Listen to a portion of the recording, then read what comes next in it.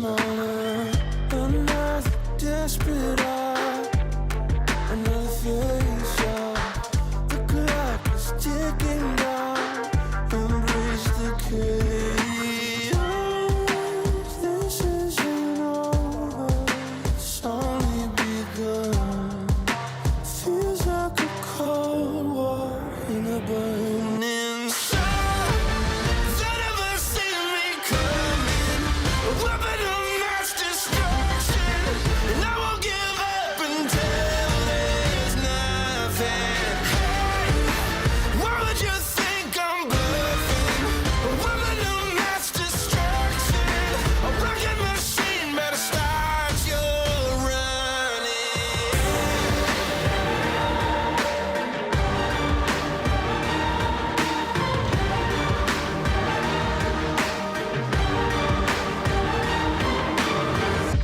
Tension getting higher, I see it in their face. It's time to do or die, yeah. To make or break. Fight fire with more fire. I watch the flames grow. You know I could break an empire in a single blow. This isn't finished, it's only begun. Nothing's unblemished, the damage done. They never see me coming. A weapon of mass destruction, and I won't give up until there's nothing. Hey, why would you think I'm bluffing? A weapon of mass destruction, a rocket machine better start your running. They never see me coming.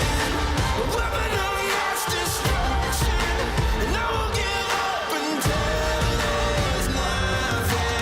Hey, why would you think I'm bluffing? A weapon of mass destruction, a rocket machine better start your run.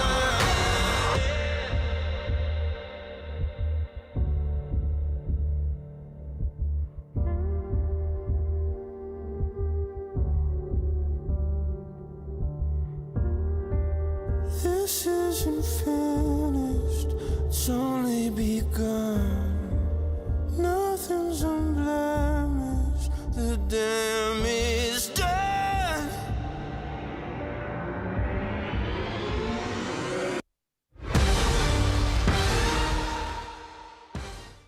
Flip, do this for me. Take the microphone Okay, and do this. Yeah? Do this. let's go.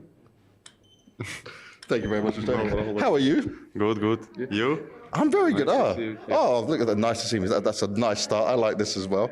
Now, you guys are playing very well right now. You individually look great. How much are you enjoying CS2? I like this game. It's something new, you know. It's new experience, new mechanic. It's interesting to play now. And you're a headshot machine. Not headshot machine. He's headshot machine. I am just. Okay. But you're playing very good. Thank you. See, look, he's so humble. Thank you. That's it. Now, Katowice, for you, does this feel special being here? It would be here because it's a really important tournament with huge history, and we want to win it. Oh, I like this confidence. Okay, you want to win it, you will win it? We will try to do the best one. We will see in the future. Now, Kay started to tell me, when there was all the rumours around roster changes and stuff, right? If we're being honest, a lot of people were saying you got asked if you could go to Liquid, right? And you stayed with Furia. People are like, we understand for the Brazil part, but people are thinking, with Liquid, it'd be so good, it'd be so nice. What was your mindset like at that point? Did you just, was it instantly, no, I'm staying with Furia? Or was there a thought of, oh, maybe this could be good? If you're being honest with me. Bro, the future is always uncertain. You never know about the future, so you have to figure out a lot of scenarios that can happen, cannot happen. Yeah. And so I had to pick up one of them. Yeah. And I prefer to stay with Furia, and I think was not the time to left the team because we are like just a new team at the moment, and I think we like change the new team from the new team would be like a tough for me. Keep going again, going again. Yeah. Yeah, and I had a lot of not good situations in the last year because I lost my father, so I was not into my I remember. in my head like out to change everything in my life, like go to Europe or NA or something like that. Was not for me at the moment. I prefer to stay with my friends because it was important for me. Yeah. And it's got that support, right? Make you Yeah, feel better. yeah, It's exactly. what you know. Now I really understand it. Right? When you say it like that, it makes sense for sure. Yeah. So let's try to turn it onto a more positive thing. I don't want to bring us into yeah, sadness, it was right? a good opportunity in a bad time. Exactly. Okay. But let's focus on the good times, yeah? Fallen is now leading. Is that stayed the same, or you're going to tell me it's changed again? What do you mean? Fallen's leading the team, yes? And Art's not? Art's Leading the team. Yeah, Art's leading the team. There's Fallens as a second caller. Okay. And Mira the third, and Ayura the third, and Scheller the third. Bro, Kind of lead each other, so. so we just went Art, Fallen, and then everyone else. Yeah, exactly. Okay. But so when Fallen first joined, Fallen was leader. In Finland, it changed to Art leader, yeah? Yeah, exactly. Okay. And you didn't decide to change back at all because of the win? We decided after the Serbia tournament, I don't remember the name of the tournament, but we decided after lose to 9 Pandas, glowing. You're like, nope, that can't happen. No, it was not good. I think we decided to change that. Actually, Fallen, like, he just want to try a little bit. Yeah, because they never play together, and he always play against us, and he knows how it he knows it's hard to. There was a time you were destroying all his teams, right? It changed at one point. Yeah, so exactly. now he's in the team and this works. Yeah, he just say, yeah, let's try, guys. Furia right now, I still feel like we're not sure what we're going to get from you when it comes to these big events. But how does it feel for the man who's in charge, the coach, and looking after the team? Where do you feel you guys are at right now? Yeah, it's good to no one knows, you know. Sneaky. Yeah, we can like have some tricks, and I think we in the last season like quite good. We won one tournament, so it was really important for us. So this season we are really focused on get better and try to be where the top teams are. Yeah. So we will grind without pressure, trying to get our spot in the top 10, top 5, and yeah. You had a wedding during the break, right? How was that? It looked amazing. It was amazing. I had a good time with all the friends and finally married Leticia properly with a big party. And it was amazing. Like we had like 300 people going over, had such a great time. And after that, I went to the honeymoon. I went to Republic Dominicana. Have you ever been there before? That was the first time. It was amazing. Nice. I was in an island, so it was amazing. Very beautiful place. And then after that, I changed moving from Los Angeles to Miami. Okay. And then I got a throat infection for a few days. Yeah, it was a big one. And then I came to Malta. So now I've been here I was in Malta for like 2 weeks and a half. Do you mind if I ask a bit more about the personal life things? Because I saw your wedding was streamed as well, right? So what was the idea behind that? Why that kind of thing? Because obviously you're so popular in the world, but obviously the Brazilian community as well. Was it just so many people that wanted to come? When I first came with the idea of the wedding, I asked Leticia, my wife, like, should we do a streaming? Like, should we use the marriage and the wedding itself, in that purpose? Yeah. And if initially I didn't feel like she was really into it. Then I was like, I'm gonna drop that idea, like, just gonna be for ourselves, which for me is perfect fine. And then later on the very late stage, like maybe a month before with the wedding date, a good friend of mine, Yuri, and we were owners of Gamers Club together back in the days. We played together. He came to me and said, "Hey, like you're not going to string your marriage." And I was like, "Nah, I don't think so." Actually, he went to Leticia. Oh, Yeah, he went. So you done it, and then he pitched I didn't it. talk to him. Yeah, I didn't talk to him. So the very last moment, he went to Leticia and said, "We can give you guys as a gift the transmission part. Like we're gonna do the event for you. Like we're gonna cast it for you." And we were okay with that. And then Leticia was like, "Yeah, why not?" So I was like, okay, so now she's into it and he's doing it. So few guys went there from Gamers Club. Heads up to these guys. Thanks for very much. It was amazing because a lot of people that really follows my career was able to live that moment with us. I think he got over like 50,000 people watching at some point. So it was amazing. And for us, just sharing these moments with them as well, it's a pleasure because, you know, they have been helping me my whole life. So it's a way to give it back too. Back in Kado, obviously, have to bring that one up, 2014, but also top 20 player 4 years in a row from then, you know, and now an in-game leader, you know, now calling the shots. Yeah. How has this transition been for you? You kind of, I mean, you have to surely be a different player than you were back then. You're the same guy, different player, maybe? Yeah, I would say like before VP even, I was like doing a lot of IGL roles in a previous team, and also in VP I was like mostly mid-round calling, like I like to talk a lot. Yeah. So I would say the hardest transition was to like actually to do it in English, you know? And yeah, that was the mostly problem for me. I wouldn't say it's perfect yet, but I think it's actually on a good level right now. So. I'm very intrigued to see how things go. It looks like things are coming back. I mean, you guys lost Shui, you lost Ime. When that happened, did you not feel like recovery wasn't likely? And yet now, look at you. Yeah, it didn't feel good when they left, but of course that's how the scene is. Yeah. You get good offers, you can't really deny it, and that's how it is. But yeah, it did feel like we couldn't get back from it, but I feel like we've done, I think from the start of the year, we've done pretty good. Admirable. And we just hope we can take it and like play better from here. Yeah, okay. Interesting. I was going to ask Isaac something similar. Just asking you the same question I just asked Frederick about losing Shui, losing Ime. You know, you have such an amazing high. You're like, oh my God, we fucking made it. Major baby, playoffs baby.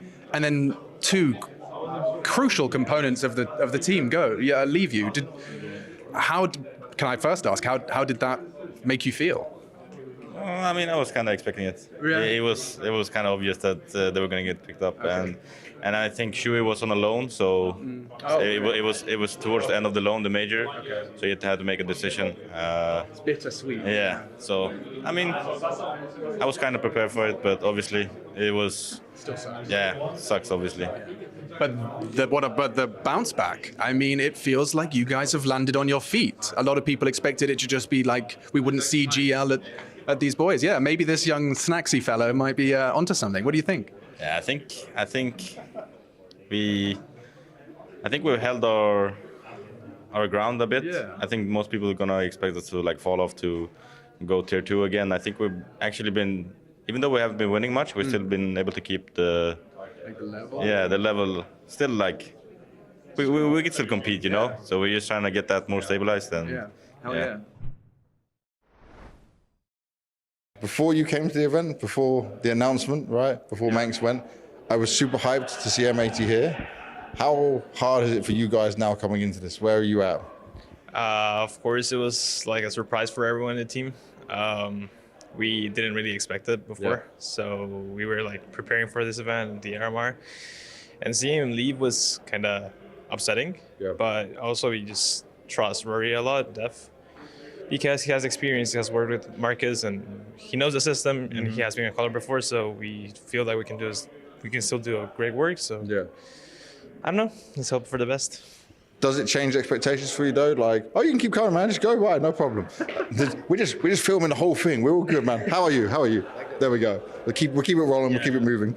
So for you, does it change the expectations? Because again, I was so hyped about this M80 team. You made it to China, right? You qualified for that, beating Liquid. That's huge. You made it to the RMRs, and now you're here at Kato.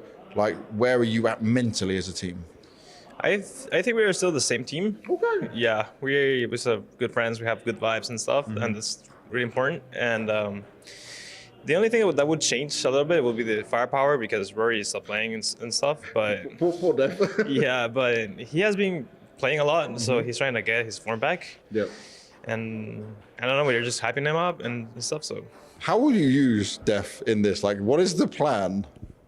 He's trying to do Manx roles. Okay, straight one for one. Yeah. So he's doing a great job. We have been practicing and we have been getting some good results.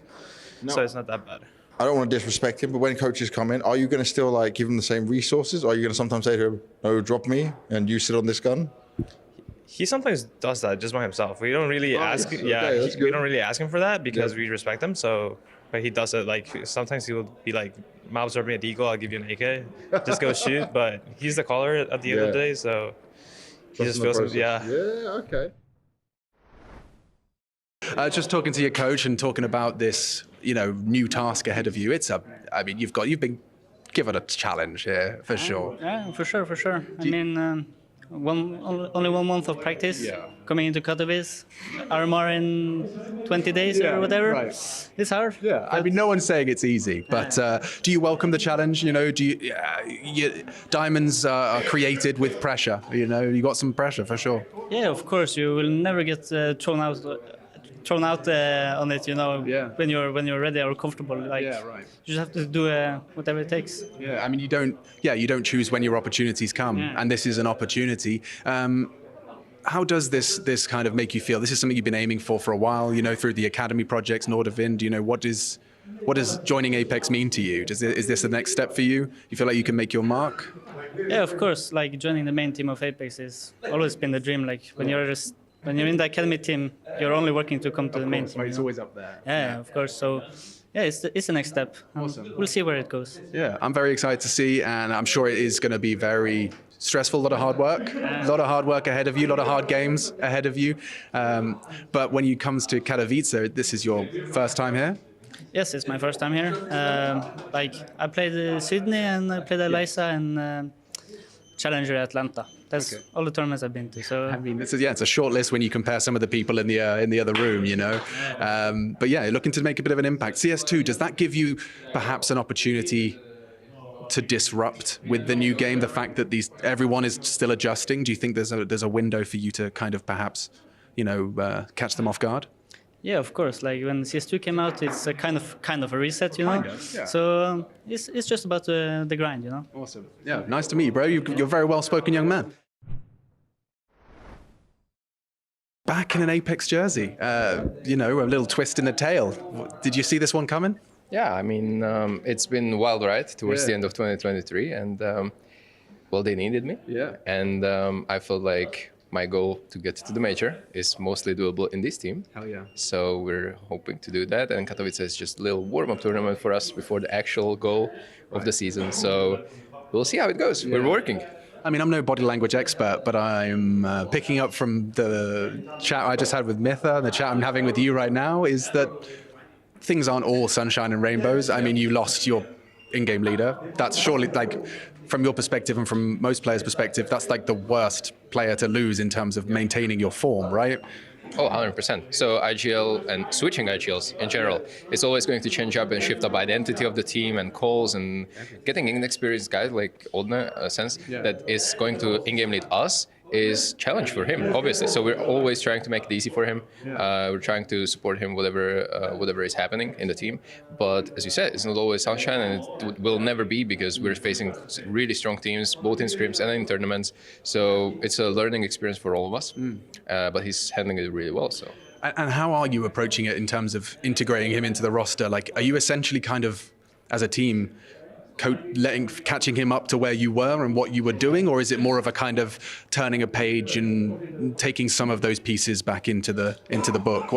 I don't know how you would even try. We are turning the page, I would say. Yeah. So we are letting him figure out his way of how to lead the team, and he needs to bring his own ideas and his own mind into the gameplay, because we can't just one-for-one change him for Kixan. That used to be our IGL. It worked for some tournaments, and I think the ceiling that Sense is having is definitely huge, and potential is huge. He's just 20-something. Yeah. So this is very early stage of his IGLing career, and I'm glad I'm with him in it, so I can maybe shape him, mold him towards better leadership skill.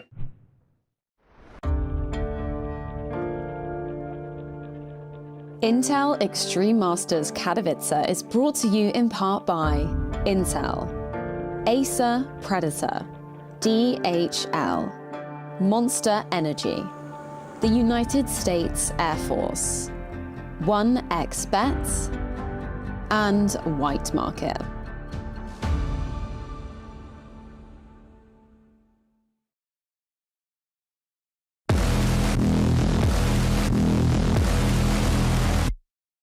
In the vast tapestry of human experience, fear stands as a formidable barrier, a shadow that often looms over the path to personal evolution. It is those that embrace fear as not only an external force, but an intimate companion, who become architects of their destinies, weaving an ornate legacy. A decade of global offensive, refined, tweaked, perfected. Now changed.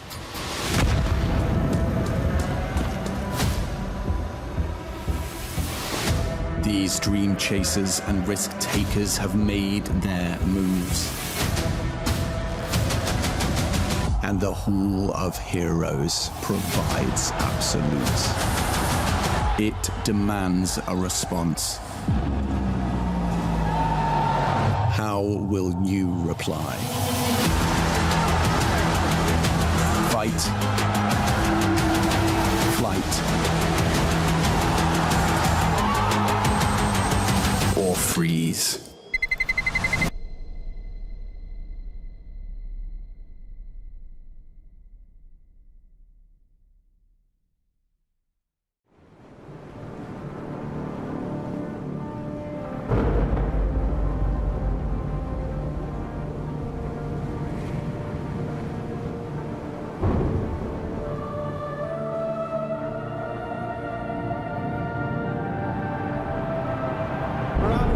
Really making history.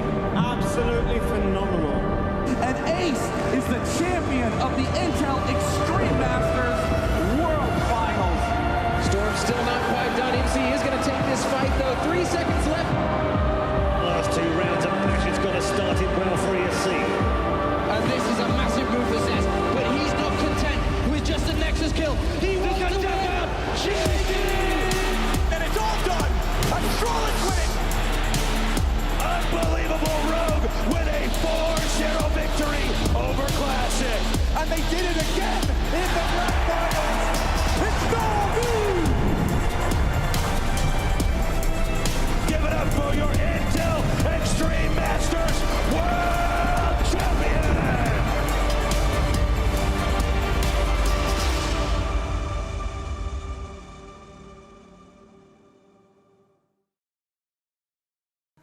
It's day 2 here at the Intel Extreme Masters Katowice, and the action only increases. Elimination now on the line. The stakes have never been higher.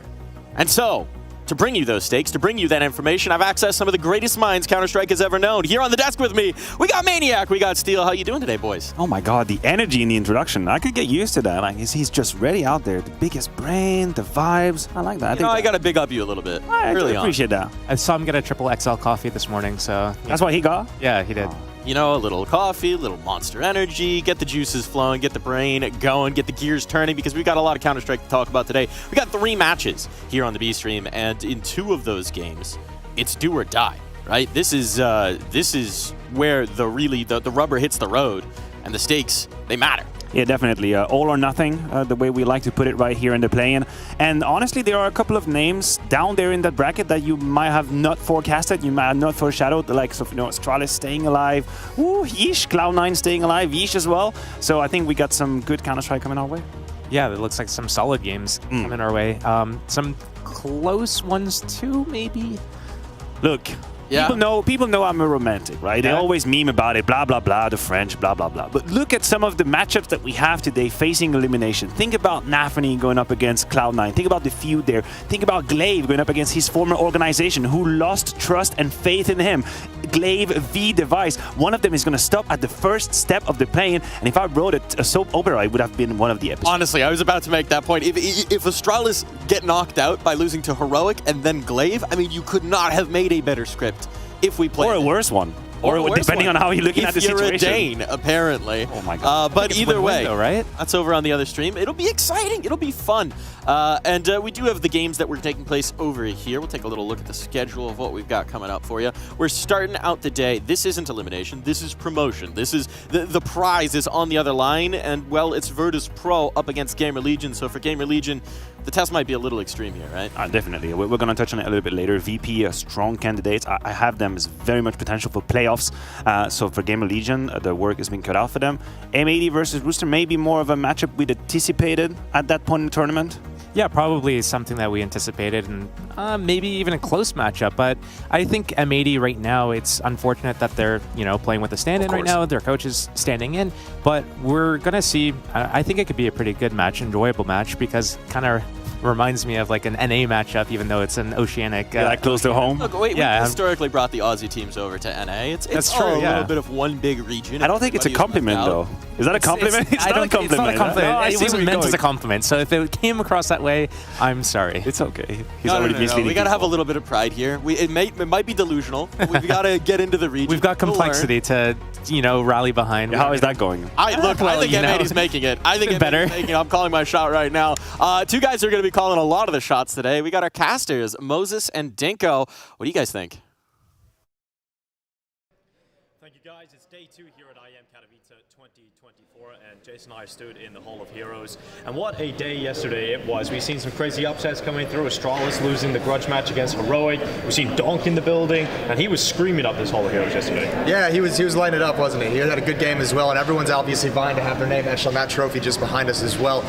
Today's going to be another action-packed day. We have some really cool games later on today. We have Cloud9 taking on Bet Boom, so Cloud9's got to go up against Nafity, the in-game leader they cut, and then obviously Astralis versus ENCE as well. So another organization that has the legendary in-game leader that they've dropped. They've got to face up against him as well. So a lot of grudge matches, a lot on the line today, and elimination on the line today.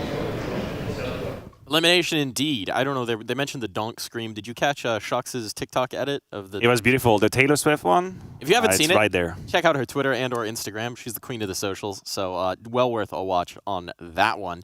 But we've got some games that are well worth a watch here.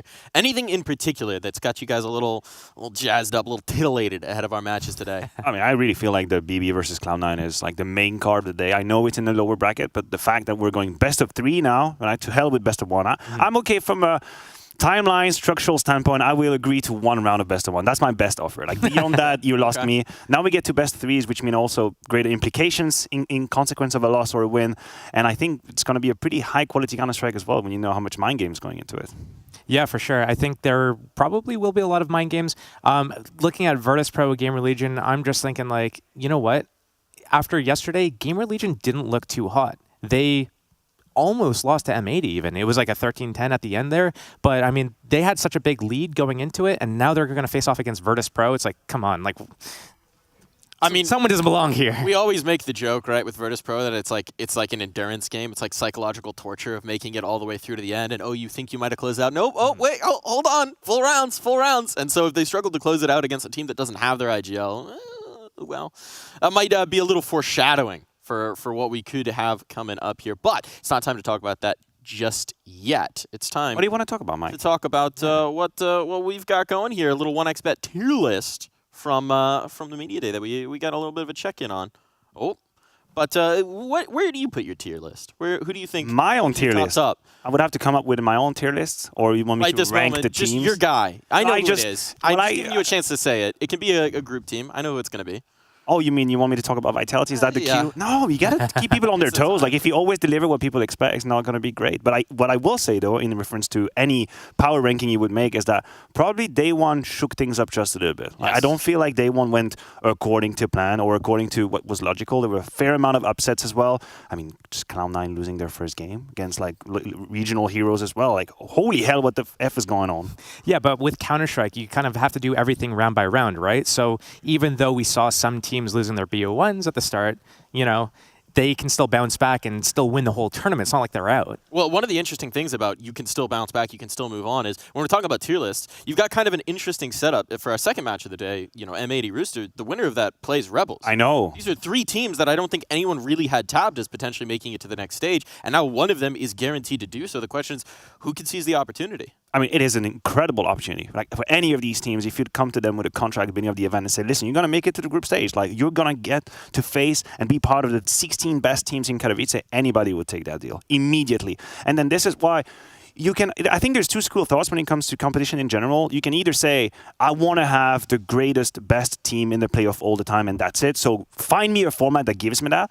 Or you can welcome things that don't go according to plan, and you can welcome upsets and a little bit of mismatch here and there.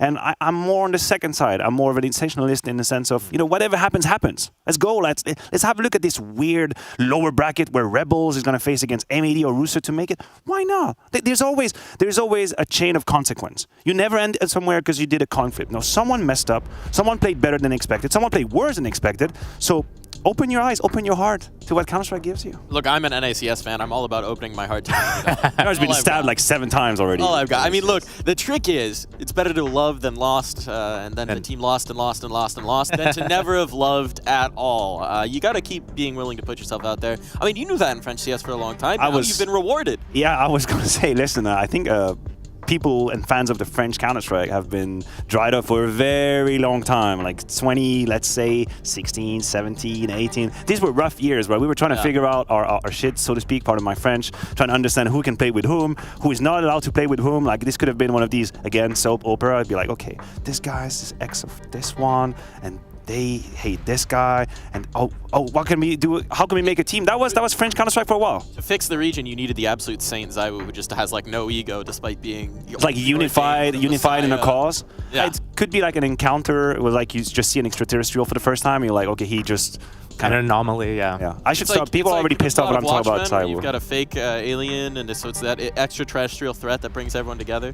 So you mean that he's like an engineer project from within? I mean, honestly, do you watch the guy play? He's got to be. I don't know how. What you're saying is the CIA put together Zywoo in order to fix the French Counter-Strike? Whatever the French version of it is, apparently. Okay, there we go. You said it. That's not my theory. But I mean, Donk's coming out of the kitchen next, coming out of the lab next. It feels like we're getting another one of these, like just genetically modified, just a GMO. Look, you're an expert in genetics in Counter-Strike. yeah, that's true. That's been a while, huh?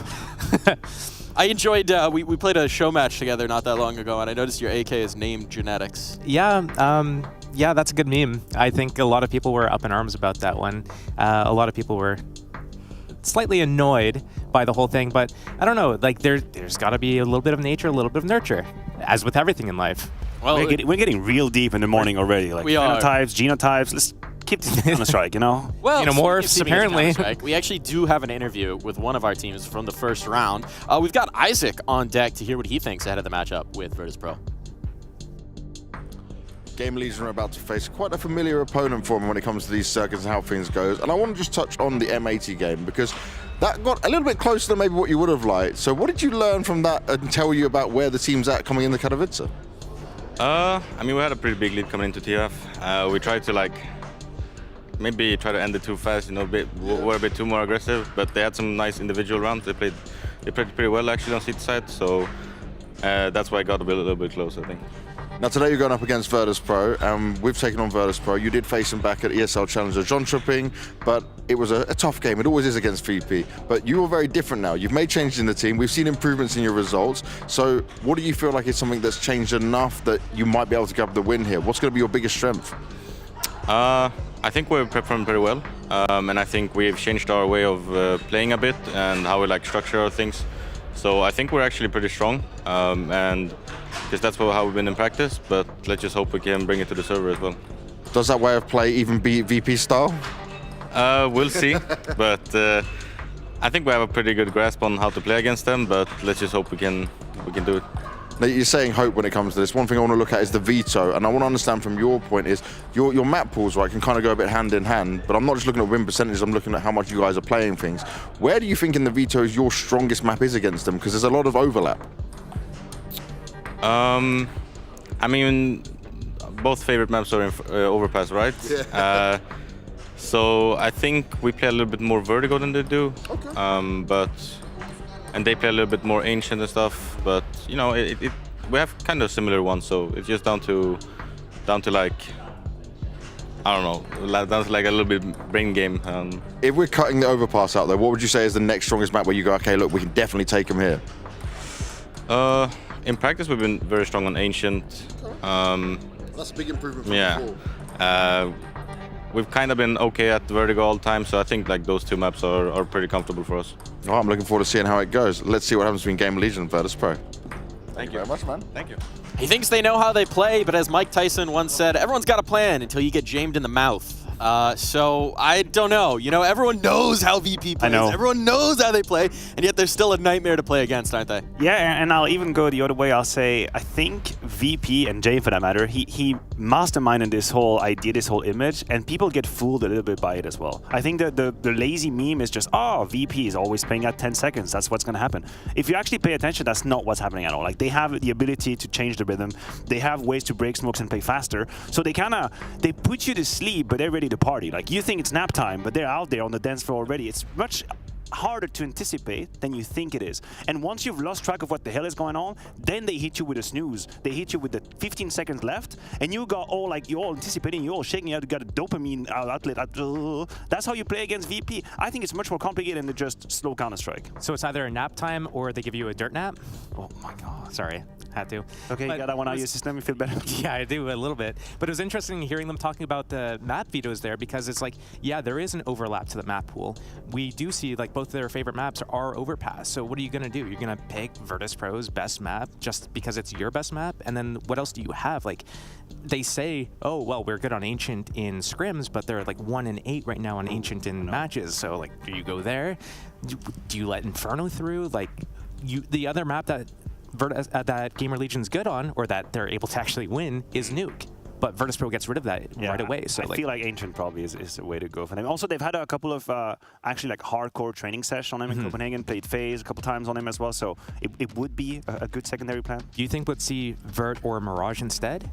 Those would be like real, like, whoa, what's going on here things, if you right? go to Mirage, I feel like maybe you negate just a little bit of what makes VP VP. Maybe you take that away from them. It's a little bit more skirmishy, a bit more messy. Maybe that's a way to go, but I don't think there's like an obvious map or an obvious candidate. Yeah, it's going to be really weird because, you know, Gamer Legion's really strat heavy, so you're going into a skirmishy map like Mirage, but it's strat heavy. So I'm thinking like maybe they do something like Vertigo. We only see them play it like once, I think. It's a very weird situation to be in, but you see the position you're in when you go up against VP. You're like, so guys, I have an idea. Listen, hear me out. We're going to play this map we never play, but you know, it's going to work. Like, I'm in. I'm trying to play 3D chess, but then you've got Jame on the other side, just sitting there, like, stroking the chin, like plotting your demise, 12 steps ahead. Yeah, and it's a little complicated as well, because we're talking maps, we're talking structure, and we are entertaining the idea that there's a world in which Game Legion can one-up VP. I don't think that's the case. Like, VP is real tight in terms of protocols. Sure, it's not perfect, but whatever they do it nicely, they do it well, and they have their own identity. But then you change the topic of conversation, you talk individuals, and it's like, aside from Snacks, nobody on Gamer Legion has the pedigree to deal with the mid-round and like the decision-making of a team like VP and how they push you down the stretch and they stress you. It's really rough. Like, on an individual standpoint, for me to find like something to latch onto when you know you have Flit, Fame, Jame in a trio in VP as well on top of the playstyle. Oof, that's like, it's just rough. It is rough. Thank God we're not in a loser bracket situation, in an upper bracket situation. Absolutely true. I mean, Gamer Legion will get another go at this, right? This isn't the full stress scenario, so maybe a little bit of pressure. I love how we're just counting them out right now, too. No. I'm saying there's a little bit of pressure off, so maybe the nerve's not going to come in as much. Maybe they have more of an opportunity here. Because I do think for a team like VP, part of what's so dangerous about them is the mystique that they've built up, right? Every team sees them on the schedule, sees them in the bracket, and goes, oh, we have to play Virtus Pro. And it's that moment where it's like you're already accepting defeat in your head a little bit. You're already saying this is going to be a nightmare game to go into, and you just can't do that. But what we're going to go into is just a little bit of a break here, and we'll be right back on the other side of it to talk more about this matchup we've got in front of us. Welcome, my friends, to the Cathedral of Counter-Strike! Elevated, level way to the top, headed to the peak. All them boys want it tall, hit them out of love, but don't got receipts.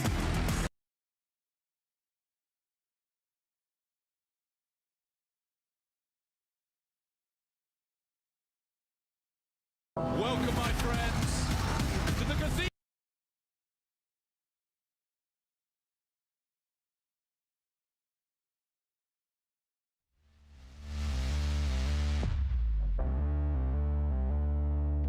Welcome, my friends, to the Cathedral of Counter-Strike! Elevated, level way to the top, headed to the peak. All them boys want it tall, hit them out of love, but don't got receipts. I ain't gonna lose it now. Gotta keep it moving now.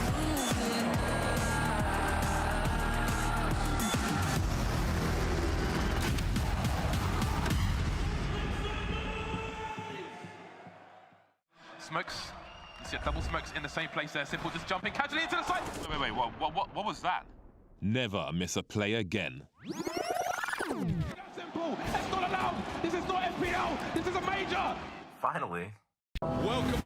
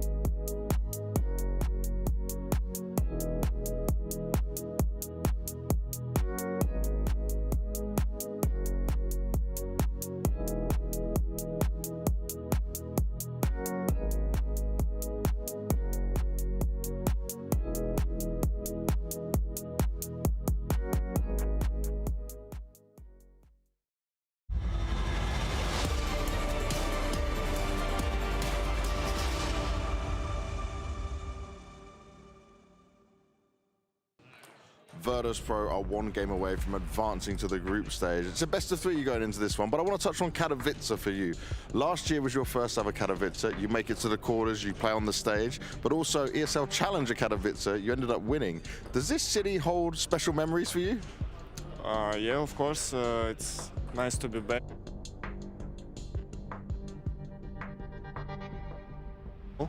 It has a big history, and it's very important for our team and for me personally. I want to go Spodek again. Yes. And you're one step away from going another stage towards that for sure. But I want to look at the team and just how different does it feel this year in terms of where you're at as a team and your performance compared to last year? I think we feel more comfortable and more, more comfortable, and we feel our team better, we feel ourselves better, and I think last year it was so nervous for us. I don't know, it was hard, very hard year, and I hope this year will be better. Would you say now these nerves, you don't have them as much, you have more experience? Yeah, for sure. I'm getting older and experienced by time, and I think I'm a better player and better person than the last year. You've definitely been playing very well, that's for sure. Now, you're going into this matchup against Gamer Legion, and I want to just ask you, you beat them already, ESL Challenger last year, but do you think this is a team that can be a threat to you? Can they potentially take you out here, or do you just see this as, okay, this is ours, we've got this? Yeah, of course, I cannot say this is our match, we got this, because I respect every opponent, and these guys are not the easy opponent, they're very tough. Because they are very good individually, and I think it's gonna be interesting, maybe hard game, I don't know, and I hope we're gonna win. He hopes they're gonna win. Let's see if they can get it done. Virtus.pro, Game Legion, up next. Get a Virtus Pro player to talk trash on their opponent. Challenge difficulty impossible. They are just VP. So trained, man. It's not just VP. Like we've done that to esports. We as a community, we've done that just by hating on people who make very courageous statements and then making sure that nobody else will ever do that ever again. You know, you can never lose a game where you said, you know, we're about to smack them, we're the better team, because that's the situation we're looking at here. Like VP on all accounts is a much better team. Talked about it in an interview, playoff here in Spodek last year. We're not talking about whether they're going to make it to group stage. Of course they will. But, you know, if you act cocky and then people catch you on the loss, then it's the end for you. We've done that. We have no one else to blame but ourselves. This is true. Tell me about it, though. I mean, it's, you know, you're preaching to the choir when you say stuff like that. It's like they neuter the personalities, like, oh, no, you can't say that because, you know, too toxic. It's like, too cocky. Like, come on, man. Like, I'm just saying, like, I'm going in there. I have confidence that we're going to win. Why would I not say that we're going to win and say, like, oh, yeah, it's going to be like, it's a hard game. It's very much understandable. And man. Ooh, little cheer going on, a little huddle. I was going to say, I like that we get to hear from Fame, because I feel like in the lore of VP and the possible evolution, I think Fame and Mir are the two players whose ceiling decide where VP is going to end up as a team. Because you know what you get from Jame. I'm a huge fan of Flit already, fully bought into the idea that he's one of the, let's just say, 8 best players in the world, in my book, very easily. The question is the very aggressive players of VP, how do they fare? When Fame is doing good, you were there to watch him in Atlanta. You told me he destroyed everybody. If Mir is catching up with the playstyle, because he's got a profoundly different philosophy of Counter-Strike than VP, that could be something. These are the two players who decide where's the limit for VP as far as I'm concerned. And we've got some stats here from Flit, because this guy has been unreal. You're absolutely right about that one. I mean, there's just nothing really you could say to impugn his record. The dude's outstanding. I like how he slinks around the map as well. He just finds these like little ratty little timings, plays around the smokes, gets in the smokes, gets in your face, takes his timings all the time too. He's just not afraid to just go and fight everything, swing everything. And I think this playmaking type of playstyle that he has is really powerful and gets their team started. I kind of want to highlight one other thing that Fame brought from that interview before we get too far from it. He was talking about feeling much more comfortable this year as opposed to last year. You remember last year Katowice was the roster aberration for Virtus Pro, where they brought in Chiron, looked good for that event, and then pretty quickly on, very quickly, mid-event in the next one, they said, you know what, this isn't working, get him out. Yeah, and I mean, we're still left with a whole lot of questions about what the hell happened here. Maybe one day there's going to be like a Netflix documentary that goes back on, you know, the behind the scenes channel of this moment. Yeah, probably. They just make sure to plug in this Jame Time YouTube out there. Do you get a commission on that one, or can we just get on that action too? I want to cut. Give me some ad revenue. I don't think he's he's a very good businessman. But another thing that he said was he was talking about being older, a little bit more wise, a little bit more experienced, a little bit less nervous. And it's just interesting to see that, you know, someone's saying, oh yeah, the older I get, the more comfortable and confident I get as a player. And then everyone else in this community is like, oh, getting old must be getting washed. Like, yeah, he's getting older, but he's a bit younger than you and I. Yeah. You know what I mean? Like, there's a way in between. You can get older. I can see the case for 2025 right now. Where's the cutoff where it's like, oh yeah, you reach the maximum amount of old, and now you're on the decline? I feel like we're continuing to push the boundary. I will say as well, I mean, I think they had massive pressure last year coming off of that major, right? You win the major, all the spotlight's on you. Maybe you weren't quite ready for that, and then boom! All right, here we go. What do we got? We got the Vitos. Vertigo. Called it. Vertigo. He's right. So now they definitely just pick Vertigo based on your segment. How much are they going to regret it? What are the risks? We'll see. I guess we'll see. I mean, Flit's going to run up A ramp on them every round, and then it's actually we might see Virtus Pro starting on CT side anyway. So maybe Flit doesn't get to just run up and just open up the round. And Inferno pick from VP as well. That's something that you have mentioned. And I mean, imagine luxury if you're Jame. You know that overpass is going to be your third map. If you ever go to that position already, you know it's something that you have on lockdown. Even though Gamer Legion is very capable, it just fits VP's playstyle, like the ability to change pace and play the clock if you have to. They're one of the most passive, annoying teams to play on the CT side, but they know how to get on lockdowns. Like the bouncer, you're not on the guest list, you're not making it through. No. I have a party theme going on right now. I think it's subconscious. Maybe I think you're just ready for a little celebration, you know? Probably. Teams are making it. Teams are qualifying. Katowice, I'm just hyped. You'll celebrate along with them if they make it through into the groups, if they progress on forward. Well, two guys who represent the spectrum of the experience versus youth debate. It's Moses and Dinko. I take it as a compliment. Full experience on this side of the equation, youth on the other side. Virtus Pro and Gamer Legion kicking off on Vertigo. Jason, I think you've passed the threshold of too much old, as Josh was saying, maybe? Or, I still got some game in me. I still got some left. There's still some left in the tank. Let's go. Gamer Legion versus Virtus Pro. And as mentioned by Banks in the pregame interview, they did have this battle back in Jönköping last year in November. It was a similar veto, difference being Virtus Pro picked Ancient. Now they've got Inferno, and it was a 2-0 in favor of VP. Gamer Legion looked to try and change that result.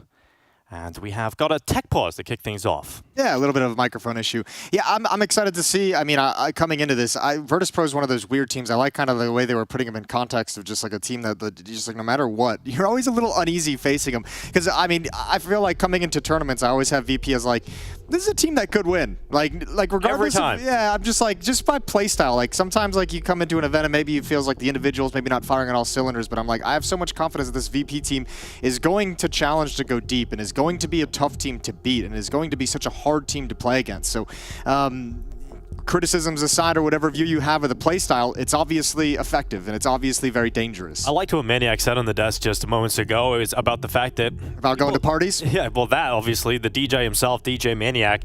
But no, I like the idea about how he addressed the playstyle. A lot of people are very quick to just say they're a slow team, but he was saying how it's unpredictable because they have got little pocket strats where they can blow open a smoke, change the pace, and as they've got Flit in the team right now on Fame, you've got two really, really strong riflers in there. And I think you have the opening two maps like lend itself to some VP strengths, right? Like if you have some of those playmakers like Flit and Fame and Norbert, like on a map like Vertigo, a strong play can open up the bomb site, and a strong play allows you to kind of forget about the fact that the vertical bomb site's like running around. And Inferno as well can spread the defense, can make rotations a huge part of the gameplay, and Virtus Pro are kings at exploiting those rotations and manipulating them and being prepared for them. So this is going to be a very, very tough series for Gamer Legion. I bumped into James yesterday.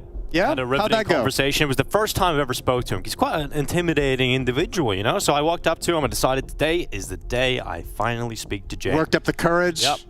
He said, yes. And then turned around and walked away. So that was the conversation. There you go. Maybe next time I'll get 2 words. Did you get butterflies in your stomach? Yeah, it was quite a riveting experience, honestly. I was thinking about it all day yesterday.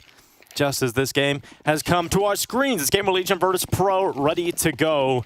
And the tech issue is resolved. VP, decent amount of utility on Mir and Flit. So quite the individual step up from Flit in CS2. He's enjoying it. Everybody else is complaining about the game. He's rising to the top. Yeah, he's taking advantage of it.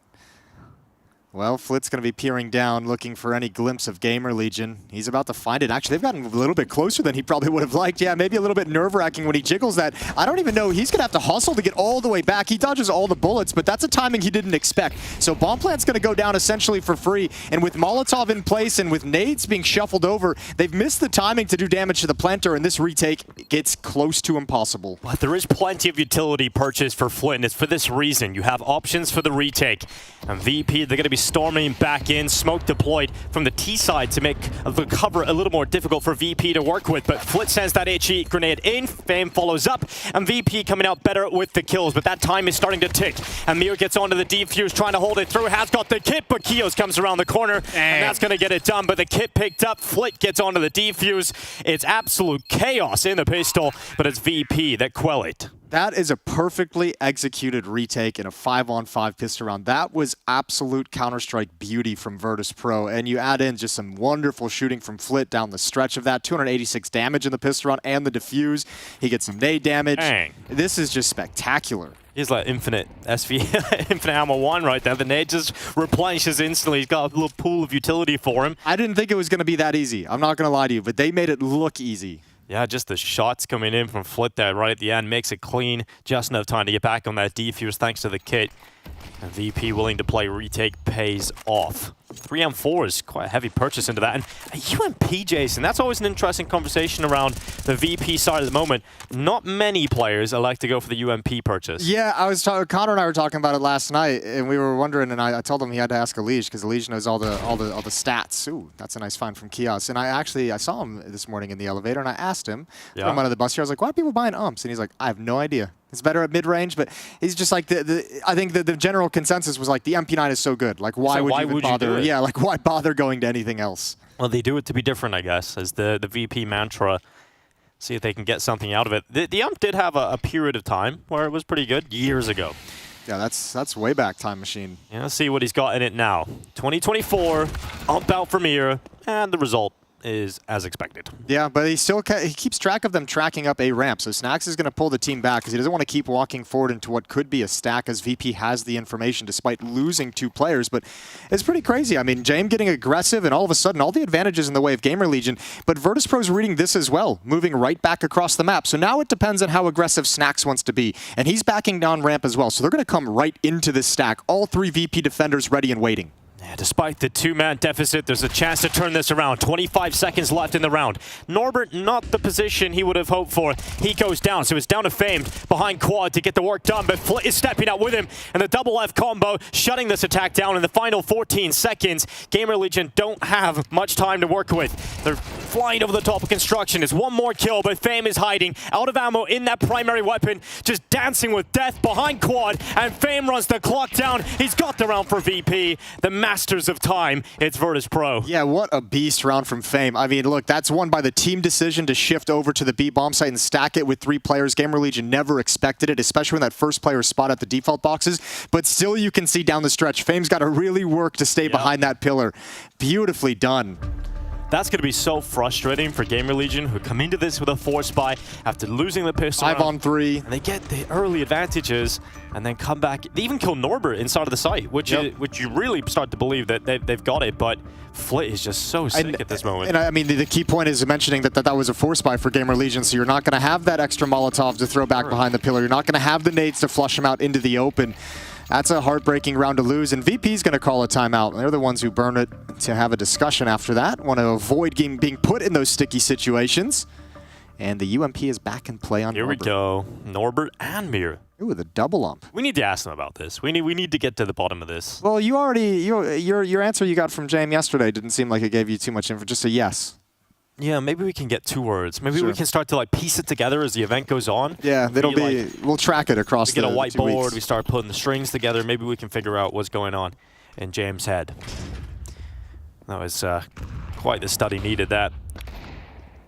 And this should be pretty easy for VP to go ahead and take a 3-0 start. Didn't really get to see VP play against a really solid team yet. Obviously, with a higher seed going up against a weaker team yesterday, wasn't too much of an issue for them. Gamer Legion, you would say, yesterday probably should have won that initial map very cleanly, but against M80, towards the end, they started letting a little loose, taking the foot off the gas. Yeah. And M80 started to come back into it, but Gamer Legion had A-Core kind of popping off in that first half yesterday. They'll need him again here in this game, obviously, and this is a tough call. Gamer Legion's gone for the follow-up 4-spy. They know they got the defense down to just 1 player. They know the money's not going to be great for the CT side, so they want to continue these 4-spy wars, but this is a long time you're going to be going without a plethora of rifles in the arsenal. If you lose this round as Gamer Legion, you're giving VP a nice start to this map. Kios with the premium weapon in hand, the AK-47 at the front of the attack, looking to lead that charge forward for Gamer Legion. Perhaps he is the key to unlock this round for them. A good kill on Mir, but are they going to predict the double setup? They're looking for it. They've not considered it. They don't know there's a second player inside of the smoke. And of course it's James. Of course it's James inside of the smoke. Reveals his position with a kill on the FAMAS. And there might be even more for James here. He's so close to another kill. Does a lot of damage. No second kill to be found, but it does set up Fame instead for a couple. And then he has peeked around the corner. But that is the most James style of play. Inside of the smoke, being that second player there, unpredictable. But Gamer Legion pick it up. It almost created something. It almost opened up an opportunity to recover that round. I'll tell you what, though, this is a couple rounds, the pistol round, and then this one right here, where that timing on when they're actually attacking up the A ramp is just missed a little bit by the defenders, just off by a second or so. His initial flashbang that throws out is way, way too late, goes far behind the Gamer Legion attack. And they're able to get the entry before he can find safety. A scrappy start to this game when it comes to purchases. Look at this. We're down to a CZAP for James, $50 in the bank. Fame on the 5-7. This is a really rough start for both teams in terms of the buys. Yeah, the big thing as well as smokes is when do they get challenged? When are they forced to deploy this utility to hold off Gamer Legion as long as humanly possible? Because they're going to run out of them obviously very, very quickly. And we saw just in that previous round where the smokes are being saved till later when they feel the presence coming up ramp. They're smoking off scaffolding. They might have to burn these a little bit earlier to keep some of these weaker weapons in relative safety. Oh, there's nothing you can really do about that if you're Fame. That is a mouthful of lead for breakfast. And he was the only B player because it was the 4-man stack from VP over towards A. So they've got to adjust that and bring a couple more players back to this B bomb site. Utility keeps Gamer Legion at bay for now, but eventually they're going to have significant advantages. There's nothing here to hold this off. Norbert with a 5-7 very far back and not even a chance to slide in towards the bomb site to make space for Mir and Flit, who are coming over as well. They've got the FAMAS, but with Norbert all the way back behind E-Box and now back to CT spawn, yeah, go for a cheeky boost kill, but spam down through smoke, and all of a sudden you got to bring a third player over, and that's just going to cause more losses. A little bit sloppy from VP in the early going. Yeah, that didn't quite come together as quickly as they would have hoped for. In fact, it didn't come together at all. And James, of course, the only player to survive that messy encounter. He'll sit back with his FAMAS, but... This ain't VP's A game. No, this isn't. This is probably C game at the moment, but next round... They're going to have no money. Should be Gamer Legion actually taking the lead early doors here on Vertigo. Now, it was interesting to hear from Isaac ahead of this game about how Vertigo feels like the chance in the series for them. You know, if they get into it, Vertigo is the map to win. And Kassad tweets many things, Jason.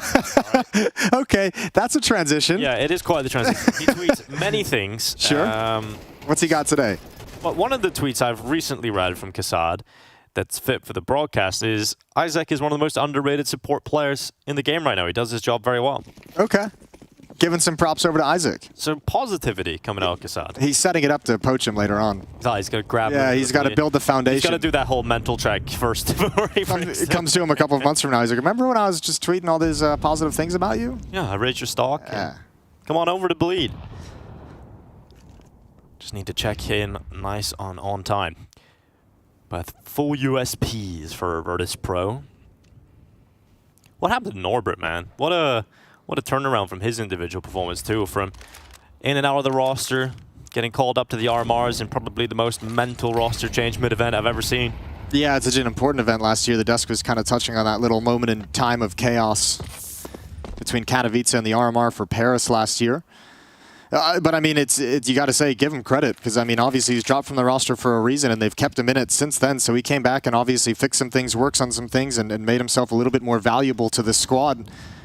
And they've surely been happy with him. There's an MP5 spotting, Jason. It's going to warm your heart between the UMP and now the MP5 in play, and all these pistols getting melted. Did some pretty solid initial damage. Obviously, the USPs just can't clean up some of these kills, but now it should stabilize a little bit and favor swings to Gamer Legion firmly. And they're just going to continue marching forward up these stairs. 30 seconds left. Norbert taking damage and now dead as Acor makes a swift transition into default 2. Good headshot on Jay, leaving Flit alone. And it is just a moment of time before he meets the same sticky fate. But the veto is an interesting conversation in this game because it did seem like Isaac was predicting Ancient as the map that VP were going to go with. Obviously, they played them previously in Jönköping. That was the map they went with. But all the signs in that interview with Banks pointed towards them predicting Ancient. I wonder if Inferno is kind of throwing them off a little bit. Yeah, potentially. It's always a little bit of a bummer preparing for a team on a specific map and having them go elsewhere in the veto than you expected. But such is the nature of Counter-Strike, so we'll see how they can handle it. Inferno, a map everyone will know intimately.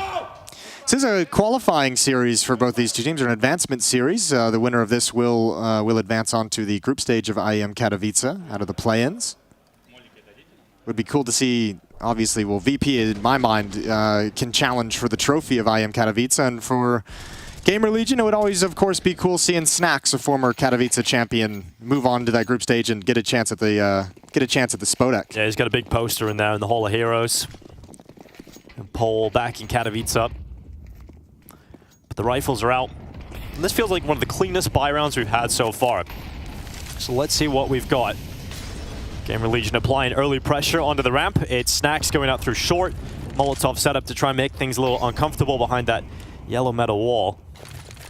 You'll smoke in too, so Snacks just tossing utility while the rest of his teammates are thinking about moves elsewhere. He's pulled a support player. He's pulled a player away from middle. That should open this up and give them, because he's got to come fight through the smoke, but not any kind of a victory there. Still a battle. Nice shot from Acor. That's James shifting over, and now Gamer Legion with that kill, happy to take the 1-for-1 and just disappear on the map, and they're already up the stairs and probing. Meanwhile, the defense has shifted out to address middle, so it's Gamer Legion dictating the action in this round.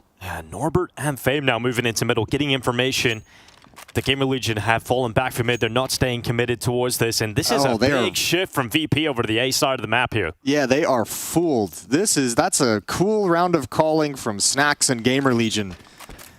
The way they used utility and used pressure to manipulate rotations and get people moving and exploiting the gaps, and now Snacks, trademark lurk, finds Fame, and that's the round. This is a save all day. It's definitely an interesting conversation. I think when you think about in-game leaders, often when James is playing, just because of how unique it is, a lot of people focus on his style and what James brings to the table. But the conversation needs to be there for Snacks right inside of this Gamer Legion team. It's not a role we would have predicted coming through. We thought Snacks is maybe gone from the competitive scene, but he gets brought back into a Gamer Legion's roster, replacing Nealon, a younger IGL, and Snacks has got this sort of new path in front of him that no one really seen coming. Yeah, this is very, very cool. I mean, that's a kind of, that round felt like VP got a taste of their own medicine. Just like it pulled apart, pulled around the map, not really sure where the attack is going to come from next, not enough information to have the right play, and they're getting outworked at the moment. A second time out used from VP as Destan wants to get involved in the conversation, covering his mouth. Yeah, did enjoy his beatboxing actually back at Blast. That was sick. I mean, he's got some new tracks for us here in Katowice. Yeah, so far the better team across the table has been Gamer Legion. A second time out being used for VP. Well, the problem is, Dastan, you may cover your mouth, but we can't hear you. So with the microphones are all around. Not that I understand what's happening. Yeah, didn't see that one coming, did ya? Exactly. Timeout comes to a close. It's a 2-round lead for Gamer Legion. All M4s across the board for VP. They got plenty of utility, a couple of kits in there as well.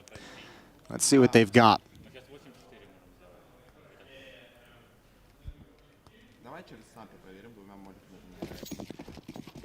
Very composed in the VP camp, as you would expect. Early doors here in round 7. Volt solo over towards A, tosses out the standard half-ramp smoke. And Jules a bit of utility against the initial bombardment. Now they're going to be looking at mid again. A lot of focus on middle from Gamer Legion. I've enjoyed this. It's such an interesting part of the map as well, because it feels like it doesn't get heavily used too frequently. Usually just a lurk play, but they're using it to start things off. Miss Molotov falls a little short, needed more mustard on that hot dog, and Mir's going to handle middle quite well. That's Kiosk to go down first, and Isaac's already challenging up the stairs. Here he comes, good peek out towards the back of the side. A lot of damage done to Norbert, and Snacks also receiving similar amounts. He's in middle. The smokes are up in his face right now.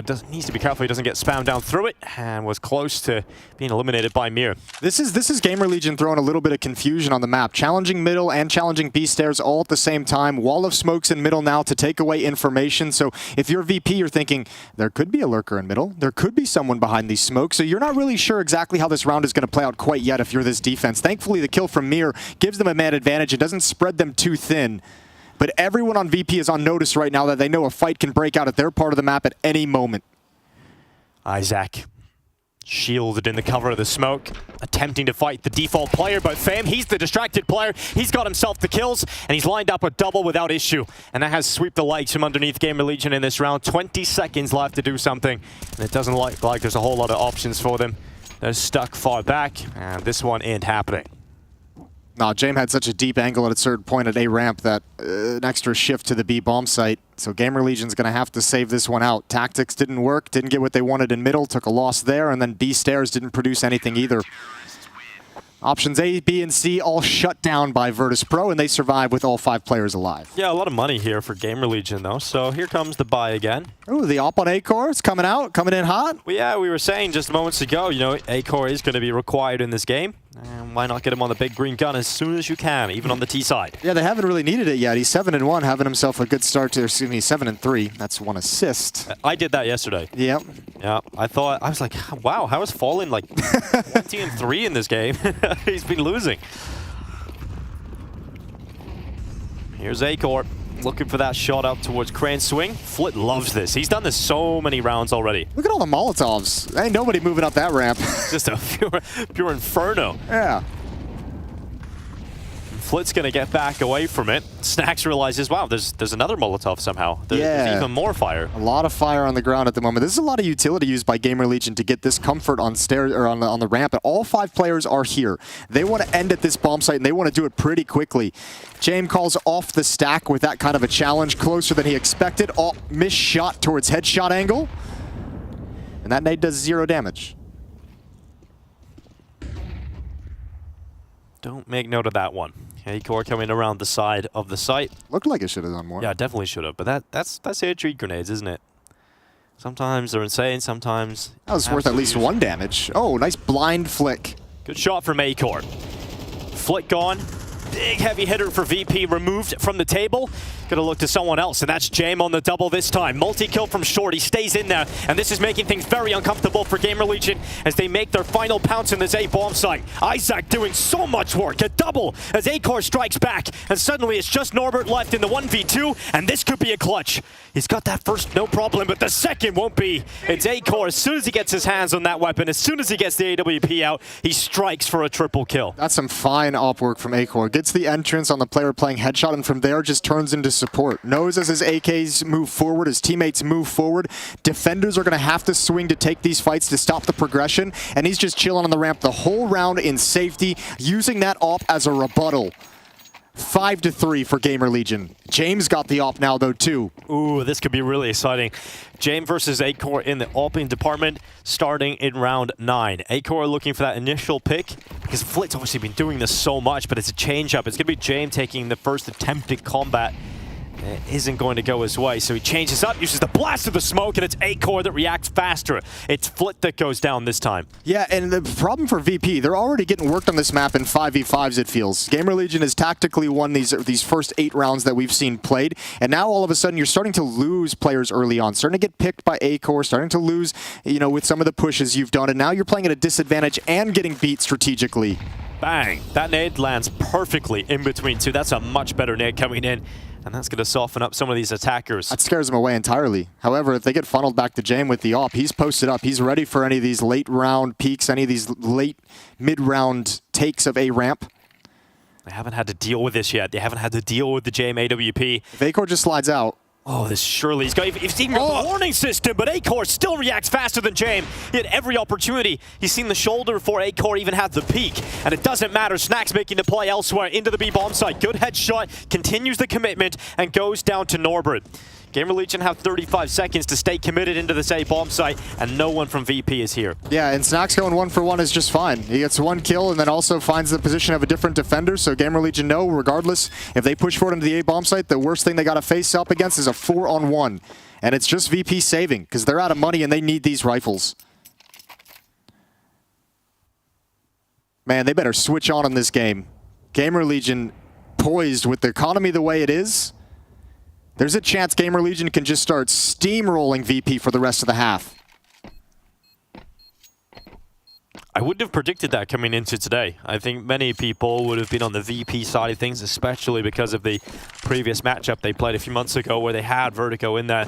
It was the closest map in that series, the 13-10 victory for VP. But Gamer Legion are coming in with some solid form here. And Norbert, he does the damage onto Volt. But everybody other than Snacks will stay up over on the Gamer Legion side of things. Yeah, it gives away his position, though, for Isaac to take him down. So that's 1 extra rifle that VP won't have. Yeah, this has got to be frustrating. It's looked shakier than we're used to seeing Virtus Pro. Not their best day so far. And Gamer Legion might not let him recover. Yeah, that kill on James, that's so surprising. Especially because James saw the shoulder first. James had like a 2-second leeway. He knew it was coming. There's another ump in sight. It's Norbert and James going for the WMP setup. And we got the M4A1S here for Flit. 5-7's out. So not the best buy here for Virtus Pro. And this is where we're starting to look at that reality that you mentioned just a moment ago of VP possibly getting steamrolled for the rest of this half.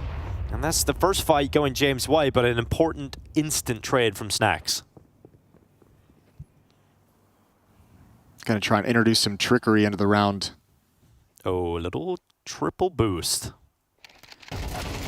Ooh, That has not gone the way they wanted it. And again, I mean, look, I don't know if he would have won that fight, but there's a little bit of confusion of who's going on top of the boost, the M4 or the UMP. It's the M4 that gets up there, but because of that little extra jump they needed to take, it bought an extra second for Snacks to get into position and be prepared for it. So just miscues on miscues now for VP. Yeah, second time they fumbled a boost, right, throughout this first half, which you don't usually see from VP. Usually they're so cold and calculated across every move of the game, but not today. Gamer Legion coming in. They're going to be looking at 7 rounds to 3 already. Only a few rounds left in this half. And Gamer Legion are going for 9.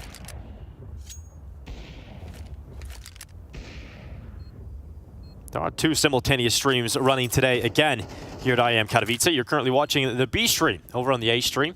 The action will be with Harry and Hugo. It's Spirit versus the Mongols. Now, Donk has lost his first round at IEM Katowice, Jason. They have only lost 2 of them. Yeah, I was going to say, it's all good. Up quite a bit over there. It is very exciting. He's 20 kills, 8 deaths currently. That's not bad. So if you want to watch the Donk show and him barbecue his opponents, that's over on ESL CS. It is great to see Snacks back. It was nice to see him in Dallas in 2022. You know, he had one of the steepest drop-offs to where like he went from being like a top 10 player to just like disappeared so quickly out of that old Virtus Pro lineup. That was so sad. And he was gone for a while. And it's cool seeing him come back as an in-game leader. And I mean, it's been what it's been since he came back. But watching him work Virtus Pro right now is really, really cool across the map. Starting to find his feet at the helm of Gamer Legion. A-Core, why not go for every peak?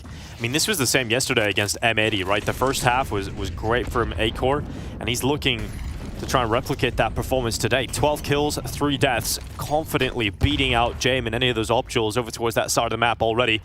Kios and A-Core now making their way through middle. Volt is with them, and this is that triple play through mid we've seen Gamer Legion run a few times. And Mir once again blocked off by Smoke. He's got Norbert up on Guardian, picked off by A-Core. That AWP is just doing work.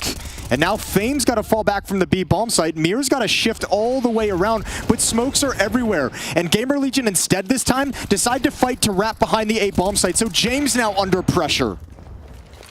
And Jame under pressure, well, he usually doesn't crack. This time from short, he'll heal that plant coming in, doesn't land the shot, receives damage that brings him down to 20. And now he's looking for that flick out. A missed shot from Jame. Perhaps needs recalibrated. He's not landing anything today. That second flick is so hard, and the reason why you see that miss is because he's got no HP. He's got 20. He knows he just has to take a shot as fast as possible, and accuracy is sacrificed. But that's Gamer Legion now, and with those mid-takes that you've been enjoying so much, giving a different look to it. Instead of challenging towards CT, instead of challenging towards the boost up, they actually wrap around to the A-bomb site. And VP just cannot get a read of what's coming.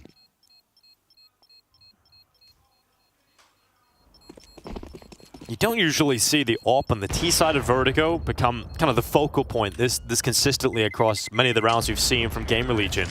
Ever since A-Core has brought that out, it feels like he gets a multi-kill most rounds. He's had a couple nice openings with it also. Yeah, his AWP is doing work. That's another player that's kind of had a resurgence as well throughout his career, right? Had it drop off. In Mao's said it is one of his biggest moves to a top team for a while there, and did not play very well. He's one of the worst performing AWPers in sort of the top 20 teams at that time. Periods. But he's had, what a comeback he's had since coming to Gamer Legion. Yeah, it's been a long road to get here, to get this kind of respect, considering how he was in the old Flashpoint days. Saw a lot of brilliance out of that, and then obviously the drop-off that you mentioned, and really didn't have a resurgence until joining Gamer Legion with Shuei. Now continuing under Snacks. A-Core coming his way up the B stairs. This could be another one of those openings. He's given a pixel and he lands it. He absolutely nails the headshot onto Fane. There was nothing you can do to stop this AWP at the moment. And Isaac absolutely should have lost that duel versus Norbert. 6 shots from Gamer Legion today, but man, VP usually win those duels. Yeah, this is, I said it before, this is not VP's A game, but individually they look outclassed as well, which is unusual to this degree. A minute left in the round, so Gamer Legion doesn't have to force anything, and look at all the utility that they still have. That's the bomb, good find from Mir. All right, dragging this one back into a 4v3. It's now doable for Virtus Pro. Gotta get another one of those. Flit's cooled off a little bit. Maybe this is the round to reignite. He'll stand behind default on B. 40 seconds left on this timer. And there's only so long the defenders could be that aggressive towards B stairs because they have to be concerned about middle, especially with the amount that Gamer Legion has been attacking it and moving into those positions. And now look at all the utility coming out. This can be a solid execute. Boost up over the smoke. Flit's trying to get at least one. He does get that one, but unfortunately the foundations that held his boost up is now removed. Mir gets headshotted. And we're down to a 2v3. That bomb plant's starting to come in. Volt committing to it. Flick tries to go through the smoke. The element of surprise is stopped by Acor. A 9-3 half. What a performance as Acor drags Gamer Legion through to a dominant first half showing.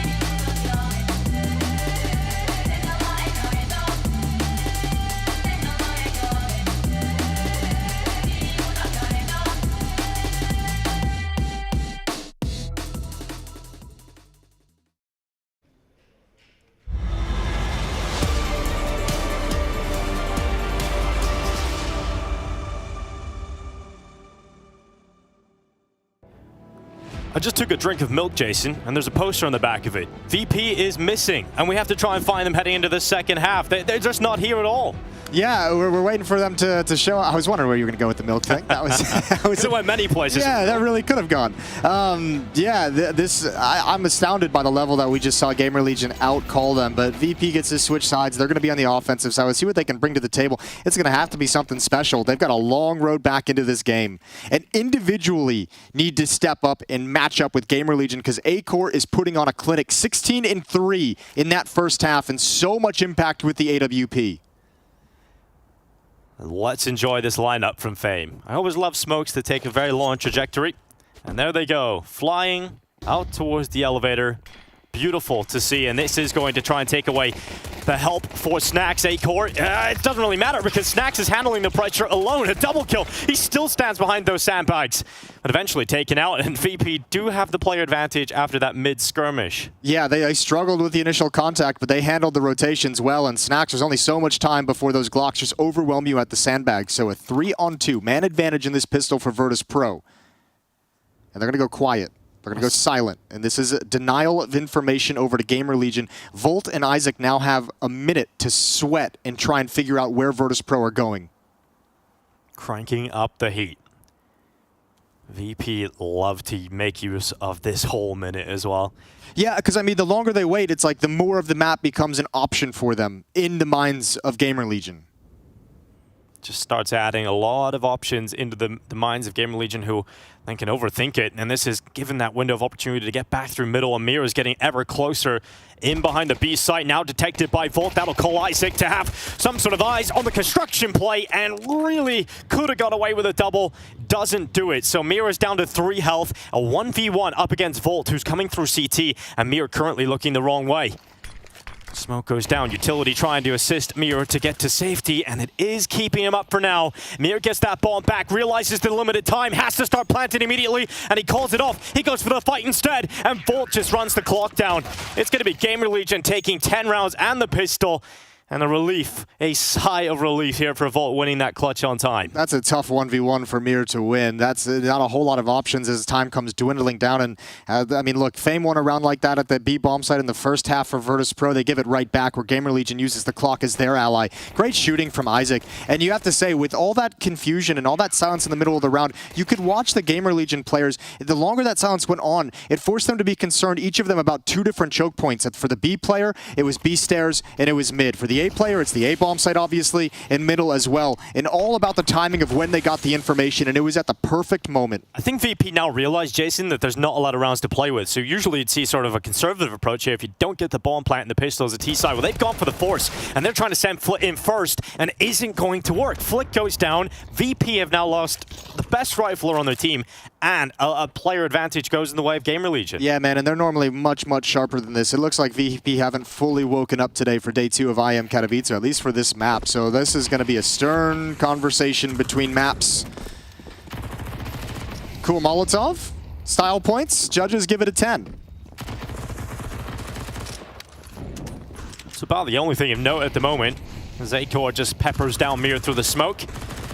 VP just trying to lunge towards the bomb site for a plant, but I don't even think they're going to get that mercy. This looks like Snax denial all day long, and that's exactly what will happen. The Tech 9 rattles away, and it is the death rattle for Snax. Just Jame now left in the clutch. They haven't had one yet. Why not now with a Galil? A 1v4 chance here for Jame, but he's peppered, he's taken out, and the MP9 rapidly kills him. It's 11 rounds, and the force buy doesn't go VP's way. That might just be the step in the direction of victory for Gamer Legion now on map 1. Great utility work for Gamer Legion. Even in, I mean, a 4-on-1, you're chucking out multiple flashbangs to take down Jame. Even Snax kind of sacrificing himself to stop the bomb plant. That's so worth it. MP9 can upgrade to the M4 that he dropped, but you deny that extra bonus money over to Virtus Pro, and now you put him in a situation where they have to make a decision because they're just enforced by hell at the moment. Every single round is a full investment. Buy till we lose. Yeah, you're not close enough. You can't afford to save when you're down these 8 rounds. That's the unforgiving nature of MR12. When you have a bad first half, there's not a lot of leeway to get back into the game. And Gamer Legion is more than happy to watch them buy like this, because look at the utility. There's just not a lot of resources for Virtus Pro. They don't have all the smokes they need, all the Molotovs and flashbangs to deny things, so... Ooh. Snax didn't see just the pixel that was revealed of Fame around the corner, so Snax is going to drop back into a more passive position. Amir, always looking for this fight. It's short. Doesn't get a ideal scenario, so he's just going to drop back now and perhaps allow Jame to go for that fight, but utility will dispel them for this moment. Nade again, just bounces under the scaffolding and doesn't do damage. Short is now smoked off. And again, the nades that Virtus Pro have are just not a lot of fun to have to play with. 1 smoke to try and execute into this A bomb site. 3 defenders going to be here.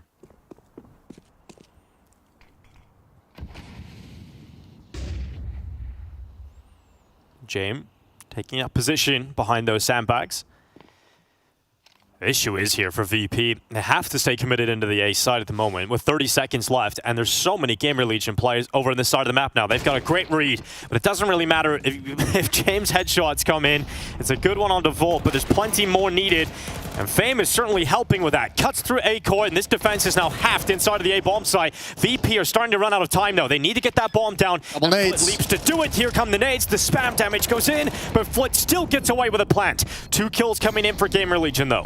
Oh, they needed to stop that plant. That would have been such a boost. Molotov forces Jame out from behind sandbags, and now he doesn't have the safety to get back up. Smokes are down, awkward angles. Fame misses a chance at a kill. Isaac is responding, and Gamer Legion is coming right back into it. It's Jame in a 1v3. Yeah, he's right behind him. Good shot from Jame, but no more. No more kills for Jame after that. Damn. This is sick from Gamer Legion today. That is 12 rounds. Map point versus Virtus Pro. And we thought this was going to be an uphill battle for Gamer Legion, but so far it is dominant. Damn. I can't believe what we're watching today, Jason. That's a 3v5 retake as well. When VP have the bomb site and are set up, Nade takes down the planter, and then we move on in, and all the chaos of the smokes and the CT utility. Snacks being able to slip by is a massive moment too, because he creates so much pressure and confusion. Trademark Snacks. Yeah, definitely a throwback. And he still gets the kill, even being in a disadvantageous position. All right, VP. I'll sound like a broken record to bring up utility again, because Virtus Pro's only got 3 flashbangs. They have no smokes. And they're going into middle, and 8-Core's AWP will strike true. It's Norbert with no chance. Kios follows up, and Gamer Legion just 3 kills away from taking this map. Nade lands onto the feet of Jame. Nice shot from 8-Core. Gets blown open, and Jame has no chance. Just surprise attack as Flit and Mir, the last 2 members standing for VP on map 1. Wow, you said a stern conversation between maps. It might have to be a full mission at this point of screaming because VP need to wake up if they have a chance of coming back into the series. This is not Virtus Pro. No, they might need to do some push-ups, get some blood pumping. Flit with 8 health, just a few seconds away from falling down, and we watch Gamer Legion take Vertigo. Isaac had some confident words about Vertigo, but I didn't expect it to be this good. Yeah, it started out so quick. It was like right out of the gate, you could see Gamer Legion just, when they started like winning rounds and taking over the game, just the level of outplay they were having over VP on a team and an individual level was massive, and it's just continued this whole time. So cool play from Flit, could have had a little bit more trigger discipline, but at least going to get the bomb plant. He'll take the 1v2. He's got no health though is the problem. He's got to hit headshots, and that isn't going to happen. Volt comes in with a kill, and Gamer Legion come in with a stomp on map 1. Vertigo is a convincing victory. Yeah, that has got to infuse you with confidence for the rest of this series. Gamer Legion is going to feel on top of the world, and for Virtus Pro, they have to know the frustrations throughout that map. That's not their best game. That's not the Virtus Pro we know and love, and they'll have to figure it out because they're playing for a spot in the group stage, and that's not a group stage performance.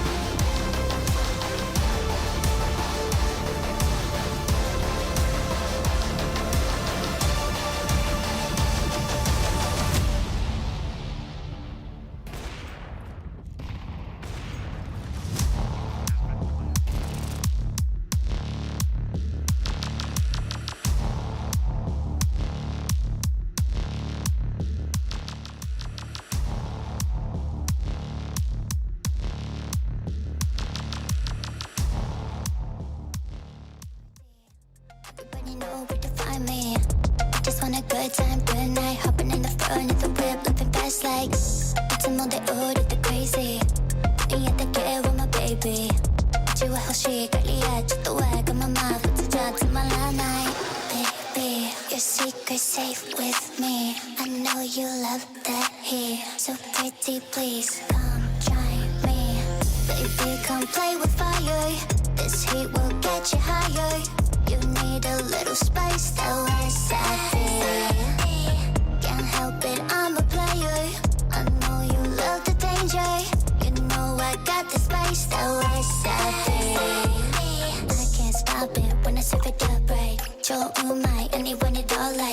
emotional. Got my way line, I moved up and outside. Baby, take a big bite. Go no, Katowice, I got this. Onsen, I'm breaking a sweat. Turn it up like 100 degrees. I've been looking for the one that can handle all this heat. Baby, your secret's safe with me. I know you love that heat. So pretty, please come join me. Baby, come play with fire. This heat will get you higher. You need a little spice, that was savage. Can't help it, I'm a player. I know you love the danger. You know I got the spice, that was savage.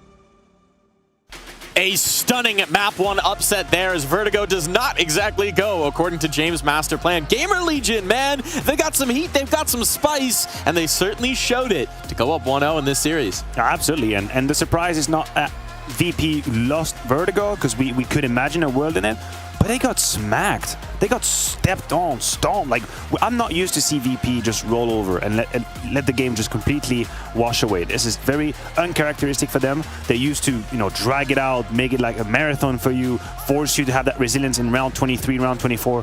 None of that here. Yeah, and I touched on in the pregame segment about Gamer Legion. They're a very strat-focused team, and starting the T side of Vertigo really makes you think, did they have a game plan coming in? It looked like they did. Acor's been on point today and yesterday. He was farming M80 as well, so he's been on point, hitting flicks, blind flicks as well, just really quick shots, getting the better of Fame as well in the head-to-head op duels. Well, let's talk about him, right? He's our Air Force Aim High player of the match because this dude flew well above the competition. Guy's absolutely incredible, and the numbers are certainly going to back it up. You're absolutely right, Josh. Acor, this dude's nuts. Yeah, he was hitting some really good shots, and it wasn't just like he's just standing around doing nothing. He's seeking out the entries. He got the entries on B, he got the entries on A, on ramp, he's peeking into A site. He's going everywhere with it. He gets that opening for his team, and then the floodgates are opened. Yeah. So Gamer Legion coming in with a good game plan. I kind of predicted that Vertigo pick. You don't want to go against, Virtus Pro on Inferno and Overpass. Like, if you go in both those, it's just like, it's over. So this was like their only saving grace, and I think that even though they surprised everyone here, there's still 2 more maps in the BO3. Absolutely. It's a BO3 for a reason. And listen, we're going to praise Acorn. He was phenomenal, and we have to give him his flower. I do think that the little back and forth at the beginning of the game where you have this force buy from Gamer Legion, barely misses the mark, and then they force again the round after it, and then they win it. That's when they reset VP. Yep. And then James had to wait, I would probably say round 7 or 8 to put his hands on AWP. I think round 9 was the first time he had the op. So then he had that ramp line and everything, exactly. And then he lost the duel to Acor, just slowly peeking out. Yeah. So financially speaking, Gamer Legion is in a much better place. Acor is a little bit warmer up with the AWP. He finds opening here and there, and then the round where James finally has one, he misses a sitter because he's literally just asleep at the wheel. That's exactly what's happening. Like, Acor finds Fame through the smoke. They come back to the A side. James is dead on waiting with the line. Like, the whole setup makes sense. You have a stack on the B side from VP because James has that deep line, and he literally just falls asleep, or probably just answering his phone or whatever the hell. And then that's when Acor finds him. Like, I know the game is over at that point. Still, we did build up this narrative in the pre-show, right? We were looking at that Isaac interview. We were saying, well, it doesn't sound fully confident. Maybe there's that mystique of VP you're up against. Well, they've cracked that mystique now, right? Yeah. You win a map like that, you're feeling good. The juices are flowing over in the Gamer Legion side. We have to be talking about this. They're 1 map away from progressing onto the next stage, from progressing into the groups here at IEM Katowice. That's a massive opportunity. It is a massive opportunity, but to bring us kind of back to reality for a second, it's like when you look at Virtus Pro, you're thinking, okay, Overpass, Inferno, and probably even Ancient. Like those are their top 3 maps. You play them on those, you're probably going to lose. What are you going to actually beat them on? Well, Nuke's out already. It's a permaban for them. So it's just like, well, if we're going to get anything, it's like Vert, Mirage, or Anubis. So, I mean, that was like their shot, right? They took their shot. If they wanted to be able to have a chance at the series, then you need to win that Vert. But like, you still have Inferno Overpass. But you're telling me the manner they won that Vert doesn't give you a little bit of faith, doesn't give you a little bit of hope? It was a really good manner that they won it, but I mean, where I think Gaming Legion really excels is their attack side, right? They're going to do well on attack side because you have the overall plan. Hey, let's do this. We do it together. We do it in a pack. And then when you're on the defense, that's when it's like, okay, individually I have to make decisions now. And if they don't have that plan together, then that's when they can fall apart. So that's going to come into play in the next 2 maps here. I know, of course, like the story is supposed to be VP bounce it back, winning Inferno, and then we kind of sell it all out, boxing fire on Overpass. I just wonder to what extent this game maybe get into the head of the VP players. Like we had a couple of camera shots, we saw a whole lot of frustration coming out of Norbert, we saw James a couple of times being very angry and upset about some of the plays that was happening. So it's just because you're moving on to Inferno, like the game is not going to be promised to you. Like you still have your part of the job to do. And I think you can correct me here once someone feeds you the information. I think they might start on the CT side of Inferno. I'm not exactly sure if VP elected to start T, but if that's the case and you have a Gamer Legion who's now hot off the trot of a map 1, getting to dictate the game, like I don't know. I think like I've got a little bit of doubt and shakes in me after this first map. Yeah, you're starting to doubt them? VPT side, so I am actually spreading lies out there. Don't quote me. Fake news. VPT side. False information. It'll be interesting to see. It'll be interesting to see. Gamer Legion forced onto the defense, right? We didn't see that much of it purely because they got it done in the first half. Didn't need to worry about it too much. But there were some moments, right, that definitely have to shake the faith in VP and I think in themselves as well. But it's potential. There's a path here. We've talked about it. We talked about it a few times. We're talking about Inferno now. Let's focus in on Inferno. We talked about the side starting now here, Josh. What's the path to, shall we say, a victory for either side that you see painted now? Well, Virtus Pro is definitely going to be able to play their game. They get the T side. They get to control the pace of the game. The CT side economy, we saw what happened in Virtus Pro and in Vertigo, right? They lost on the round 3 force buy, and then they were shattered for another 6 rounds until they could get an op. So if Virtus Pro is able to do the same thing on Inferno, and it's so easy to do it on Inferno, all the rounds get scrappy, all the rounds come down to the wire. Inferno is like one of the best maps for playing that style of wait until 20 seconds left, then execute, because it's so hard to hold either site. You need like 4 people on A to hold that in the late round, or 3 people on B, and if you don't have that, you just automatically lose. So the eggs in the basket for Virtus Pro, the balls in their court. They, I don't know. It's on them to mess up again. If they're going to slam the desk some more because they're losing these bad rounds and missing op shots and stuff like that, then obviously we can see Gamer Legion take the series away. I think that the name of the game for Gamer Legion is to avoid a late round 5v5 in the defense. That's what you want to have. I think Inferno was always a little complicated, but with the advancement of CS2 now, I think it's one of the most uncomfortable maps to be on the CT side and receiving end of an execute. You just mentioned it. You have to have your gamble and your stacks if you want to have a chance.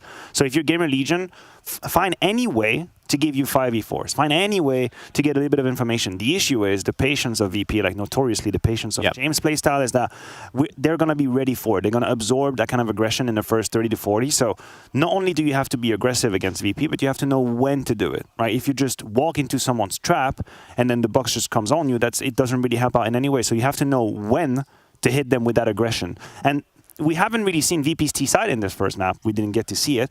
But this is usually, we go back to the conditioning idea of like James is going to make you play slower and slower and slower. Sweat and then they hit you when you don't expect it, or you expect it the least. So that's the mental game that's in it. I think Snacks is going to be very much in the heart of the conversation here, because he's got to be the one deciding these timings. Like, when are we being aggressive? When are we pushing down banana? When are we retaking bracket middle? When am I flashing into apps?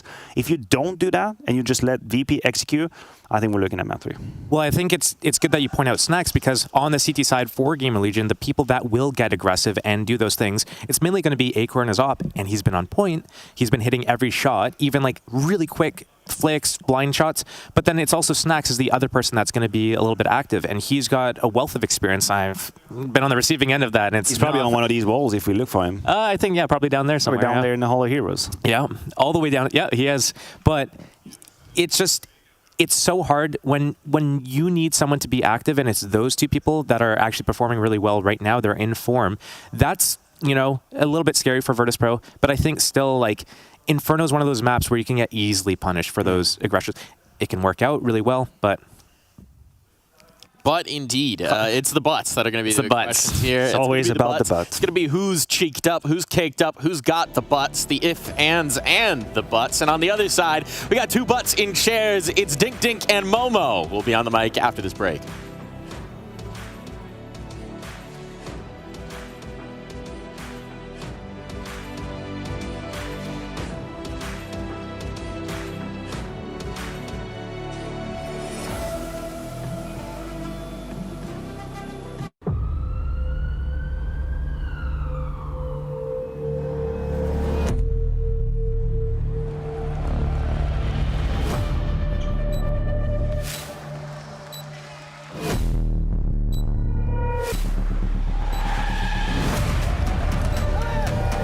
Holt's gonna jump across. Oh my God!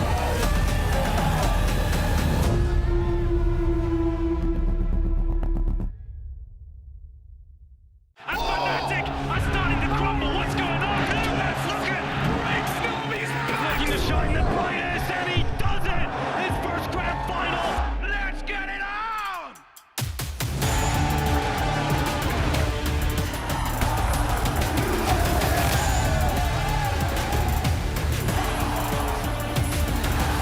Reacts faster, twists! Oh, baby! What is that?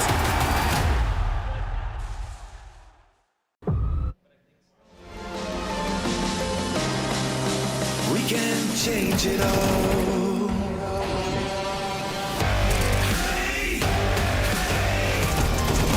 We can change it all.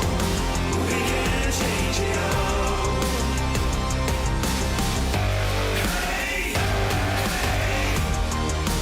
We can change it all. We can change it all. This is the moment chosen for the game. Live for the glory, fighting through the pain, fighting through the pain, through the pain, through the pain, fighting through the pain.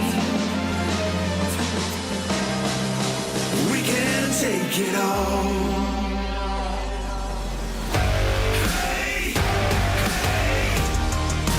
We can take it all.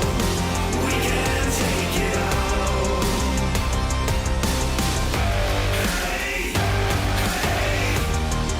We can take it all.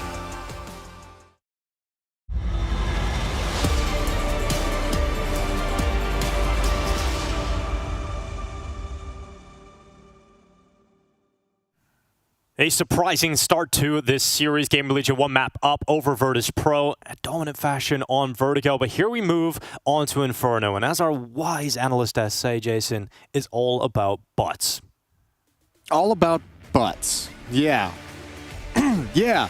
Well, I'll tell you this. One other thing the analyst desk said in their wisdom is third map overpass, and you want to avoid that at all costs if you're Gamer Legion. That's like the trap card for VP. If they can get it, they're going to feel supremely confident. If you're Gamer Legion, it's like let's avoid that map altogether. Let's avoid that hell. Yeah, let's not take us there, please. And here we go into Inferno. Let's see what Virtus Pro have got up their sleeve. It's the pistol kicking off with 3 players with a lot of utility. That'll be Fame, Mir, and Jame. And they're going to be settling in nice and slow. The Virtus Pro way up Banana, but about to be explosive into the face of Snacks. Yeah, let's test the individual level of these VP players because they got outclassed on Vertigo, and we'll have to see a step up here. Snacks a little bit blind. Oh, he misses the jump, but they don't press the issue. He's fortunate. He's very fortunate, isn't he? VP don't run around that corner. Snax gets away to safety, and now he can actually set up his teammates inside of the B-bomb site with the utility he has in hand. So 2 players in the site itself. Keo is forced into the open by the fire, into the fight versus Fame, and Flit, and none of these players from Gamer Legion getting anything done on the defense. Yeah, that flashbang is misthrown from Snax. It's way, way too early. He's throwing it high along the far roof so that his teammates can peek with it, but VP's still deep in the choke point, so none of them get blind. The flashbang actually does nothing except send Acor and Kios to their deaths, at least with confidence, probably.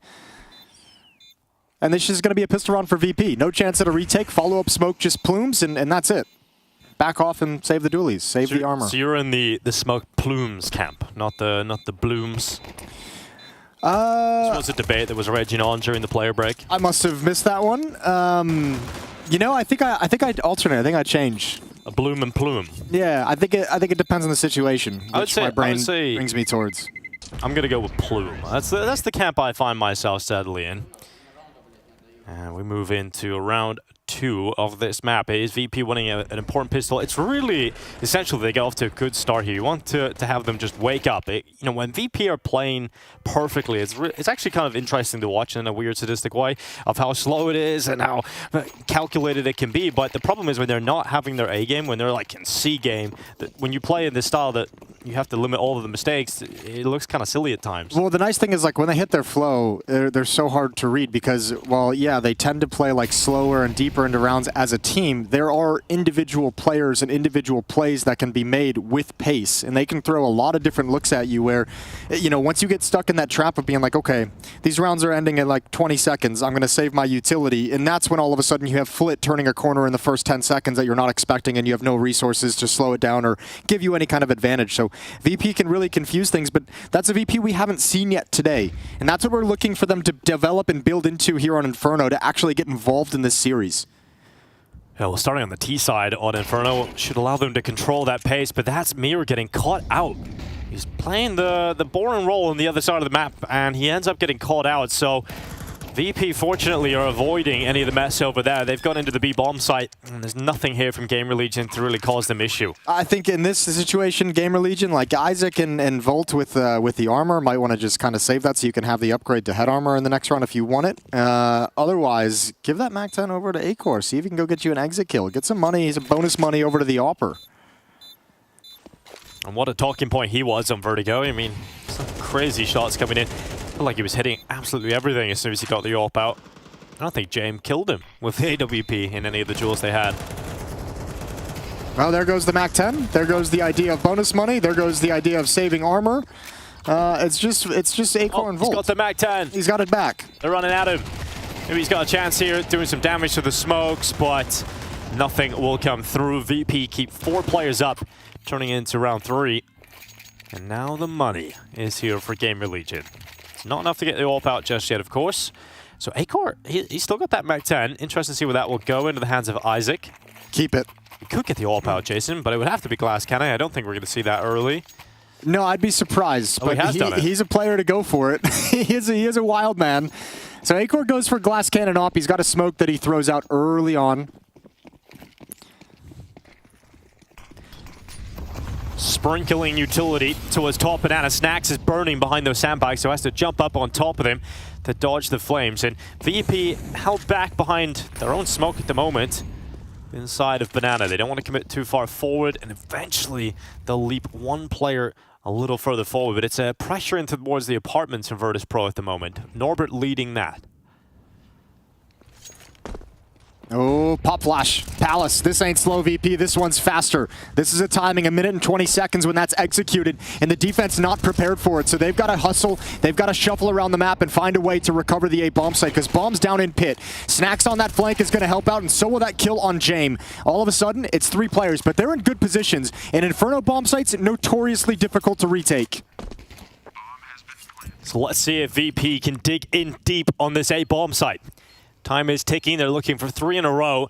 And Gamer Legion sure have the numbers, but not a lot of utility for this retake.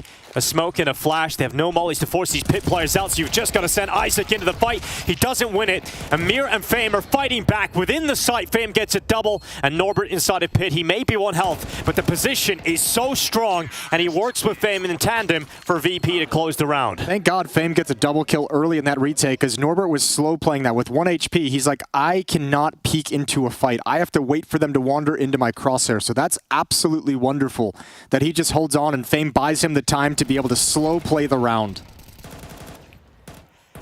Yeah, Fame looking sick inside of the site. And you said it, Jason, you know, getting back into bomb sites on Inferno can be so difficult, especially when you have a smoke and a flash. Even when you're in a 5v3, it's a rough scenario. 5v3 and one of the 3 is 1 HP. Yep. It's not an easy site to retake. Neither of them are. Here's the MAC-10 or the AK-47 swing from Flood. It's a double. Snacks and Fault both gone in one foul swoop. And this kind of takes any hopes and dreams out of the round for Gamer Legion until perhaps Isaac's Deagle reignites a small piece of hope. Flit will juggle the weapons away so they can't get their hands on that AWP. This is that VP that it's like, you know, you sit there and you talk about slow-paced VP, and it's like, I ain't seeing that at the moment. These last 2 rounds, this was very aggressive towards the B-bomb site right out of the gate to get some entries. Last round was a timing Hall's pop at, what, like 1 minute and 15 seconds? So they're going to start messing with the internal clock of Gamer Legion, and they're up 4-0. Looking like a completely different attitude and energy in Virtus Pro coming into this map 2 after Vertigo. Gamer Legion call a timeout down 0-4. I've got enough money going into the next round to get a good purchase here, so you want to make sure everybody's on the same page and adjust some of the issues that they've been having to deal with throughout this early portion of the game. Yeah, they'll have an op in play as well. Kiaz can drop an AWP over to Acor, and he gets an M4 traded back into his hands. So Gamer Legion just talking about how exactly they want to work this map. Snacks is going to go down to the auto shotty. Oh, this is throwing me back. Just remembering some of the Snacks plays with the shotguns. He definitely loves to wield them.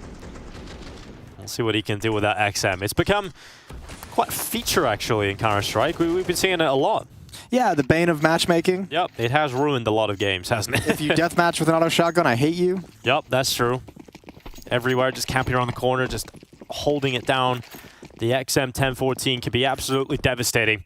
And Snacks has got it on that B-bomb site. Here comes Floyd running up around the half wall. Doesn't see much.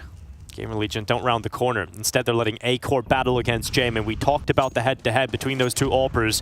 It was definitely Acor came out the better on Vertigo. Let's see if he's able to get it going here in Inferno. And Acor's an AWPer who will like to, especially on Inferno, enjoys taking a decent amount of risks. Flit had the play set up, the exact one that he wanted. Pop Flash comes in, but Kiaz handles it well. And Fame is going to follow things up. However, it is that shotgun on first Oranges. Yeah, good position for it. Can ran down Hellfire from above. And now with 1 minute and 5 seconds, Acor in position is short. He's going to be forced further back by the Molotov. And that's exactly what he'll do. He'll play inside of the A site instead.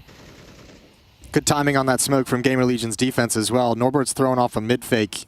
So dropping a smoke over at the B bomb site doesn't allow them to use that kind of pressure and attention towards middle.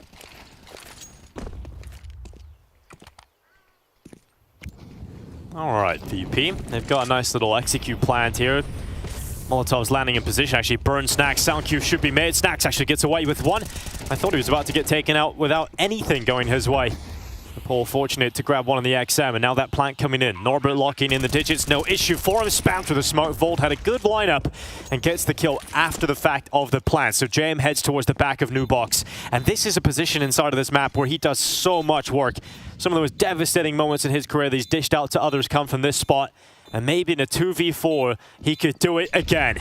Yet to get a kill, but there's his first. Strikes to the chest of Kios. There could be another one here for Jame, and it's a second kill on Isaac. Pulls out the P250, and Jame is absolutely godlike towards Dark. Well, there it is. We've had both of the bomb sites shown how difficult they can be to retake.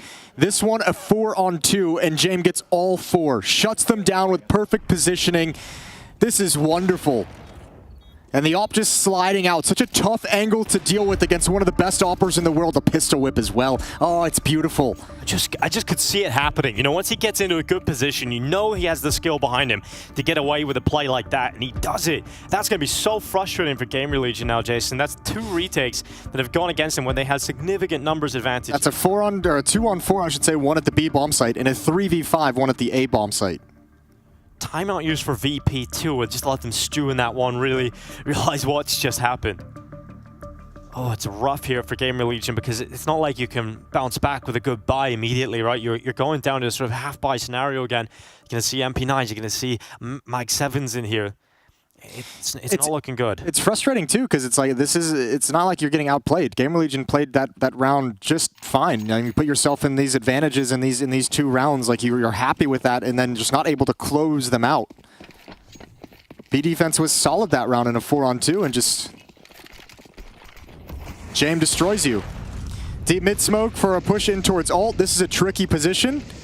You can't really check and clear it. You won't see Volt coming around that corner initially, so got to be really cognizant if you're VP. Snacks. Getting flashed. Ideal position to have that Mag 7 just placed behind the half wall. Norbert defends against the aggressive play forward from Volt. If you're Snacks, you don't have the range to go around the corner. You just have to wait till they come to you. And that might be a frustrating thing for Volt because the openers for VP in this map have been so fast. So with that kind of a push, you're expecting contact earlier. Mag 7 can't get it done. But obviously VP just say, we can wait out the smoke. If there's an ult push, there's a timer on how long he can remain aggressive, and Volt's forced to make a play that he didn't want to. Now Kiosk leaping off the top of first oranges. It's a good first kill in that 5-7. But he can't get away.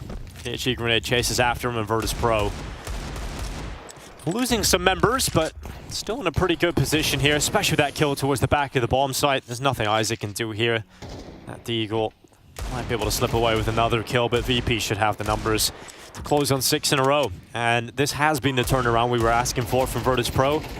They've come out of a devastating loss on map 1, had that game break, and come back through looking like a completely different side. Yeah, it came back out of that map 1 hibernation, we'll call it. Yeah. 6-0. And does Gamer Legion want to call a second timeout? Full buy, they're going to just save it for later. Probably the best buy they've had. Nothing compromised, no Mac 10, no shotgun like we've seen in some of the other rounds. Now they've got 4 M4s in the AWP. Now it's trying to get that AWP involved, right? A-Core hasn't really seen a favorable position yet, where he can decide the fate of the round. 3 rifles start towards B. And that was one of the points of Maniac on the desk as well, where like if you're Gamer Legion, get some of the, be aggressive and find some of those opening picks and alleviate some of the pressure later on. But as you're seeing, A-Core can't get into any kind of a rhythm to do that. This kind of fast initial map control play from VP has worked towards Banana a number of times. Now it's worked up in Halls to net them a kill. And now all of a sudden, this is the best chance you've had for Gamer Legion, and you're on the back foot already. And you're giving one of the best tactical teams and best teams at moving around a map a minute and a half to play with an advantage. All signs point towards a Virtus Pro's 7th round in a row. And if you're Gamer Legion, you don't have information, so you start to make some gambles, you start to make some stacks, and they're sending 3 players over to the B side, and they're actually leaving A completely undefended. It's actually kind of interesting they're doing this considering Kiaz has deep control of Banana. Yeah, you know they're not in Banana. This is wild. Okay, so you'd have to imagine that if they go into this A bomb site, which looks like the most likely play here from Virtus Pro, you would just see the save for Gamer Legion. They have no option to get back to the other side of the map. It is going to be the save. It's so funny watching Flit just hit a banger like that on Kiaz up in Banana when we saw, I mean, my mind flashes back to Vertigo watching him with the Galil kind of peek up into the A bomb site from ramp and just missing 10 bullets. So how can you change so much? Individuals seem sharper, team play seems cleaner, no miscues that we've seen so far. Everything's looked good. This is a complete 180 from map to map for Virtus Pro. Well, overpass, Jason. What do you think of that? Yeah, it's going to go from bad to worse. Another map that VP is going to be very good at just working you on. Yeah. So much time left. They go for an early hunt. Jame even pauses the plant to make sure his teammates can get closer to the B bomb site. They want to be ruthless. They've got plenty of cash on the Virtus Pro side, and taking away every single M4 is so painful. Each one that hits the deck for Gamer Legion hurts. You know, Isaac was saying that Overpass is a map that they call their favorite, their best, but this matchup really is not a comfortable one against a team that shares so many maps with them. Isaac doing well to defend his life, and the 2 rifles that Gabriel Legion are desperately trying to save into the next round, and they will be able to do so. James is trying to get over, but they're covered off behind the walls. And it is 7 in a row from Virtus.pro, and they just keep winning these early advantages, getting these player advantages. And as you said, Jason, when you have a player that's as tactically adept as Virtus.pro, having that player advantage right at the beginning of the round is exactly what they want on this. Yeah, and they didn't have to do anything really all that clever with the stack towards the B bomb site. It was just kind of like, let's keep walking A. We're not seeing anyone, we're having no contact, so just keep moving forward. But these openings so early in the rounds, Gamer Legion hasn't been able to handle any of them. You're right in saying that the last round was their best buy, and it's pretty sad because we're now heading into round 8 and we've only seen them have 1 good buy. Everything else has been compromised. This is another compromised round, obviously, with 2 safe weapons. They've just got pistols around it. Virtus.pro in complete control at the moment of Inferno. Now they've positioned both of the saved M4s at middle. Crossfire. Boosted up onto the porch, 1 in the cubby. And a couple of pistols to support. And it looks like VP is going to come right at him. This is another designed Halls pop. Snacks is here with just a pistol. The setup looks okay with the amount of players you've got over here, but whether or not it's designed to deal with the threat of through balcony is the problem. And as you said, it is just Snacks as the first player to get something done here. Needs a kill and doesn't get it. And that really does not bode well for Gamer Legion's chances in holding onto this A site. Isaac would need something massive off the porch, and there's nothing he can do about it. A-Core stuck behind the truck, and he is taken out with a swift headshot. It's merciless at the moment from VP. Well, you just feel so outmatched the moment if you're Gamer Legion, because that call, that Hulls pop is like the perfect counter to that heavy mid-stack setup. That fight sucks so much boosted up on the porch towards pit. There's so many angles. They can swing so wide on you. You have no cover. You have no options to fall back and reposition. VP's just calling a perfect game at the moment.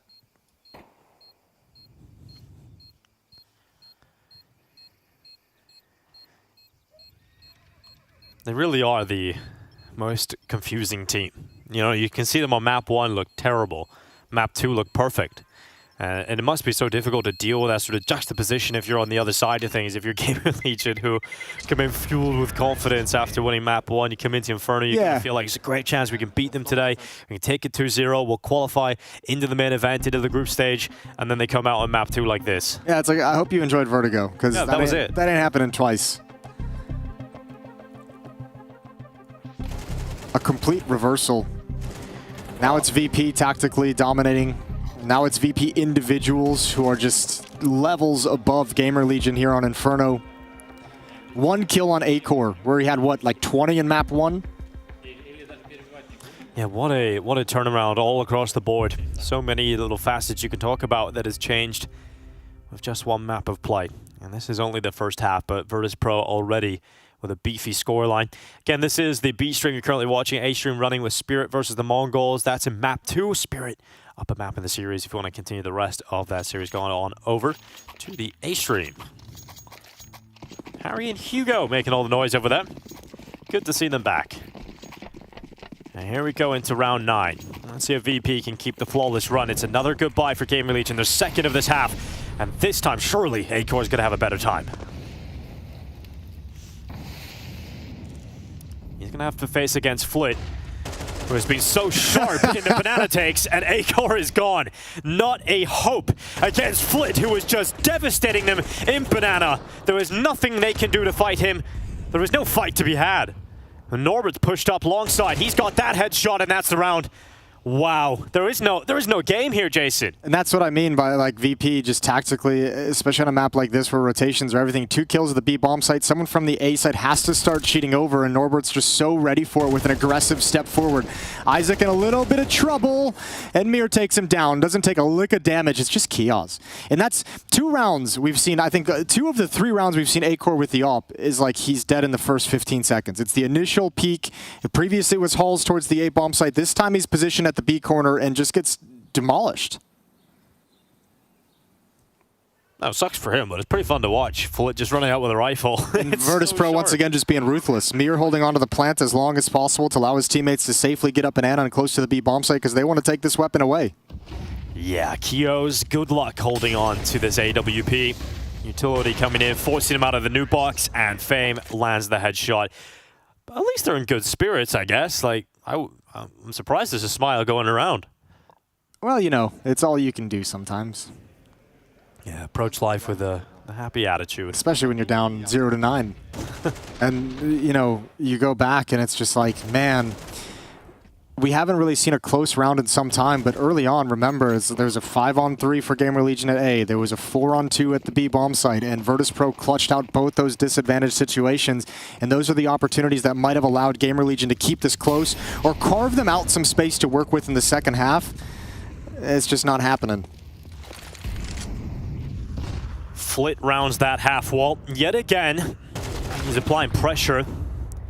Up Banana, boot to the throat, and nothing they can do to stop him at the moment. It's a good fight coming in towards second mid here. Isaac running forward with that deagle, heads off a mirror and takes the AK-47. So at least something to play with here for Gamer Legion. This is the best position we've seen them in a very long time. And the B defense better be ready. This is still a very losable round when you consider it's just 2 pistols here, because the only thing that Virtus.pro have left is this B hit, and you have to know that if you're Gamer Legion. Molotov goes out, extinguished immediately, so Snacks can be safe. You have to be able to buy time. Good flashbang from CT. Fame forced back. James gonna hit a shot, but they're not getting access to this site, and James is just desperate now. Gamer Legion gonna post their first round here on Inferno. Oh, are they though? That is the question, because James on this B side of the map, he's already had a ridiculous 4K, and he's got time, Jason. He's got the better weapon, and it's James in the clutch. He's collected that first headshot, he's got out of dodge, and he has the bomb on his back. If he wins this fight in bottom Banana, he has a pathway to the A site. But it's a good position taken for Isaac, just locking off that Banana route, and he is calling to the rest of his teammates now. He hears those steps. James would have to flick on down, and Isaac's positioning allows a Gamer Legion round. Fell apart with a little tricky aggression, but that's desperate for Gamer Legion. They've got an AWP back in hand. James swapped out to the AK-47, so Snacks is able to recover that and pass it over to A-Core. Timeout used by Virtus.pro, their second, as they talk things over and want to make sure they don't take their foot off the gas.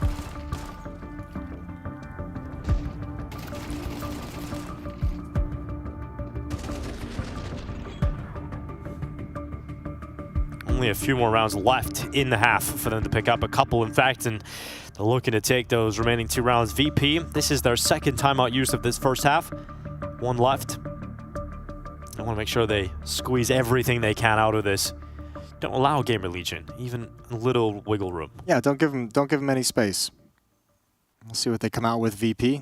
James has the AWP in his hands as well. I mean, at this point as well, Jason, when you concede 9 rounds already in the first half, the comeback in the second half is already so difficult. You have to win the pistol in the second half at this point if there's any realistic chance of a comeback. To lose anything else at this point is almost just a death sentence on map 2. Yeah, certainly. Like that 3 is very critically important for Gamer Legion.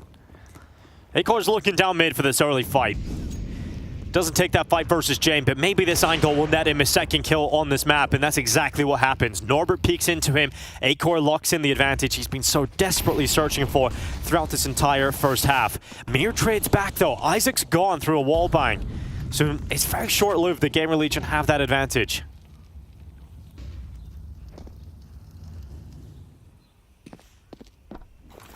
Stacking over at the B bomb site. 3 defenders here. And A-Core has come over here with his AWP. He's one of those 3.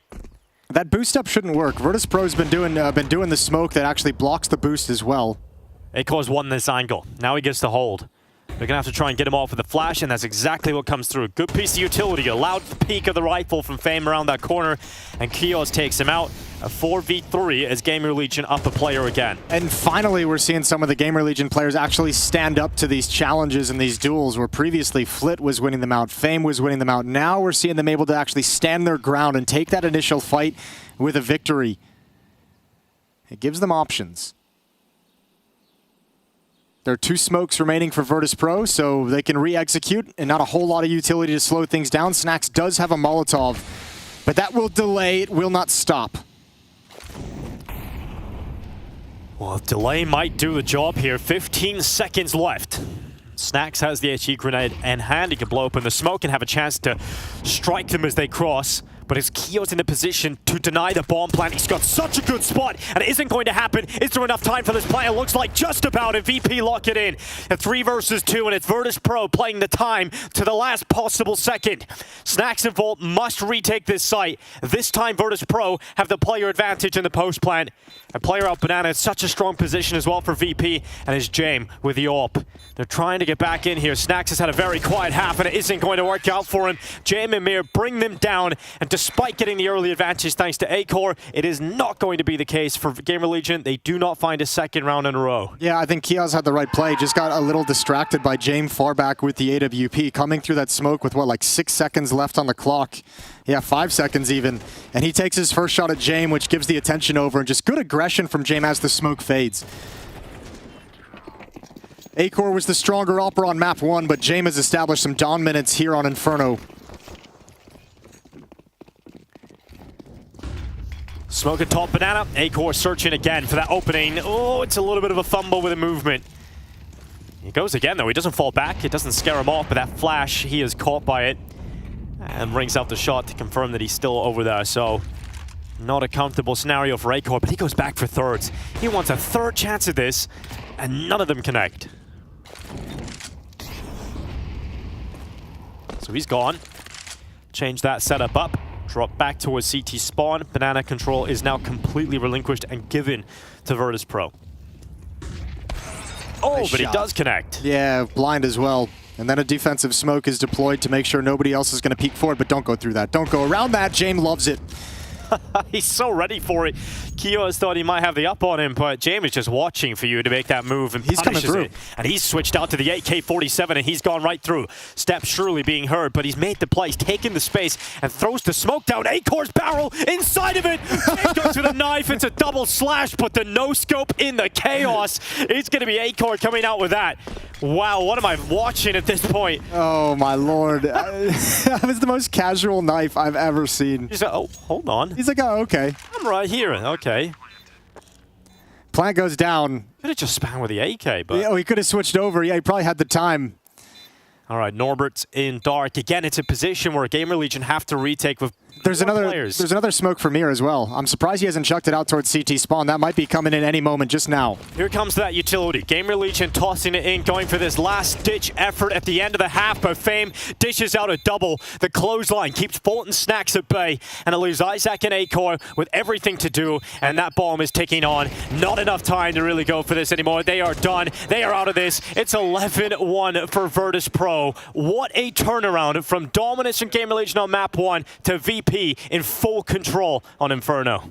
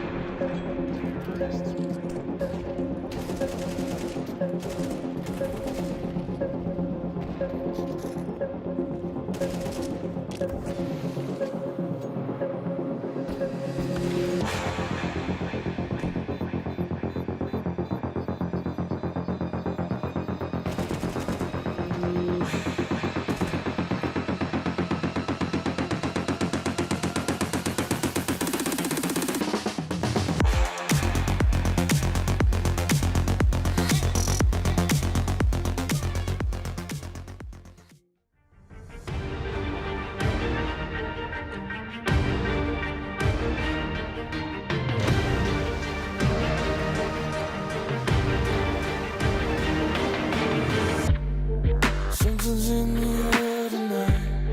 Something's in the water. The walls are closing in. This room is smaller. Another desperate eye. Another face off.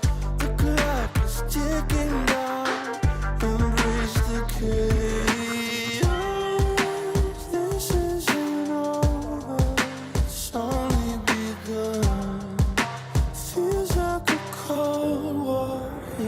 burning sun that ever seen me coming.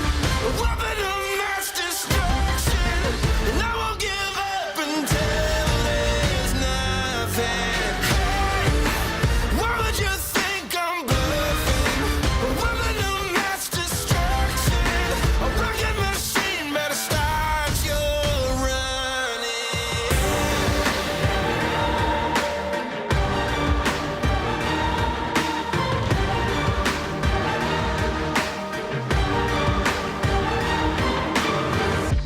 Tension getting higher, I see it in the face. It's time to do or die, yeah. To make or break. Fight fire with more fire. I watch the flames grow. You know I could break an empire in a single blow. This isn't finished, it's only begun.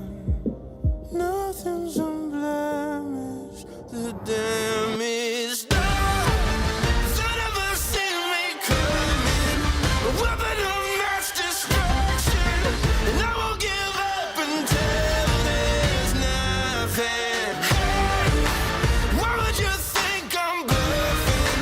A weapon of mass destruction, a rocket machine better start your running.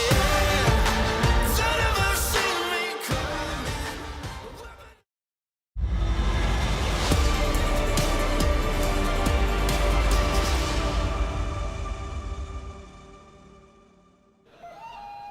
The Parks of Overpass are coming into view as Virtus Pro 11-1 up heading into the second half of Inferno. We said they needed a huge turnaround, and that's exactly what they've given us. Yeah, they delivered. Whatever conversation they had between maps has worked just perfectly, because this is the well-oiled machine of Virtus Pro that has come to put fear across the entire professional Counter-Strike scene. This is a dangerous one. Individuals stepping up and playing well. Flit and Fame doing great in the early rounds. Jame calling a wonderful game. And you count into that in the first half. 3 disadvantaged post-plant victories for Virtus Pro across that first half, and that'll tell you exactly why Gamer Legion is just buried. Well, needless to say, this pistol needs to go Gamer Legion's way. They haven't given themselves enough room to survive a pistol round loss, and VP, quite an active CT side here, rotating forces towards the A bomb site. They stacked for a B rush, thinking maybe with the scoreline, Gamer Legion would just kind of throw in like a crazy rush pistol round. And now shift to the other side of the map, but that puts a lot of pressure on Fame. He's got no utility, he's got no armor, and he is the sole defender of the B bomb site.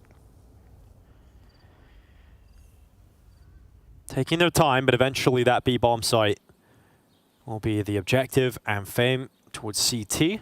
Hasn't detected the information that there's presence here, and the timing just about. He peeks out. What a headshot on Snacks. Feel bad for him, actually. That was such a ridiculous shot from Fame, and now he should call for a little bit of help, but it hasn't moved yet, and the bomb is staying committed towards this B bomb site. Not a single player from VP moving elsewhere. Yeah, this is weird. There's still 2 players over at A. They've got to be a little bit careful. Fame's going to wrap around, take a peek off of Coffins, jump on top. There's the head showing, and he's going to get back, just barely surviving and escaping. And now he can call for some help, but there are still 2 lurkers.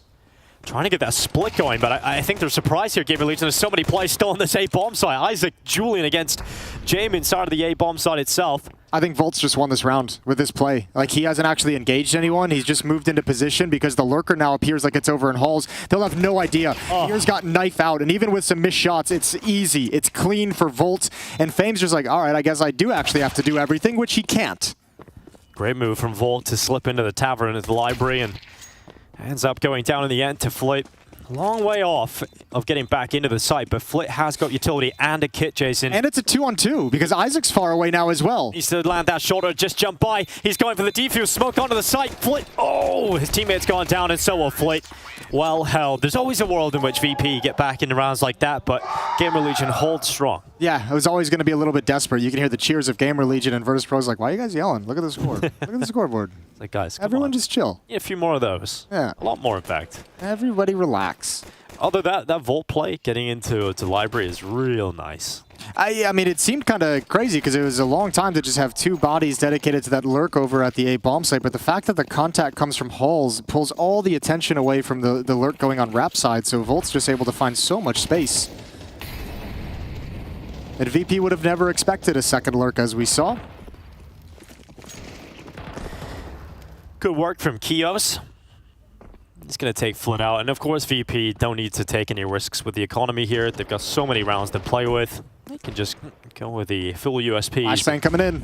The buyout, so they go for the swing. And it doesn't net more than 3. In fact, it does. It picks up the 3rd kill, and that's fantastic. Good damage. Really good damage, in fact. I thought we were just going to walk away with nothing there, but you managed to get 3 kills in the midst of all that chaos. That's the MP5 experience. You see like 20 bullets, you hear 20 bullets getting rattled off, and Snacks just gets dropped by USP. You're like, all right, yeah, I guess I will go back to the MP9. It's like done 50 damage for the whole magazine. I stuck with the MP5 as long as I could. It's out now. It's gone. Nostalgia is evil, Jason. You know, it'll pull you back and make you regress. It does look pretty cool, though. And sounds even cooler. Sounds great. 11-3 now, as Virtus Pro have returned to a bye. All out for Jame. 14-5. What a game he's having. That's the glass cannon for Jame. Yeah, and I mean, can you blame him? It was hot on the first half. So he's got confidence, and he'll take it at passive angles and just wait for people to cross into it. Might not even need the armor. Mir, Fame, and Flit over at the B bomb site, and Gamer Legion's round is going to open up very slow and cautious. A standard default as Volt and Isaac take control of the A halls. Make sure there's no defenders pushed up close.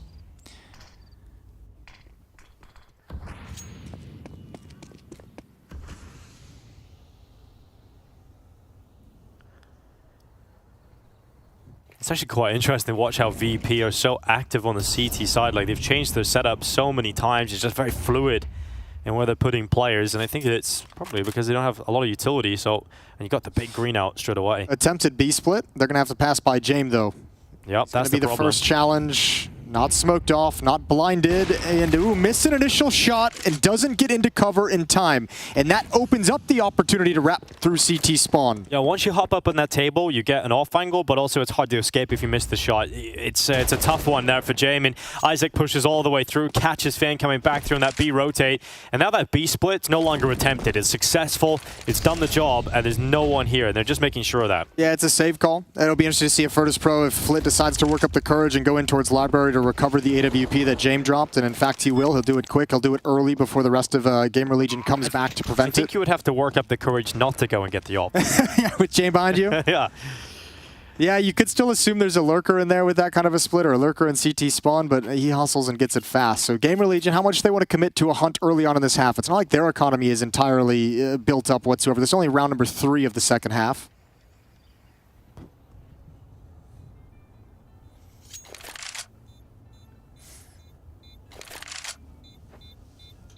It's good to see some life in Gamer Legion here on Inferno. I mean, it could have been a different story.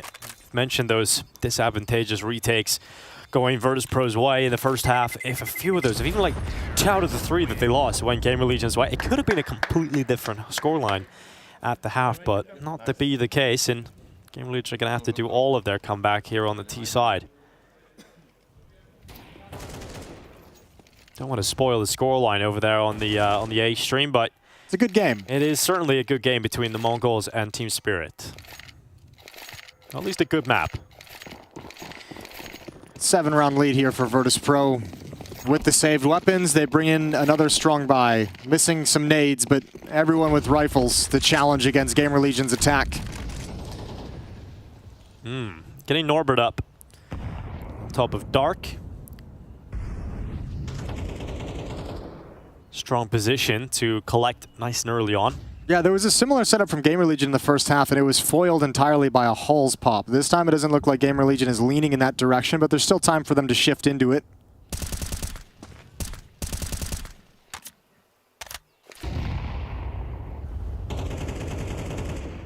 Nade blows open.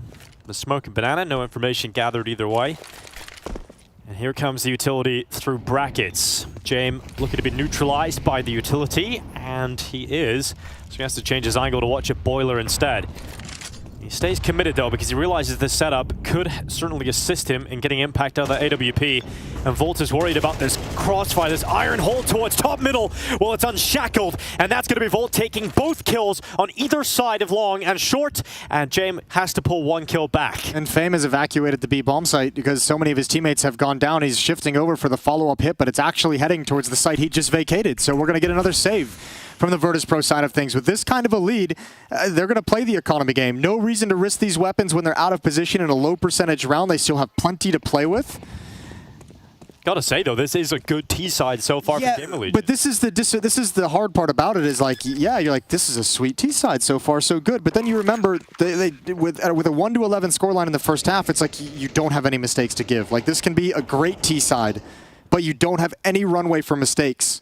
So what you're saying is it needs to be a perfect T side. Well, it's just one of those things where you're like, man, I wish they had 3 rounds so we could, like, they actually had a chance to make this comeback happen. It still doesn't feel believable quite yet, despite the fact that it's looking good. And then you come back to those retakes that they lost, right? And it's like, oh, just imagine. Just give them one of them, and then all of a sudden you've got some breathing room. I mean, that was something we talked about yesterday as well. It's MR12, Australis against Heroic, right? They had a couple of rounds like that where, you know, they should have been able to pick up the round. It came back to bite them. And they lost the best of one, and MR12 is not forgiving of mistakes. You have to be very, very, very perfect. But it seems like it's still in good spirits here for Gamer Legion.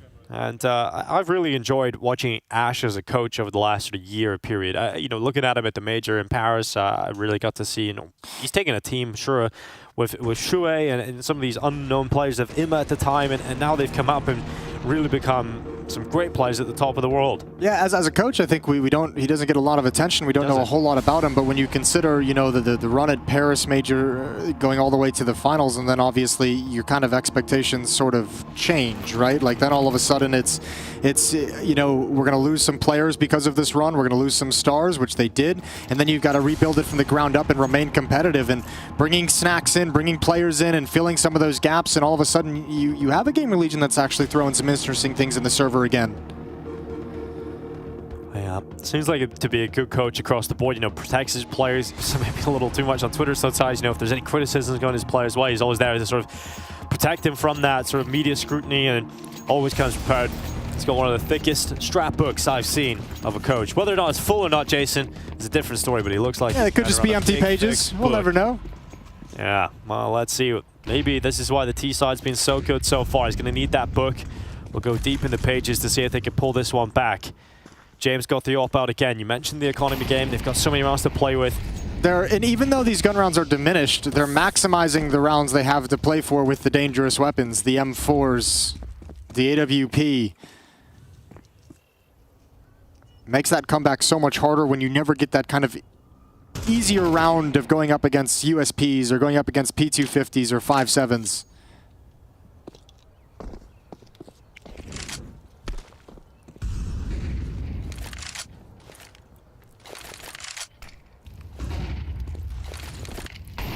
Flit, oh, that might have been the worst timing to peek around the corner. The nade just lands in his mouth.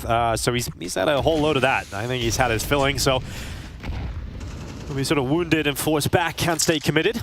It's interesting though, you've played a number of rounds in this game so far, including the pistol in the second half, where Fame has been your sole B defender, and it hasn't netted you any results yet, and they're going back to it.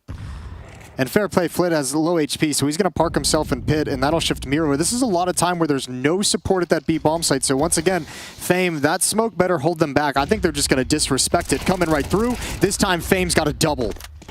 Yeah, great double there from Fame. Is there any more to be had? He's generally getting away with a kill on the B bomb side, but this flank from Volt, that's going to lock him out surely, but he goes a little bit prematurely, does have the bomb, had to win that fight, and does cut through his opponent. Fame is gone, and Volt will leap towards the plant. Yeah, but the retake is already close. However, remember, Virtus Pro won disadvantaged post plants in the first half. Gamer Legion now have to do the very same thing. Not a lot of utility here for VP. They got a smoke and a flash to play this one. Volt is inside of the ruins, watching towards that CT retake position. Mir close by on that left side, but they're still waiting to go, waiting for the time to strike, and Norbert's come through with a kill on Isaac. And it doesn't look like Gamer Legion will be pulling off this disadvantageous post plant. They're just losing too many members, and they're not getting the kills until Volt strikes into action, and then Flit sends the bullets in. Needed to get to the defuse. The time was ticking on, and Flit is going to hold it through, just getting it done. Yep, and that's the difference. This time Virtus Pro comes in with an advantage on the retake, and they execute it properly. They execute it well. And, you know, Gamer Legion could not do the same thing in the first half. 12-5. And that's what I'm talking about. Like, yeah, those, the 4 rounds that Gamer Legion went on a run to start this map all looked good. The gun rounds looked solid. They were forcing VP into situations where they simply couldn't even go and challenge for rounds. But then just one thing doesn't go your way. Flit gets a double kill and all of a sudden it's over. No margin for error whatsoever. Now Gamer Legion kick into their last stand on Inferno. Virtus Pro, no, they've got Overpass up next. It may be a comfortable affair usually for Gamer Legion, but no team is comfortable playing Overpass against Virtus Pro. The odds have heavily shifted into the favor of VP now. Winner of this game goes ahead into the group stage, out of the play-in. Many people would have predicted VP to do that as quickly as they have the opportunity to do so. Jane posted towards top mid. Smoke comes up, blocks his vision. Nade could be nice. Oh, Nade's going to be really nice. Chunks down Chaos and Volt. Yeah, hell, it definitely does. And Volt's going back into the apartments. And now this 4-man stack with Fame being left alone in Banana is going to work perfectly. This hit is going to go nowhere. Yep. Absolutely nowhere. A sick lineup of 2 from Mir from the box. And yeah, it's not looking so good right now for Gamer Legion. They haven't been able to get into the site. And even if they try to, 30 seconds left. They've got to get through Flit. And even if they do that, there's another player at the back of the site. And while all of that is happening, Fame is coming up mid. And he is just chomping on the bit. It's now Isaac left alone in a 1v4. This map is over. We have to go to 3. What a turnaround for Virtus Pro to force Overpass in this series, Jason. Yeah, absolutely. That's a stunning performance. That's the Virtus Pro we wanted to see. That's the Virtus Pro we expect at the biggest tournaments of the year like IEM Katowice. They're looking hot, and Overpass is next to decide it.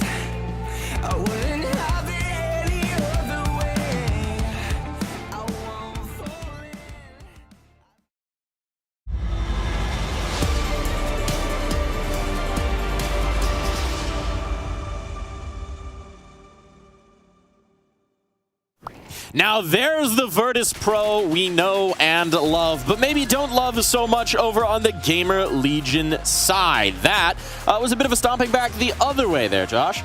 Yeah, it almost looked like Gamer Legion blew their load on the first map. They went in, they used all their energy, they slammed Virtus Pro, but then going into the second map, going into Inferno, you know, they start 0-5 down, they're getting really angry, annoyed, upset. It's like they were expecting to win Inferno and just close out the series 2-0, but then after that, you know, by round 9, you could see that they're just like chuckling, giggling, like, oh man, we're getting slammed. And then they started winning rounds because they stopped like the pressure of themselves being like, we need to close out 2-0, and they started just kind of going with it, having a little bit more fun, being a little bit more loose, started getting more rounds. It's like, oh, maybe we have a game on our hands. But conservation for the third map is the most important thing when you're in a BO3 like this. Might sound weird, but I think from a psychological standpoint, might as well just laugh at it. When you're 0-9 down and not just get extremely upset about it. You have an overpass coming back, which is a pretty decent map for you. But best map. Yeah, exactly. It's a pretty good map for them. This map is pretty much like poking the bear and then getting the grizzly and fucking chasing you down, taking you in the forest in Canada or somewhere. That's exactly how I pictured this game, honestly. And we circle back to this whole, hey, when Gamer Legion's on the T side, and they get to dictate the pace, they have their own strategies, cool. They can hold it. They can hold the candle to VP. They can have a fight. But on the CT side, it was very apparent. Yep. All of the conditions we put out at the very beginning of this match kind of panned out. Trying to be aggressive, trying to be in VP's face, exactly what they're hoping for it. How many times did we see VP just getting opening kills coming to them in Boiler, in Banana, in Apps? Jamie's just, he knows how to deal with that. He knows when he's going to get the kills and how to finish the round. An absolute maestro on the first half. He certainly does. He certainly does, but you never would know it by looking at him. So we've got a little bit of a replay here from James of a round where he started the party, really started the VP effect, where we first got our feel for this. And what I really want you to pay attention to is not just the round, as we will get there eventually, but what happens afterwards, which is just quintessential VP. Just have a look at the scoreline as well, right? It's 0-4. VP is still in a pretty good position, but finally Gamer Legion should have a say in this. And then, Mike, what's happening there? Oh, just a little James. Oh, 1, 2. Oh, pistol comes out for the third. No problem here for James. Why not? Put them all together. Put them all together, and then look at this. Barely a muscle moved. Little sigh of relief. Sniffle. I think I saw arm is perfect. The upper lip like moved a few centimeters. Yeah, he did like an inhale the key is keying on the eyebrow and the lip here. That expression, that's elation for James. He's never been happier than in this moment. Happiness. Dopamine baseline, 10,000%. Just out there in the clouds. I mean, joke aside, he's got 0 kill at the beginning of that clutch. Yeah, he was 0-1 5 rounds in. It was 0-0-1, 0 ADR. He puts the 4th here. And these are the few rounds where if you're trying to be very serious about the analysis of the game, you go back to these rounds and you say, Gamer Legion had a weigh-in. They had a weigh-in early on in the first half, a 4v2, a 5v3, but you lose them and then, it turns into a sort of a circus party. I mean, that was the same thing that happened on the first map, though, Vertigo, right? We saw that Gamer Legion won a couple of big conversion rounds. The clutches, yeah. And then they got the clutches, and then they ran away with the half. Same thing happened here with Virtus Pro. There were 2 man advantage rounds where they ended up winning, converting it. You know, that was a 2 versus 4 that James gets a 4K, and now suddenly they just run away with the half. Now, I will say, I think our biggest question from Vertigo for Virtus Pro was about the individuals as well. We saw like the really uncharacteristic misses, some blunders, some mistakes. Obviously not a concern anymore. After what we've seen on Inferno, they're now fully warmed up. Let's turn our focus towards the future, because we're coming into Overpass here. We've built it up as one of both of their team's best maps, right? So how do they actually stack up when it's mano-a-mano, team-a-team? Well, I've been already spreading lies on the broadcast, so I'll be careful here. I do believe there's a knife round to be played for the half to be decided, and don't have that information quite yet. I would argue this is going to be quite important to who gets the advantage. Of course, CT side, very, very favored. But also, teams who play very different on the CT side, like very, very different. VP are the best at looking down sides very passively, which from the outside looks like, what the hell are you doing? But it works out. Whereas it's going to be a bit more disruptive, like Snacks, play-oriented, A-Core, play-oriented for Gamer Legion. So a different kind of sauce for the same kind of pasta. But I'm also curious to know, is it better if like Virtus Pro won knife round and then they pick CT side just so that Gamer Legion can start on T side? Like, is that going to be better for Gamer Legion to start T side rather than CT? I feel like on Overpass, I can't extend the olive branch. But it's CS2. I know it is, but still, it remains one of the maps where the CT side really got on lockdown. Like, you know how it is as a player. You've been there. Yeah. The 0-3, 0-4 T side on Overpass, and you're just looking at your screen thinking, God damn it. you win T pistol, 12 rounds in the half. I mean, you get the bomb plant. If you go 12-0 on the T side, is great. Force up the Galils, you know. You have to have that force buy and win it. Then I still. I will give you props live on air if they when they decide to go T, so that Gamer Legion don't get their T side. I think you're winning him over. I think next level. One more point in here. You've got like 2 to Matthew's 1. So if you get one more point, wait, we keeping track? I thought this was a team effort. It's a tennis match together. We're supposed to be together. 30-15. Okay, fair enough. That's it. I'm not sending you any money up now. Just being on my own, egotistical. Just off in the corner. Yeah, I'm gonna be there. Doubles on the other side. No, I'm just the umpire. You know, I just got to keep track. Okay. You get on your ladder, sitting up there under the umbrella. One thing I'm actually reminded of here as I'm thinking of people keeping track. One of the most interesting moments of that map, I think, was after the one round that Gamer Legion won, right, to take it to 9-1. VP immediately called a pause, and Dastan had words for Jame. And I don't know exactly what they were, but it was, you know, a hand on his shoulder, a quick word whispered in, and then the rest of the timeout was just Jame taking charge. I'm really curious about what happened. I mean, it is both cruel and also very efficient to do that. Like, you do the mistake sometimes as a player to think, and I know, 9-1. Who cares? Like, we lost the map. High five, fist bump, and it going. That's definitely not the VP way. Like, if they think there is a way they can make sure they're gonna go from 9-1 to 10-1, even if it's taking a timeout. Like, just imagine how painful it is to be 0-9 down, to win a round, to finally get a little bit of wind in your sail, and then they use a timeout. Like, seriously, bro? Put on ice. Just ice them completely. Just like, what's going on? Like, I just won 1 round out of 10, and you're going to put me on 30 seconds timeout? This is very, very cruel, but also I completely agree with the idea. Yeah, you have a few timeouts. Why not use them? Yeah, absolutely. I mean, Kerrigan used to do that. Kerrigan used to do timeout when they were winning, like, 10-1, just to let you kind of stew in your own little ragu over there. Or if you win a big clutch, just to, calm the nerves, like, oh, okay. Sit in it. Let's go. But what I will say is from VP, based on what we know of them before, I don't think it was anything about psychological games on the other side. It's fully focused, like, we need this moment. Whatever it is, we need this moment. I don't know. I'm just curious. Probably. I mean, maybe we can get the replay on that little tap on the shoulder. Yeah. Can we get some lip reading? Can we get a lip reading now? No. Dastan, he's got you. Dastan does the timeout like this. He didn't do it this time, but he does usually do that. He's prepped. Dastan is calculating all potential eventualities. Maybe we'll get James to ask him about it after the game. I wonder when we're going to get like ventriloquist, coaches just not moving their lips at all. Throw their voice. I think we'll Okay. more likely get the beatboxing lip covering. But if a coach figures out ventriloquism, the next level would be if they make their lips say one thing, but the sound that comes out is different. It's like that bad dub of like a foreign show or something like that. They're speaking in like your language, but their mouths are going a little. We need subtitles for comms at that point. Yeah. I'm looking forward to it. We'll get there eventually. But it's time for us to get back into the match. When we return, the bald eagle will soar with Dinko on his back after this.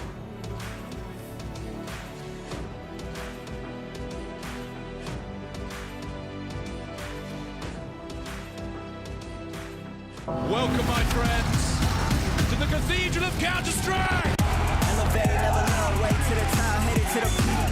All them boys wanna talk, hit them out of love, but don't got receipts. I ain't gonna lose it now. Gotta keep it moving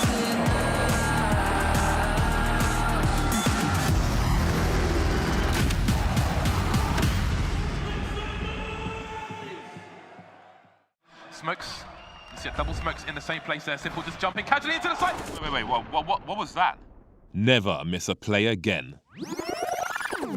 Simple. That's not allowed. This is not FPL. This is a major. Finally. With Face It Watch, you're in control. Switch between player POVs live and see the game through the eyes of any pro. Never miss a moment with replays. Relive each highlight on demand from all angles. Watch it, control it, face it. Welcome, my friends, to the Cathedral.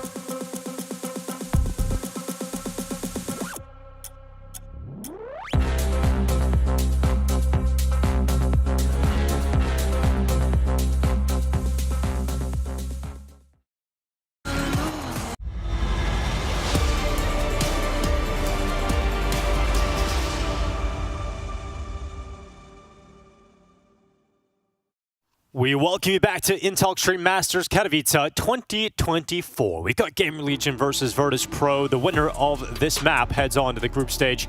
The main event here in Katowice. The loser not eliminated, but certainly will sting. Yeah, absolutely. Especially, I mean, this has been such a weird series because it's been dominance from Gamer Legion on Vertigo map 1, then just complete dominance from Virtus Pro on Inferno map 2, and now we kind of head here, and it's like, what are we going to get? Are we going to get a close game? Is one of these teams just going to run off with it? And again, the story of this kind of series, even before the maps began, the games actually began, was overpasses that third map as such a nice safety net for Virtus Pro. This has been a map in their pocket for so long, going back years. They have always been good on it. James intimately knows how to play, how to work, and the timings of this map. Let's see the first look of VP's T side. They set up outside of Monster with 4 players over there, and James elsewhere with a heap of utilities. So interested to see what idea they present us with here. I mean, they're happy to chill right now because that smoke is up in Monster. They can't really go anyways. The question is, yeah, he's going to start falling. I was going to say he's going to start falling back now. He's got smoke, 2 flashes. Might be coming in late for a follow-up utility after they break in.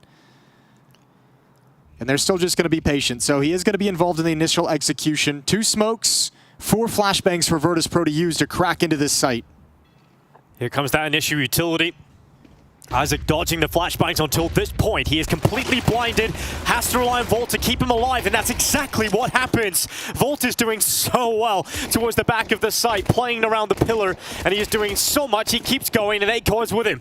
2 players left for Virtus Pro. They still haven't broken through to even think about a plant, and that doesn't look like that's going to become a reality as Volt stands up strong in the pistol with a 4K. Yeah, I mean, those 2 initial kills buy time for his teammate with the dualies to get unblind and involved in the action. Even though that doesn't succeed, he's still just such a nuisance, and he's making sure that no advancement can be made by VP. That's a beautiful round from Volt. The shots are obviously incredible, but staying alive behind that pillar as long as he did made sure that Virtus Pro couldn't actually swarm and take over the bomb site.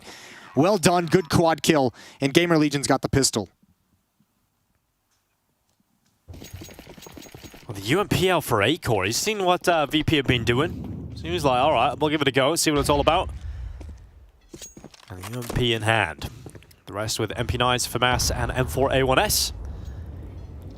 And the creep up connector with the Tech 9. Now, James can be very potent with this weapon, and you see exactly that on display. 1 quick headshot on Volt, and a chance nearly to take 8 core down with him. And meanwhile, when that happened, when James spots out 2, gets 1 kill and gets traded off, Fame just says, okay, 2 players over towards Divider. I'm going to push up long and just kind of clear out bathroom. So he gains some space and gets a little bit of information from the distraction caused by James' contact.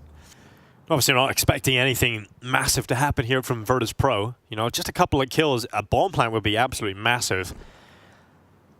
But that is a long way off. Yeah, it's mostly unarmored pistols. Flit's got body armor. And a Glock? And yeah, 3 Glocks in this one single Tech 9. So they're going to pass the Tech 9 over to the guy with armor. But yeah, one more quick, crazy kill from that Tech 9 could crack open the bomb site. An early spot of the bomb is going to bring rotations over. Got to be careful, but thankfully, again, it's just Glocks. Yeah, and they clean up. It's Gamer Legion's round. That's 2 in a row, and Virtus Pro will now have money. Not getting bomb plants. They don't have all the extra cash in the world to get that AWP out for James as early as you would have liked. So AK-47's out. And we'll see what James decides to go with. He's actually going to go with Tech 9 and Utility. So there's a little surprise for you guys when you come back into the game. And obviously Gamer Legion keeping some of these weaker weapons that throw a bit of a bonus round into round 3. Up to 2 MP9s and a FAMAS alongside the 2 M4s. So chance here for VP to get their first on the board. Door blown open towards connector. Flit applying some pressure, clearing it out with Utility. A little bit faster to get it map control here from Virtus Pro.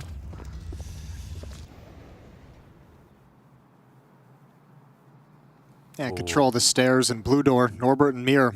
Contact through Monster. Already have a good angle. They see the jumping head. There's the swing, a little bit slow, and Kios is able to win that out with the MP9. Blinded, but Virtus Pro doesn't want to challenge that any longer. First test pass by Gamer Legion. Yeah, that could have been real nice for Virtus Pro, getting through in that contact play. Can be very unpredictable, difficult to deal with. But Gamer Legion have done it. And now Fame going back up, applying pressure towards A. The rest of his teammates are looking to join him through the connector. Fame is a little further advanced, and unfortunately his advancement is stopped by Volt. Nothing he can do about that. 53 seconds left. Flit spotted towards Lawn. Volt will take that information and tuck in the corner. He knows he can stay in this position because he's got teammates inside of the site and another rotating up. Yeah, and how does Virtus Pro actually break into this if they want to? None of their plays have worked. The initial contact towards Monster, the aggression from Fame to try and pick someone off inside the A bomb site, handled well by Volt, who started this map out hot. A-Core in behind the dice. It's a good position for the rifle, especially with the lineup he has between Snacks and Volt in this crossfire. It's going to be Snacks with that MP9 getting the money, and that's exactly what Gamer Legion want. And they're retreating. VP, they realize they have to call this one off. There's no time left. They didn't get enough done. And there's 2 AK-47s going to be saved by VP, but 3 rounds in a row from Gamer Legion. And they did mention in that pre-game interview, this is a map they're very comfortable on too. They would say this is their best map too, but it's going up against VP. It's never comfortable. We haven't really had to see the overpass between them because generally it's a 3rd map in the series, and VP usually 2-0 this affair. Yeah, well, Virtus Pro is just an ultimate boss, so it's great they feel comfortable on it and looking good so far. So you got to say that comments in the interviews really bearing out here in the early stages. Still plenty of time for Virtus Pro to recover. Yeah, back at Blast and Big and Virtus Pro played overpass, and Big had a really strong start like this on the CT side too. VP can have slow starts on the T side, but their skill and kind of their calling card is their ability to grind back into it no matter the sort of start that they have.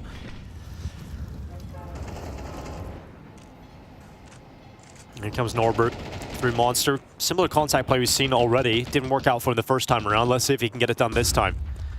He goes on in, charging forward. It's Kios with that first kill. Fame able to trade back, but they need a lot of space to go their way here, VP, and it's not really happening for them. Utility is keeping behind the smokes, and Fame is now burning inside that molly, so he has to drop back, and a further Gamer Legion player joins. Yeah, I mean, there's just a wall of smoke set up denying access to the bomb site for Virtus Pro, and without any follow-up utility, this is just like when the smoke's clear, it's just a brawl, and let's see who hits harder. James fighting and spamming as he retreats, but again, with no utility, moving around the map on overpass is going to be very, very difficult. So tough spot for Virtus Pro as they change the angle of attack. Yeah, tough to make the reset then, figure out a way back into a fight. Maybe sending Mir in with a P250, give him a jewel, but he's not got the opportunity to really get into one of those. The only option is to always end at this B bomb site, so going for a boost up to try and get an extra pick to alleviate some of the pressure. Fortunately, they fell off, though, so they made a bit of a noise. James gets information there's a player at the barrels. That's been spotted out, so Snacks is going to be under a good bit of pressure, but a fantastic flashbang actually keeps him alive. There's a really good chance Flip takes him out from behind the barrels, and that would have created an opportunity for VP, but we're in the last 20 seconds of round 4. Snacks does well, taking Flip down. 8-Core's there with him, and now there's nothing VP can do. James is so far removed with the AK-47, he's not even able to get away. They hunt down every player, And it's 4 players staying live and 4 rounds in a row now for Gamer Legion. Yeah, Gamer Legion's looking really, really composed in these situations. That's twice now that contact through Monster hasn't netted any success for Virtus Pro. And it's been Norbert at the front of it twice as well. Just not creating any space, not even getting the fight going. That wall of utility just prevents Virtus Pro from moving forward. James on the Tech 9 again in a gun round. Really showing how much they need the utility and how much they've been struggling with cash. The hard part now is, I mean, for a team that has always, like, better than anyone, probably, you know, won by economy in various games, there's only been 2 deaths for Gamer Legion in the last 3 rounds. So their own money is very strong. So it's not in any kind of position to be punished. And another opening fight won by Volt. Now 6 kills and 1 death so far in the map. Mir's turn to walk through the front of the Monster play. They've switched the order. Norbert's coming in second. Let's see if Mir can do one better. Charging forward. Good flashes to keep Isaac at bay. He's going to swing out. Good peek. Mir goes 1 for 1. But remember, Norbert was right behind him, and that spacing is going to work out for Norbert. A follow-up kill gives VP a 3v3, and now they're hoping they can get that bomb down. Yeah, nice deep Molotov as well for Norbert to prevent the rotations and slow it down to give the freedom over to James to get inside the bomb site and plant. Another follow-up smoke towards Heaven. Volt's going to have to blow this open and get involved in the action as best he can as his teammates come in, hoping attention is taken towards Heaven. Oh, it is blown open, gives information, but nothing happening here for Gamer Legion. No step closer, and in fact, they will have to take steps away from the bomb site. It's a save call. Their chances will come in a later round, and that's VP finding their first and finally breaking through that B defense. Yeah, and this time that play through Monster comes a little bit later in the round, and also the positioning is a little bit different from the defense. Previously, it was Kiaz along the boards, Kiaz at pillar. This time, they're deep behind the bomb site, so that space is already there to work with. I bet James has a gun in the next round. Yeah, that's great. That's finally. He's got an AK-47 to play with. $50 short of getting the AWP out for him. He could have dropped the weapon on over and picked that one up, but so it's going to be full rifles for VP. Yeah, a slight change in the order of entry. Mir goes in first, nails that headshot, and Norbert looked a little bit more comfortable being the second in that. And it is relentless from VP, isn't it? It's 3 attempts to contact play into the B bomb site. Didn't work 2 of them. Finally worked on the 3rd time. Yeah, they seemingly really wanted to establish that play could have success. That play could net them around. Make Gamer Legion a little bit fearful of it moving forward. Round 6.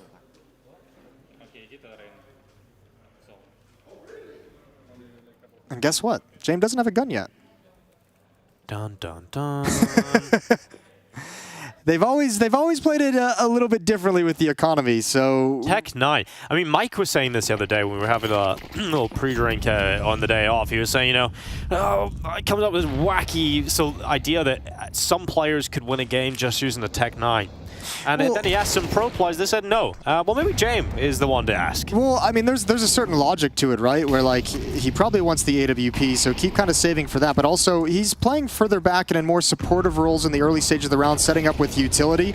So chances are, at some point, like, if it's successful, you can pick up a gun off of an opponent. If it's not successful, you can pick up a gun off of a teammate. True. He hasn't really been involved and isn't really involved too much in the opening plays and opening moves from his team. You're right, he's a scavenger, you know? And he's like, all right, go on, guys. Sends his minions off, and then if they die, he gets a weapon. It's a good idea, and in all the meantime, he's building up money to get the AWP that he really wants. Oh, Fame, you better be careful. Yep. Making footsteps. Volt hears this. I think Fame's assuming that nobody's here. He's going to be in for a world of hurt because Volt's got the angle. Yes, he does. Surges right through Fame without a problem. And now with 45 seconds left, the commitment is yet to be seen for Virtus Pro just yet, but they have options. They're going to head down connector, fanning some utility towards the A bomb site, and then secretly sneaking their way down through the connector. After all of that effort, Jason, to be quiet, they just decide to jump after it. Just jumping in the puddle. Well, Acor is going to drop in. He might not even be needed. Kiaz gets the first one. Blinded, traded. There's Acor with the AWP. Peeking up in tandem with Isaac. And they have shut this down. No way forward. James with 1 kill, but not enough. Not nearly enough. Yeah, frustrating stuff here for VP. Can't put 2 rounds together. It's 1 found for that B contact play. Immediately finding a loss in front of them again. 5-1 at the start of Overpass here for Gamer Legion. And we bigged this up to be a Virtus Pro comfort ground. Well, so far, And it's not being the case. This has shades of Vertigo. Yeah, Gamer Legion looking rock solid. Timeout used by Virtus Pro to talk things over. A lot of emphasis towards that B bomb site. Whenever they've made a play, that time it was Fame out towards long, dropped by Volt. Previously, I believe it was Fame or Flit challenging at the A stairs and was taken down, so not able to kind of find that pick as so much attention towards the B bomb site, not alleviating any of that A defense to make it easier to find a kill there. Virtus Pro not creating as many opportunities across the map as we're used to seeing. Yeah, and we're seeing that same frustration on the body language that we've seen on map 1 too from Norbert. Well, thanks to all those Tech 9s, James now has an AWP. He's got it out. He's got it out finally in round 7. Yeah, Norbert has been relegated to the pistol, but let's see if that AWP can change anything. Yeah, that's what we're really excited to see. Is James bringing out the big green gun. He can sometimes turn a half around if he's able to find enough impact with it. A-Core with his. We'll see what James decides to go with. He went for the mid pick. Mir trying to apply pressure through the tunnel to get into short water. And he's still committing to that. There's a boost on the other side. Snacks on top of Kiyo's head. Just having to look down into the water, but oh, the barrel spotted. Just the tip. It might be enough, and Mir unable to handle it. Yeah, jump over. That was always going to be a very, very difficult shot. A-Core's got a deep angle, and it's not smoked at the moment. And that might be why we've seen so many of those contact plays through Monster. It hasn't always been smoked at the middle or the beginning of the round, so Virtus Pro might be just trying to take advantage of it, but this time they perhaps smell something different because it's an AWP with a deep angle that you don't just want to walk into. Norbert's going to do it anyways, just slides out, and that's the first time he's seen A-Core with the AWP in that position.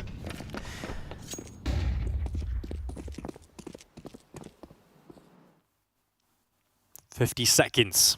All that's left on the clock. VP, decent amount of utility still left. Bomb now collected into the hands of Mir. He'll join his teammates who are postured outside of this A bomb site. And Snacks is just jumping up and down, trying to gather some information, and that information is now seen is Flit, who is very close to the A bomb site, and that will get Gamer Legion on high alert that an attack is imminent from Virtus Pro. Here comes the utility. Snacks committed into the site. Volt gets taken out, and Snacks has to step up now, waiting for his teammates to rotate up those stairs, and those shots are fantastic. James lands it on Snacks, and that should really give VP a massive opportunity to take this one now. Alexic's coming around that connector flank. He's a long way off still. James got eyes on it, but he comes off. He unscopes just temporarily to throw that nade in towards Bank. Time will start to tick on a little too far soon if Gamer Legion don't get a move on, and here comes that fight forward. Flit takes down Kios without issue. And Gamer Legion haven't gained enough space here to really think about this one. A-Core decides he wants that AWP for the next round, doesn't see a way back in, and it will be Virtus Pro battling through to a second round on the T side. There's that AWP difference as well. One kill from James, but it was a big one. Just keeping Snacks just cordoned into the bomb site, not letting him swing wide, not letting him build upon it, not letting him actually execute on the crossfire setup. And that all provides great support. 5-2 as VP finally break into the A bomb site. So now we can see, had success at A, they've had one round over at the B bomb site, so they're showing Gamer Legion they can probe and attack each one and move them around the map. Good opening kill from Mir as that flashbang comes in as well. And there's the supportive effort from James. Round 8.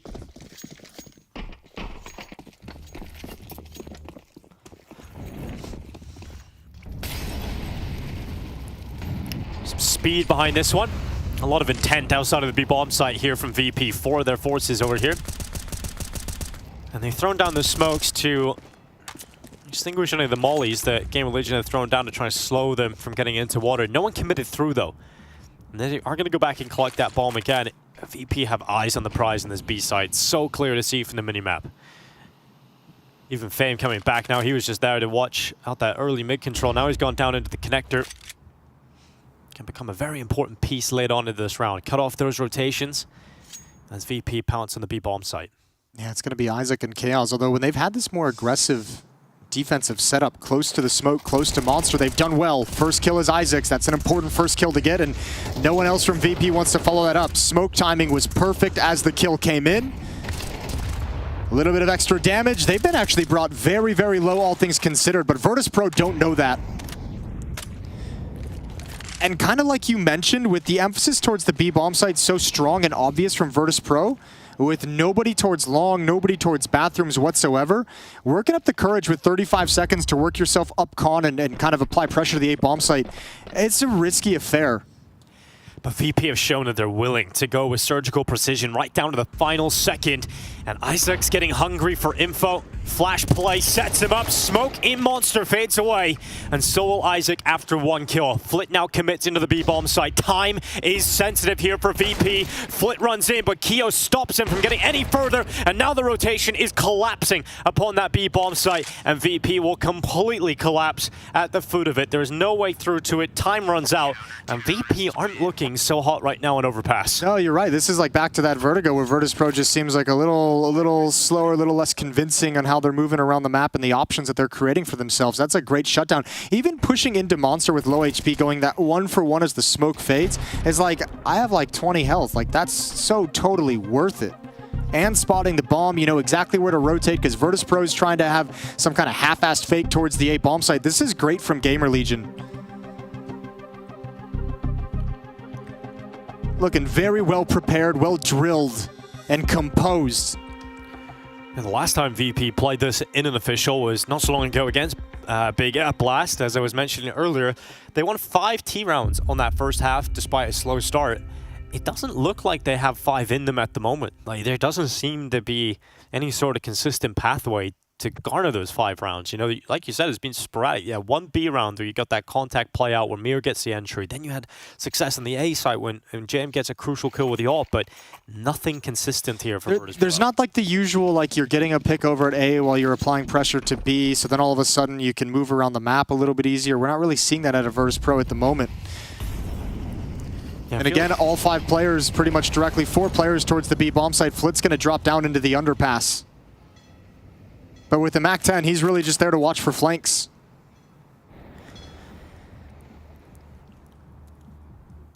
And you can tell to a certain degree, Gamer Legion is kind of like, when are you guys coming A?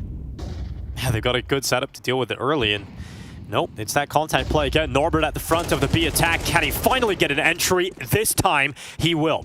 Norbert's got that kill. Remember, Flit had placed himself in connector early into this round. He's there to try and cut off rotations. He doesn't have the best weapon, but he can certainly be rapid on his movement. And his teammates are just cutting through the B-bomb site. Norbert with his 2nd of the round. And here we go. It's a safe call attempt, but Flit's not allowing that. He's got a kill, and there we go. That's another round for VP. So that'll be 3. That one helped out a little bit by Isaac, who I think Gamer Legion, like on some level, was so convinced that there was going to be a play towards bathrooms in the A bomb site. They didn't actually think that it would be repeated at the B bomb site. Isaac's kind of shifting down to get an aggressive peek at Monster to play behind the smoke and just gets blinded at the worst possible moment, out in the open, nowhere to run, and taken down essentially for free. And unfortunately, those are the kind of mistakes that can turn this from a great half for Gamer Legion it's looking so far into all of a sudden VP have a leg in closing this gap. They didn't take a single point of damage in this round.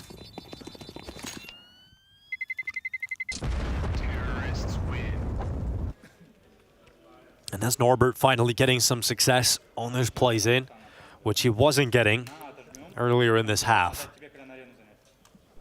Good to see those entries again. Just look at how wrecked he is. It's like he's so blind. All he can do is desperately jump back. Just way, way out of position when that hit came in.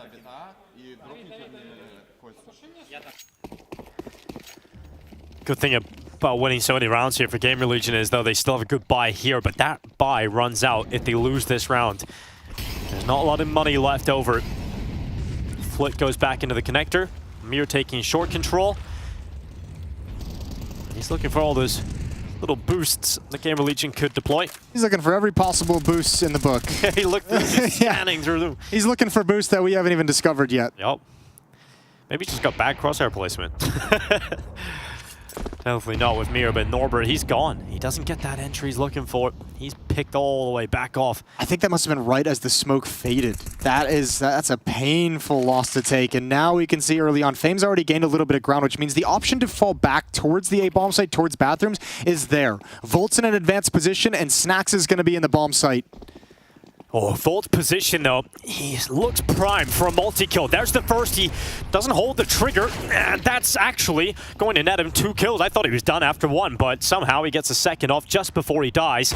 And that could be absolutely massive, the outcome of this round for Gamer Legion, because Acor's just added another one to the tally, and that removes any opportunity for VP to get into this one. No one from Virtus Pro actually went in bathrooms to clear it. Volt's listening to the 3 pairs of footsteps coming up Banana and just realizes, I'm just going to take the risk. I'm just going to ignore the fact that someone can come from Divider, and I'm going to at least get this first kill.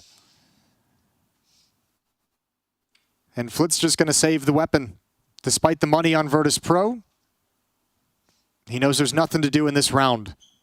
So Gamer Legion, the nice thing for them, a solid win, good double kill from Volt, but more importantly, you don't get reset. You have no money. If you lose this round, all of a sudden Virtus Pro is playing its low economy to come back and tie this game up, and now Gamer Legion has money, flush with cash, they can build upon the lead, and they guarantee themselves a lead going into the second half. Things looking good.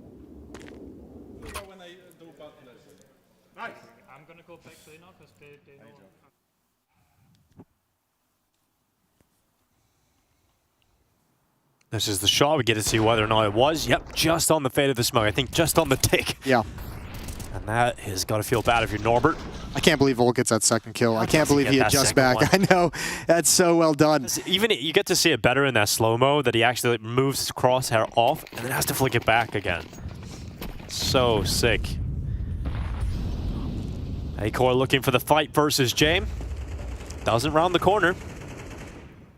And Flit is spammed down to 33 health already. Yeah, nicely done from Snacks. Actually, look at, yeah, that's great. Early unconfirmed damage. And Virtus Pro slowly moving across the map. More of a default than we've said, with such a B emphasis from Virtus Pro throughout most of this half. This time they're spread early to take long control, to take party control, and move across the map in a little bit of a more logical manner. Here's Volt. Locks that kill in again in the bathrooms. He's just been a master of it, really. He's just holding it down. There's no one able to break through Volt. It's almost, I mean, it's almost a shame because it looks like he's like really on point here on this map, from pissed around with the quad kill on, but since they haven't actually attacked towards A all that frequently, he hasn't really been able to put that to good use. Yeah, they've avoided it most of the time, and every time they've come towards him, it's been sharp, and he's got a good setup. That's a leg shot. It's not going to be enough. Volt doesn't get a follow-up kill. Mir and Norbert suddenly explode for Virtus Pro, and there's 29 seconds left. They're toppling into the site. It's Snacks from the truck. 1 kill locked in. Had a chance for a lineup, but James hits the headshot with the AWP. Overkill, but the kill is locked in, and Flit will get that bomb planted on default. Despite the nades being sent towards his position, he stands tall and gets away, keeping the player advantage with Virtus Pro. James sits back at long. Kios moves into the site, now looking for the fight. James lands that one without issue, and it's just Isaac now looking between multiple different angles. There is nothing he can do about this with a lack of utility, and he has to fall away. That will be a 4th round posted for Virtus Pro now on the T side. They're not doing it cleanly, they're not looking fantastic while doing it, but they're getting the job done. And it's not going to be like the cleanest reset, but oh, that's a nice take at the end of the day. That saved M4 was actually critically important. That changes the nature of this buy very, very much. This last round buy from Gamer Legion is going to be a little ugly. I'll tell you what, it started out with that 4-0 run. Everything else has been just back and forth. They've been trading rounds this whole way through, 1 for 1 ever since round 5. And James so good with the AWP in these positions, posted up, supporting, watching for the follow-up peaks. He knows where that next fight is going to come.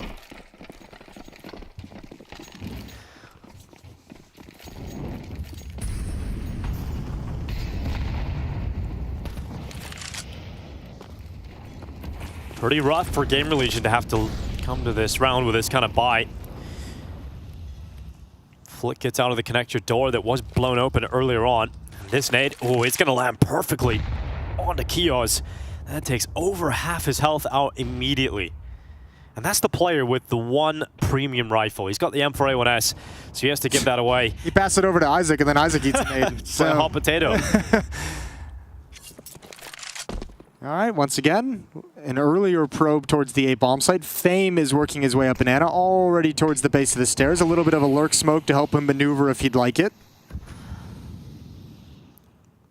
Yeah, Fame definitely likes that corridor made by the smoke. There's no one at the A bomb site, so I mean, at some point you feel like they're going to have to be aware that Volt's probably or somebody is aggressive out towards long, aggressive in bathrooms, because there's just not a single point of defense. Fame has runway to wrap all the way around the B bomb site. This looks sick from Fame, but he's going to just deploy early and use the utility. So Molly's off bank. Good angle from Mir. Let's see how long he holds it. He holds it until he spots Volt, and he'll take him out. So Mir with that kill really helps out the matter here for VP. Volt is unable to get anything done.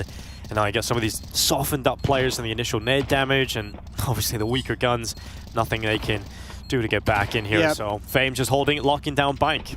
At this point, I mean, you lose this round just by the call out of spawn, essentially. And you know, coming in, this is not going to work. Snacks and Kials with a couple kills, but not enough time left on the bomb, and James going to add one more on top of it. Third map is delivering a competitive back and forth affair. It's 7-5 in the favor of Gamer Legion, but that could all change so quick. We'll see in the second half.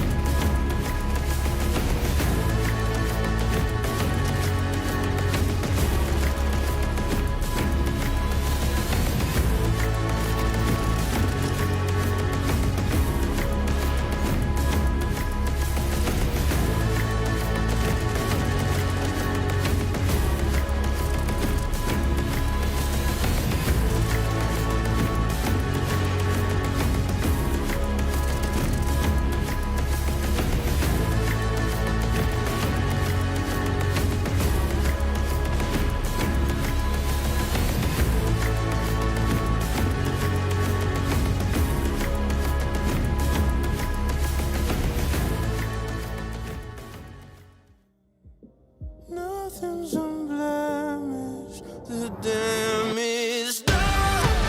Some of us see me coming, a weapon of mass destruction, and I won't give up until there's nothing. Hey, why would you think I'm bluffing? A weapon of mass destruction, a wrecking machine better start your running.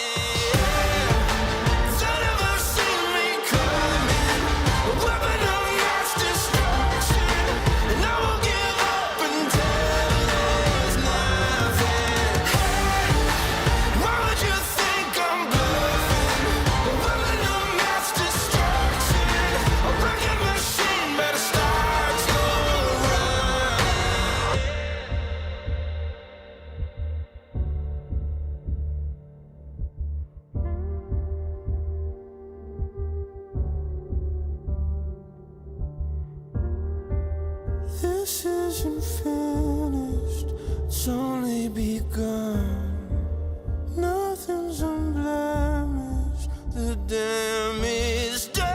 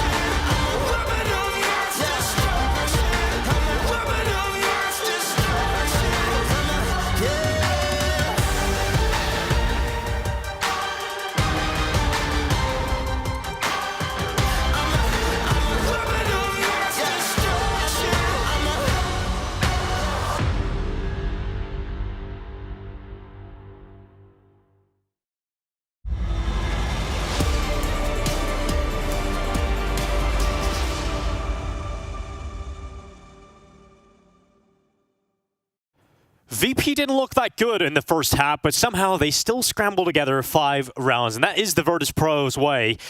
Anything anything at all on T side, and they're happy. And they've got a chance now coming into the second half, Jason, to really run away with this. That's the difference, and that's why I think there's so much confidence in Virtus Pro, because, I mean, if you look at Inferno, Gamer Legion wasn't playing their best, and they couldn't manage to carve out enough rounds in the first half to fight. Virtus Pro here on Overpass, not looking their best, but carved out 5 rounds with which to fight back with in this second half. So they get to switch over to the defensive side. We'll see how things start out. Gamer Legion got a bit of a task, and we'll see if Snacks has got another masterpiece, because advancement to the IEM Katowice group stage is on the line here in this second half of Overpass. It's quite a quick call through the connector here from Gamer Legion. They're running up the steps, clicking their Glocks, making as much noise as they can. James spots it out. He'll gather that information and run back, but it's all a ruse because Gamer Legion want to fake that there's presence towards A and cause a panic rotation as they drift back to B with the majority of their forces there. Oh, good luck, Norbert. Dooley's in hand. Oh, got the first one. Spamming away, a second one blind. He doesn't even know it, so he's out of ammunition. They've sidelined him. Snacks wraps around, but Flit is here, and the whole defense has come back oh so quick. Pistol round for VP looks likely, but Acor's fighting back. Yeah, that kill makes a big difference because now they actually have a shot at pulling this one back into post plant. Acor desperately looking for more fights. Remember, there is no kid alive on any of these 3 players here for Virtus Pro, so they've got to move quite quickly. And in that chaos, it might open up chances here for Gamer Legion to get further kills. And nothing's happening right now. It's just missed shots across the board. And finally, those fights come in. Snacks will hit the headshot first, but he's alone in this world now. Alone getting run down. And Virtus Pro will pull off the pistol. They get back in time. And Gamer Legion, unfortunately, unable to get into solid post plants despite getting the bomb planted. Great retake from Virtus Pro as well. One player stand very far back. That was Flit, just over towards Graffiti, making sure that there's not a whole lot of mobility for Gamer Legion if they swing a little bit too wide in a fight. Otherwise, they get picked off. Meanwhile, his teammates pushing up and encroaching and continually attacking and letting the Glocks just run out of ammunition. 7-6, and yeah, very mobile defense on the pistol round. Great double kill from Norbert. And that's really what allows all these reinforcements to arrive and have impact. 3 players rotated over to Jame at the A bomb site, and they were all back at the B site so quickly.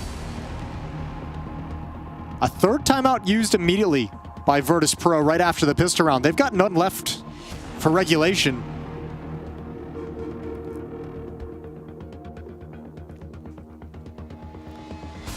They're hoping they don't have to go any further than regulation. We know their CT side can be a very scary wall when they get a good start and they have that momentum. It can become a really difficult team to break apart when they move over to the defense. It also shows you the importance of winning that pistol round and not dropping the second round. That's what the timeout is for. Getting just reversed right in round number 2 is so painful. Yeah, because you know the ball went down. You know you're going up against a good buy here. You know that plant's going to come at Acor. Decides to buy a scout instead of extra utility for his teammates. Not subscribing to the Jame philosophy. Yeah, 2 flashes. It actually might be really difficult to get anywhere with that. They're going to have to try and implement some sort of contact play through Monster as well, similar to what VP were trying on the T side. VP's so ready for it, though. One at Toxic Barrels, one at the pillar, and Mir's on the ramp ready to pounce up. So Kiaz, the lone man over towards the A bomb site, forcing Fame back from Divider. James still out towards long, but Kiaz is doing a pretty damn good job of being a distraction. He's pulling Mir and Flit back from the B bomb site. There's a timing on the smoke and Monster that they just laid down, so they feel confident in shifting over for the moment, expecting Gamer Legion to respect the smoke. But even Norbert is shifting now. Yeah, full gamble up towards this A side of the map, and this is giving Gamer Legion exactly what they need. This is why. Do you just save? Unless you get those players to heaven, you almost have to. Norbert's down here at least, but that flash has caught him, and he hasn't been able to get in a position where he can deny access to the site. And in fact, he does get a fight. He just loses it instantly, and now we'll see what VP decide to go with. Do they go for the save, or do they commit their resources to this? They have to. If you lose everything in this situation, that's terrible. Yeah, that's a strange gamble. I wonder if that's maybe something they had planned in like prep of an idea of shifting over like that. Maybe Gamer Legion doesn't probe solo towards bathrooms all that often. So if you see presence, I don't even know. But that's a big gamble to take, and they'll be able to have a strong buy in the next round. Plenty of utility. They'll have all the nades they need. But just conceding this as soon as Gamer Legion marches in towards B.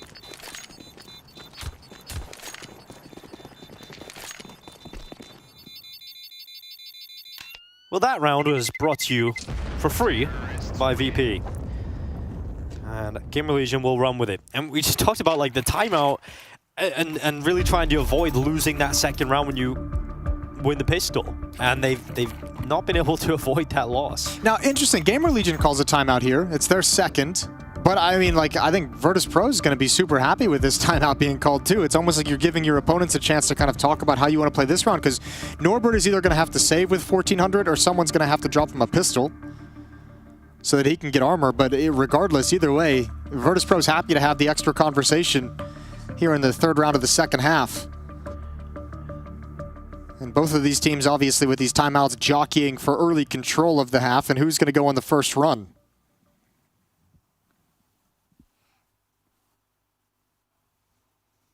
Really hard to call where this one is going to end up.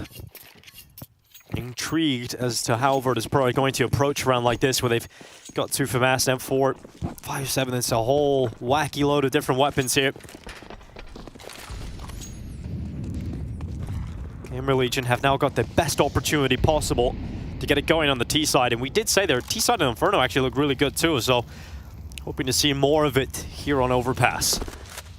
Isaac inside of Connector, applying pressure early, clearing out these close cubbies where some of these weaker weapons can often lie.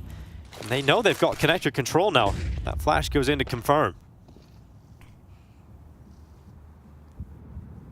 Yeah, all the standard map control for bathrooms. Clearing con, smoke at the front entrance. Isaac and Volt making a little bit of progress.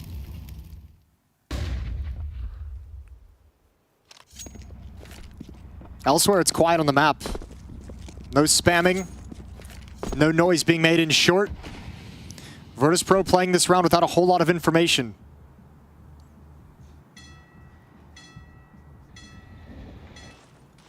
It would be quite wild to see Gamer Legion go ahead and qualify themselves into the group stage with the fastest route possible, taking down M80 in the opening game, and now a chance to remove Virtus Pro from their pathway. And this time there's a little bit more of an indication that a stack at the A bomb site is actually the right call. There's that lurk smoke put up at the front of stairs. So VP starting to shift. Kiaz just throws a fake over at the B bomb site, and look how much space that's created. Virtus Pro is jumpy. Yup, and Isaac, he's going to have a low HP player in front of him, and in fact, they eclipse one another, so Isaac gets the line up. Jam burns him away in the end, but there's absolutely no pathway here for Virtus Pro. There's no way in that they want to get back into the site, and Kiaz is on the other side of the map, so even if they retreated to B, he's there to try and stop any mercy from happening, and he's about to have a fight with a rifle right in front of him. Flit is right there, and Kiaz has got that kill. So absolutely no mercy for Virtus Pro here. Gamer Legion moving up to 9 rounds on the board, and it does look like VP are jumpy. They don't look like that team that look one step ahead. They're biting on every fake. I mean, that's such a quick rotation when Kiaz throws nades out. I mean, it's been Kiaz both times as well, right? Previous round over at the A bomb site, this time it's at B, and they're eating it hook, line, and sinker. And I mean, part of it too is like you can see kind of the difference where Virtus Pro on their T side seems so dedicated to that B bomb site early on in the first 5 or 6 rounds of the half. This is Gamer Legion kind of spreading in the default, and because there's been this like little bit of a force by war, there's not the op that you want to be a little bit aggressive to maintain some standing and some map control from the CT side towards bathroom. There's not all the utility to slow things down. They have weaker weapons, so they're not wanting to take some of those early engagements. It's causing a lot of pain for Virtus Pro at the moment.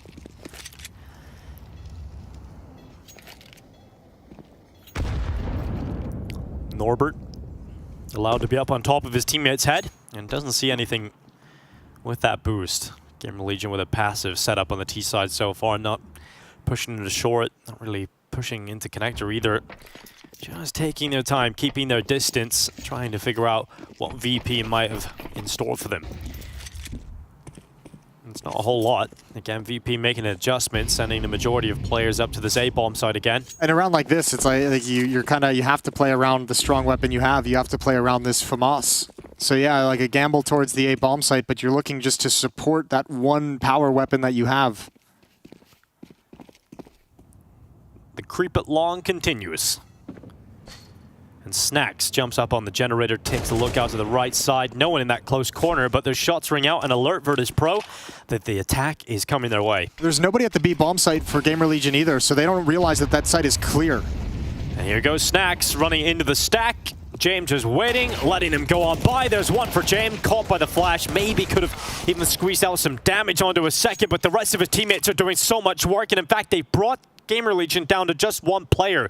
Volt is the only player left with 20 seconds. He can't win this round, and they walk right into the stack, and it's absolutely devastating at this point in the game. Yeah, this time no information for Gamer Legion, and they eat it. That is harsh. Good stack from Virtus.pro. Finally, we've seen them run that gamble stack, that over rotation 3 times in this half, and on the third one, it finally nets out in an eco round. Those are the rounds that are so frustrating that you can't lose to Virtus.pro when you're in this sort of close battle in a deciding map, right? Those are the rounds that can come back and really kick you in the ass, and it'll keep you up at night, really. And the notes coming down from Ash. Oh, that's a rough one to lose. Walking right into a Virtus.pro stack and giving them every upgrade they want. Executing through a smoke at long as well. That was perfect for Jame. And with so many bodies being present front bathroom, like there's no reason Snacks doesn't think there's going to be 5 people there, so it doesn't clear every single corner. Absolute calamity for Gamer Legion. Let's see if they can recover.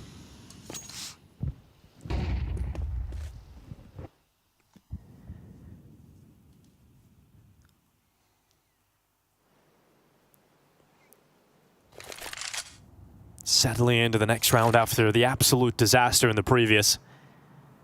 Gamer Legion setting up for a B split. 3 players positioned here for Virtus.pro. Again, the majority of the forces here. It's a good chance for Virtus.pro to hold on to this site. Oh, good nade stack. That gets rid of Norbert playing close wood. That position is common, and Flip falls in the same spot. But will they detect the third player? Will they expect Mir behind the barrels? They absolutely will not, and he only gets 1 out of it. Fantastic trade from Kios. Good spacing from the attack of Gamer Legion. And although there was an opportunity for Virtus.pro to start to get back into this, Gamer Legion respond with a swift victory. Yeah, that's a great win. That's just like, okay, that round was a hiccup. It's not going to slow us down. We're still feeling on point. We still have a good read of the situation. Snack's even going to take more guns out of the hands, and they better hunt down this AWP. They've got the money for it. Take the AWP away from Jame, and that's a horrible timing to unscope and switch to your USP. He ain't surviving this one, surely. No, they're coming up from 2 sides. They're even running up those stairs, so James has to realize he's got to fight on so many fronts. If James manages to save this AWP, this might be one of the best James times ever. They're giving him a lot of respect at the moment. It might only be Volt who has a real opportunity for it, and he's headed towards, he's headed up the stairs. And there's the kill. They both go down, but that's happiness for Gamer Legion. Yeah, he doesn't pull it off. That was the ultimate James time, but 10-7, double figures for Gamer Legion.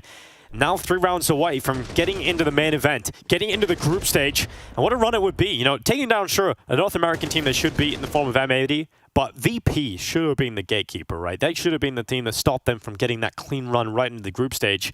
But Gamer Legion are in a position now to go ahead and take the fastest route possible into the main event. VP aren't coming to these rounds with great buys. At least they've got the AWP for Jame, but we're yet to see a massive round out of it. It's a big risk investing this much into this round. Everyone's completely bought out for Virtus.pro.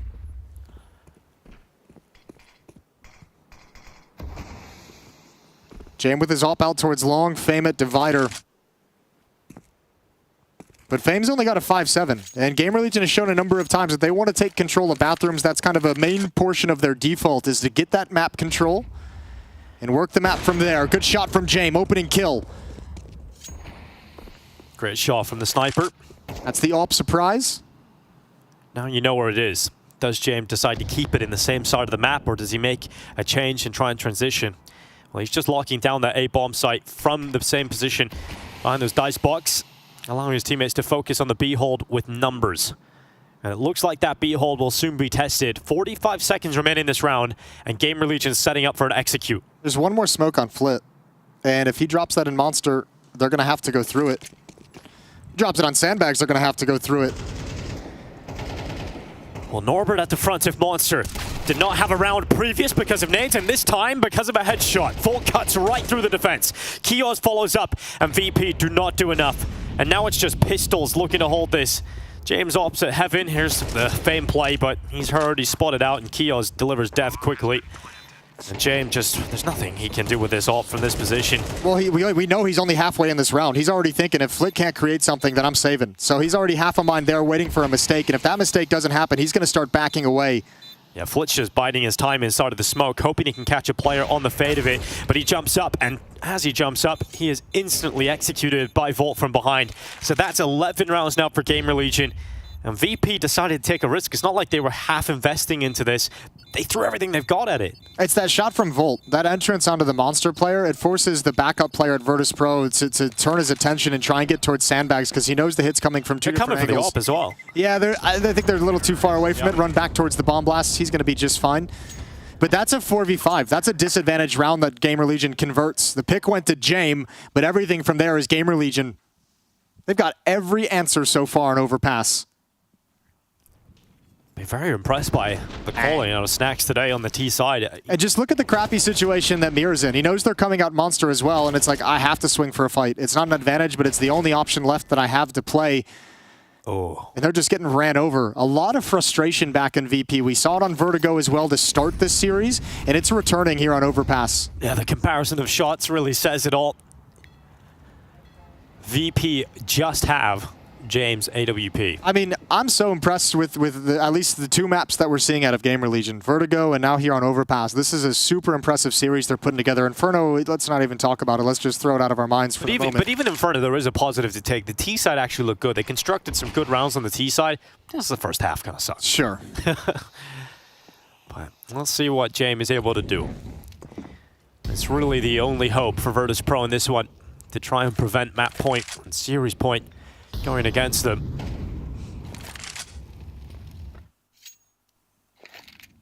Gamer Legion apply early presence outside of toilets and now make their way down the connector. A lot of B success has been coming in, so why not continue it when you know you're likely going up against a very weak buy? Issue was earlier they walked into a stack, and this time there is no stack present on that B side at all. And oh, timing, look at that. Smoke play from Norbert. Even though the timing's on his side, he didn't manage the first kill, but on the second time of asking on a different player, Norbert connects the kill. It doesn't really matter too much because it all depends on how much Jame wants to commit, because we know he's going to want to try and save this weapon. So does he actually commit himself to whittling down this force and trying to get another kill? They have to cross over to the bomb site. The pause is hurting, and there's the missed shot, and now Jame has to back away even further. Should be a 12th. Should be 5 chances for Gamer Legion to win this series, advance to the group stage. What a great day for Gamer Legion this is about to be. You know James hanging around, but it is just for kills like that. You know, he's just trying to pick off the strays that garbage time. Pack. Yeah. Low impact kills. And he'll slip away. He'll carry his AWP into the next round. And then it's really the last-ditch effort of Virtus Pro in this series. We thought Overpass would be their fallback comfort plan, but it has been all Gamer Legion. And you've got to say, they've won in a legit fashion. They absolutely stomped them on Vertigo. Now on Overpass, it's a very similar story. I mean, it's just, what's so impressive about it, VP's just always been a team because of the way they play the game, because of the way they emphasize economy. They've always been so good at forcing their opponents into playing VP's style of Counter-Strike. And in this game, Snacks and Gamer Legion are outmaneuvering them on the map here on Overpass. They did it on Vertigo as well. And it's Virtus Pro who doesn't seem comfortable whatsoever with the kind of Counter-Strike that's being played here.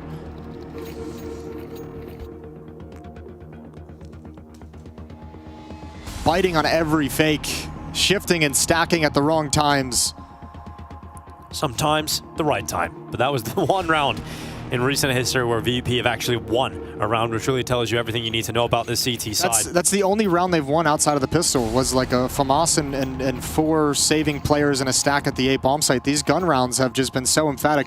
And of the 7 rounds played, 6 of them have been plants for Gamer Legion. Like, there just hasn't been a clean stop for Virtus Pro ever.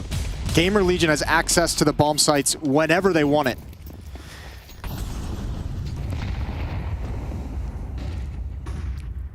Ash desperately asked for the timeout ahead of this round, maximizing all 3. That first fight was about to happen. They caught a glimpse and then fell back. Jam even changes his position as the AWPer. Gamer Legion once again set up outside of this B bomb site. It's been so good to them throughout this second half. Why not close with a B site play?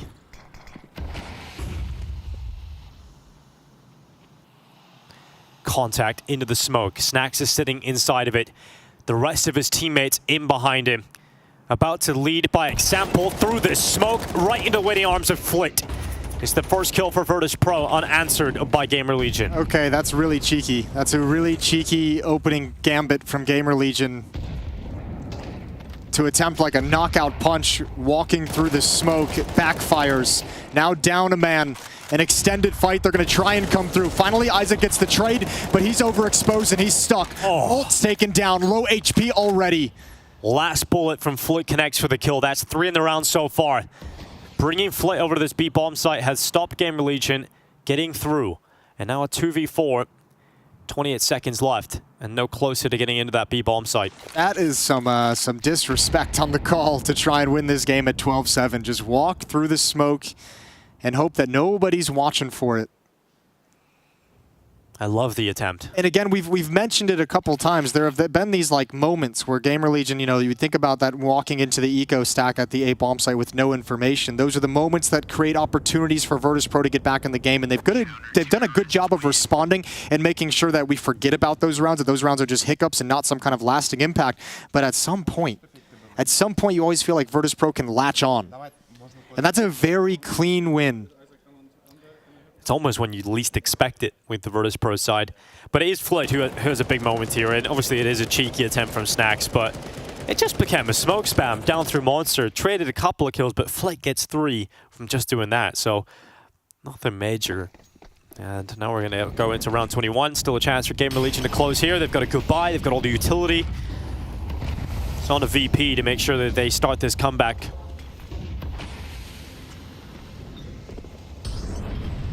Keos already has short water control. Mir does not spot any information upon his jump. You can tell also that Gamer Legion's gone away from kind of that more like standard default style of taking control of bathrooms and applying some pressure and using map control. Ever since Jameis had the AWP come out, they haven't really wanted to mess with it. They don't want to risk kind of slowly progressing up banana, up bathrooms against a powerful AWP.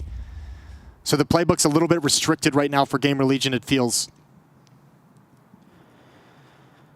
Yeah, restricted to the B bomb site.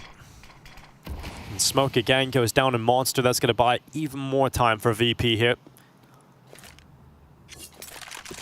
If you're Gamer Legion, maybe start to get a little paranoid about other areas of the map being pushed, information being picked up for VP. Another smoke into Monster at the 45-second mark. This is going to be very difficult. You've got to hope you blast through the first defender. Flit's got a Molotov, or not anymore, he just used it. Norbert has a Molotov as well, so if they see utility rain over, yeah, and now I think Gamer Legion has to realize at this point, Virtus Pro knows exactly what's coming. Oh, absolute nightmare. Nightmare fuel for Gamer Legion, lured into a hit, into a Molotov. The utility stole them out for this entire round, and they've got no options but to back away. Oh yeah, this is starting to look rough for Gamer Legion over the last 2 rounds here.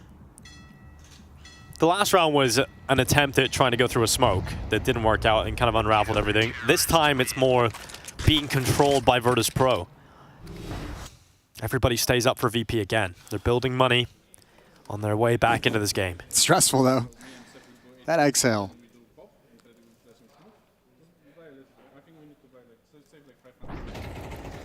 All right, just talking over the specifics when it comes to the money. This is saving utility at its finest here for VP. 10 seconds left on that clock. They throw a molly down and, you know, there's nowhere you can go from that. Norbert just mows them down in the fire.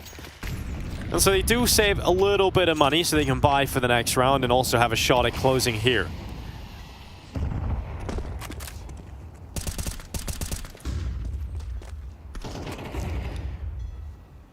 We haven't seen a whole lot of other moves out of Gamer Legion, like you were saying last round, Jason. It's very much the B focus at the moment. I'm telling you, I think they're just paranoid about this AWP. They got to play so much of this half with Jame not having it, and since it's come out, they haven't really wanted to mess with that style that got them to this point. You can understand why, but it's also making VP look confident. Double nade again. Norbert again, taken out of the fight, and that might be the opening needed. Well, there's 2 players down inside of water. This could really fall apart for VP. This could be Gamer Legion moving through to the main event, and it absolutely looks like it's about to be. Moving through with Tech 9s and weaker weapons. They get themselves into the B bomb site, and now it's just Fame and Jame, and there's no saving this time. You have to go for it. You have to attempt this.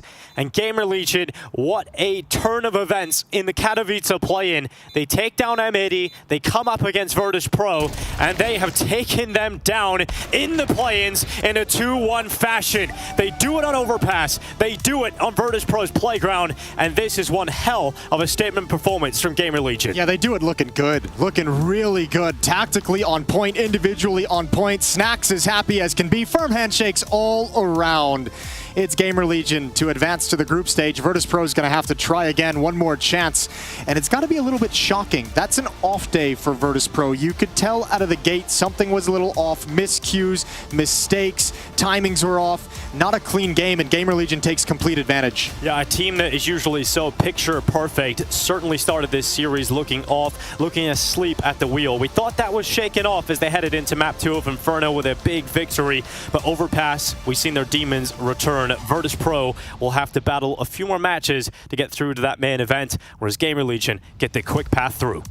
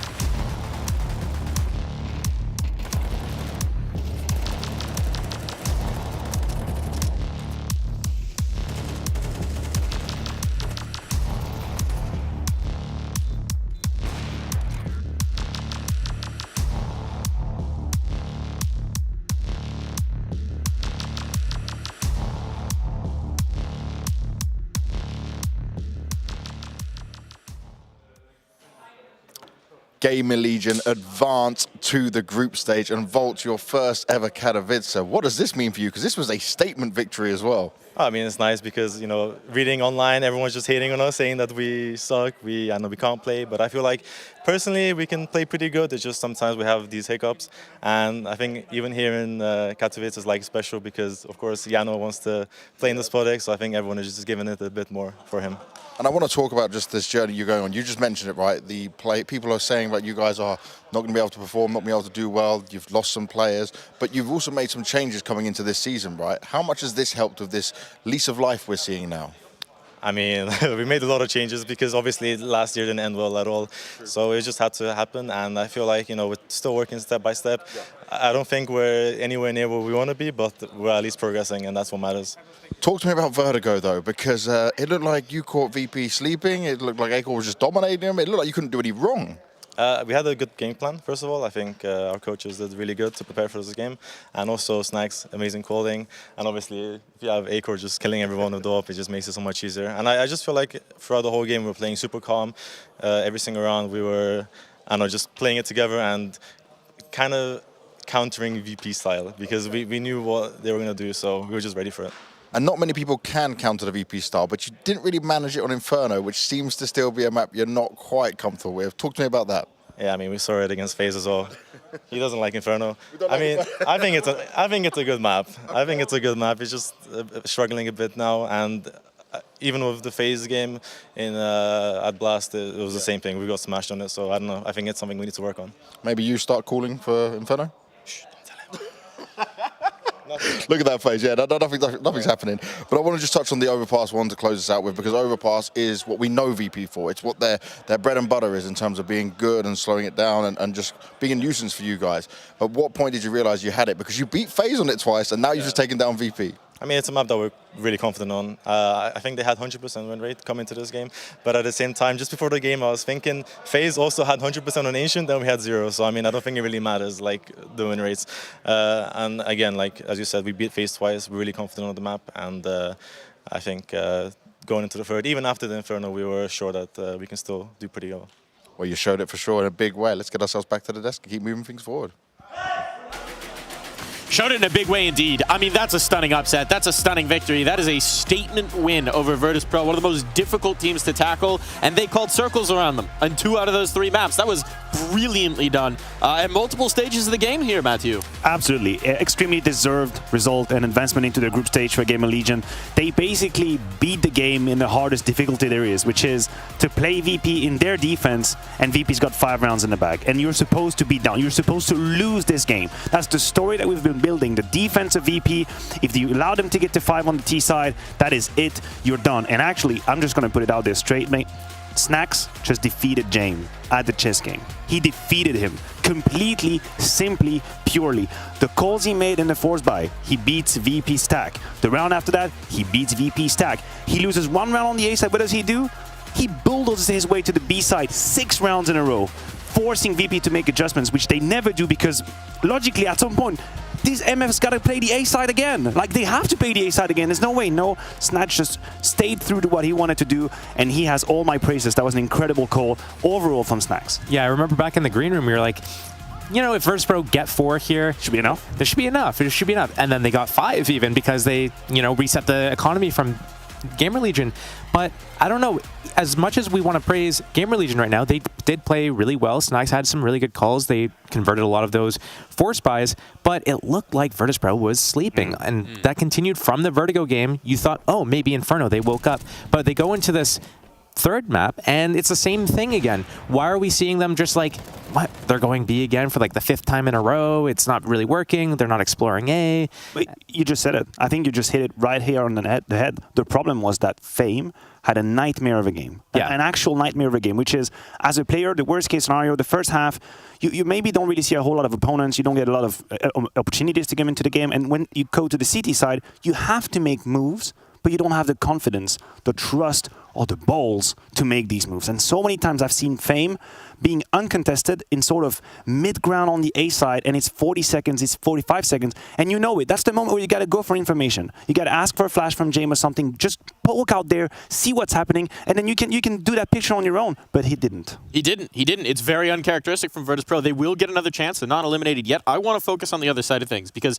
you've already heaped some flowers on Snacks, but it's a bit of history as well, right? His name, his face is on the wall here from 2014, 10 years ago, a decade ago. They won here in Katowice.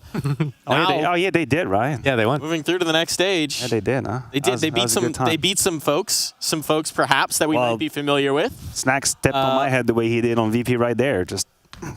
Then you're well familiar with it. But it's a decade. It's a decade later in an entirely different role, right? Leading an entirely different team. And showing beautifully in doing so. I think that is the story in and of itself. I mean, there are plenty of interesting profiles in Gamer Legion, both individually in the infancy of a career. But when you think about Snacks and how he went from being this versatile, lurky, clever player that could do whatever he wanted, to now 10 years later, actually converting into an IGL with young, rookies by his side, trying to teach them the way and then push them through the group stage here in Katowice, a place where obviously he's got home advantage, home crowd a little bit, and he's got a massive history. He's one of the heroes from the hall, as we mentioned here. That is something in and of itself, and it deserves praise whether you win or lose. But in that case, I mean, what else can we do? It's incredible. It is incredible, and you heard Volt say it matters more to all of them to try and push for it here, to try and push for good results here. Now let's take a look at some of the other results that we have had, because there's another stream going on. We'll take a look at where we're at in the bracket as we start to hurtle towards the conclusion of the play-in. So Eternal on Fire and Heroic making it through here. The Mongols toppled by Spirit, but in a spicier affair than perhaps we expected. They're on the other side, and now we're approaching the time where we need to figure out who's going to meet them. Cloud9, BB. Yeah, you read my mind here, Mike. That's where I wanted to go, Josh. Think about it. In the lower bracket, like that game, this game to advance to group stage, that is either going to be BB for the Japanese BB team or Cloud9 versus VP to make it through the group stage. Like, what the hell am I looking at? And then Rebels on the bottom is waiting for M80 or Rooster to go through. What is happening? Well, we'll be sure of one thing. A CIS team will make it through. You got it. And then we'll see either one of the NA, Oceania, or a full Polish team making it through as well. Either way, no matter what you get, the script is working. Something's Something's underrepresented up. scene is going to be feeling real happy about their results here. I'm feeling really happy about everything that we've had so far, and we're only at the start of the day. There's a whole lot more Counter-Strike to come. When we come back from this break, it's time for M80 and Rooster.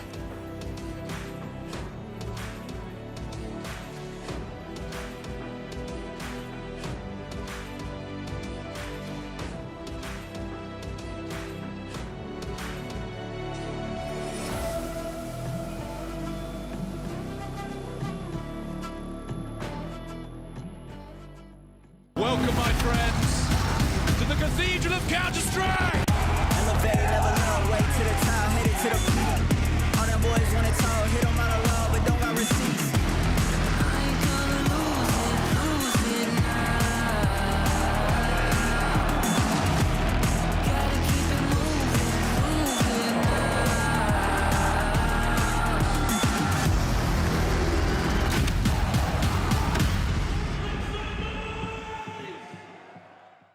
Smokes. You see double smokes in the same place there. Simple just jumping casually into the side. Wait, what was that? Never miss a play again. Simple, that's not allowed. This is not FPL. This is a major. Finally. With Face It Watch, you're in control. Switch between player POVs live and see the game through the eyes of any pro. Never miss a moment with replays. Relive each highlight on demand from all angles. Watch it, control it, face it. I used to have rest, but all that's in the past. Now I upgrade.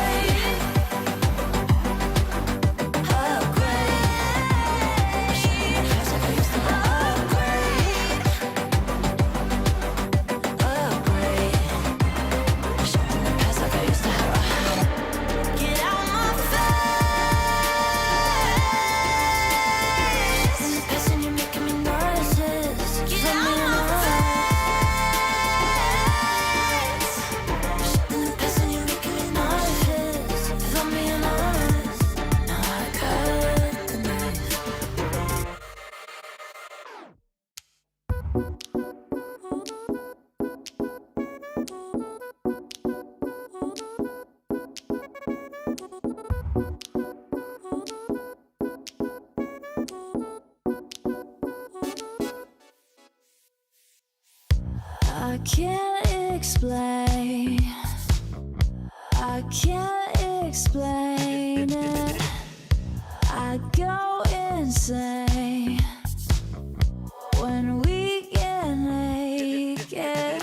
Hold me down, never let me go. Take me in, I want you to show. Hold me down, never let me go. Take me in, I want you to show me love.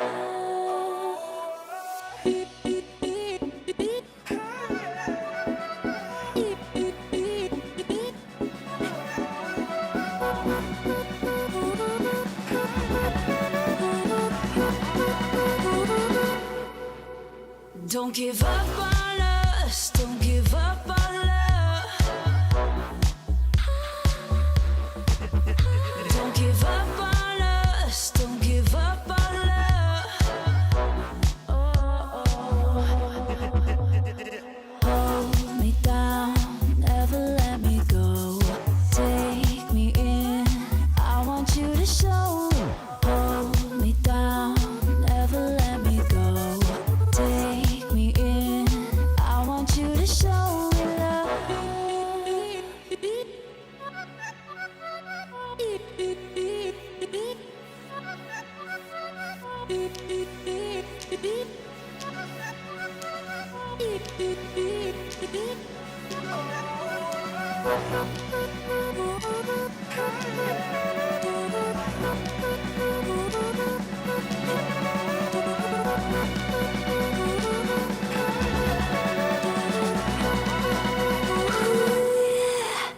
Don't give up on us, don't give up on us, don't give up on love.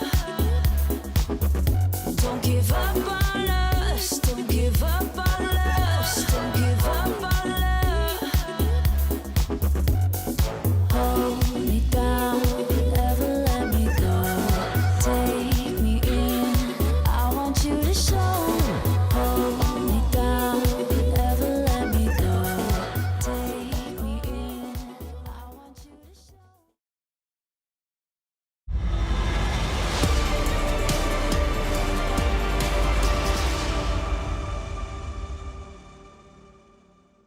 M80 Def with me here, standing in, going from coach to player, but you did used to play. People don't remember in the old days, but you've had a bit of a hiatus, mate. So I want to just talk about what it.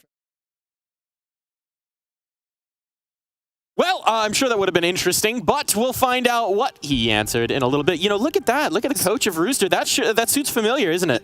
That's James Banks' suit. It might be. It might indeed be. Wait. Fun fact already. That suit with James Banks in show matches has a 100% win rate. Ooh. He has never lost a show match while wearing that suit. So I know that for a fact. And so maybe the Rooster coach is going to steal some of that luck. All right, keynote right there. I see that like it's a North American team versus an Oceanic team, but it's not a show match, okay? This is still the actual tournament, okay? We don't have to I just would like to appreciate for a moment. You know what? Honestly, that is less gigantic on him than I expected for a Banks suit jacket. It's still definitely carrying a little bit longer than you necessarily like that thing tailed, but he's rocking it. These guys. We got suits on both sides. It's like the best dressed coach John off. Psycho right ready. This is quite the showdown between the two teams. All right, let's get a little serious here. I do want to talk about Def. We didn't get to hear his interview, but we do have some major questions about this guy, right? He was forced into action again, didn't even know that he was going to need to play until like they arrived here. It's very last minute, has not had a lot of time to recover in form. This is a guy you played against back in the day and in your stint in that other game. Yeah. Maybe you can share some in the wisdom Voldemort game, I guess. about trying to recover from that. That game that shall not be named. Yeah, so children game.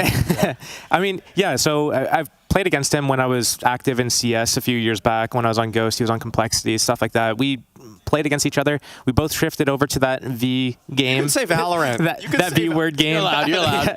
So we played in Valorant, and one of the things that I've noticed from the transition from Valorant back to Counter-Strike, I haven't been trying to compete. I've been just like streaming, playing, FPL or something like that. And the mechanics of the game are very different. It's something that you have to keep up to date with. Like, you have to practice your movement and your aim in this game. Otherwise, you still do stuff like, oh my goodness, I'm not counter-shaping properly still. And, you need to be very precise in CS versus Valorant. And if you are a coach and you haven't really been putting the time in individually to play, and then you switched from Valorant to CS, it's going to be tough. And we saw that in the first game that they played against Gamer Legion. They came back. They only lost 13-10 after having like a really bad 10-2 half. But it's a tough transition, man. I think it took him like 10, 11 rounds to get a kill. Well, the thing is that the way that Gamer Legion were able to beat M80 at the very end of it all is they just kept going for A hits, and Def was playing back silo on that A site, and he was the weak link. He was starting to find 0 kills in some of their attacks, and so they really were like, you know what, throw the playbook out. We're not going to actually extend this round. We're just going to rush at Def, and so that is a bit of a worrying sign for M80 and his individual form. It is indeed. I think we may actually have our words from Def, so I am curious to hear what he has to say. Let's check it out.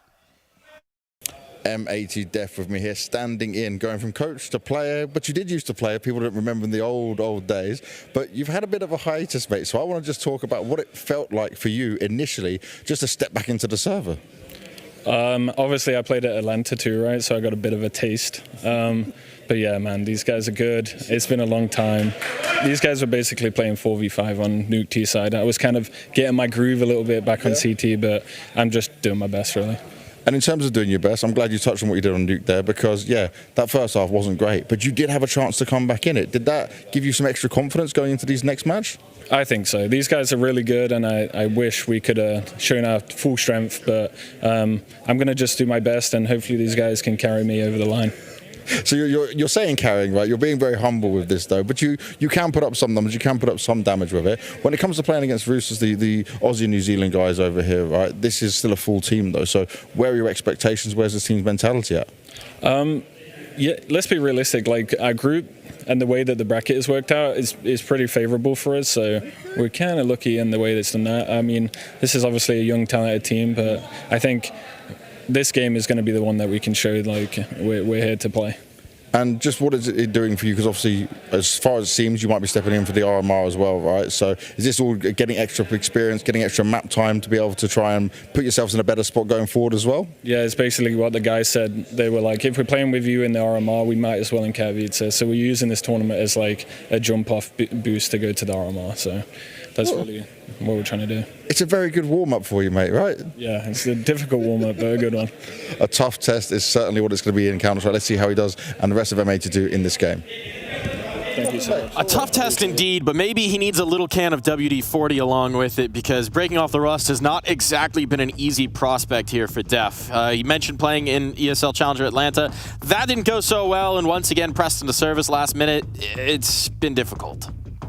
At the very least, Def has talked about in prior interviews that him and Manx see the game in a similar way, so you would hope that the mid-rounding would still hold true to what M80 had in place in terms of their structure. But, I mean, Def didn't mince his words when he said they were playing 4v5. Starting on the T side with him having 0 kills in that entire half, sure, his CT side looked a little bit better. Like, he didn't end with a 0.00 rating or anything like that, but it wasn't as pretty as you would want for Manx, as Manx, when he was actually on the roster, and sometimes Manx was the reason that they were winning some games. Like every now and then, he'd have his pop-off moments, he was in control of a lot of space, and I feel like, unfortunately, Def has to do just a little better for me to believe in them beating Rooster. But as he touched on in his interview, they have a pretty favorable bracket. Like, of all the matchups you could have, ending up against, you know, Rooster and then going through Rebel because they upset Cloud9, you know, there's a path that they can do, and if he's able to shake off the rust a little bit quicker, or even if they just continue playing their game, like they looked pretty decent against Gamer Legion. They only lost 13-10. Yeah, it was a really tough first half, and they looked a little bit off,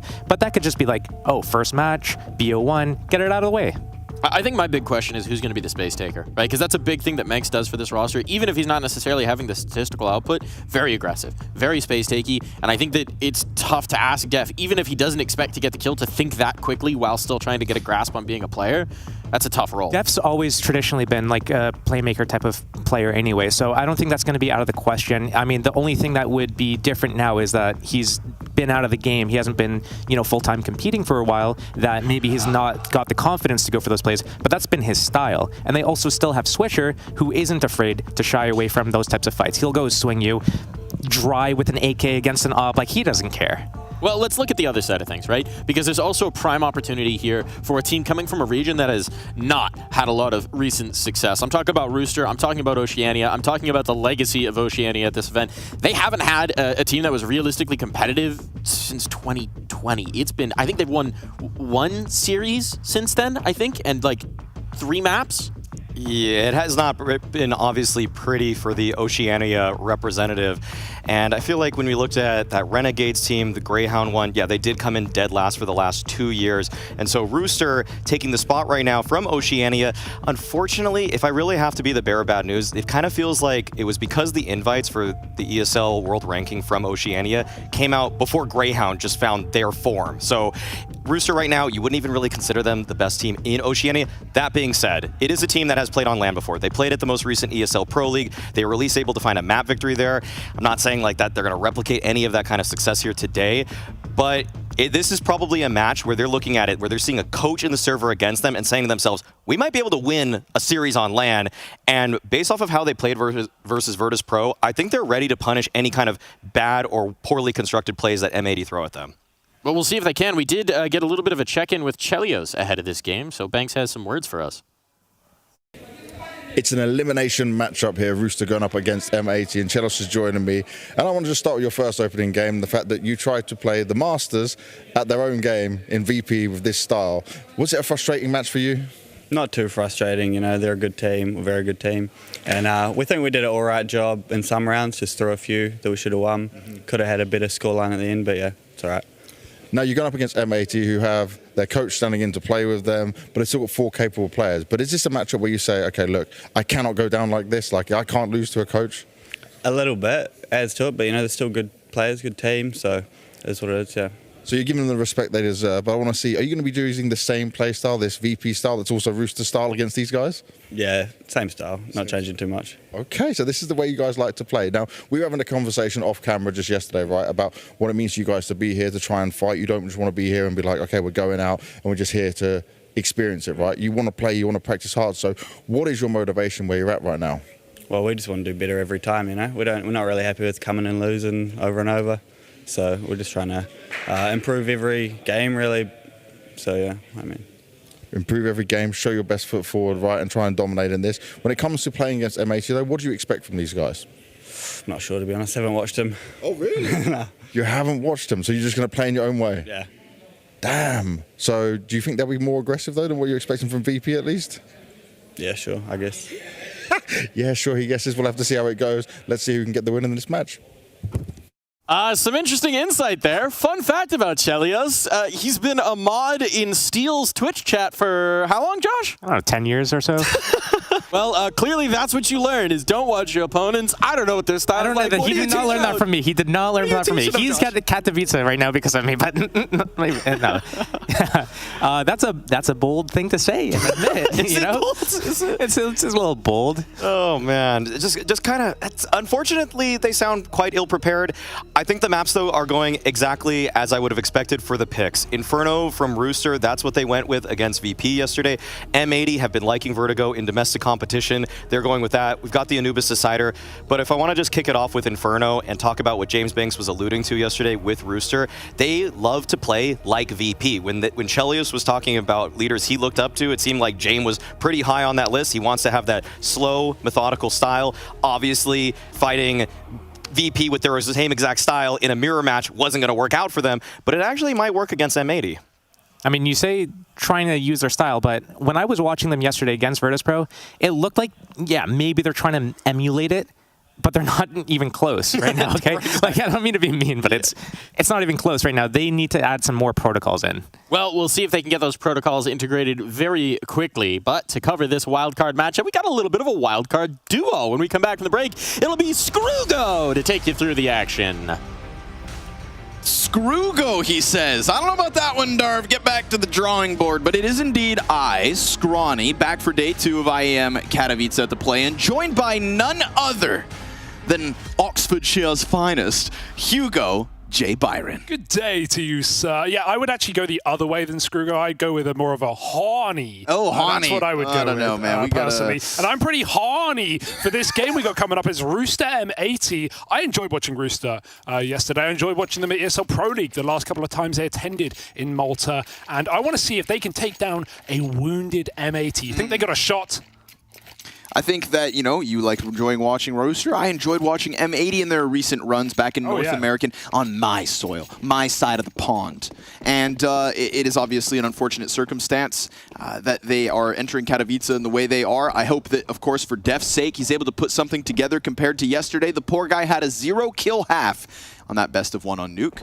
It was odd to see that the match versus Gamer Legion ended up getting as close as it did. Yeah. I heard some people in the studio saying that Gamer Legion, they were actually just kind of having a little fun, maybe reeling it in a little. That was me. That was you. Yeah, they were having a bit of fun. It felt like they kind of got ahead of themselves, right? They had Acor absolutely shredding CT Nuke, and they swap over, and he wasn't really able to get any AWP picks, and they were playing a little bit of loosey-goosey, I think you could say, and then they realized, you know, there's that point in the game that hits even quicker in MR12 where you go, guys, let's not lose this. Yeah. We're 4 or 5 rounds in a row down. The game's getting a bit closer. Our money's on the line. And we, to be honest, Gamer Legion, they got it, but man, it took some like 3 A rushes in a row, and they finally broke through and close the game, pushing through mollies with MAC-10s. It was ugly, but a win's a win. A win's a win, but it was a close map. A singular map in that best of 1. Although it does lead us down this road. You know, let's play the lazy Susan of head-to-heads, where suddenly we're talking about a Gamer Legion that today has defeated Virtus.pro in a best of 3.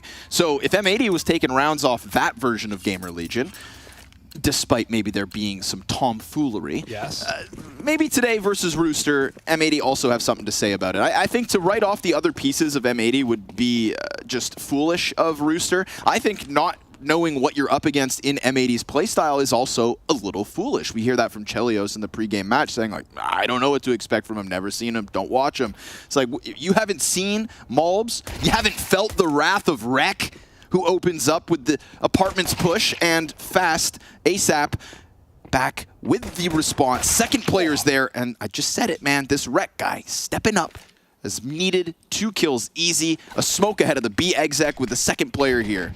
Yeah, Malb's got a flash to go over, though, so he's going to come through that smoke, it seems. Looking to take them out as they enter the site. Malbs finds 1, and they can chill out. Play a retake, or maybe it won't come to that, because Chelios is now sticking the bomb. With smokes down, he's got to get a new position. They're going to hold off, wait for him to come to them. The pressure is all on Chelios. Def much quicker to the scoreboard today. True. After that struggle of Nuke, he deserved it. And Def's going to come through with a second as well. So there we go, M80 giving up a bomb plant, but coming through with the easy retake. We'll say Lady Luck's on M80's side in terms of that one smoke spam frag coming out of Def. I was hoping that he would hit the ground running. I know that as a coach, probably hasn't been in tune with the game, last playing Valorant. Honestly, much like Steel, you know, and that's why Steel's insight pre-game saying that, you know, you're just out of tune with the precision demanded of Counter-Strike mechanics. Nice to see him get these 2 kills. And of course, we haven't even said his name yet, but Swisher's in the server, folks. Yeah, this is a star-studded team as far as North American CS goes, or America's CS as well, counting the Guatemalan sensation. But I think it's such a good opportunity for M80. It's so easy to write them off with a coach playing, and a lot of this is going to come down to how Def performs. But if you look at their side of the bracket, man, it is open for the taking. Beating Rooster into a game against Rebels, sure, who took down Cloud9, who looked phenomenal where they did that, but if all the matches you would want if you're M80, that is the match. Let's see if they can get there, though. It's up to Rifles, cross-firing in middle. Slacks finds 2, but the Tech-9s are biting back. Netic put down low, and Def has to retreat to the bomb site. He is all alone. They're going to punish him. Great disengage from Def in that moment. Could have stuck around with the fresh mag if he wanted to fight. Opts to go deep box, but even in that deeper position, isn't able to delay anything further. No bomb. Swisher has it. He sat on it. Oh my. I'm anticipating these kinds of errors throughout this best of 3. Hugo, I think they were doing this yesterday as well. Oh yeah, I think we got ourselves a sloppy head-to-head. But as you're talking, that's how I like it. As you're saying, right? Rebels waiting in the wings.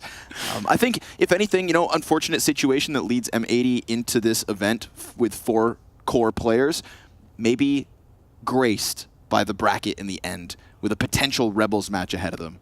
You know, that would feel maybe like something is going back their way. TJP caught off by the deep bridge peak, dropping down towards bomb. Gets there. He's got the frag. He's got the time. What's he looking at? But Mobs has got the lurk. Damn, I thought he'd be ready for the quick flank and apps. He was just running out, knife out, trying to get out of there. But Swisher had all the time in the world to reposition, communicate the location of the bomb, and Rooster. That's awkward, man. They get the 3-on-3. They entry onto Def in the bomb site, but they forget the package. Classic mistake. And one that Rooster, we saw a couple of rounds. Sure, they were playing very VP-esque on the T side of Inferno. They were playing, you know, extremely late, although not as active as maybe we would have liked. But there were rounds where they had to cross back down past the banana smoke to get the bomb. They were getting spammed through the smoke. It was ugly. So hopefully a mistake we don't see repeated. The one rifle removed immediately, and they're going to re-molly, make it very difficult for Netic to grab it. But he's managed his way out of banana. You know, I think when it comes down to it, Hugo, right, we always talk about tactics and team play and how that is quintessential to taking Counter-Strike to its highest world-class level. And nobody's doubting that. But obviously in a head-to-head like this, at this first stage of IEM Katowice, sometimes it's just going to be these star-studded performances that are always enough to get you over the line. Yeah. And a player like Malbs, I'm going to say Malbs is the best player in the server. Ooh, I love that. And honestly, if he continues forward with what is now a 4-0 start, there's a chance that just Rooster's individuals, especially if they are going to make these small, minute mistakes like leaving a bomb back behind them, will be abused and could very well just be upset, even despite having Def in the server. But they'll get closer on Arch side with Def's MP9 point blank. ASAP the first peak, delayed reaction, doesn't cost him. And Slacks is going to maintain for the most part. But we get this frag back as well from Rackham. Oh, that's the round. That's the round. He didn't need to take that fight. He could have opted to wrap back to B through CT and met up with Chelios, but re-peaks with the rifle and loses his head along with any hope here. Glock out long. Malbs is playing timings. He'll have this one. Oh my goodness, that is despicable. Okay. A chance, an 18-second chance, no room for error, and going to the harder option here. Swisher is going to hear this one coming, and that molly should spell disaster. There's no way to get to the site in time. Chelios must save, and his glass AK couldn't be worse. That'll even come for him at the end. Oh dear. Not after time. Oh no, duck behind the truck. All good, gets through. And M80 managed that 3-0 start. What a Glock kill. Yeah, that was sick actually. 2 bullets fired. You know, it's not been pretty. It's not been clean. It's been thanks to Rooster and maybe some errors, but it's still a 3-0. And you don't have much room to breathe in MR12. Chelios, Util, and P250, everyone else bought up. Ooh, ahead of the Molotov. TJP's got a good timing here. Mobs, we see nade in hand. But I don't feel like he's really taking the full advantage. Mobs, though, making a riskier move. That was it. That was the timing TJP had fabricated by getting ahead of the incendiary, but a chance that slips by with no real reward.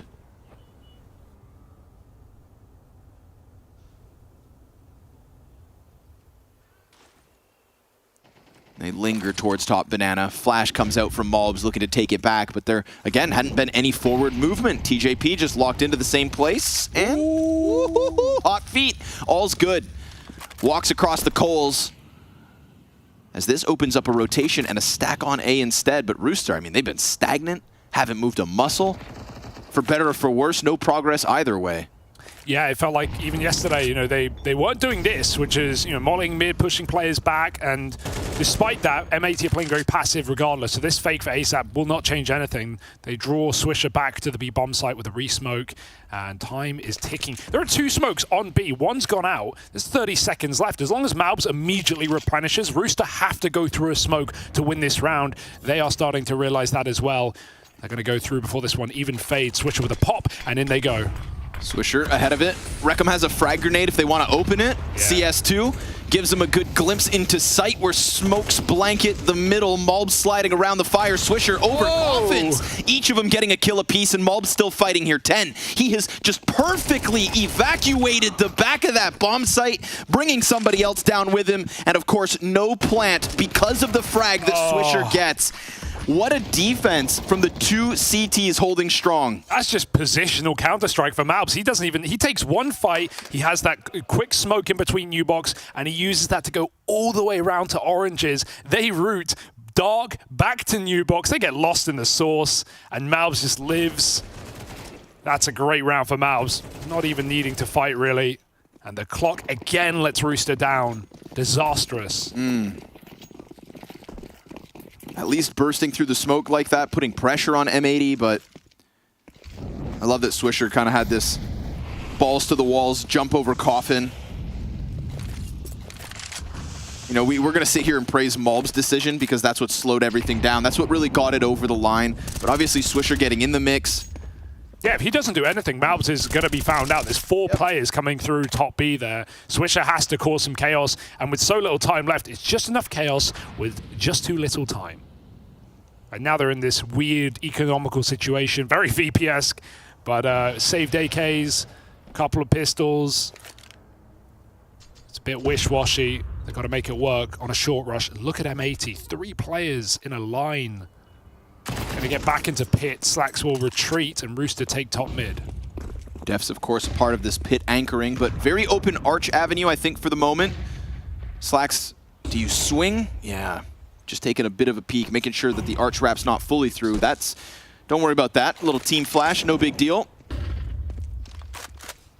Grenade goes down short. Oh, that's immense. Def just tenderizing Rooster on the approach. Rackham's going to try to get out through the apartments. Def holding the line for the 1 frag. Famas getting a little wild. And, of course, it's this quick swing from Slacks, the swap to the AK, and the massacre of Rooster on their approach. The setup was really nice, right? They've got Def, you know, baiting for everyone in the pit and Slacks in the site, but that comes down to a bit of unluck, I'd call it. The flash coming over short hits Reckham out of apartments, and as a result, it doesn't blind anyone in pit. Def is playing anti, Slacks is behind the box, and Reckham is full blind as he falls down off Balk. So, couldn't have gone worse.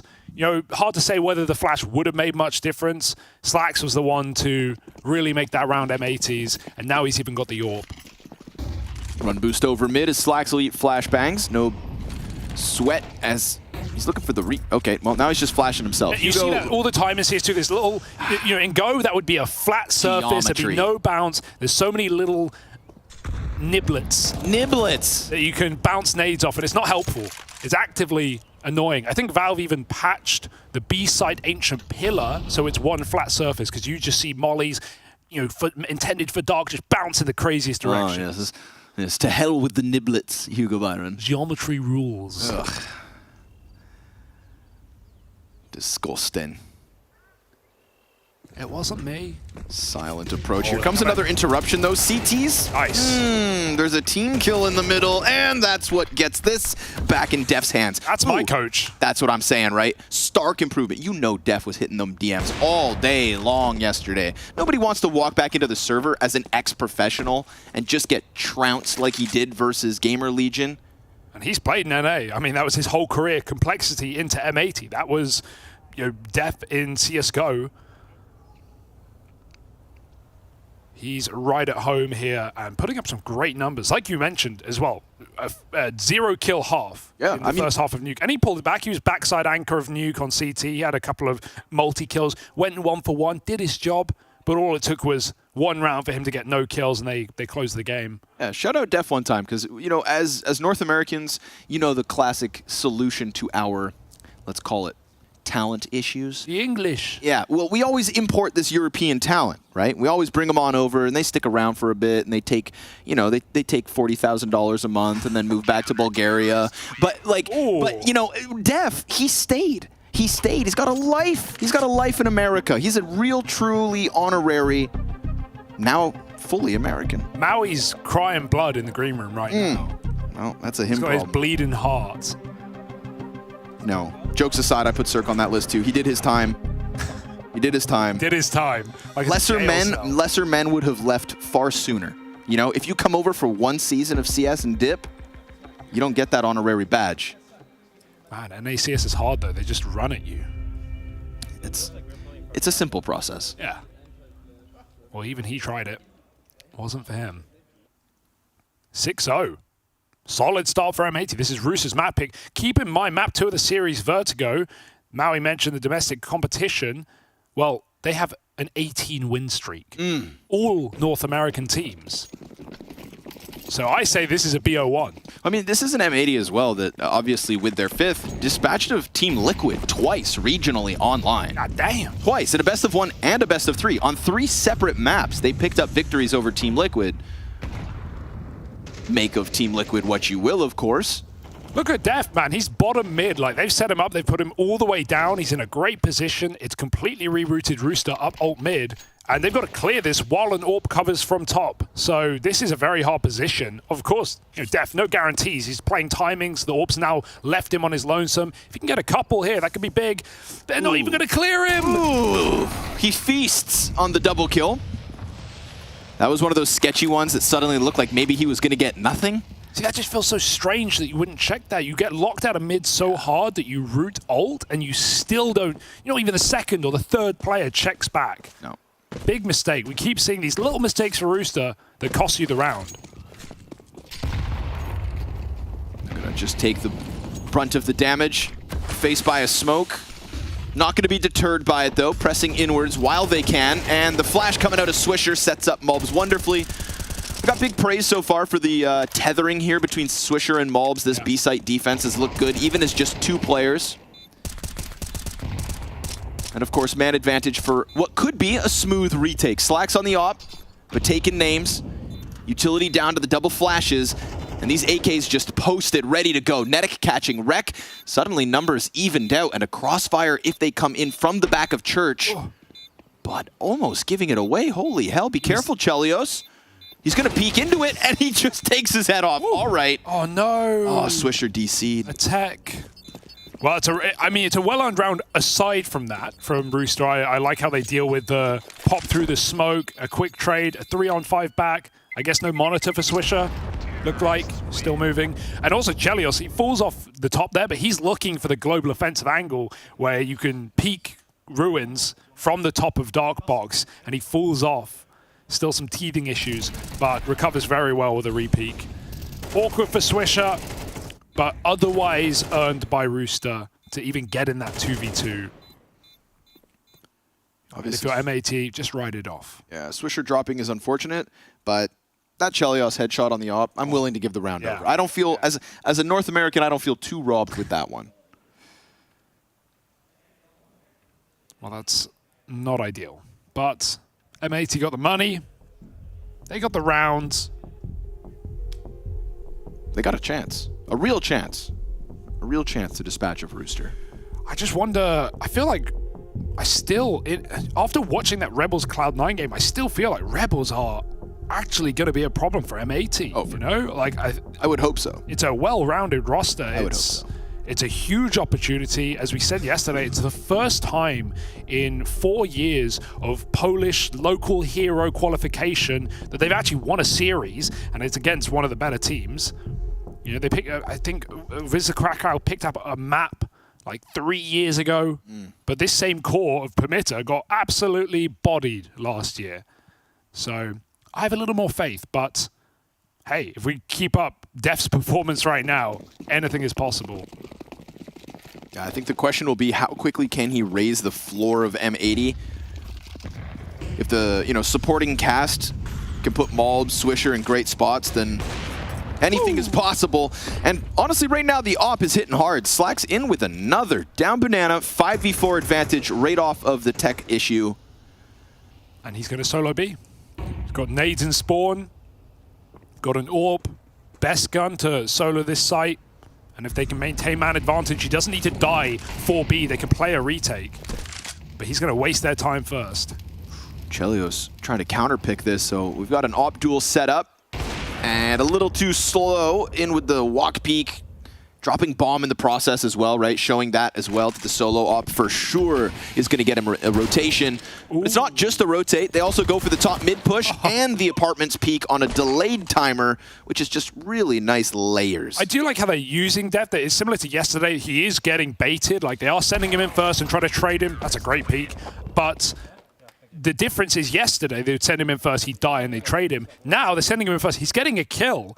And they're trading him. So it's just double whammy. They keep catching Rooster unaware. And Slack's looking good as well, climbing on top of Coffin Box for the final kill. Yeah, it's looking hunky-dory. Hunky-dory? Yeah. Man, you guys come up with some stuff, I tell you that. Did you get permission as well, by the way, from Harry to cast with me today? Or how did he feel about that? Who's Harry? Oh, my goodness. No, I'm kidding. Of course, man. He knows that, me and you go back. And sometimes you gotta see your ex. The people don't know that, man. They don't know we were OG before the scrawny launders, Harry, Hugo. Well, it wasn't quite before Harry and Hugo. We weren't official. But, yeah. It was more of a booty call situation. Yeah, okay. Like when we're both available, we'll hang out. Okay. Rude. Everyone's happy. He's sitting in the cuck chair in the corner right now. Smiling onwardly. He's glowing. I'll let him have a go. We said, Harry, you can go home. Your shift is done. He said, no, I want to watch. Taking notes. Rackham, waiting for a chance to get out from the apartments. Honestly, hasn't found the footing really, right? When they've tried to topple this pit defense, which does always include Def. This time the flash will find Def, takes him off his peak. The Rec doesn't get the handful that he wants here. He's just waiting for the action, and the longer the T's take to get in, that's a beautiful wall bang. Chelios trying to queue up a third, but not to be. It just felt like they stagnated for a second there on the entries, and with it, everything fell through. I just want to believe in Rooster, but when I see stuff like you miss the pit molly, man, you bounce like it bounces off the wall. At that point, it's not even geometry. That's you. That's on you, Rooster. Yeah, you're the square. You're the square. Yeah, and if you do, it's a very different round. So it feels like every time Rooster getting a ample 4-on-4, good position, ready to exec, someone drops the ball, and that has resounding consequences. You're going to get punished.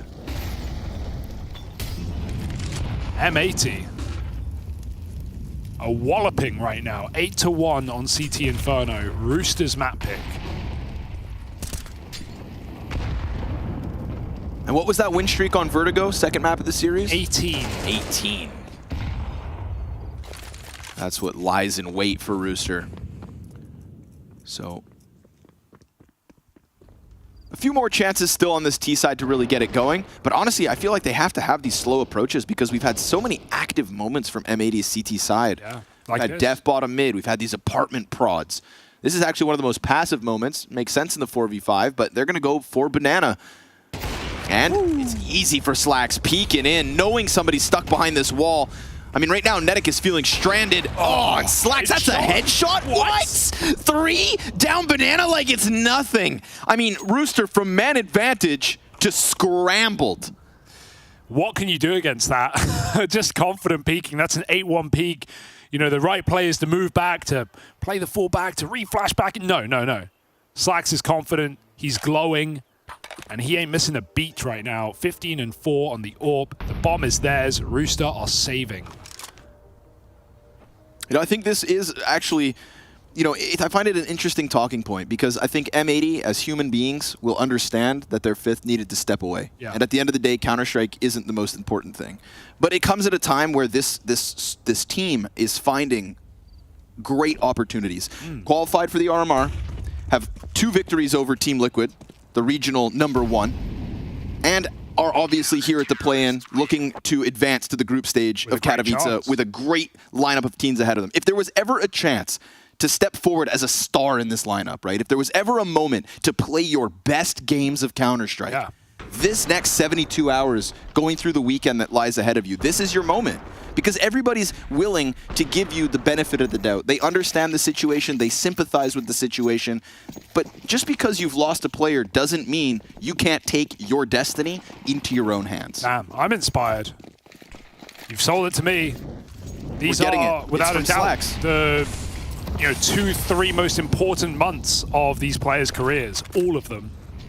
And it certainly helps that Def is able to kick it up a notch, right? You're not going to win games if he has 0 kills a half every map. Blood's out-fragging Malps. Just like that.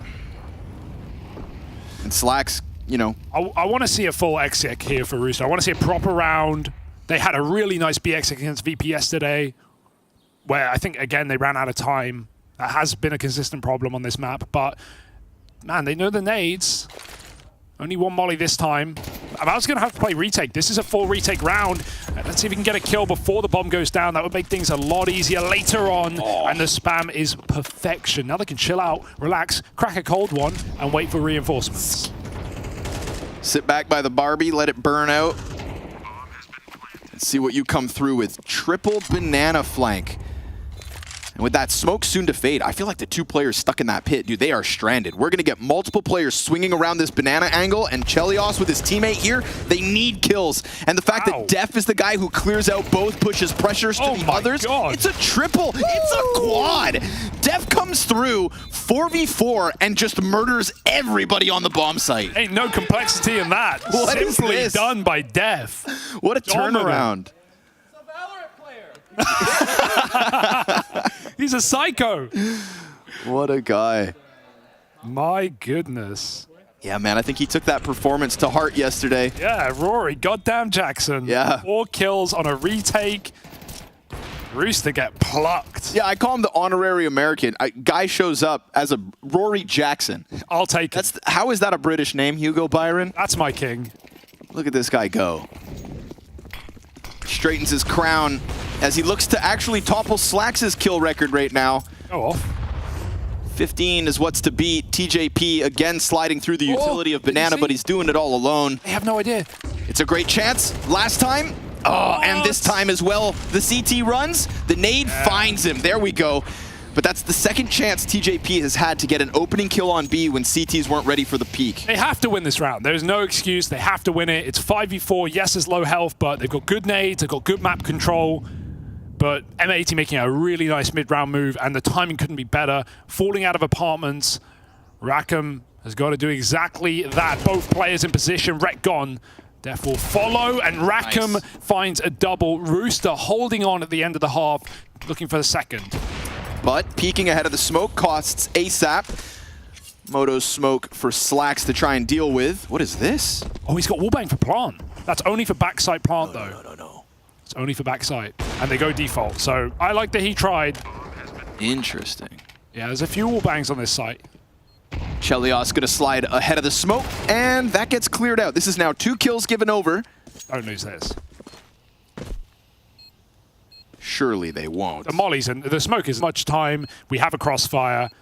Rooster looking for 2. Gonna have to take their chance. Bomb at the halfway point. We got kits on both CTs. We got flashes over top. Molly to disrupt Nicket's spot, but Rackham slides through, and that's a big round from Rackham. It's a second one for Rooster. It's not ideal when you're playing a coach, but this isn't any coach. This is Rory goddamn Jackson.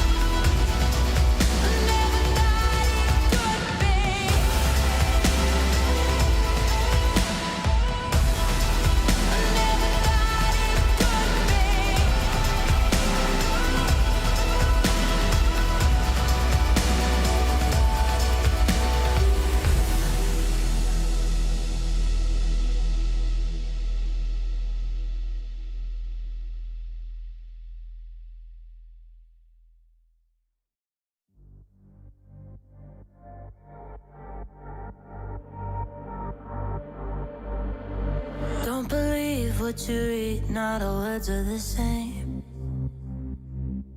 Not everything you see, you can't trust anyway. All the thieves dressed as sheep tell you they know the way. So bite the hand that feeds you to the wolves as prey. Get out my face, try to stab me with the saving grace. Fool me once, never twice, now I got the knife.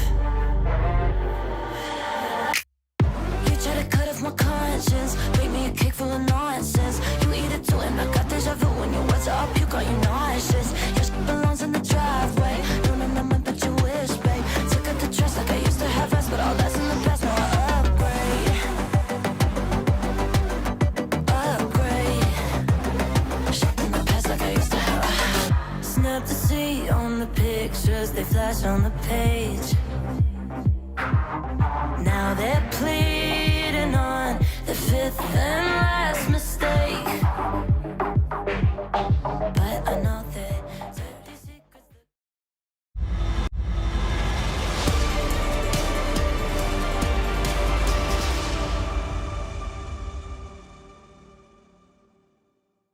Roosters map pick in a best of 3 that faces them against elimination. A 4v5, the critics said, until Def stepped into the server, taking to the top of the board, challenging alongside Slacks, whose op has looked fantastic.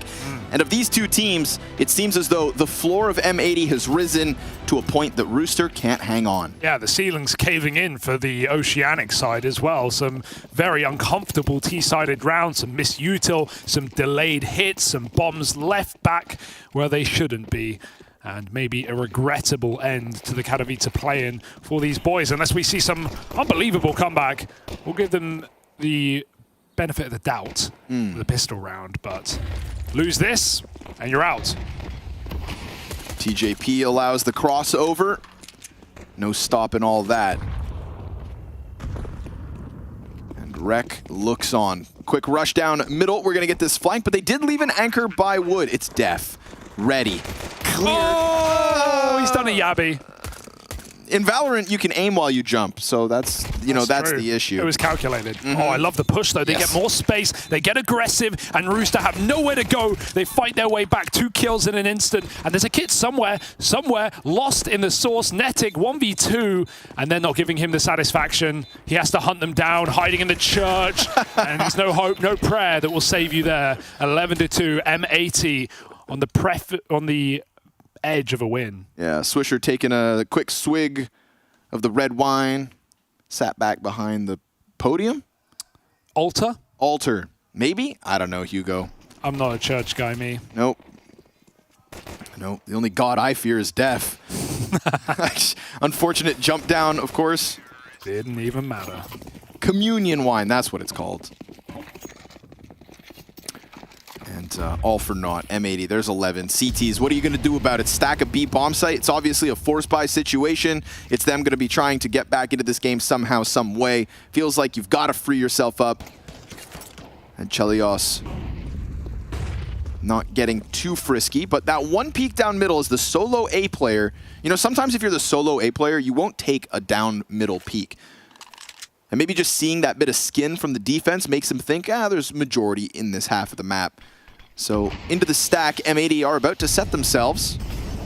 There's some decent pieces of hardware here, but that molly just burns ASAP to a crisp. Fomus on the back line, MP9 in front of it, all is looking good. Rackham comes out from the CT smoke, going down with just the one. We do get it taken to the 2v2, and TJP seems to have gotten away hiding in the smoke.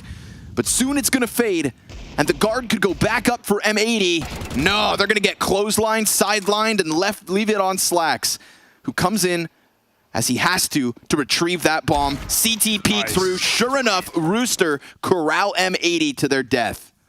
Yeah, they lost TJP completely. I think he was dark. He'd already gotten a kill from the middle of the site, so going unchecked in the middle of the smoke.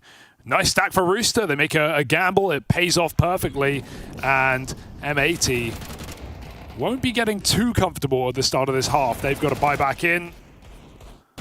Play those Eternal Force buys, wait till someone takes 2, and Rooster ready to dance on this CT side.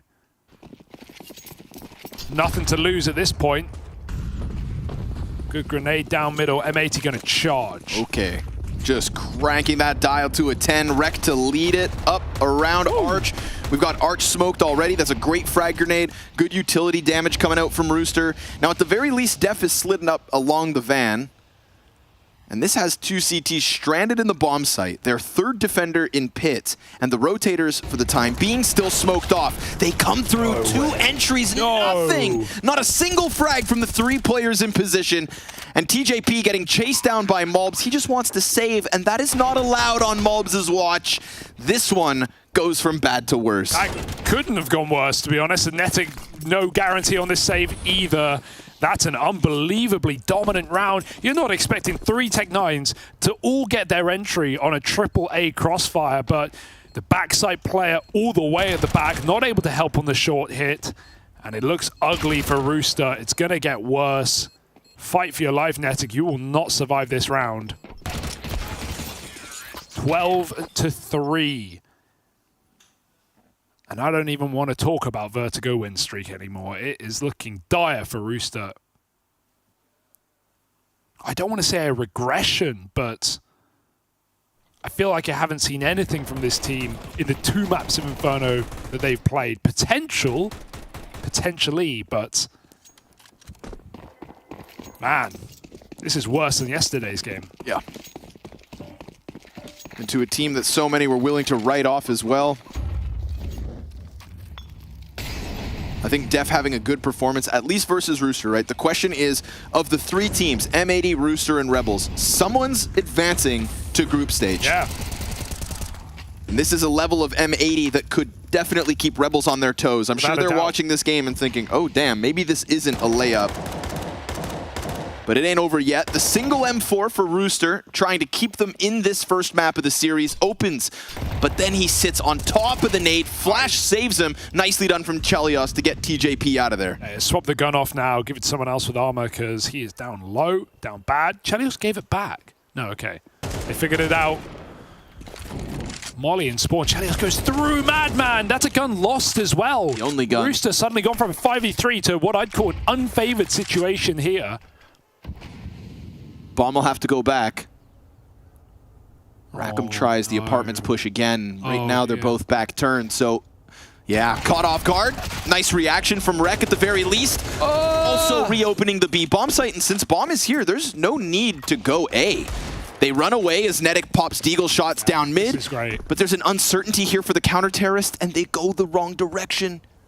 They see Rec running away, but he was just trying to group with Slacks. They recommit to the A site. Rooster think the player's gone deep, but Slacks was just guarding the M4. He knew it was in the open, and of course TJP was going to go for it. Jumping the gun. 15 seconds, the site is clear. As long as they don't overthink it, this is free. And you could make a case for saving if it weren't 12-3. But match point, Rooster with no kit, and Netic with no armor. Is there even a chance? A slim one. That's for damn sure. Locked in backside is Rex. Slacks, who has been hot on the op, looking to close it out with the AK, keeps his head down. They've got to move it forward. They've got to get a clean kill. The second one backside now reveals himself, and this feels doomed. Rec set up to succeed. M80 able to get over the hump that was Def's poor performance yesterday. It's a map 1 win in their back pocket, and more importantly, a massive win streak on Vertigo coming up next. Yeah, anything but poor from Def as well today. High impact, not just being set up to be traded, but actually making plays, a big 4K on the retake, pushing down mid. He's playing more confident. He's definitely done his DM, and well, Rooster will need to as we go into map 2. Vertigo not looking pretty, and it may be elimination.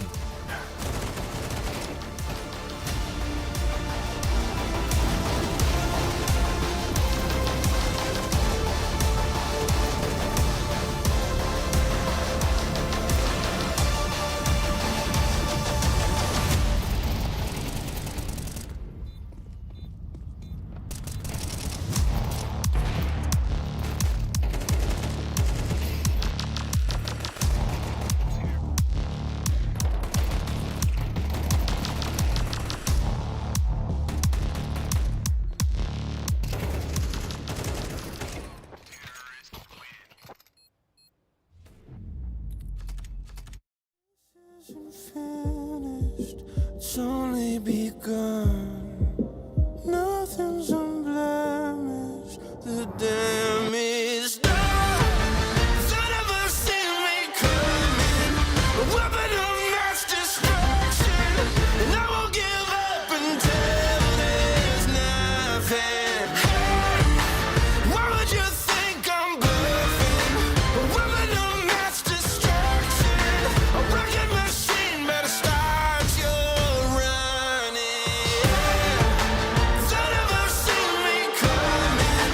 A weapon of mass destruction. And I won't give up until there's nothing.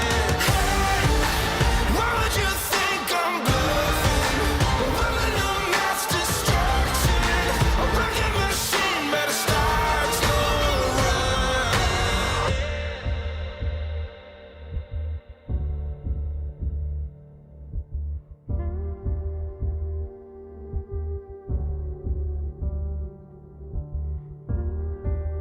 This isn't finished, it's only begun. Nothing's unblemished, the damage done.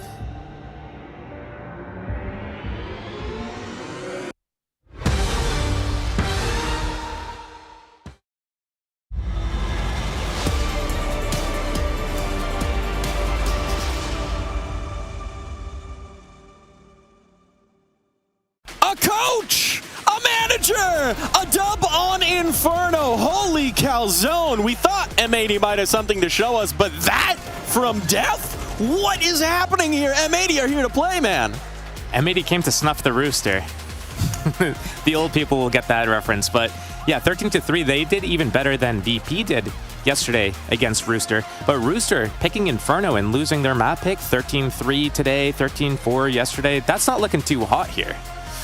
Looking like fried chicken to me. Not too great for Rooster. Nashville? I feel like we didn't really get to even talk about some of the things we didn't like about Rooster's Inferno yesterday, because in the green room, I think Steele and I both kind of coming to the conclusion that you look at VPs and what they're doing, but you're not playing like VP quite yet. Yeah, you might be trying to emulate the end result of it, but the steps that you take to get there, it's completely different. So Virtus Pro, what works about what their style is sweating you out, but they do things that are deliberate. And right now, they might be waiting a long time, playing the round out to the last second, but that's not really what Virtus Pro style is. Everything that accumulates to that ending is what Virtus Pro style is. We've kind of got an example of what we're talking about here. We got round 4 on deck. Talk us through this one, Josh. All right, let's take a look at this. Yeah, so basically, for those of you that are new to Counter-Strike, what we're about to see here is called a really heavy defense setup. So when you see the exec happening, and you see all these mollies landing, and you see this big exec happening, what you want to do is you want to pop an Omen smoke in the middle of sight, you know, get the Viper wall going up, and what we're going to see here is the entry. This is actually Jet right here, updrafting over and landing. So these defensive smokes actually created like pockets for the CTs to swarm out, and because they still had MP9s, they were just able to just get all over and just swarm the Rooster before the Rooster was able to come out and you know, stabilize on the site. Couldn't Cockadoodle do one bit. No, no, they could not. Don't worry, folks. We're still working on deprogramming him. We'll get him back. We'll get him back. But I mean, yeah, this is one of the issues for Rooster. As you said, you know, they're setting up. They're doing the ideas of how you approach something, but maybe without the actual substance. I think the single line that they didn't accomplish is they didn't sweat out the utility. They didn't actually, they didn't bring out all the counter utility that a Virtus Pro normally would, and there was still so many options for the remaining players on that B bomb site to construct a pretty simple, straightforward defense. You just drop the smoke, throw a counter flash, and you're good to go. All right, now that's enough about the dang Australians. They didn't do much in this at all. Instead, let's talk about good old NA, or in this case, our British coach. Holy cow, Def, what a performance. We were saying, you know, maybe he just needs to get up to baseline. Maybe he just needs to get up to form. But no, he got up to be our Air Force aim-high player of the match, because this guy, unreal. There was a round where Rex swung so his coach could trade him, and then Def got a 4K off of it. Where did this come from? He had some great defenses. I mean, the fact that on retakes, he was the one that was being set up too. 107 ADR, huge far cry from what he had yesterday versus Gamer Legion. Yeah, the 4 multi-kills as well. Like, that's what really is impressive, because it's not like he was just, you know, getting a kill here or there. It was like he was getting a 3K here, he was getting a 4K there. There were a lot of times where he was just going in and, you know, getting a spray transfer. It's not like he was just like, oh, an isolated duel here, isolated duel there. I mean, here, unlucky, but, you know, what can you do? Can't win them all. I like that he was actually much more active on their defense here. That's one thing that versus Gamer Legion, it just felt like he was stuck behind that silo for the majority of the half. And on this one, we saw him go for pushes. We saw him getting kills, flanking from the bottom of mid. Def has activated himself, and it's something where if you're a player that's maybe not as mechanically skilled, you probably should run a couple plays for yourself just so that you can get into the flow of things, and you're not just stuck behind one piece of cover where your mechanics aren't really going to serve you that well because he didn't think he was going to play at this tournament. No, I mean, but this is no longer the meek Def that we even had from the pre-match interview here. Oh, you know, they're going to have to carry me. Yeah, right. 35. Oh, you know, maybe I'll play myself back in a full. This is major quarterfinalist Def. If you'll cast your mind back, way back, before he took his break, before he swapped on over. This guy has played at an incredibly high level before, and I mean, if he can get back to a fraction of that, I'm starting to get real excited for M80 again. Yeah, I mean, I did the, at IEM New York 2019, I did the cash show match, and, you know, there was no pressure. I could just run around and do anything. So this show match here, then. Oh, my goodness. Oh, no. Look, let's talk about it again. The path is laid out for M80 to actually move on. We came into this thinking they were a wounded duck, thinking we weren't really going to expect to see them fly. But now, be still my NA heart. It's starting to flutter, man. If they get this next map done, if they get this series done against Rooster, if they move on, a chance against Rebels, like, yeah, this is very attainable to stay alive here at IEM Katowice. Of all the teams that you would probably want to play into the next round, I don't want to get ahead of ourselves just yet. There's another round. Yeah, I don't want to jinx it just yet, but you do see that Rebels team who got that one upset victory, then got sent to the lower bracket. You're going to salivate a little bit because this M80 team, they're starting to find just a little bit of cohesion. I'm sure they have a lot more confidence after that map. Yeah, we did have an opportunity, I believe, for James to get a little bit of a check-in, so let's find out what he found out. Very funny for the NA hopefuls on the desk. Boys, you're going to love this. Obviously, I did the interview with Def, and he was saying, okay, look, I'm going to be carried in this. Well, that wasn't the case here. Against Rooster, he said, oh, do you know what? I'm doing some DM, you know? He said he's putting some practice in, putting some time in. He does want to do pretty okay, and he felt good in this game. He says, let's see how it goes. He's not super confident going into the next map. It is Vertigo, it is their pick. They should be confident in the win, especially after that performance. It's all smiles, it's all laughter for now. Let's see if they continue forward. Starting to flow, but you know what? He's still my humble king here, saying, you know, we'll see how it goes. We'll see how it goes. Doesn't want to get ahead of himself. I say, talk your shit, king. That's an incredible map 1 performance, man. If he's able to do even half of that, I actually think this is just in the bag, honestly. I feel like with Manx's role on this map, that's going to be something that isn't actually like the focal point necessarily for me when I watch M80 on this team. When he's on the CT side, just kind of playing that A rotator first to just try to help out around the map, I feel like it's more about what his teammates are doing, and then he's got to pick up the pieces there. And honestly, when I watch the rest of M80, we haven't even talked about Slacks yet. Like, this guy was on fire in this first map, and there was really nothing Rooster could do to even stop him or slow him down. So I feel like people like him and heavy hitters like Malbs and Swisher are going to be able to chime in enough that they probably don't need this kind of Def performance again to win. Yeah, I think M80 specifically with Slack's addition have been looking really good ever since the departure of Wolfie, but also like they've been getting better and better as time has progressed. So it's not like he came in and they just like were a little bit higher leveled up. It's like they've been getting better and better since then. And then they also had, you know, Def coming in as the coach, and they made a little bit of a shakeup, but they've been having some pretty strong results in the, you know, in North America and in some online qualifiers and the RMR. Like they've been looking pretty strong. They have indeed, and they're looking strong here and now. We'll see if they can bring that strength through to the finish. I know what happens when a firecracker meets a rooster. Doesn't look good for the bird. We'll be back after this.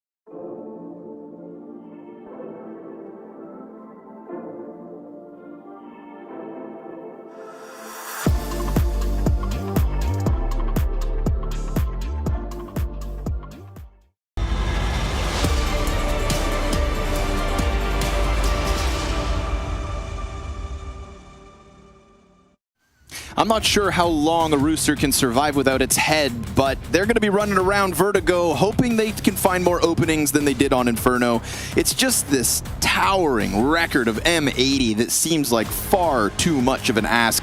Unfortunately here for the Aussies, Hugo J. Byron, I think the road may be coming to an end. It may be, Connor. And, you know, I want to phrase it in a less disappointed sense for Rooster and more optimistic sense for M80, being able to show good face from some of the individuals like the coach and Slacks as well showing up in a big way. So I'm optimistic. They have a big game tomorrow against Rebels if they win this, and that is for advancement to the group. So I can certainly say that's a possibility if M80 can keep it up. First, they got to keep up an 18-win streak on Vertigo, up against Rooster, who are playing with their backs well and truly against the wall.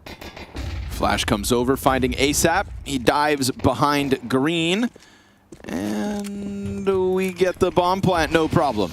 Of course, there's this 3-man cohort on a fast flank. They get found out by Rek, who's going to call for assistance as he tries to keep his head down, but it ain't looking too good in this post plant. M80 losing bodies all over the place, down to the 2v5, trying to force the next fight. Not one kill yet comes out for the North Americans. And Malbs, sorry, buddy, you've lost this bomb site. Nothing they can do. They'll take their plant, but that's all. Imagine if Rooster were the team to break the win streak. I know I'm jumping the gun a little bit, but... Well, maybe we were jumping the gun and saying M80 had this wrapped up. Yeah, maybe you're right. Maybe you're not. We'll have to wait and see. That's why we're here, folks. I have a request before the game goes on. This is now 3 times, Hugo, that the graphics have said it's Scrawny and Launders casting. But I can do an impression if you want. Go for it. Okay, man. That's all you got? Yeah, probably. Oh, you had a chance to swing and that's all you've got, huh? Ah, he's a nice guy, dude. He's a nice guy. Damn right he is. You keep his mouth out of your name. I already shit-talked Harry and he wasn't happy with it. Yeah, he sent you a little text? Yeah. Little love letter? A letter, that's for sure. Yeah, sorry, I forgot he can't write. Or read. Nate down to the bottom of ramp, finds all 5. It's not every day you hit 5 players with 1 frag grenade, for whatever it's worth. Maybe for you. Okay. Netic built diff. Oh, somehow that doesn't connect. Netic playing his fullback routine. Vertigo initially in CS2 I hated. I'm coming around. Coming around to this map. I think it still will go after Copenhagen Major. I think it's gone. I think there's no way it won't be gone. Right, for Canals. Maybe. Oh. Probably for Train, if I were to guess. But I do like the way that A-Ramp is played is a little more enjoyable nowadays. Netic is very blind up top, and he won't last very long. Chelios through the smoke, and they're all guns out ready to go. No one even trying to plant that bomb. They were ready for fights, and they will get them. Wow. Some sharp shooting from Slacks.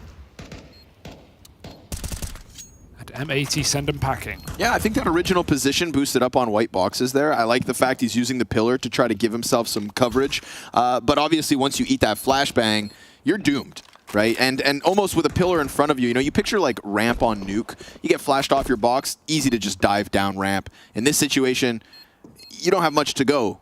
You could try to slide out, but he didn't move. He just stayed there and hoped they weren't going to see him hiding behind something that's smaller than his body. So easy opening kill with the flashbangs. I think layered utility coming through from M80, and the real cherry on top if you're an M80 fan, this is just a force after the pistol where you got no frags. 5 alive. Look how convincing it is.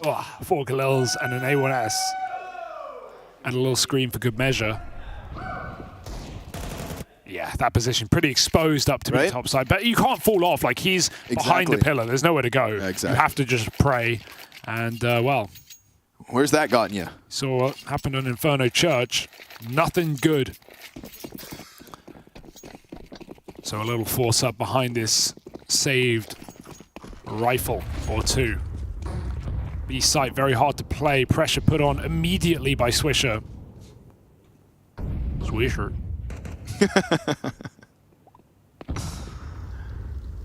16-1. 13, actually. Oh, sorry. Oh, that's right. Yeah, times have changed. Yeah, it's still weird. No presence on B. I feel like if you don't have anything, that's a call to action for M80. He got the nades. God, look at this stack, though. 4 players here as the bomb crawls back to a ramp. And that wallbang works wonderfully for Swisher. Very hard to actually get damage off there. But he's going to be able to find the headshot. 1 rifle removed, yet to be retrieved. And Rooster out of the A site. Smokes will come down, and that should just be the round. Looking to save again. Play this buy once more. Smoke in front of the site creates a little ambiguity here. Chelios wanting to run the risk of playing in between all of it. You drop that bomb at the right time, maybe things get wild, but he doesn't bite down on the first plant, waits, and waits some more. Now it's a retake needed. Kind of missed his chance to cause pandemonium. Yeah. And as the smoke fades out, he'll still get his. It's Def toppled. Sandbags player crouched in, short peek comes out. And that short player is going to apply a bit of pressure, but still going down to the pistols. Damage is looking real good, setting up the 2 riflemen that are still in play with no kit. And then unfortunately, the pistols may prevail, but the rifles get nothing in the end. Slacks is looking really solid, though. Like, not just those 3 kills there, the closer, but his first kill of the map was a sick entry into CT, 2 bullets. Yeah, he's looking solid, not just on that orb.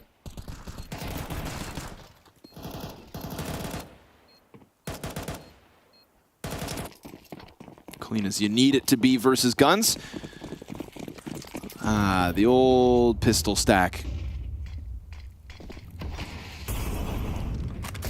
M80 are staying fluid, though.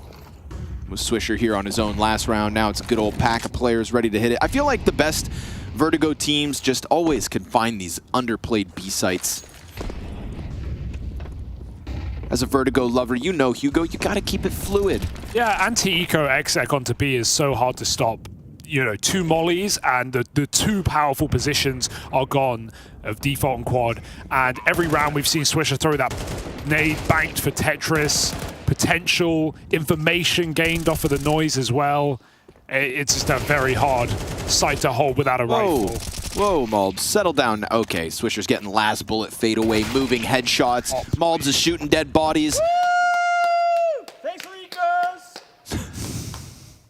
The NA is truly flowing through him. Yeah. It's not every day we get to beat up other regions, you know? That's true. You have to pick this one? All the way from down under? Well, you know, you take what you can get. And you get it while the going's good. Guatemalan CS lol. Honorary American. Could you find Guatemala on a map? Yeah, probably. Yeah. I'd say yeah, I definitely could. Dude, I like your confidence. Yeah. I like my maps. It's you island people, you know? You're one of the same. Don't call me that. We're all on islands. Some are just bigger than others. That's true. Just some island boys. No. I blocked them on Twitter. Mobs moving forward, but not seeing the skin that is inbound. Peek up close. Now who's laughing? As we get the fallback at Anetic, it's a 5v4 comfortably. Good start, but there's a lurk out mid, and there's only 1 player here, a chance for an equalizing kill here for Rek. He had a great game yesterday against Gamer Legion. Looked like a solid rifle. Gonna go for the boost up. Dangerous doing it close. You do it to get on the box, but further back, more chance to win that fight. Dev. He's up Tibbity top side. 2 on B and a 3rd floating. TJP could get mollied off here. Swisher's making his move. He's waiting for the flash. The reload, they could run him down right now. Cover from Slacks is good. Killing default, turning back around. Nice. ASAP gets caught in the open, but it's only Swisher. They stop the mid component, and if he's going for this, it is around the world. 25 seconds to go. Does that second of hesitation cost him? They still He's got it. He's got it. They still haven't moved. Wow. I mean, confident maybe to just play the 3v1 retake. They will send a scout over pretty quick. He needs to stick. What if he goes for the kill first? Oh my god, that's a win, to be honest. Plant down. Do they wait? Oh, no. Or do they give him 1v1s? He hears the approach. Hell, honestly, taking a bomb plant out of there, I think Swisher can be happy with that one. Yeah. 3 up for a Rooster as they survive what was meant to be that mid-B split. And of course, we're talking a 5v4 setup with the early Malbs frag, but stellar defense on construction.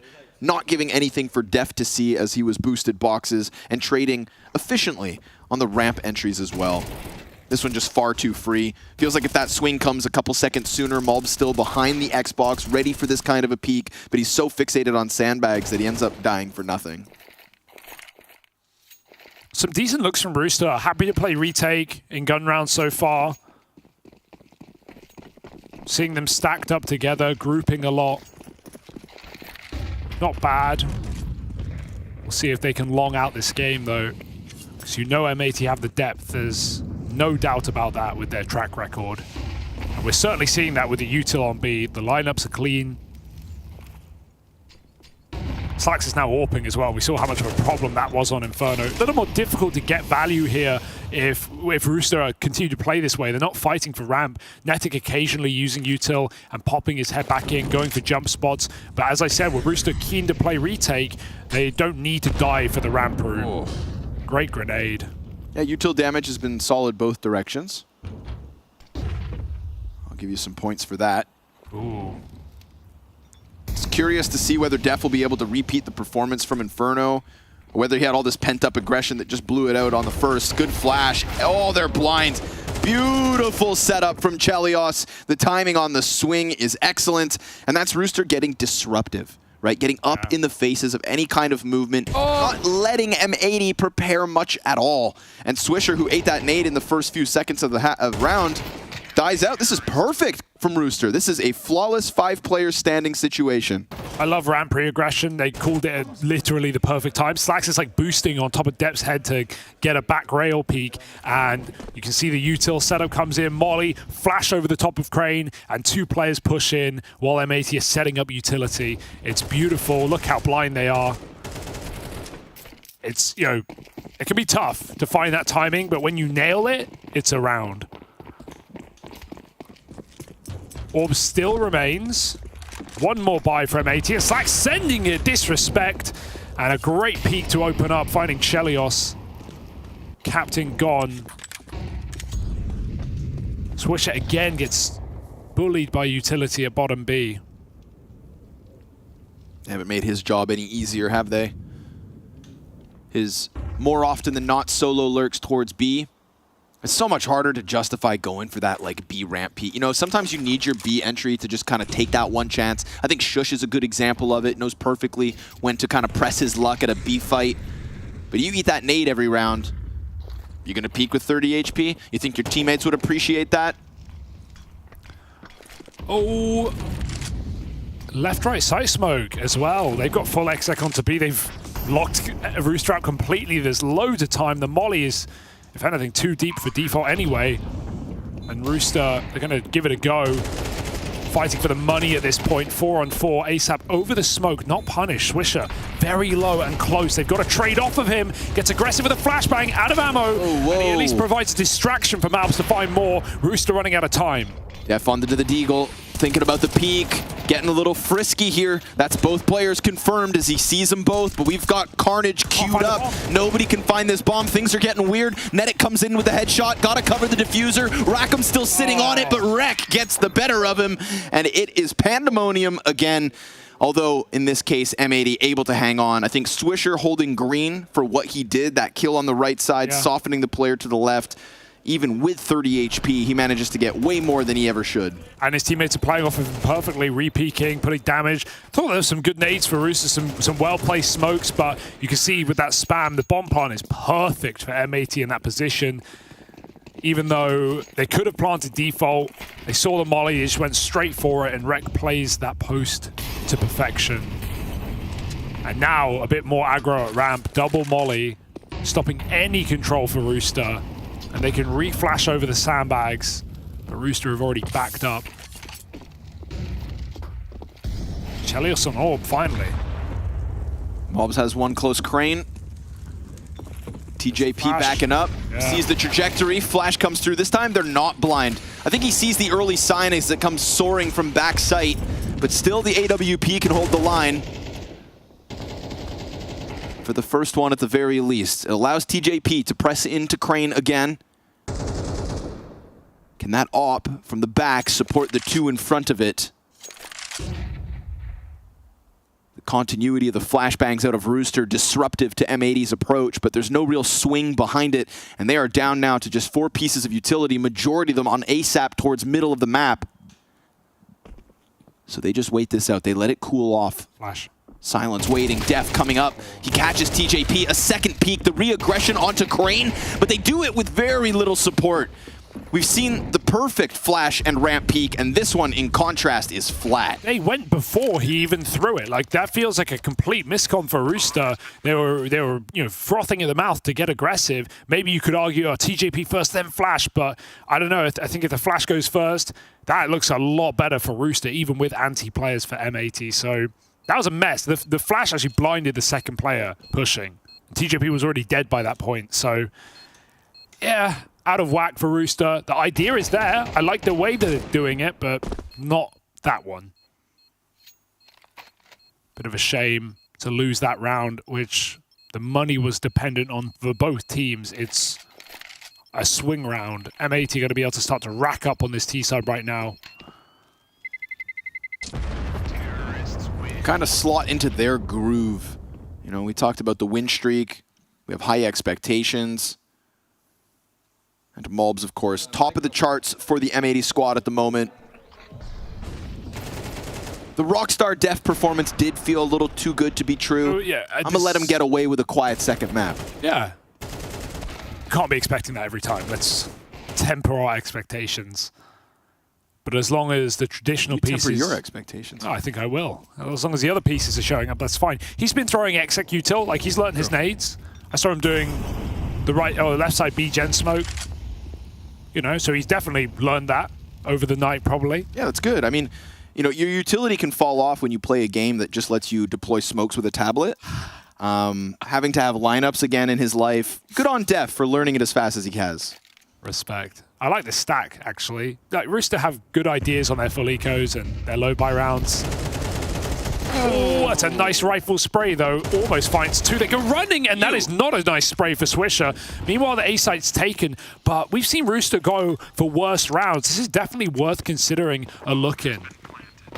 Why not, right? Feels like a bit of a freebie. They've still got utility to do this with. Oh, the shadow! Yeah, well, that's a CS2 problem, so yeah. I'll jab at Valorant, but at least they don't have that. Slacks leans back, op shot first and foremost to just whittle down the players by 1. But now, what's left of it, all wielding rifles. And Mulbs gives him a crisp, clean headshot to deal with. Bomb beyond the halfway point. Mulbs going to have to go back in. Slack support here. CT's trying to press out onto the top of ramp, but thou shall not pass the op of M80. Slacks is a beast right now. He's kept it going from first map.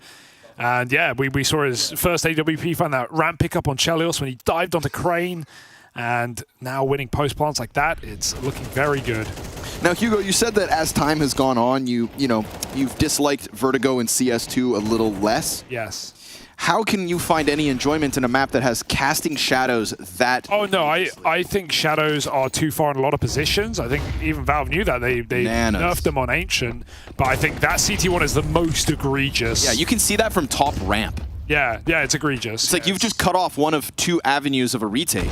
I've never been pro shadow, like not to the extent that they are in this game. I'm glad you can see your own and like people are more aware of it, but there are certain positions where like A main on Ancient, it feels like what are you supposed to do? Yeah. You physically can't do anything. So that's probably the worst one in the whole game though, CT Vertigo. I agree. And then Ancient A-Main would come next. It was Ancient Donut. That was horrific at release. Yep. You couldn't even play in certain corners. Even if you weren't moving, it casts a shadow. They changed that. So I want to say Valve are aware, but some of them are, egregious.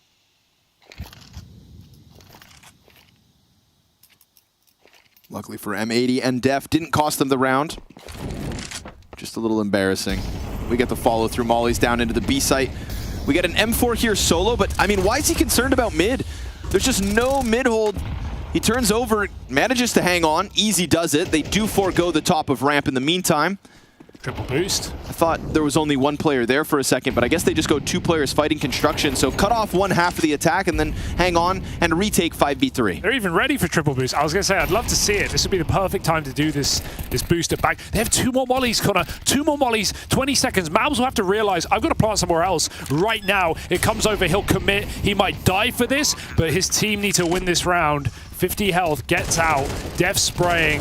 It's a dangerous play, but it connects to the head of Netic, and this retake is on. 2 green, they're going to play this close on site. They could lean back, but honestly, that would... Oh! Malb's going to do the same thing, and the CT's just sitting on angles. They can't afford to hold a 3v5, and it never even looked close. Together, that's a retake. They're trying to tell them, like, there's not even like a big mistake for Rooster there. What can they do? They're so locked out by smoke. The time is ticking. They just have to move it together. There's a bit of unlucky, spams. 2 of them, in fact, immediately. But what can you do? You don't want to engage in the spam battle back when you have the man advantage. You can play together, but by the time they realize it's already 3-on-3. The double man advantage. Yeah, that really hurts. 2 players dying through smoke. By the time the smokes are up, it's a 3-on-3. Although already not favored. I can tell you what you shouldn't do. If you don't want to engage in the spam battle, then get off the line of fire. Yeah. And now a mid walk. I've loved the calls in both these maps from M80. They find the gap and a big trade into the site. Malb's just feasting on this now. Up to 15 frags. He's glocking them, for God's sake. 8 secured for M80. That's a confidence call right there. To walk 4 mid on anti-eco. When you've already seen mid stacks, you know they're not going to do it again. And they get all the way over con before first contact from Rooster. They're walking back out of B. Yeah, M80. I've got faith, man. I've got faith. That Rebels game, eyes on the prize. Yeah, I said, at the start of the series, you take destiny into your own hands, and it feels like they are coming in with the belief that, at the very least, Roosters aren't going to eliminate them. We had that interview with Chelios and James Banks at the start of this series where he says, yeah, of course, we don't want to get knocked out of the tournament by a team with a coach stand-in. I wouldn't even say, Chelios, that was more James. I don't even think Chelios wanted to, jump on that. I think it's hard being in a position of a team like Rooster to say anything is safe, to say any win is guaranteed, coming in as the lowest seed. Sure. But you'd think if there's any team, you would have an up. If you were going to have a little brazen confidence, you go, it should be against Def. Oh, dear. However, it's deep. M80, they're hit into the A site, already on top of it. Man advantage, missed shot from Chelios. And I think the reality is, M80 on the other side, if you were to interview them, they would say, we don't want to get eliminated by a team like Rooster. Yeah. I think they would have that individual swagger to come through. Nice shots of Chelios on the site, but space getting taken towards spawn. And even though this flank should kill the bomb, Rek, he gets out on short. It's Rek on the chopping block. What a flick back. That's only his 5th kill of the game, but he is warmed up and ready to go ASAP. Got to be quick. In a 1v1, he grabs the orb. Malbs moves back to default. No way he's ready for this reposition, and Malbs will end the round and the half in style. 9 for M80. They are rounds away from sending the Australians, the New Zealanders, all the way back down under.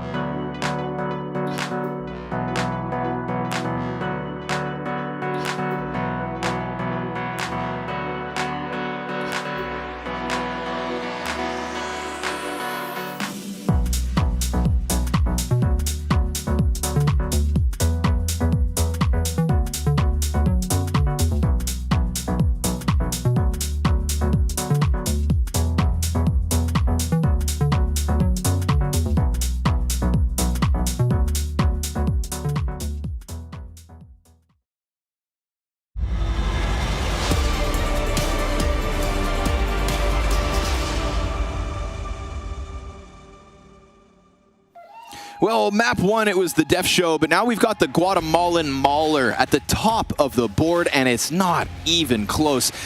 Mobs was shooting dead bodies 3 rounds into this map, even when the score was close, but it's no longer that tight, Hugo Byron.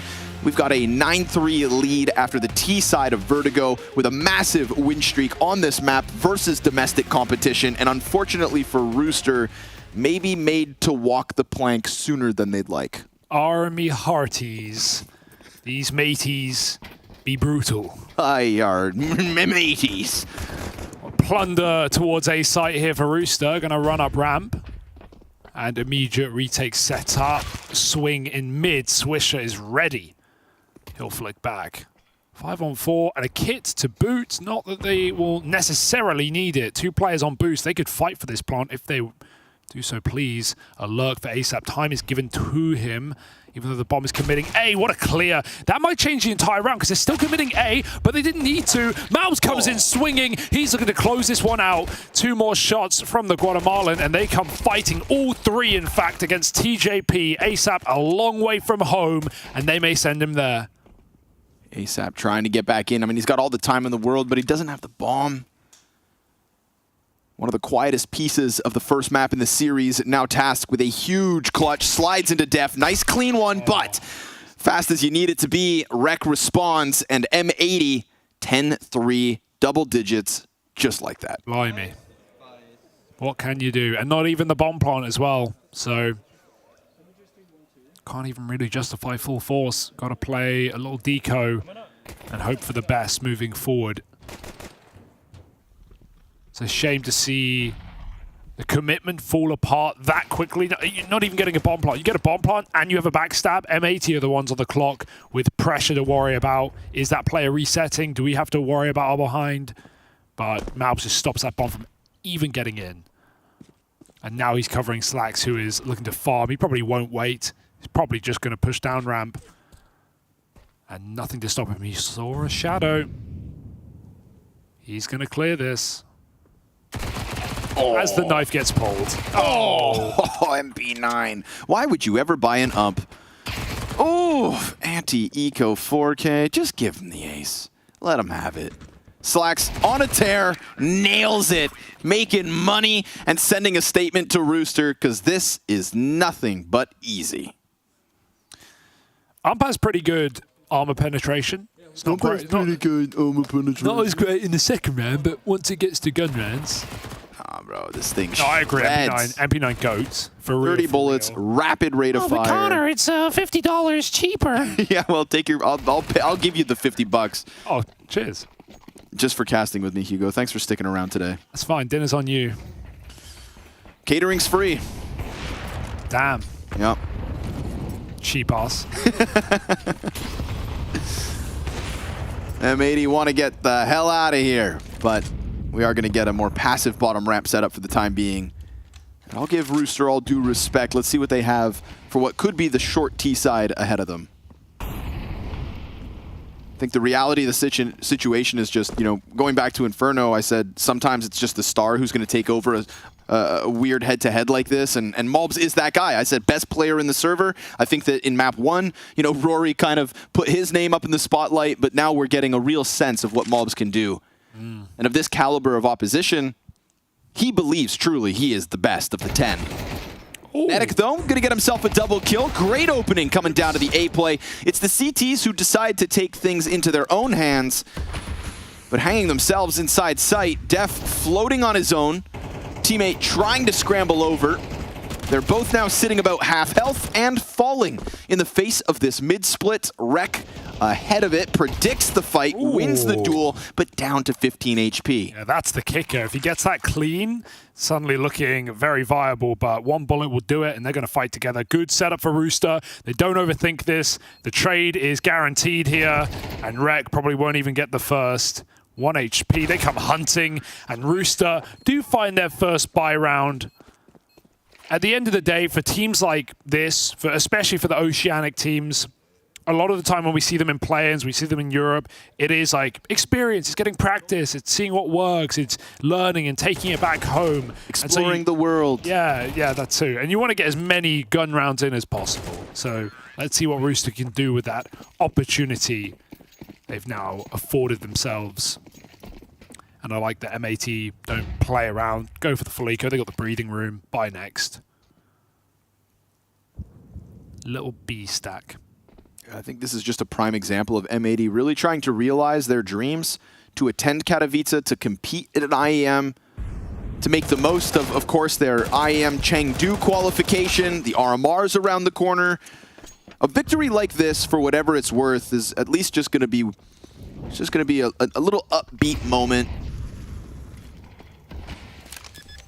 Just a confidence booster, if nothing else. Yeah, leave it all out there. Yeah, showing Def can frag. Because remember, Hugo, if you don't believe in yourself, how can you expect anybody to believe in you? Wow. I'm once again inspired.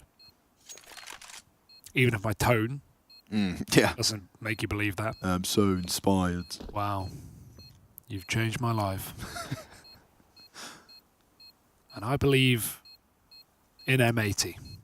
Do you? In the face of, say, Rebels? Because let's be real. Today has reassured me definitely more than anything else. Bloody hell, that's a kill. They lose the orb. Can they get it back? Hopefully, TJP. Before the bomb goes off, the bomb will blow it off the map. Nice. Oh, but he dies. But it can still be grabbed. Whoa. Quick fingers from Netic. Come here. Mine. And they save it. But yeah, now we're looking, I mean, let's just try to paint a picture here for this next matchup from M80, assuming they close out this game. We're going to be talking about Rebels versus M80, two teams who would really just dream of advancing to the group stage itself, right? Either of those would be kind of on anybody's fringe. And in Rebels' case, I think written off just as hard as Rooster was. Now they play each other for a spot.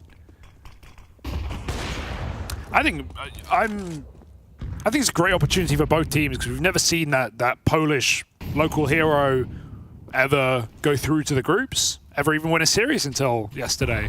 So maybe I want to get behind M80, but at the same time, you can see how much it meant to Rebels to win that game yesterday. Oh, yeah. And to see Sparrow behind them as well, a Polish legend. He was calm. I'm kind of happy either way, Connor.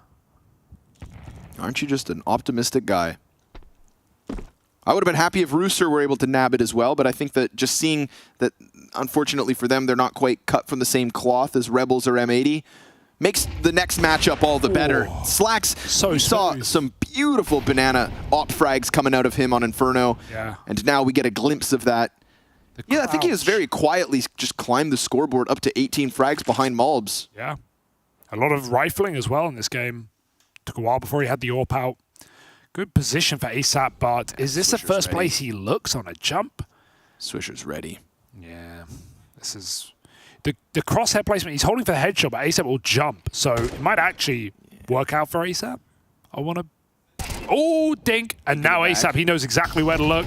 That's his kill on a plate, and they burst in.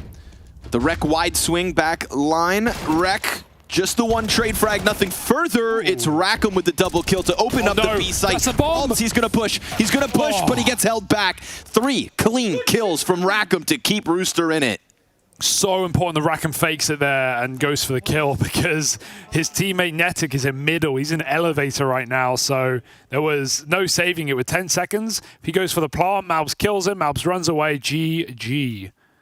Big kill for Rackham right at the end. The latest addition to this Rooster roster, who we've seen competing in pro leagues gone by.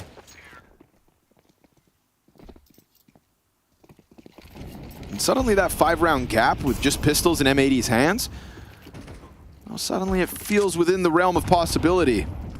If you say so. We won't get ahead of ourselves.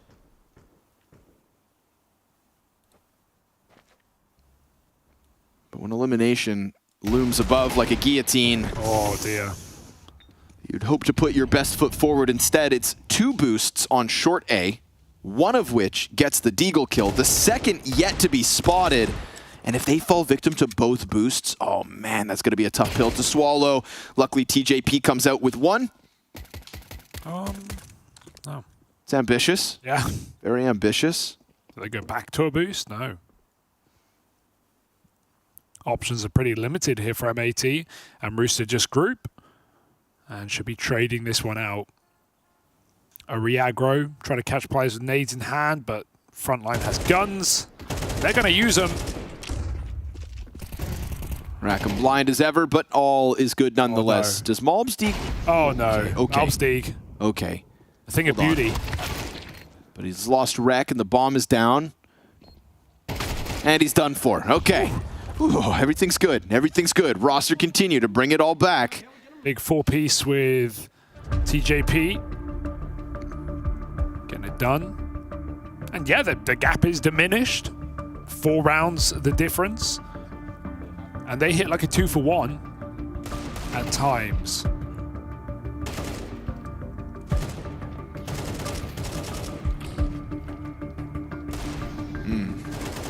Clean one from Malbs, his 22nd of the map. Blimey.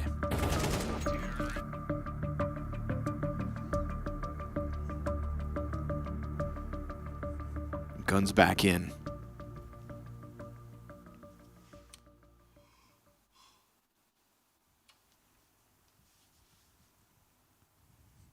Have we confirmed if that's James Banks' jacket? I heard Mike make the joke, but I don't know if it's real. But it does look like James's jacket. I wouldn't put it past it. And it's definitely too big, which would make sense. It looks like James's. You know, we do actually, this is a competition not just for elimination, but also for best dressed coach, and Psycho is competing with him. This town ain't big enough for 2 suits. I respect it. Did the same at ESL Pro League. Oh, hello! Exposed by the frag grenade, and with a quick burst of the A1S, Malbs into the kill feed. Easy one for Slacks. You are attacking an A ramp that has the 2 best performing M80 players holding the line. And not just sat back on site this time, but looking for you, feeling you up, holding you back, and basically pushing you over the edge. 3v5 needed. Slacks missing 1, sets up Malbs wonderfully. It's a 2K from each. And then finally we get the answer, but it's not fast enough despite ASAP's best efforts. 2 more to go and he falls. M80 locking in that 12th. FSET's had up so well as well, right? He drops the nade, gets a kill with it while Malbs is spamming on the push, and not only that, but it breaks the smoke for Slacks to find 1 more. And Slacks is, you know, I want to see M80 against Tier 1 because Slacks is never afraid to re-peek. Obviously, he's doing it in good positions and in games that they're winning, and so he's confident, but can he get away with that against, you know, top tier opposition? He seems to re-peek so much more than the traditional AWP, but the guy is quick. And with that formula on your best days, maybe you can pull it off. You know, we saw them versus, I would love to see another best of 1 rematch versus Gamer Legion, but just give Def more than, you know, 0 kills on the first half. His first half here in Katowice, first half of counter-striking quite some time. Fall down from Rec, and Swisher's there to help him. So they just own ASAP in the corner. With a flash as well, like you're aiming for Rec dropping, and Swisher's there to guarantee worst case 1-for-1, best case exactly that.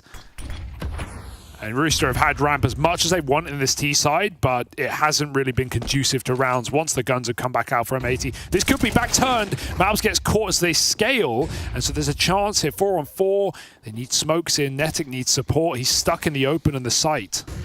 Flash is popping still. Molly here for Def's position. He gets pushed into Netic's angle. And Swisher, there's the trade. Bomb plant's coming through, but the challenge out from Elevator also just got ahead of what Netic held, so he gets caught off guard. Still lucky to be standing, but still lucky to be holding on. Rooster fighting for tournament life. And now down to the 2 versus 3. A nade that doesn't finish Rec despite only 7 health left over. And Rackham wants to peel somebody back off the retake. Finds his counterpart in Rec. The 2 Ts trying to tether nicely on this line. CT's held back. Time ticking. The push denied. And Slacks' op finds its first, but a second still needed. Taps it once. Waits for his shot. Lands it. And snaps back onto the bomb coming down to the wire. They're good. They're going on. And Rooster hit the deck. M80, can't believe it, surviving the challenge of the Aussies and locking in a dream of a best of 3 versus Rebels tomorrow. 2 squads that want that group stage so bad, and one of them guaranteed. That's an amazing feeling for M80, and the way they close it as well. Slacks, who has had a phenomenal series on both maps with some lights-out quick shots on the orb. I love to see M80 actually holding strong. And Rooster, another experience in Europe and another empty-handed flight home. It's got to hurt. They have no more competition in Europe in the calendar, but we hope to see them back to get a little bit more experience.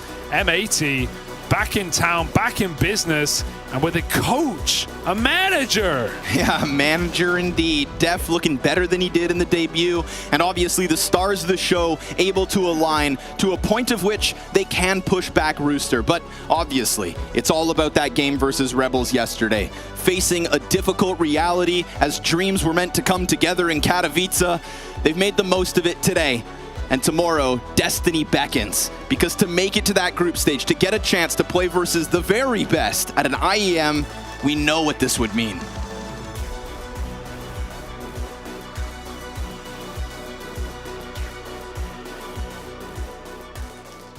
I've got maybe the best dressed coach I have ever seen, Mr. JHD, by the side of me. You are dripping, my man. Where'd you get that from? Just a good mate. Just a good mate, yeah. Okay, solid. He's got great taste. And a little wildfire pin on there as well. I will say, right, we had good conversations backstage. You guys were feeling good. You're trying to put up some numbers here, but this was not exactly the fight we were expecting from you guys coming into this. And obviously, M80, they played hard. But what did you make of this? Sad performance. Didn't get anything going. And when we did, too late. Speechless. Heartbroken. Heartbroken. Disgusted. Disgusted in who specifically? The team. All of it was a letdown, yeah. All of them? Yeah, I might quit after this. No, stay. They need you, man. I promise you they need you right now. But when you say, okay, this was so bad, right? But you are going to stick around in Europe. You're not just getting on a plane and going home, right? No, we're getting shit-faced. Oh, God. Yeah, we have to. It's the only way to get over this. That's for sure, yeah. But then back to practice once you recover? Oh, yeah. Back to practice. Yeah. We got a boot camp, so we'll do that. Nice. But yeah, but for now, shit-face. So that face first, and then afterwards, boot camp for how long? Lock-in for a week. For a week? Yeah, a little lock-in. And then come back and dominate Oceanic region again? You'd hope, because it's a shit region, so you'd hope we could dominate it. When you say that, how much of that is truth and how much of that is meme? It's just facts. Oh, no. Oh, my mum, I could probably play and be top 3, and that's a fact. Well, you guys are already right up there. Anything you want to send for the hopeful Oceanic players out there who want to grind up and be in your position one day? You can't. That's it. Game over. You can't. Hug me, man.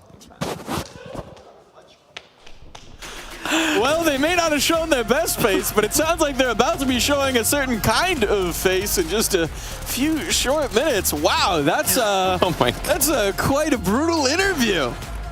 Well, I respect it though. I mean, he's honest and a little memey. Well, we heard from one coach, and now we've got another no longer coach here on the desk with us. Def, look. You were talking in the pre-show, you're talking to pre-game, you're saying, you know, I don't know, we're playing 4v5, we're doing this, we're doing that. And then you stunned it on them on Inferno, man. What changed from yesterday to today? I feel kind of bad now listening to the Just so you know, this is a trial, because we might just get drinks with that guy unless you seem cooler. He seemed really funny and cool. He was funny as well, so. Yeah, I don't know. I came in today, I DM'd a bit last night, got in the servers, and then I seemed to just play okay on Inferno. Again, it feels like they carried me a little bit on Virgo, but trying my best. I think you more than achieved. I think we've got a little celebration graphic will pop up at some point to mark this achievement. But, man, I was plenty pleased. Here we go. Fuck yeah. He's been cooking. Man's been cooking. How good does it feel, right? We were talking through it with Josh, right? Another guy who came back, made that journey over towards Valorant, made the journey back in as a player. It takes a while to break the rust off, man. It's got to feel good to get a map like that under your belt. 100%. Valorant plays so much differently to CSGO, and CS2 is so much different to CSGO itself. So I'm really enjoying coaching the game. Not so much playing, but trying my hardest. What do you think then is a realistic expectation? Because I think now you guys are going to face against Rebels. I don't know if you looked at them at all, but they're kind of a random team to be in this position too, to fight for a spot in the group stage. And so how are you feeling? We were kind of memeing because we're like, it was kind of better to lose yesterday on how the bracket worked out. Some people here know a lot about wanting to lose, but we won't get into that too much. Okay. I don't get the reference. Please explain it. I'm not the one being interviewed. Do you have a question for Def, though? I could ask a question, sure. I know that you're coming into the team. You've IGL'd before, obviously, but I haven't had a chance to listen in on you guys. What would you say is, like, who's IGLing between you, Swisher? I heard, like, we were standing behind you guys for a few rounds, and Swisher had a lot of, like, mid-round input. Is it mainly, like, you taking over the IGL roles, or is it Swisher? Is it a little 50-50? How's that working? I'm doing the majority of the stuff because I was listening to them more of the time. And Marcus, we're working in Marcus's system, basically, still. Yep. But Swisher's so vocal. So, like, every mid-round, start round, he has an idea. So it's really helpful filling in to have a guy like that on your team. I guess the question I have that just because he had a great day today for Slacks, coming in for Wolfie a while back, what has he brought to the team just in general? Just like his energy is really good. He tries really, really, really hard. He does more demo watching than any All-Pro I've ever. That German work ethic. Yeah, pretty much. It's the German efficiency, and he's just he inspires the team, I think, to work a little harder. Cool. So now we've talked about Rebels. We've talked about the prospect that's in front of you, right? A lot of this as well is building towards the major cycle, right? A lot of, you didn't expect to be playing this tournament before you arrived at the tournament. Definitely not. Now you actually know what the next month holds for you, and it's as a player. So what do you expect that timeline to look like? Obviously here it's very condensed in terms of your matchups. Tomorrow, you got to keep going. Yeah. But what's the expectation for you now that you're actually in the server, you're going to be a player? We had a chance to fill a sub in here, but the guys really wanted, if I'm playing the RMR with the rule set, then I might as well play this tournament too. So we kind of went with that, and every day we're just trying to prepare as best as we can for the teams with the structure that we have. Well, you're doing a great job of it today. First win under the belt as a player since 2019, I think. Feel good? It feels good. He's played another game since. We don't talk about that one. Well, congratulations on the win. Congrats on the server. Do we still call you coach at this point, or is it just Starfragger? Not quite Starfragger yet. Inferno one trick. Yeah, maybe. Yeah. Inferno one trick. I mean, look, you got to build a map pool one trick at a time, so you've got one more under your belt now. Congrats on the win, man. Thanks for joining us, Steph. Thank you, guys. Appreciate it.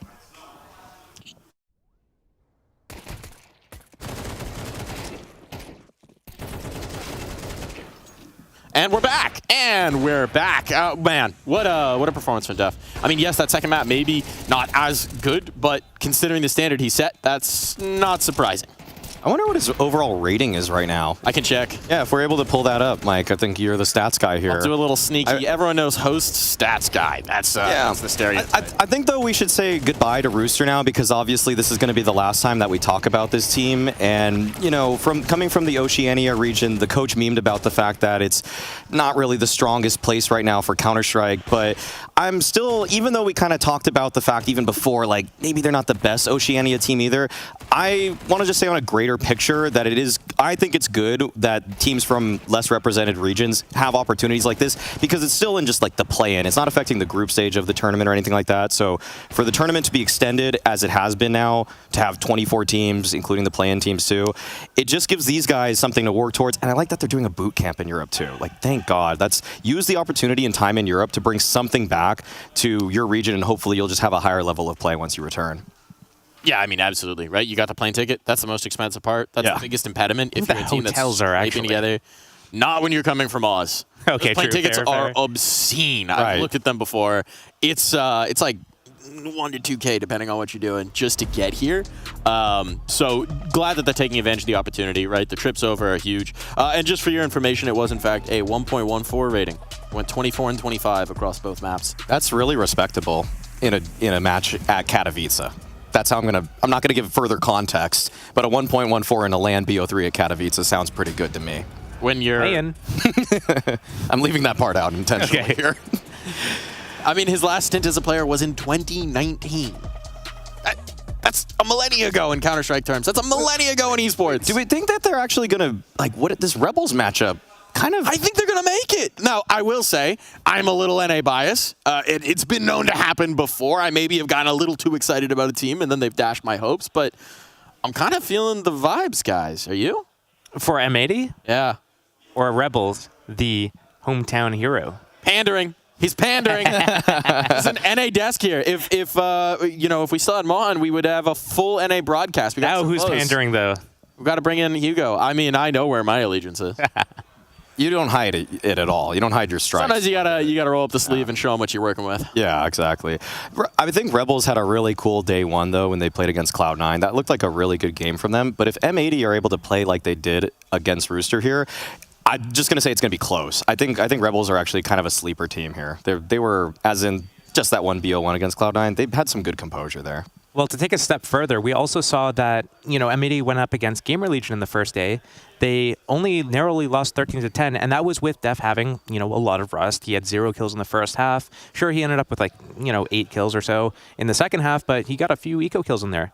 Gamer Legion just beat Virtus Pro. Yeah. So if we're kind of using this weird logic stuff, M80's sitting in a pretty good spot. Yeah, they're in the decider game or whatever, but they're looking in good form. And we're seeing, we've focused a lot on Def, right? But let's talk a little bit about the rest of the team. We mentioned Slacks a little bit in the interview. Slacks looked great today. Malbs had a phenomenal Vertigo, has been looking very strong in recent form, even before this competition. And Swisher as well is the guy that we're looking at. And then Rek was top of the board in that Gamer Legion game. The pieces outside of Def, which is where you need to look if you're this team, they're hitting.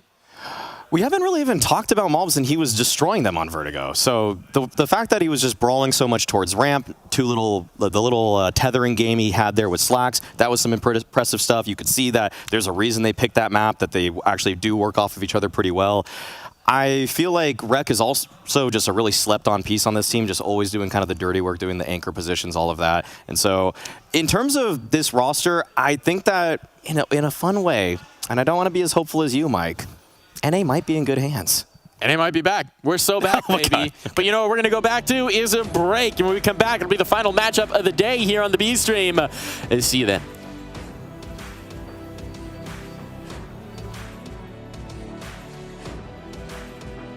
Welcome, my friends, to the Cathedral of Counter-Strike! Elevated, never low, way to the top, headed to the peak. All them boys want it tall, hit them out of love, but don't got receipts.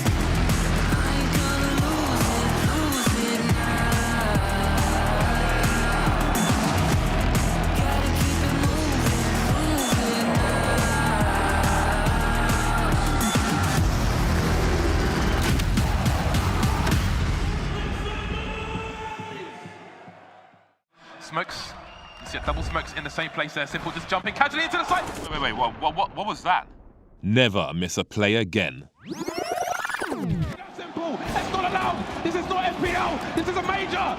Finally. With Faceit Watch, you're in control. Switch between player POVs live and see the game through the eyes of any pro.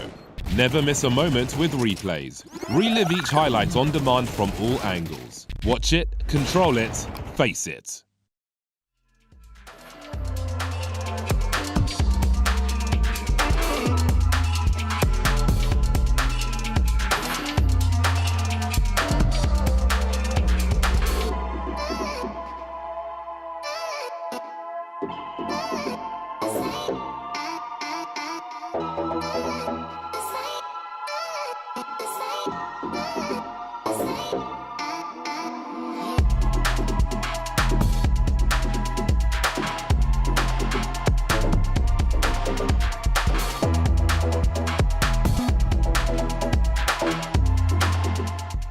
Polish? I don't have a lot. I'm sorry, I missed my classes, Would you add Monasi if you could? Ilya is a good friend for us, so. Would you add him to the team? Do you want him on the team?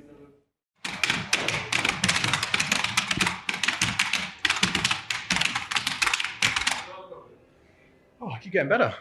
That felt like my worst one. Whew, okay, close game. And that was, of course, against none other than Joshua Steele-Nissan. Dude, I bumped into you yesterday, and I was just telling you how good it is to see you walking around the halls of Katowice, and really been enjoying what you've been contributing to our Counter-Strike landscape with your new YouTube channel. But now on the analyst desk, how exciting! I mean, does it feel weird to be doing that, stepping into that space? Feels a little weird. It's a little different. It's definitely something I've done before, but not in the last, 6-7 years or something? Bro, back in the day, right? I was casting Battlefield. I just joined ESL. I was a little post-pubescent baby, and I was walking around Gamescom, and none other than Joshua Steele Nissan casting the Counter-Strike stage with Lauren Pansy Scott, if I'm not mistaken. That's my first memory of you. You were playing, but you were casting after you'd been knocked out, I think. You were in your jersey. That might have been with Tosspot, actually. Tosspot, that's it. That's it. Yeah. Okay, yeah. But I remember I'll be like, oh, that's Steele. Oh, my God. That's you. Oh, my God. I mean, you've been loving this, obsessed over this game for so many years. How have you been enjoying watching like the teams adapt to CS2? Like it's kind of a whole new ball game. Yeah, it's interesting to see how kind of like the little meta things shift because one, swinging, just swing everything. Two, the smokes being like knitted open. Everyone's shifting to buying an HE grenade. Not everyone with double flashes. No more one-way smokes. Yeah. That's great. So yeah, I'm not missing those. Yeah, there's a lot of good things about it. Yeah, for sure. Okay, awesome. Well, I'm looking forward to seeing you on the desk, bro. I'm gonna go and try and find Banks because we are both going to be giving you guys a little tour of the lobby. In fact, first I'm going to give them a tour of the player lounge. Show them what these boys are getting. You got table football. We got more table football. We've got barbers. We're spoiled. We're absolutely spoiled. Those are the boys from Psycho Barbers in Katowice. I got it right. They're lovely. Look how fresh. Look at it. Look at this. Beautiful work. I had that done yesterday from those guys over there. We got everything you need to have a bit of a chance to kick back, relax. A lot of the players loving this environment. And obviously this is just the day of Media Day. I'm here to introduce the lobby. We've been running around, grabbing as many players as we can. And hopefully, myself and Banks, we're going to give you a little bit of a taste of what it's like. It's the chaos that is Media Day here in Katowice 2024. It feels so good. It feels like we've been away from esports events for forever. The new year, and we're getting Kato started with a bang. Chock-a-block full of exciting teams. And we're going to go walk around, see who we can bother with a microphone and a camera. Let's see who we can find. Hello, Norbert. Hello. How are you? Not good. Not good? Why not good? Because it's almost 10 and I slept 5 hours. Why did you only sleep 5 hours? Because I'm grinding. Oh, you're playing a lot. Oh, okay.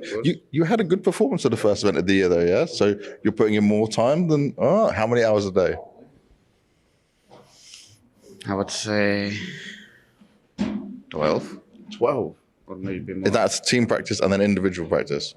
Yeah, maybe. Okay. Look, do you see how the rest of your team try to avoid this? What have you just been doing? What are you doing there? Some media stuff. Okay. And the cameraman said to not post it. Ooh. It will be like something new for Hall of Fame. So they said... Hall of Heroes. Yeah. Well, you got fame, you know. We can put fame on all of it. That's fine. Yeah. We're going into the photos. We're going for more photos, not secret photos. How did you feel after your blast performance? Are you happy? Of course. Yeah. We qualified to spring finals. Yep. And it's a good result for us.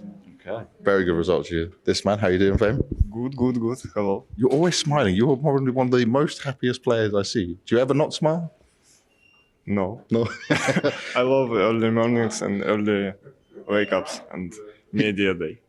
You're lying to me. No. I'm smiling. Is he lying? Is he lying? No, he's never lying. Look at him. Okay, your teammates got your back, Fame, right? In that sense, I will believe you. I will say you like early mornings. He was just saying he's grinding a hell of a lot of Counter-Strike right now. Are you joining him on the grind? You playing as much as him? Yes. Yeah. How much you were playing? All my time. 15 hours. And I sleep and I wake up early. What time do you start? 8 a.m. every day. I'm gonna fact check this. I'm gonna make sure if this is actually real or not. But you remember before, James, we were doing an interview. Yeah, he said he wants a translator. Then you didn't translate for him at all. He's faking. He knows English, guys. What is this? He just doesn't want to do interviews. Look, there we go. So James over here, he's just a liar. Yeah. He can speak English. Tell me, explain his personality when you're speaking your native language. Is it the same? I don't know. No. Actually, it's not the same because in Russian language he can talk better. Okay. And but how would you describe James? I don't know. It's hard to describe. His secret personality. Okay, we're going to come to you because James, you don't need translator. I need translator. I don't speak. Sorry. I got you a translator last. Yes. It was last time. It was last time. Yeah. But what? But now we're fine. We're good. Yeah, we can try. We can try. Okay. So James, how are you feeling coming in to Katowice? It's okay. It's normal for me. Same feelings like last year. Not excited? No. After RMR in close qualifier, it's nothing. So you need to just chill, go through this, easy games. Not easy. We will be preparing for. We need to be ready for anything. For anyone. Yeah, anyone. Where would you place yourself now? Not talking about like HLTV rankings, but all the teams here for Katowice. I know you will tell me you want to win, but where do you think you are? Like, how likely could you win? No one. No one? Doesn't matter for us. Any team from top 5, top 10. Yeah. Wow. Okay. In playoff, elimination match. Yeah. Doesn't matter. Doesn't matter. Okay, and tell me something about Mr. Dastan, your coach, because he's always telling me about you guys, yeah? But tell me something about this man that's always with you, always doing so many interviews. For so long you've been working together. What's the best thing about Mr. Dastan? He good coach, everything for players. Any single rooms, any tasty food, any one extra hours for sleep. I'm living for him. Oh wow! With him, yeah. Okay. You said tasty food. What's your favorite food? I think pizza. Really, pizza? Nothing more? You have better choices than pizza. I don't know. It's like in any country, it's okay. It's okay. Not amazing, but it just does the job. Yeah, that's what you like. All right, I'm gonna let you go. Thank you very much, James. I appreciate you, man. Flit, do this for me. Take the microphone and do this. Yeah, do this. Let's go. Thank you very much for staying. How are you? Good. You? I'm very good. Nice to see you. Oh, look at that. Nice to see me. That's a nice start. I like this as well. Now, you guys are playing very well right now. You individually look great. How much are you enjoying CS2? I like this game. It's something new, you know. It's new experience, new mechanic. It's interesting to play now. And you're a headshot machine. Not headshot machine. He's headshot machine. I am just. Okay. But you're playing very good. Thank you. See, look, he's so humble. Thank you. That's it. Now, Katowice, for you, does this feel special being here? It would be here because it's a really important tournament with huge history, and we want to win it. Oh, I like this confidence. Okay, you want to win it? You will win it? We will try to do the best one. We will see in the future. Okay, we'll see in the future. Hopefully he can get it done. We'll keep moving and we're moving around. Thank you very much, guys. I appreciate you. Big Boom, you're holding on to your phone. How are you? Mr. Cloud9 captain. Early morning, but Bro, why am I the only one with early morning energy? Wake up. Can you do this? Jump? No? Okay. He's not giving me that energy. hard day today, so need to rest a little bit in the morning. Now, Boom was very lucky yesterday. I saw him in the hotel. He ordered a pizza. He ordered a small pizza. They gave him an extra large pizza. But you fell asleep after eating one slice and didn't give me any, Boomage. Come on, man. Bro, I didn't know you want a pizza. Why you not ask? I'm not Perfecto. Perfecto stole his drink in the lobby. You had 2 drinks, yeah? And Perfecto, what did he say to you? He just said, I want this. Yeah, I want one PST. And, then I asked him, you want a pizza? He tell me no. But after 30 minutes, he will come to my room and ask me for pizza, but it's already was in trash. Well, you threw it in the bin, Boomage, as well? Yeah. The life of a player, just order the food, don't need the food, throw it to the side. Now, Boomage, when I last saw you, you were very sad, but you seem happier now. You understand what went wrong? You feel better coming into Katowice? Time is going, and of course, bad mood is going. Yeah, that's good, yeah. We want to remove the bad moods for sure. For you, though, looking at Cloud9 right now, you guys don't have the dedicated AWPer, we know all this, right? But you're still very good. You still can compete. In your honest opinion, how much of it is difficult for you to manage as an in-game leader? It's start of the year, and of course, you want to show the good results at the start of the year. And the Katowice is first champion, what I win in my career. So of course, this champion is, for me, is the best one. Yeah. And I want to show the best result and go to playoffs and play with crowd. So. Lots of good memories here then, right? Yeah, of course. Now, how special is it for you, though, to be able to be back at these events and have Perfecto and Electronic? You know, you left us for a little bit, you came back, you had to grind your way up, and then you come back into Cloud9, you're like, it's just almost the same team. Oh, yeah, I'm happy. I'm happy to be back. And of course, thanks everyone for supporting us, every fan. And, you know, I'm happy right now. Now, I'm not going to tell you who to remove from the team, but I want to ask you, would you add Manasi if you could? Oh, Ilya is a good friend for us, so. Would you add him to the team? Do you want him on the team? I don't know. He doesn't know. He doesn't want to say it, but I'm going to keep finding out for your teammates. Boomish, go enjoy the rest of your day. We're going to keep going. Hobbit, you're always happy, though, and you have... What are you drinking, cappuccino? Yes. Cappuccino? Yes. Did you just wake up 10 minutes ago?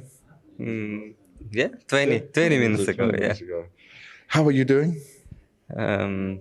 Could be better. Why could it be better? What happened? You're always happy. I just want to sleep. Oh, okay. Yeah, and today is going to be fun day. Media for 5 hours. I love 5 hours? I think, yes. Okay, you have a longer media day than me, so this is easy. I'll make your time go faster. We'll have some fun here. We'll talk through everything. For you right now, coming into Katowice off the back of what you had at Blast, how do you feel? Are you happy? Are you disappointed? You know you need more work to do? Because you told me in another interview you're playing so much at the moment. Yeah, of course. I mean, of course, I'm happy to be here. And you need to enjoy every moment. And I'm trying to do it. I hope we're going to show our best game and best sides. Now, how much do you want to AWP on this team, Robin? Op? Yeah, you AWP. I like op. Depends of the money. If I can, I will buy it, right? When you're playing around like this with the team, how do you decide it? How does Cloud9 decide, okay, we do this, I'm going to AWP, or is it just random? It depends of, I don't know. Boom is just asking, do you want to op? Yeah, let's go. Okay, do it. This sounds like my Face It games. Do you want to AWP now? Do you like that? Are we deciding this way? I mean, of course, it's a part of the game. We're like always on the Face It. That's just the way it goes. Yeah, if to be honest, of course, we're trying to adapt for every map who can op. So depends of the positions of the rhythm, I'm gonna say, how aggressive or passive we're gonna play. So I was asking Hobbit about the AWP situation. When we spoke back, I think it was in Abu Dhabi, you were saying like, okay, we're not looking for an AWPer. But let me question this to you. I asked Boomich, don't think about removing any players, we're keeping your team. But if you could add Manasi, would you add Manasi? So is it a 6 guy? Yeah, just theoretically, just would you add Manasi if you could? I don't want to kick anyone because I love your boys. Yeah, listen, me and Hobbit are good friends. He can stay, but someone might have to go. But would you get Manasi if you could? If you don't have the sniper, of course, you would like to add one of the best sniper in the world. See? Yeah. And that would fix all your problems, and then you'd win all the tournaments. I don't think that is our main problem. I told it you before. Yeah. So, yeah, it can be a problem. For example, if we are talking about the top 3 teams, for example, we are number 3 in the world. Yep. We would like to be the number 1. But we just need to fix one thing, and after that, we will become the best team in the world. But it's not the current situation for our team, to be honest. Yeah. We're realistic. You're always realistic. Yeah. We know where we are at the moment. So we have other problems. But it's not about the sniper. But how is the team feeling into this event? Mood low, high? So it looks like the medium because we lost Blast in Copenhagen. So that is why we're just between. But we came yesterday in the evening. We didn't have any team talk or something like that. But anyway, it's the new event. So we have to reset and just keep going. We love seeing you at EPL. We love seeing the results. DreamHack as well. You know, you guys have been making some second, yeah. What do you think is standing in the way of you guys making a leap here in Katowice, doing that again, but on a tier 1 Katowice scale? Like I think we need to keep what we did in the ESL Pro League in CS2. We need to be consistent in CS2 now. We need to play more tournament like this, the highest tournament. So we're gonna do our best, and we'll see. How are you adapting to that and to the new game? You know, I'm seeing a lot of social media buzz about Pika's advantage. Yes. You know, does it feel better on land? How are you adapting to the new game? Yeah, we try our best to be to adapt in the new games. We're training every day. We're working very hard. So let's see. I hope we have high expectations. So I have a question. Which one of your teammates is the most kind of coming up with ideas? Is there a particular player that will be like, can we try this, or is it all the mind of Maja? No, I think we are a team. Like everyone bring his idea. I bring a lot of idea also because I'm the leader. Yeah. But my coach also bring a lot of things. Our terrorists bring a lot of things. And then we just do brainstorming, you know, like, okay, I bring this. Okay, but we can do that on these things, or we can change that. Yeah, So there is a lot of idea, and we try to do the best that we can. Yeah. That's all. I think it's a good teamwork. Like it should be like this in every team, because if one person brings something, it's just one vision of things. Right. Like maybe when you have multiple things, like I think it's when you take the best of it, it's better. And I mean, that's always something you focus on a lot. I always hear you reference team and what makes a good team. And I mean, you've been in teams your whole life at this point.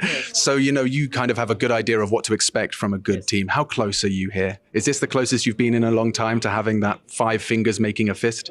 Yeah, I think in terms of role, of what I expect of my teammates and what I search as a leader, I think I'm pretty happy now. Yeah. But in the server, we don't know what's happened. Like it's really random sometimes. So we will do our best, like I said. Yeah, you always do. You always do, Maja. Thank you. Does Woxic have that same ridiculous sensitivity on CS2, and how's it going? Orping in CS2, do we love it? Do we hate it? Our boys, I really don't like, because it has to be improved for sure. Because it's sometimes when you're even standing, it's because of the pixel of the game, it goes away. Some games it happened, like in previous events as well. And for me, I was using high sense in CS:GO, but in the end of the CS:GO, I switched up my sense a bit lower. Yeah, okay. And I just came back again. You went back to the high sense? Yeah, I have back to the high sense because it's really hard to play with the lower sense, like for me.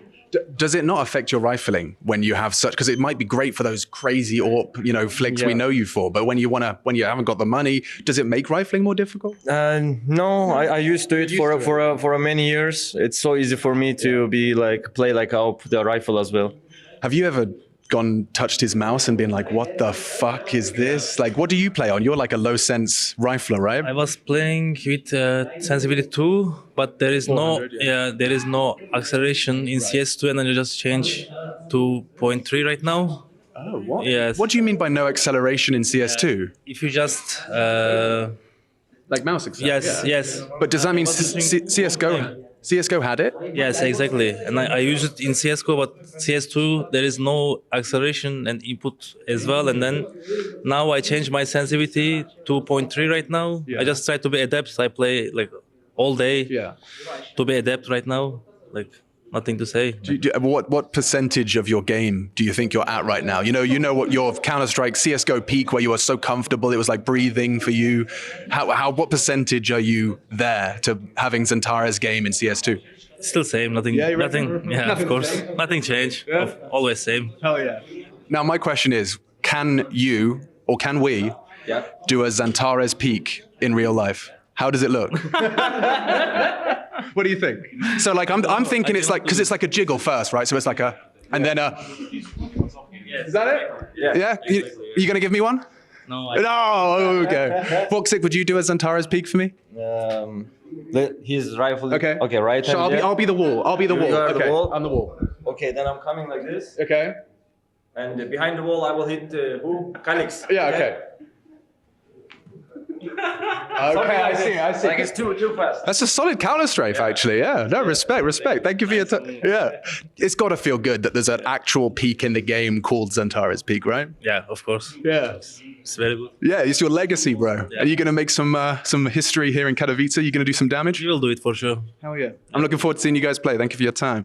But Stair, you've now had quite a bit of time on Astralis. I already spoke to you before, right? And this Astralis is great. It's looking really strong and a great start for you guys. But after we saw that the big game get close and other games get close and maybe not where you want it to be, did it change your perception of what you needed to work on and how you guys are feeling? Not really. I mean, everyone can have like off days, right? I think we showed some very good level against Vitality, especially. I mean, even the second match we lost against them. If we closed that Mirage in overtime, exactly. I said it as well in the interview. Like, if Sawu didn't make his rounds, we probably won that one in the overtime, right? So I think we showed some good CS, right? And then against Big, it was kind of an off day. And to be honest, they also played very well with how they like kind of abused the sides and Ancient especially as well. So. Yeah, I think it was just an off day and Big played really good, right? Definitely. And one thing I want to touch with you obviously had to sacrifice a lot coming into this team.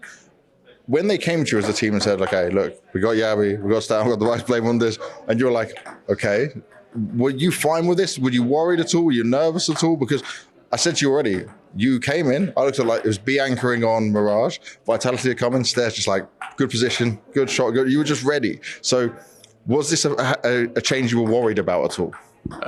Worried, not really, but I was like kind of excited. Like I didn't know how it would go, right? I tried a little bit in Sprout, like where we switched positions because I always said in every team I played, like I just want to do what's best for the team. So like I just take whatever position, right? That's good. Also, when the boys joined and we talked about positions, then like I instantly said like I'm just gonna fill kind of. Really? Yeah, you said it. Yeah, I did, and then like that's. You are the dream face-it player, the dream team player in terms of like, we get to so many things, I'm like, yeah, I played this position, nope, I'm playing this position, we have these arguments, you will get used to it. But has it come naturally to you to fit into some of these positions and roles? Yeah, I think so now. Like, of course, I still need to learn some stuff, like get like routines in, like especially as you mentioned Mirage, when people pop B, like how they go out and stuff like that, right? You need to like learn that and experience that. You only learn by experience it. I feel like you cannot watch demos and learn it. It's like, how do I react to this, right? But other than that, I feel pretty confident in my roles now. Like I'm getting used to it now. The reason I want to touch on you is because you went on one incredible journey when you were doing the heroic side of things, and now you come into Astralis. I remember when we spoke about this at the very beginning, but now you've got some of your heroic boys back, and what I see is that some of these things that you used to put into the heroic boys, you're bringing into the Astralis camp and mixing the best of both worlds. But how is it for you to be able to bring them to your team? I mean, basically when I came to Astralis, we kind of knew that we had to develop the team a lot. And of course, when you have the pieces that you have, you need to work with them. And I think we actually managed to get what we could out of that team. But it was also about being interesting to some of the other players that were interesting to us, right? And yeah, I'm super excited to bring in Yabi and Stown because I got deep knowledge about them as persons and as players, of course. And we were not only looking to add 5 superstars, we were also looking to be adding people who could interact with each other on different levels and who had opinions, were able to take initiative and all that kind of stuff. And that's what we got in the team now, right? So I'm extremely pleased and also very, very honored that the players wanted to join forces with me again, of course. And looking at that, where Astralis is at now on the 5-player jab, we're all very excited. Everyone got very excited from these Vitality games. How are you managing your own expectations when you're looking at it? Is there an element of, I don't want to get too excited? Yeah, I mean, we're basically in kindergarten right now, right? We're learning a lot of things in-game, but also out-game, right? We don't have specific goals for an event like Katowice. We want to come in here and work on our own identity, in-game identity, but also like who do we want to be as a team? What are the values that we have? What is the culture? What do people see when they see this new lineup, right? So we're in this whole process of finding out who are we, and you will make faults and you will make mistakes during that time. But I mean, I know we have the players to go deep in every tournament that we attend, and I don't put so much into like a bad game against Big. We managed to do what we had to on a bad day at the office, so I'm not concerned. I'm just very optimistic about, everything that's coming our way. You were doing a lot of Face-It stuff before you were coming into Astralis again. How does your schedule look right now for you? What's the balance for Device? I mean, as many Faces as you like. I think for me, it's also right now a lot of demo grinding. I think, just finding the correct nades. I think the team is so good that, sometimes I'm going to have an off day. Sometimes some of the other guys are going to have an off day. If you can contribute with consistency and all the other aspects, it's fine. It's like the old Astralis. Yeah. Like, it wouldn't matter. Someone would carry the load that day. So demo grinding, trying to figure out ways to manipulate the maps and find good duels for yourself. Get as many shots as you can with the orb that are good shots and maybe not holding too much angle. I'm interested in one thing you said there, kind of like the older shots was words you just used. Yeah. It's obviously so early to try and jump the gun and say, I'm not going to talk about success or anything like that. But in terms of feeling and where you're at as this 5 and how happy you are, because you've been through changes already under this Astralis jersey, where do you see yourselves at in comparison to that? And is that always in the back of your mind, like, this was the past, this is the older Astralis, can we replicate that? I'm not necessarily trying to replicate anything. I just think that the feeling of having the best players in the roles, I think that was what we had as well back then. I think that now Yabi is, in my opinion, one of the best lurkers. I think Stavn is, like, in his role, probably at least the best in Denmark, if not one of the best in the world. I think Blamif is the best performing in-game leader out there. Yeah, so I mean, like, it's just how it is. Stair, I've always said, like, in my opinion, he's gonna play for 10 more years, and he'll play every role by this point. He might even take AWP if you retire. Stair could AWP. He could AWP. We've seen it. Okay. You haven't seen it. We've seen it. Yeah, for sure. I mean, like, he can do everything, and I think he's really talented. So. Yeah, it's just a great team to be a part of. We have a good support staff, and to be 28 years old, and 20 years old. We're going backwards here. 28 years old and being in this team, I'm really happy. I think I don't necessarily have to carry the biggest load, but I think we're gonna go far with this team. Bro, how many Katowices has it been now? How many times have you been here in Poland? It's the second time. Yeah. And do you think there's going to be a bit more of a Mongol splash? It's going to be interesting to see how you guys have taken to CS2. I saw you did well at Extreme Land. What's your expectations for the big one? I think this time we can make the playoffs. Yeah, you know. Hell yeah, baby. Yeah. How are you finding the new game? I mean, a lot of people are very vocal about it needing a lot of work. You know, Counter-Strike, CSGO, it was years of development before it felt good for the players. We're very early in CS2. Does it feel good to you? Does it feel like the game you know? I think it's okay, yeah. The game will be good in the future, I think. Yeah. But that means it's maybe not so good right now? Because you said it's good in the future. Does that mean it's not so good now? I think not the best right now. Okay. That's a good answer. He's a politician. You could be a politician. Yeah. And can you tell me anything about Senzu, the new boy on the block? He's been with you for 4 months now, or a bit longer? A bit longer, I mean. Okay. Yeah, he's in the team for I think the 3 or 4 months. Okay. Yeah. He's fitting very well, yeah. Cool. Because it feels like you guys have had a bit of a, there's always been one seat that keeps changing, Azteca and whoever is like a kind of a revolving door. Do you think Senzu is the missing piece of the puzzle? Yeah, I think so. Yeah, we think so, yeah. Cool. That's awesome. Mr. Dihar, you're not running away this time. I'm sorry. How are you doing? I'm fine, thank you. All Polish except one. How is Glaves? He's also Polish. He's also Polish? Yeah, he's Łukasz. How much have you been teaching him? I think a lot, but it's not easy for him. The sentences we are saying, it's not easy. How is the communication? It's surely just in English, yeah? Yeah, it's English. Okay. But this whole project coming together, did you ever imagine you would be on a Polish ENCE? I mean, if you would ask me 2 events before the end of the season, I wouldn't believe, but what can you do? But you're happy to have your boys with you? Of course. Yeah. For this though, this chemistry, how this is working, what's been the main thing you guys are trying to build as this ends? I mean, I'm gonna be honest, we need to build from the bottom, I would say. You need to build everything, because we didn't just change 1 or 2 players. Yeah. I think it's mainly me and the Glaive, but you need to build everything, I would say. Like team play, playbook, everything from the start. So I think we are focusing on everything.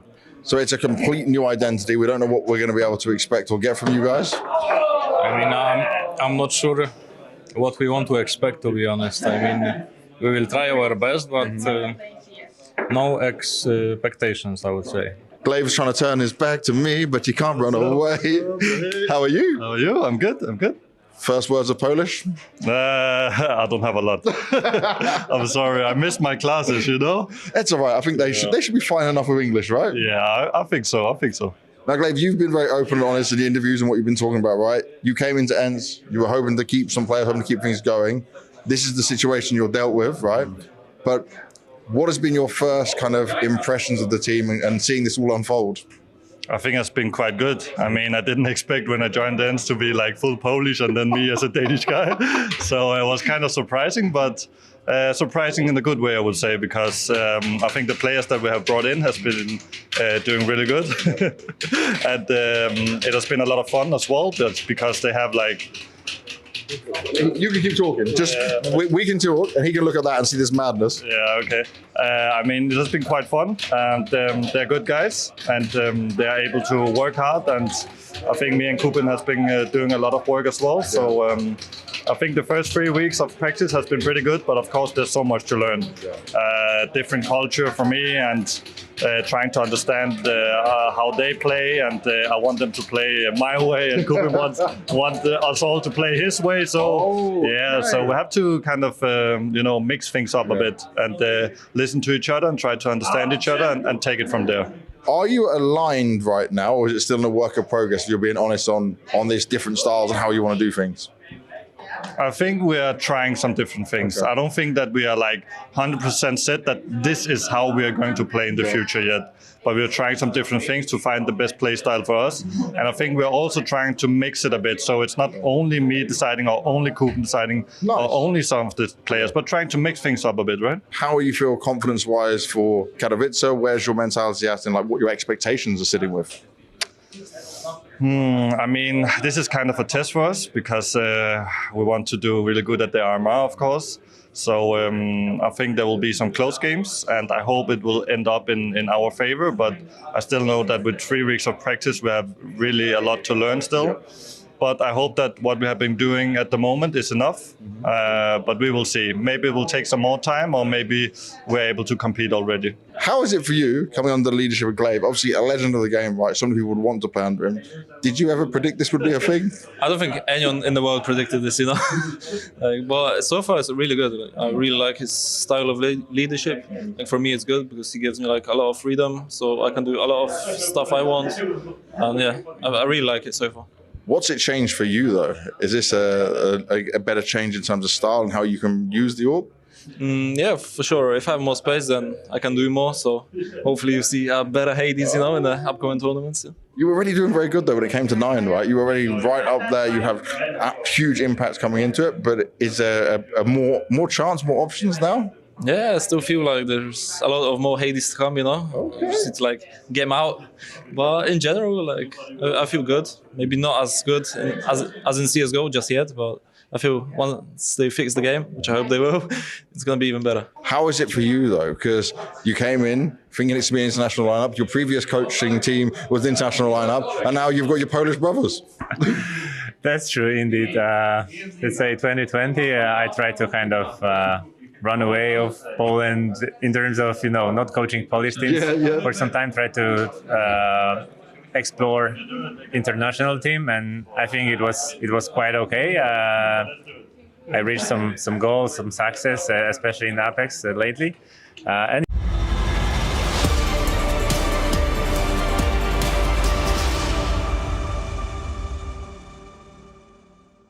are about to face off. First words of Polish? Furia is certainly a tough team, but you faced a really tough opponent to start off with, mate. And I want to talk about this Spirit game because you guys were memeing on Twitter, right, that you got donked on, but it wasn't just getting donked on. You guys were struggling to fight that we don't normally see. So what went wrong? I mean, everything went wrong. I don't know where really to start, but we came into the game, wanted to slow down the game, not fight. Okay. And when you play versus Shiro, you play versus Donk, if you don't want to fight them, they will just beat you up. So I think we learned a little bit. We had it was like a ref learning experience yesterday. Yeah. 13-0 is embarrassing, but well, hopefully something better comes out of it. Would it be fair to say you were quite scared to fight at times? 100%. And usually we are not like maybe the most aggressive team in the world, but we're definitely not a passive team. No. And then we had started yesterday waiting. And the first gun round, I think we waited out 5 smokes, and the time was 20 seconds, and we're like, we have no map control. Yeah, what can I do? Yeah, what can we really do? And then we're just making sure that today, back to like who we are, not like this. Like yesterday, we were just, I don't know, diaper was full of shit. Well, a nice analogy for me there, mate. I will say, though, I want to touch on the in-game leader side of things, because Sense is still young, big shoes for him to fill, things are going well with Kicksam, but how is he handling all the pressure of like an event like this, and especially that game? Well, I mean, we have seen him a little bit more than only yesterday.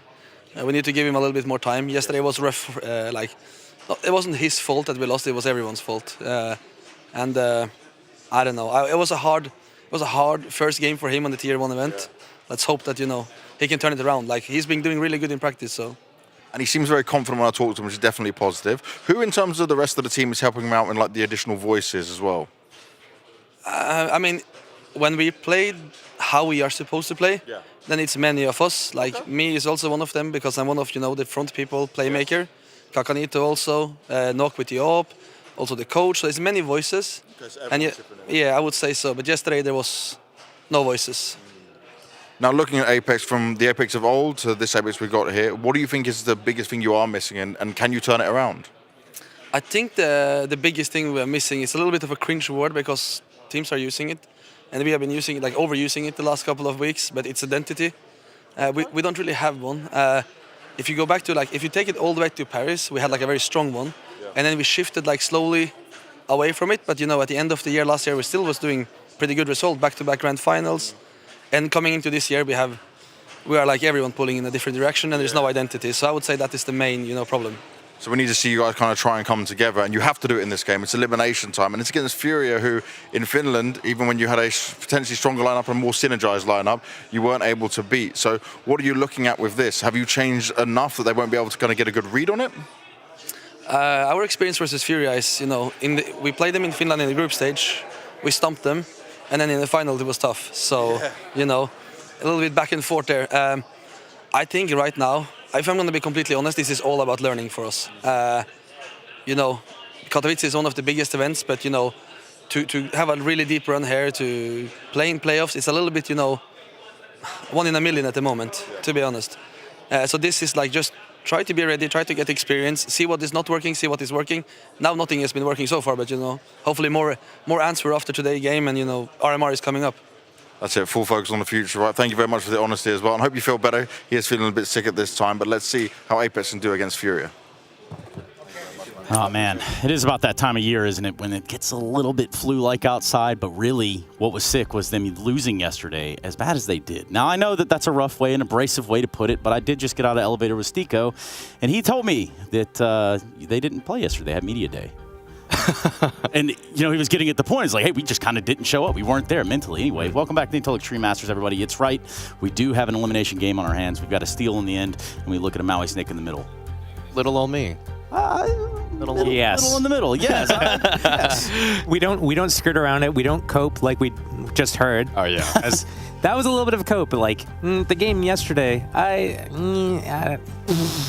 Where to start? Where to start, honestly? It was a disaster, obviously, for Apex yesterday in their opening matchup versus Spirit, where they got 13-0'd. So many things to look at. I think you could bring out that copy pasta right now. What is it? What do they need to do? They just need to work on crosshair placement, positioning, aiming, money management. Yeah. That is a never-ending list, right?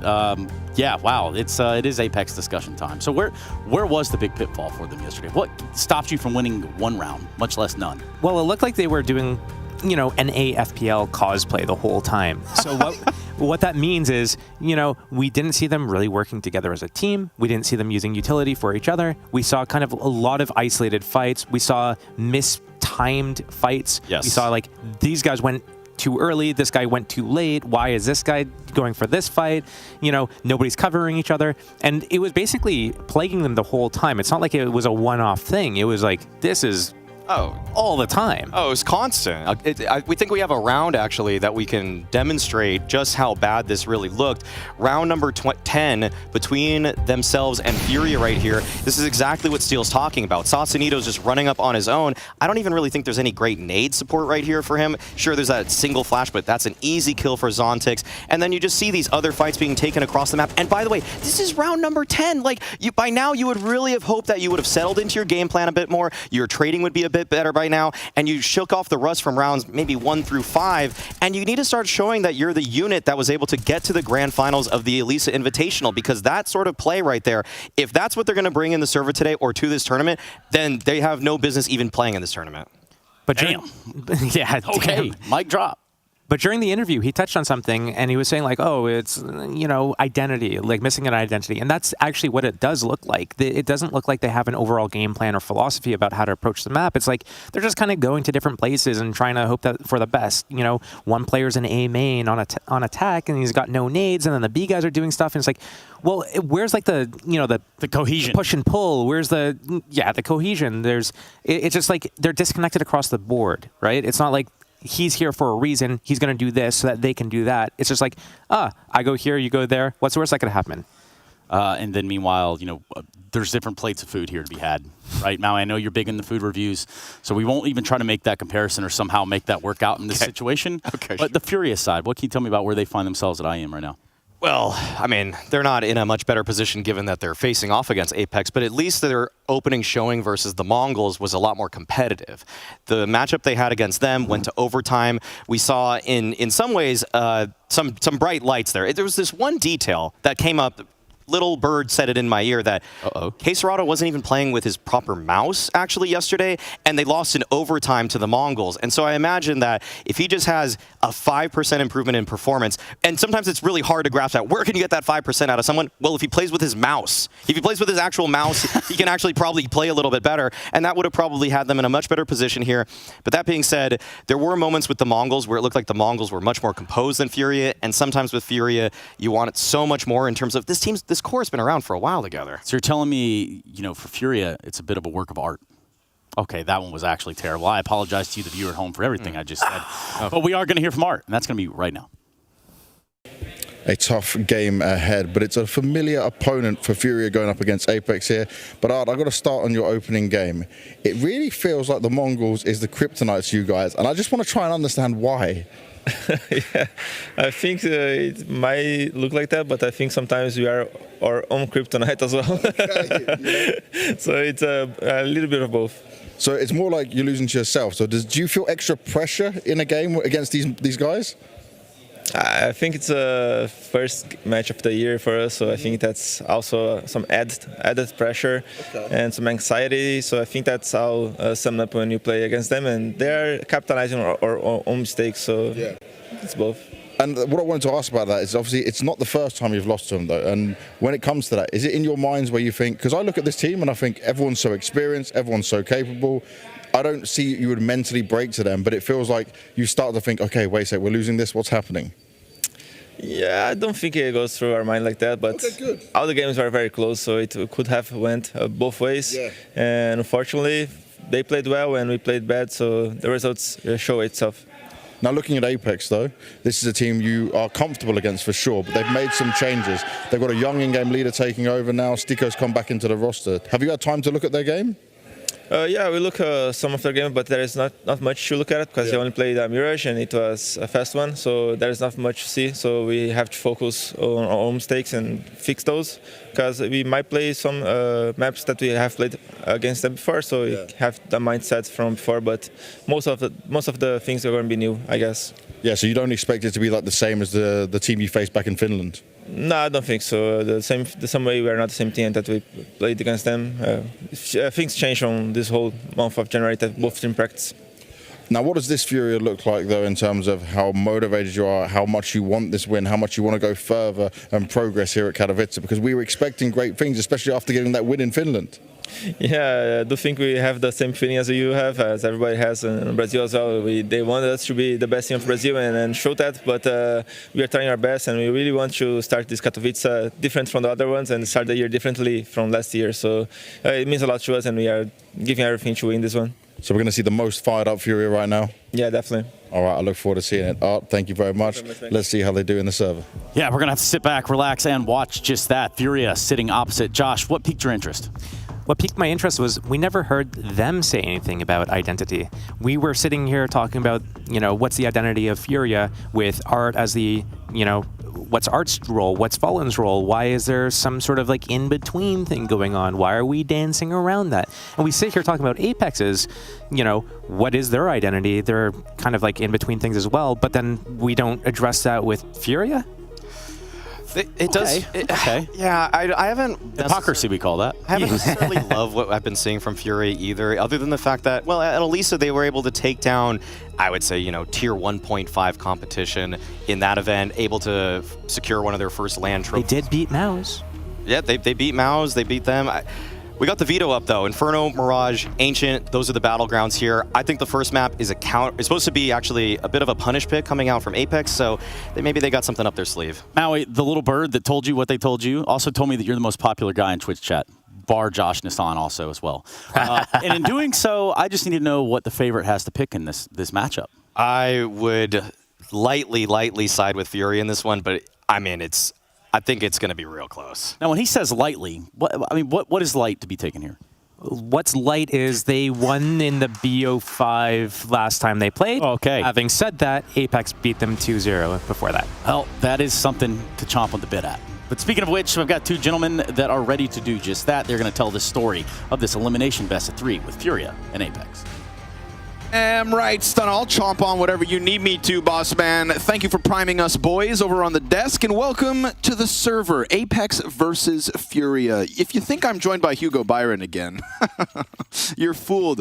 I've got his better half, Harry Russell. Oh, that's such a good intro. I feel so welcome. I feel so good.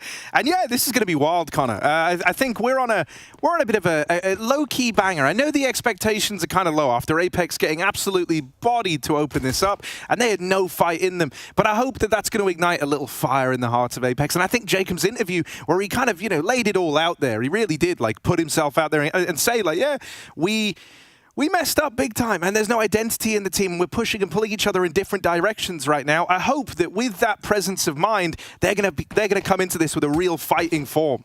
I would hope so. I would hope that just individually, we need more levels, right? You can't be getting 13-0'd by Furia as well. So Apex looking for their first round win of IEM Katowice 2024.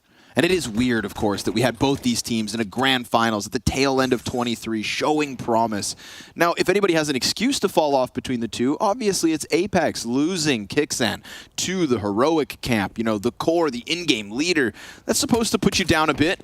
Furia, they're just soul searching. Yeah, I mean, like Art said, you know, everyone wants us to be good. We think we're good, but then we're not. So let's see if they can address that right now. On this little A play, Yuri's going to fall immediately. And just like that, Apex, they've got full site control. They've got the bomb going down. They're in a good place. For a bunch of players that are pulling each other apart, I think that they just tethered very nicely up the short side, got themselves into the pack, dive in, and Jacob, there we go. That's what we need from him, right? Jacob and Nock, these are the two stars of the show back in Paris. It's who we've come to expect big things from. And then obviously, you know, we had Stiko kind of take the back seats.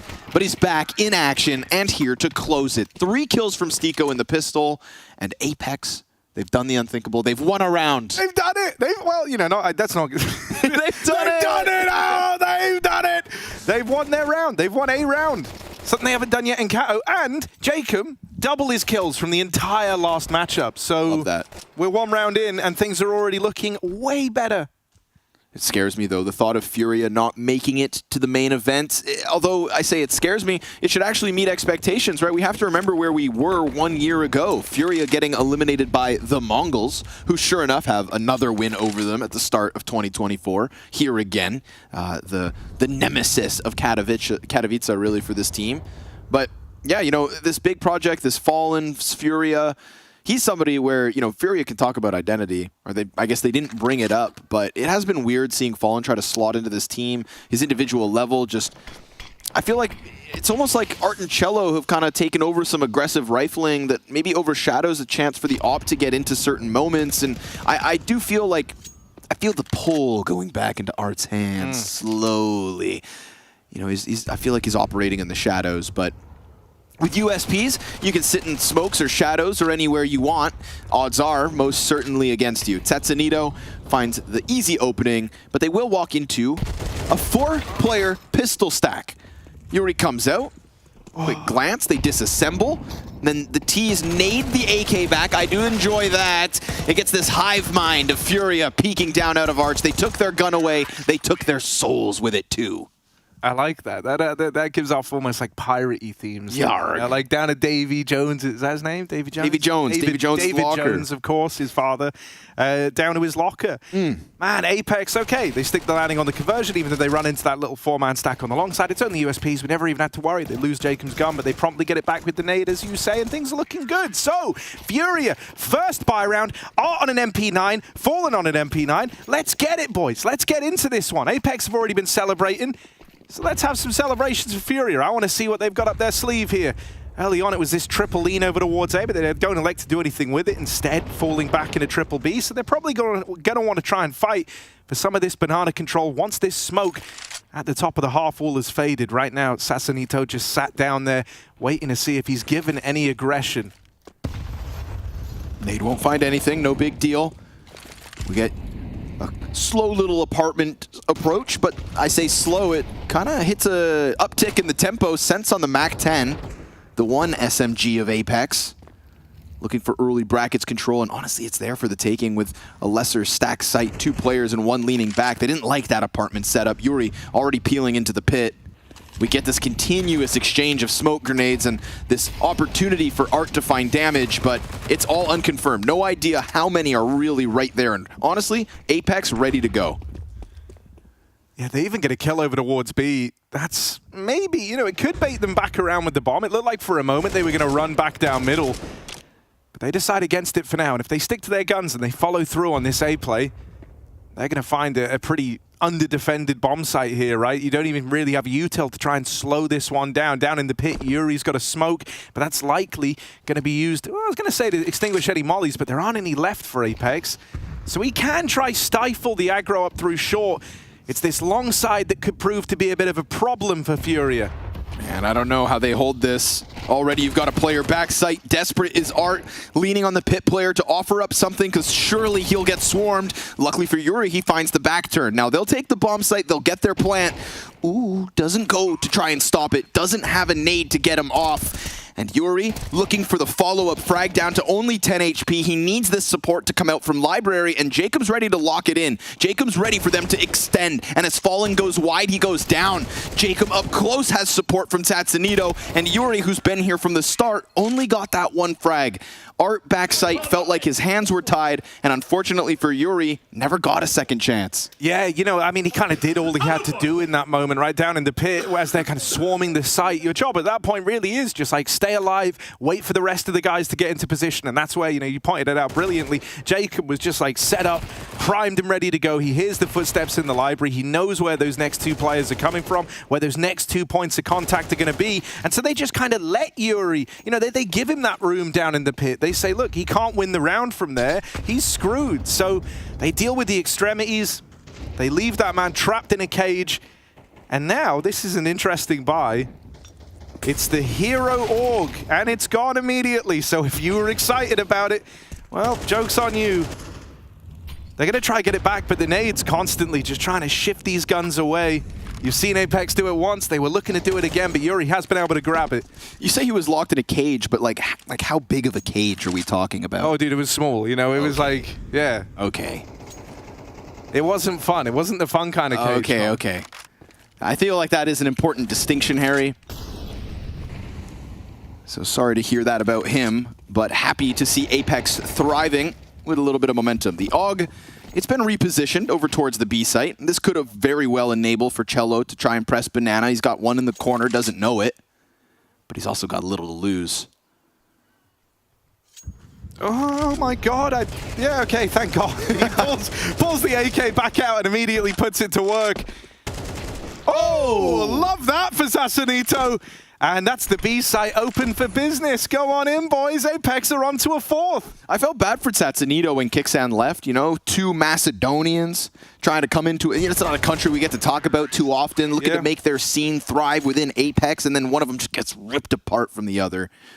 So I look forward to seeing what Tatsunito can now do without his brother in arms. And this is a round where, well, it's made easy by the fact that they didn't have Kevlar. 2 had pistols. but just good game sense. You know, continuation spray, going for the bomb site, playing the close right, just thriving in the advantage that he certainly knew he had. Worst thing someone could do is play scared Counter-Strike. You know, Hugo Byron Counter-Strike. Yeah, it's real bottom of the barrel stuff. But look, man, no, I am liking what Apex have been doing thus far, right? I think they've been doing a really good job of kind of managing the options that Furia have. One thing that should have been apparent off of how these first few rounds have gone is that Furia are going for these heavy B lanes, and when you're doing that, you want to fight for the banana control, right? You want to kind of put those 3 players to work, to use. In that first rifle round, I actually think that was one of the weirder points, was that they almost approached it like it was a gamble, like they were just keeping those 3 players in B indefinitely, hoping that that's where the play ended up. And as we've seen Furia try to get a bit more active over there, it's been getting punished by Satsanito. So he's off to a rip-roaring start at 7-0. And he's looking to keep that going. A missed AWP shot from Fallen. Hurts.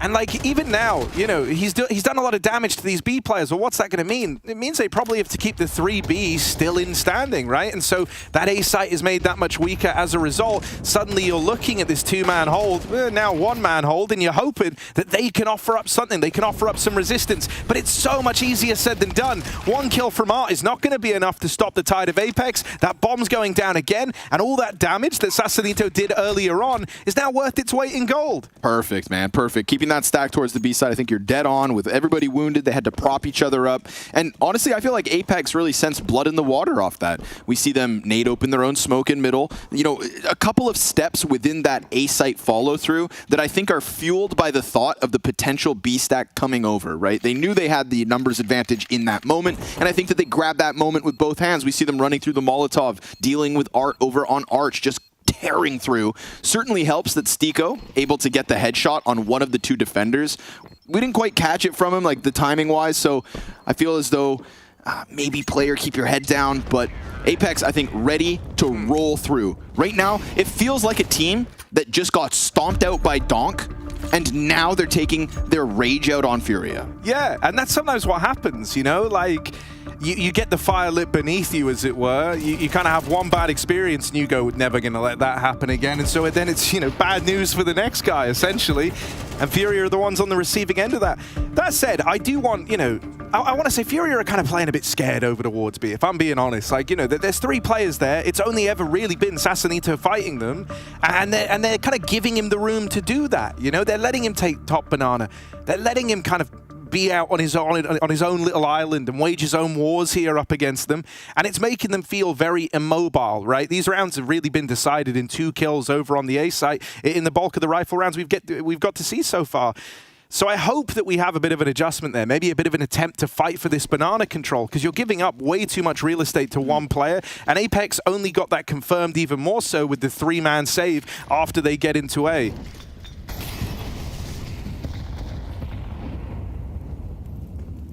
Bombardment comes out, but not too bad, not too worse for wear. Come on, somebody poke Furia. Do something, do something. Give us a CT side to talk about.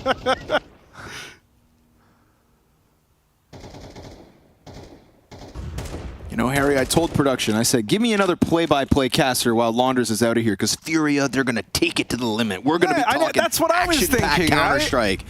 And instead, I'm actually getting this out of Apex's camp. So it's the same, it meets my expectation, but it's just the opposite team. Now, of course, maybe muted by the defensive side of Inferno. Apex map pick. But where's your Katowice clip?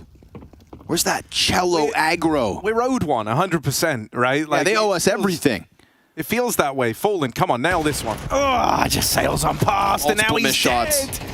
Oh, God, man. Cello just walks into the bullets. It's like Sasanito's just being given like the best time of his life over here at the top of B.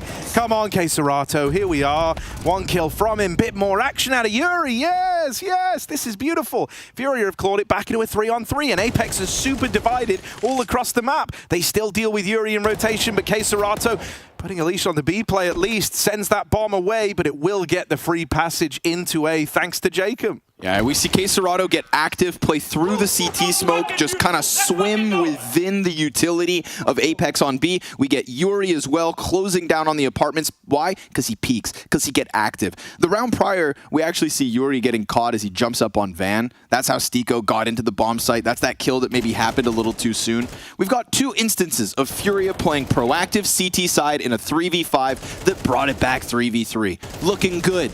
Obviously, Jacob, this lurk, those 2 kills on A, that's what you need from him. It's what you come to expect from someone like Jacob, the star rifler of Apex in their deepest run. They're going to do it. Yes, they've done the Furia smoke. Let's go. Fallen's been given a bit of room to fight for Banana. This is what we want. Gotta say, man, he's had a couple moments where he's sitting on an angle on Banana and it's just whiff shots. Yeah, but he's playing with a bit of balls here. He's playing with some balls, kind of man. He's taking these fights, he's believing, and he locks in all this info early that for once they haven't got the top Banana control. So that's lovely. They're even going to throw him up on the boost. Yeah, this is more like it. You like this? I am liking this already. And I know Furia don't have a lot to go on in this round outside of the AWP, but look. Oh, well. Katowice, maybe he can op. It looked cool, but it didn't quite land. And as he falls a little further back, we get this kind of delayed CT rotate. They're running over now. They're of 2 minds, however. Doubling back and doing so fairly. Katowice in with more op kills than Fallen. And Sense wants to wrap around Arch side. So this 2-pronged assault into a stacked bomb site. Art, again, an initiative into the apartments. Will they read into the possibility of going CT? It would take the short player to come back with bomb. Katowice a second off of the sniper, but that is an open door to B. Yeah, the route through CT cracked wide open thanks to Sense on that lurk. And Nork's been allowed to move in with the bomb. He's going to get this AWP in the post plant now. At least Furia have been able to arm themselves. That's something. Cello holding down these longer angles, lands a leg onto Nork, but doesn't deal the killing blow, and that might make all the difference. Nork's going to live rent-free in their nightmares. It was back in Finland that he put on a masterclass versus this team, and Furia did take note of that. And right now in this post plant, he lights them up. The one that got away. It's Nork with the AWP, brought down low, but not finished off. And he goes on a reign of terror after that fact to keep this scoreline flawless for Apex. You know, they say what goes around comes around. And that 13-0 pressed into Apex's forehead yesterday, branded by Donk in his Katowice debut. There's no running from that one, but the only way you can shake that off is do it yourself to whoever's up next. And right now, Furia on the receiving end of a gnarly 3K out of Knock. The fact that he gets legged as well by Cello, but then just comes in with these instant kills. Getting a glimpse of the player who gets into Church, I feel like that opens up the possibility of still dueling deep CT even though you're on 20 health. That internal timer, knowing that player can't run, but he's going to walk to the back of Coffin's door. Knock thriving there, not because he sat back on an angle and hid, but because he played it active. Yeah, and you know in every one of those fights they're thinking, he's low, he's lagged, like we got this, you know, so he knows he's going to get given the fights as well.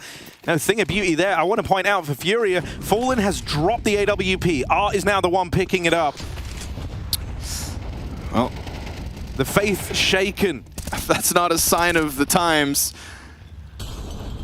But hey, it's an egoless decision. Fallen says, you know what, bro? I don't want this damn thing.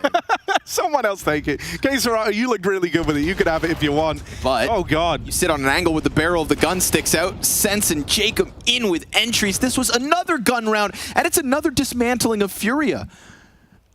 Right. I mean, I don't want to say what we're potentially thinking, but like it's 8-0 right now. Say it. Obviously, Apex famously got 13-0'd in the opener, and we keep saying this idea of they want to do it right back. I didn't mean literally. I didn't think they would actually show up and 13-0 Furia, but my god, it could happen if this keeps up. 5 rounds out.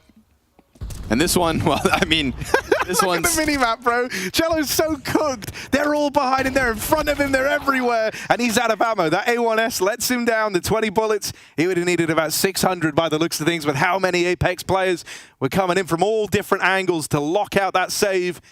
And so for Furia, back to the drawing board. The money in a really bad spot all over again, so it's going to be another one of these kind of partial buys at best for the Furia squad. A decision you don't take lightly or even want to make at this point in the game, but it's really all they're left with. Art's got himself a hero M4, but other than that, it's a few pieces of utility to go in early. and a couple of pistols armor. Man, this is just raw CS. The way Apex flood through the brackets last round, 2 insta headshots out of Jacob.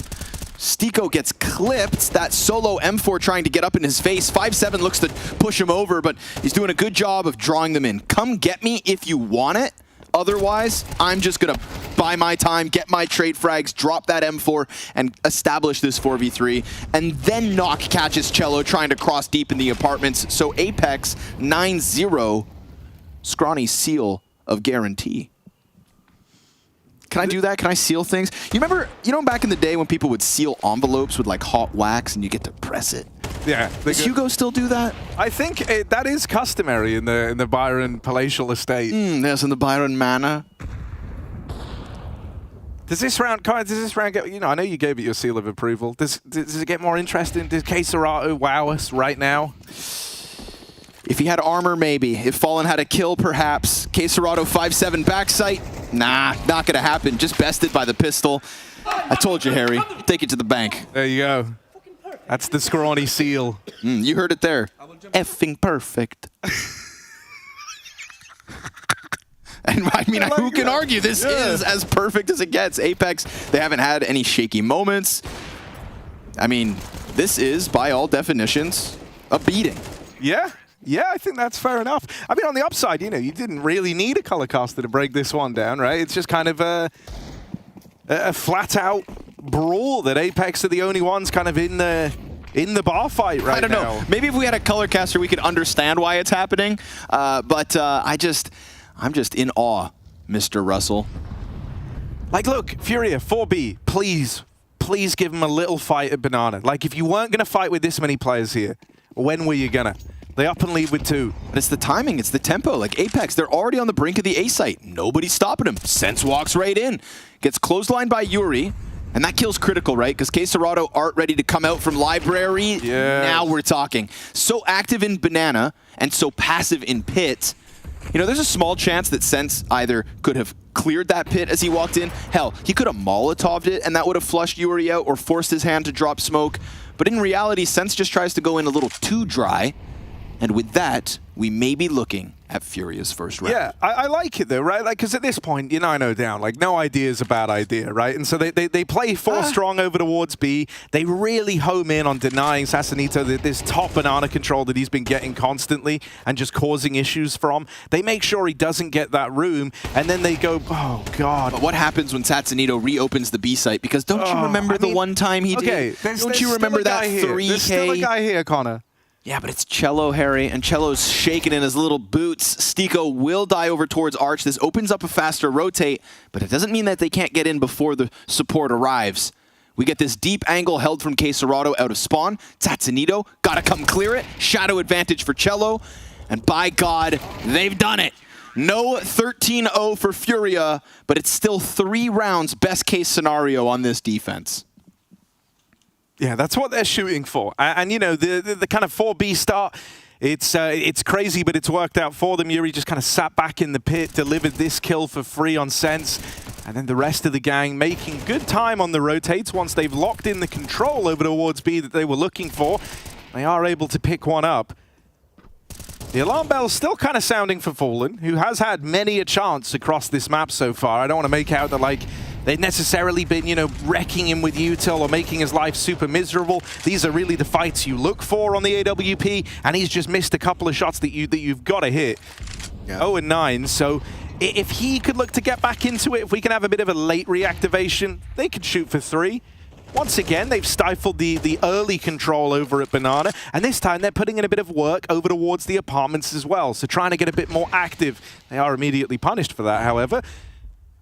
But still, it's a fresh idea, and now we have to see Sassanito, who's been fantastic over on this side of the map, does have support in Jacob. Oh man, Stiko's just piecing him up.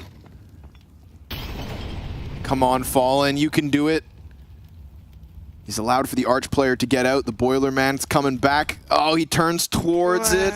Oh, he feels as though he's surrounded, and honestly, I don't blame him. He's got 0 support, and there's this ticker in his mind that'll indicate the potential for the Arch wrap. So, I mean, if Fallen positions himself perfectly here, there's a small chance he gets away with it. Apex still of 2 minds. Bombs starting to come back to the A play because they know they've got that rotate completely cut off with the CT control. I mean, you've got Banana, you've got CT. You know there's at least one, and if not two players just stranded on this half of the map. Stico, welcome back. You know, if Norbert can return to Virtus Pro and take his career to new heights, maybe Stico is on the same trajectory. 11-4, right behind Satsunito, and some critical openings of that A bomb site as Apex lock in double digits. Man, you know, this is so rough. Nothing to be done, nothing to be said here. Cello won't even get to save, and this is how so many of his rounds have ended, just kind of staring, waiting, knowing that they're hunting you down, knowing that everyone's goal is to just knock all the guns out of the server, and often he's left alone over towards B in like a 1v4 trying to save an M4. I don't know, this is really awkward.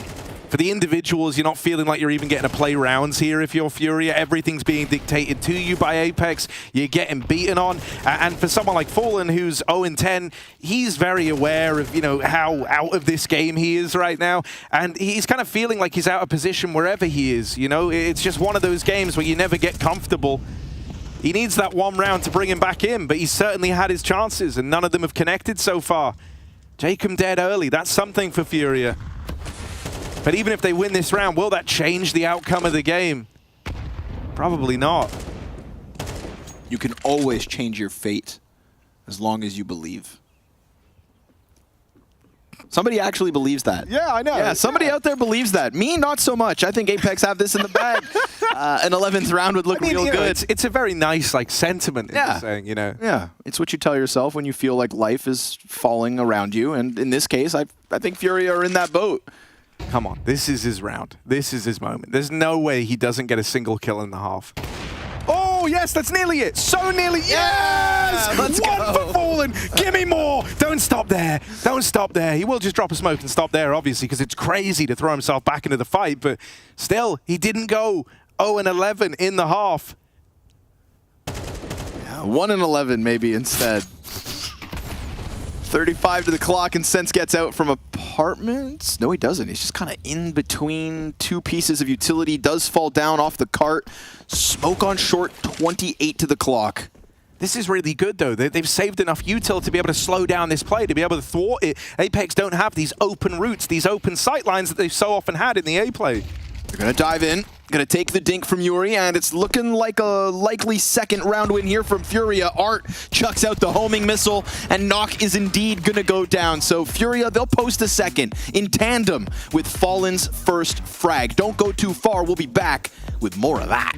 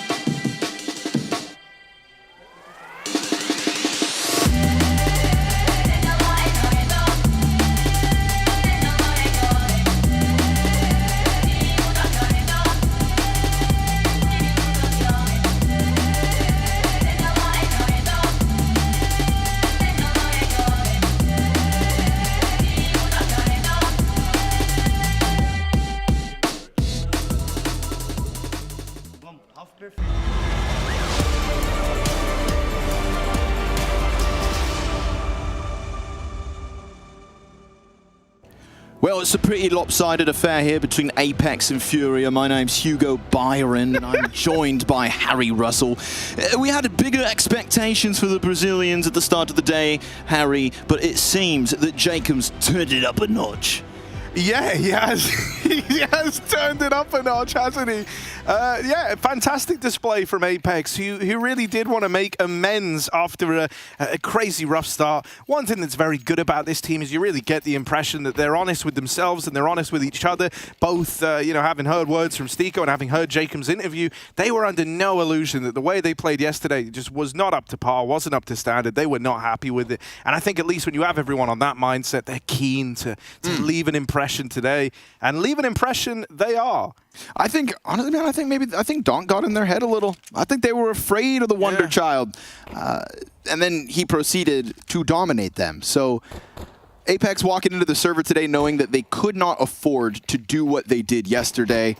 And this is a very good look for them in contrast, right? Having Stiko up there with Tatsunito and Jacob.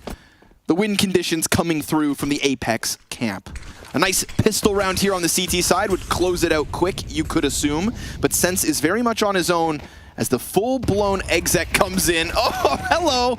The frag grenade exposing him to 5. Fast flank out of Banana. This is 3 players for Furia trying to move forward into sight with 1 deep inside of the church. So 3 on site and 3 on Banana.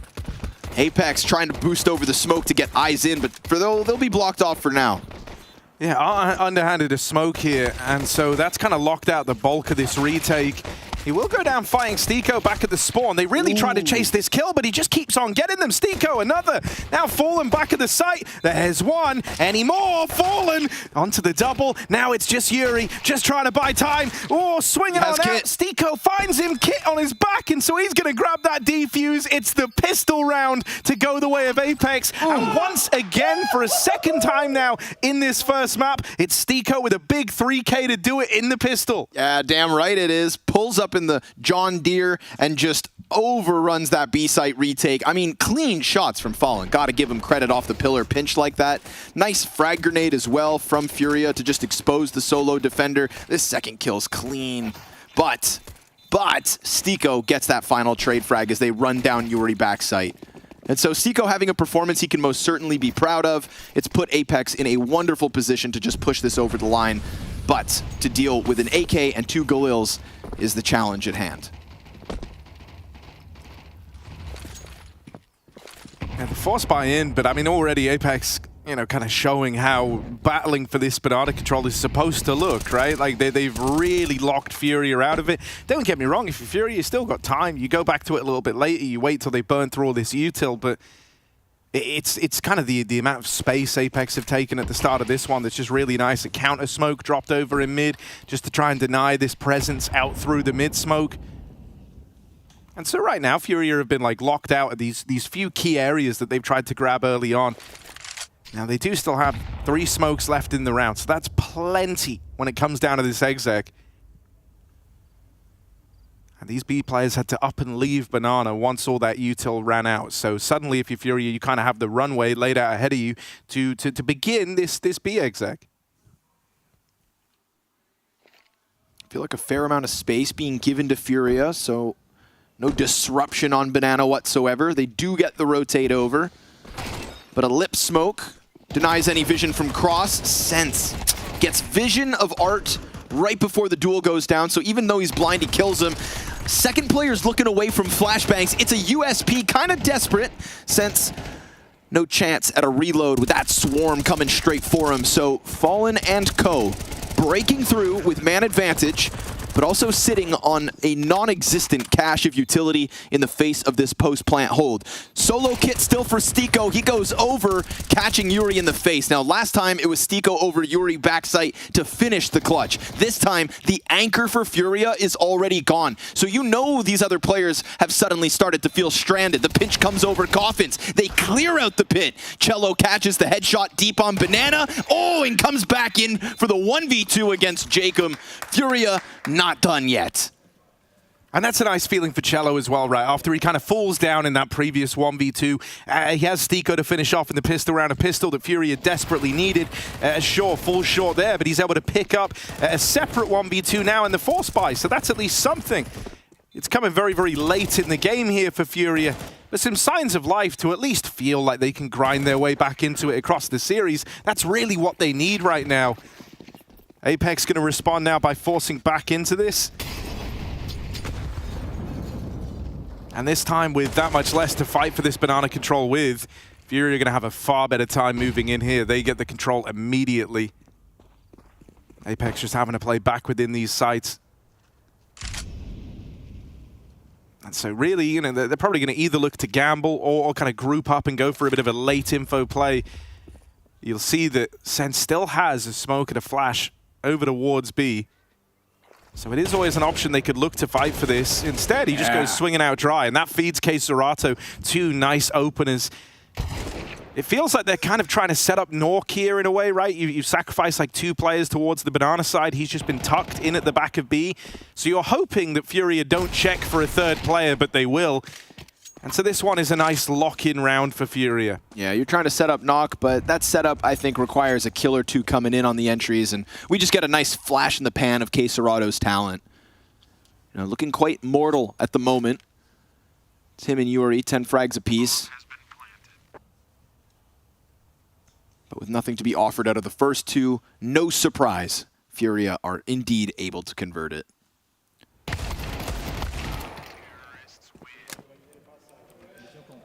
This is what they need. With life on the line, right? We can't forget about this. It's elimination day, all right? The play-in stage of Katowice is pretty brutal. You have a bad best of 1, met by a BO3 elim right after. So time to turn it up a notch. We got that out of Apex. Their T side was ferocious. The pace, the tempo. Really just running risk. Furia in a position to maybe do the same, but careful. You're tiptoeing through a minefield.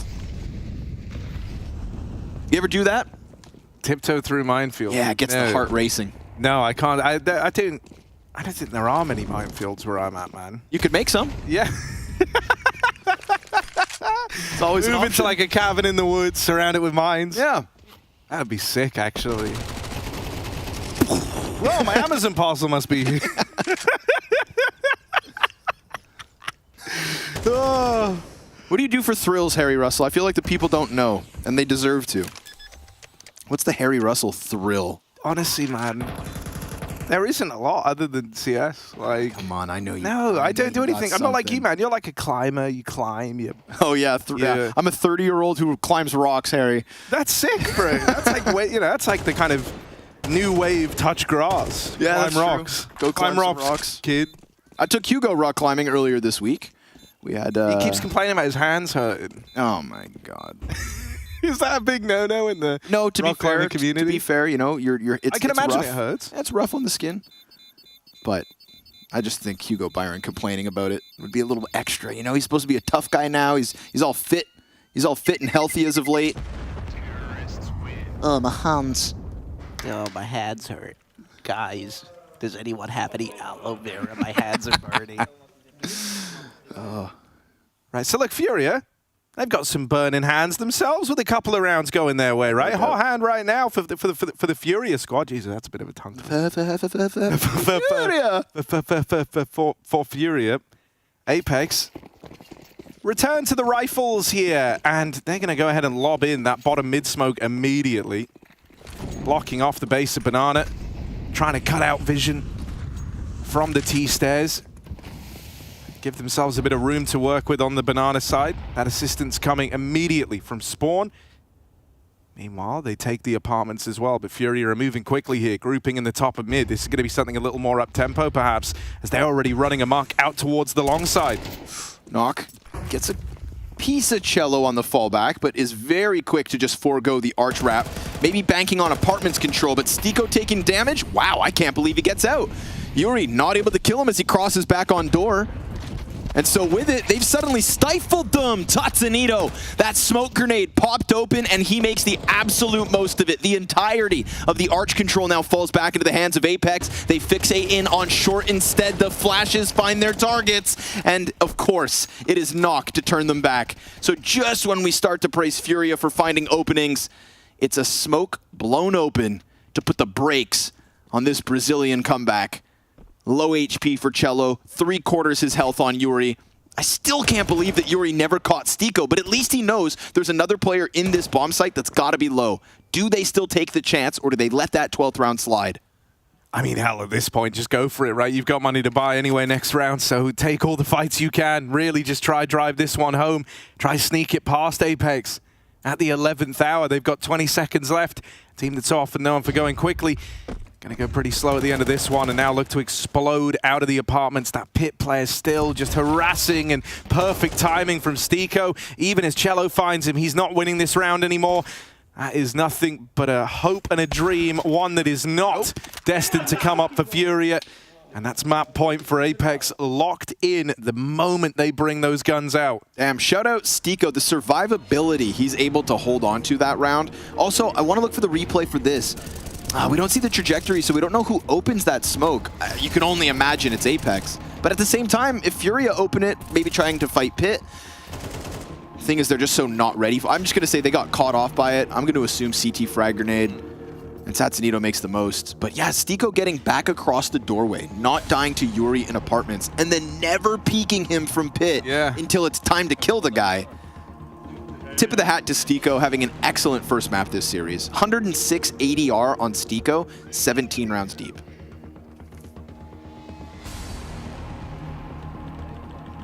And the ominous music plays, because Furia will face 7 map points. Yeah, a damn near impossible task to try and grind your way back into this one. You've just got to hope that you've at least kind of bought yourself out of whatever the state was they were in early on, and that you stand a chance on Mirage. Look at this, man. This is crazy. Sense just throwing caution to the wind. Gets all the way down Banana and even trades places with K-Serato. Nice. Even goes on to spam him out. And so K-Serato's round, perhaps his last round here on Inferno, ends in the most dismal of ways. Spam through that smoke at Banana. One of the players... Oh, Jacob, hang on. A little keen, a little horny for the kills down at Banana.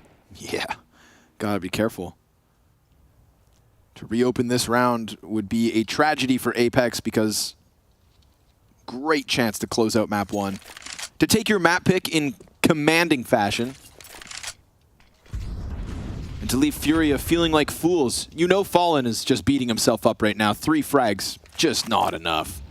And given multiple clean, dry duels as he was playing CT side in the first half.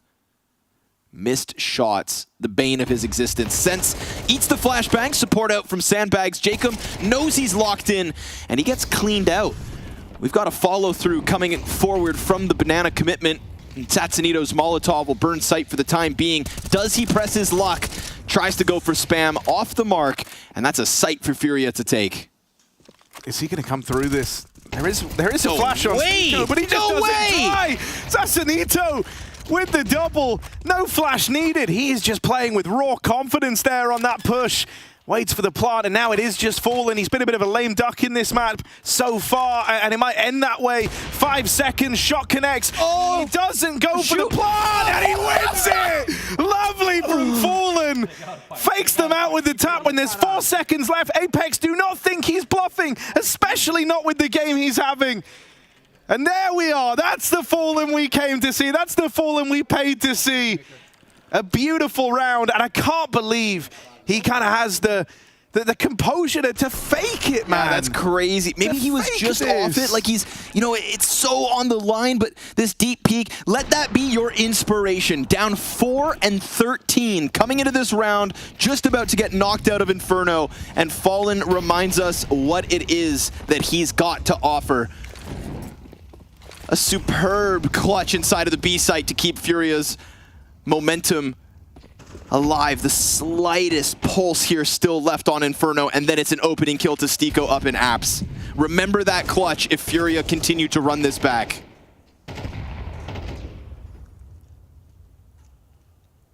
That is wild. I'm lost for words, bro. Dude, Like, that's so Toledo. Just so nasty.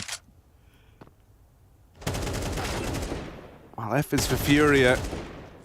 Jacob with the Mag 7 just doing some chip damage, but it's nothing to write home about here. And yeah, all right. It's not the kill, sure, but like it's as good as that. In fact, I would argue getting put to 5 health, that's worse than just dying on the peak. Like, at least when you're dead, you're out of the round. There's no expectations anymore. You don't have to do anything. You can take a break. Yeah, like wipe your hands clean, sip your water.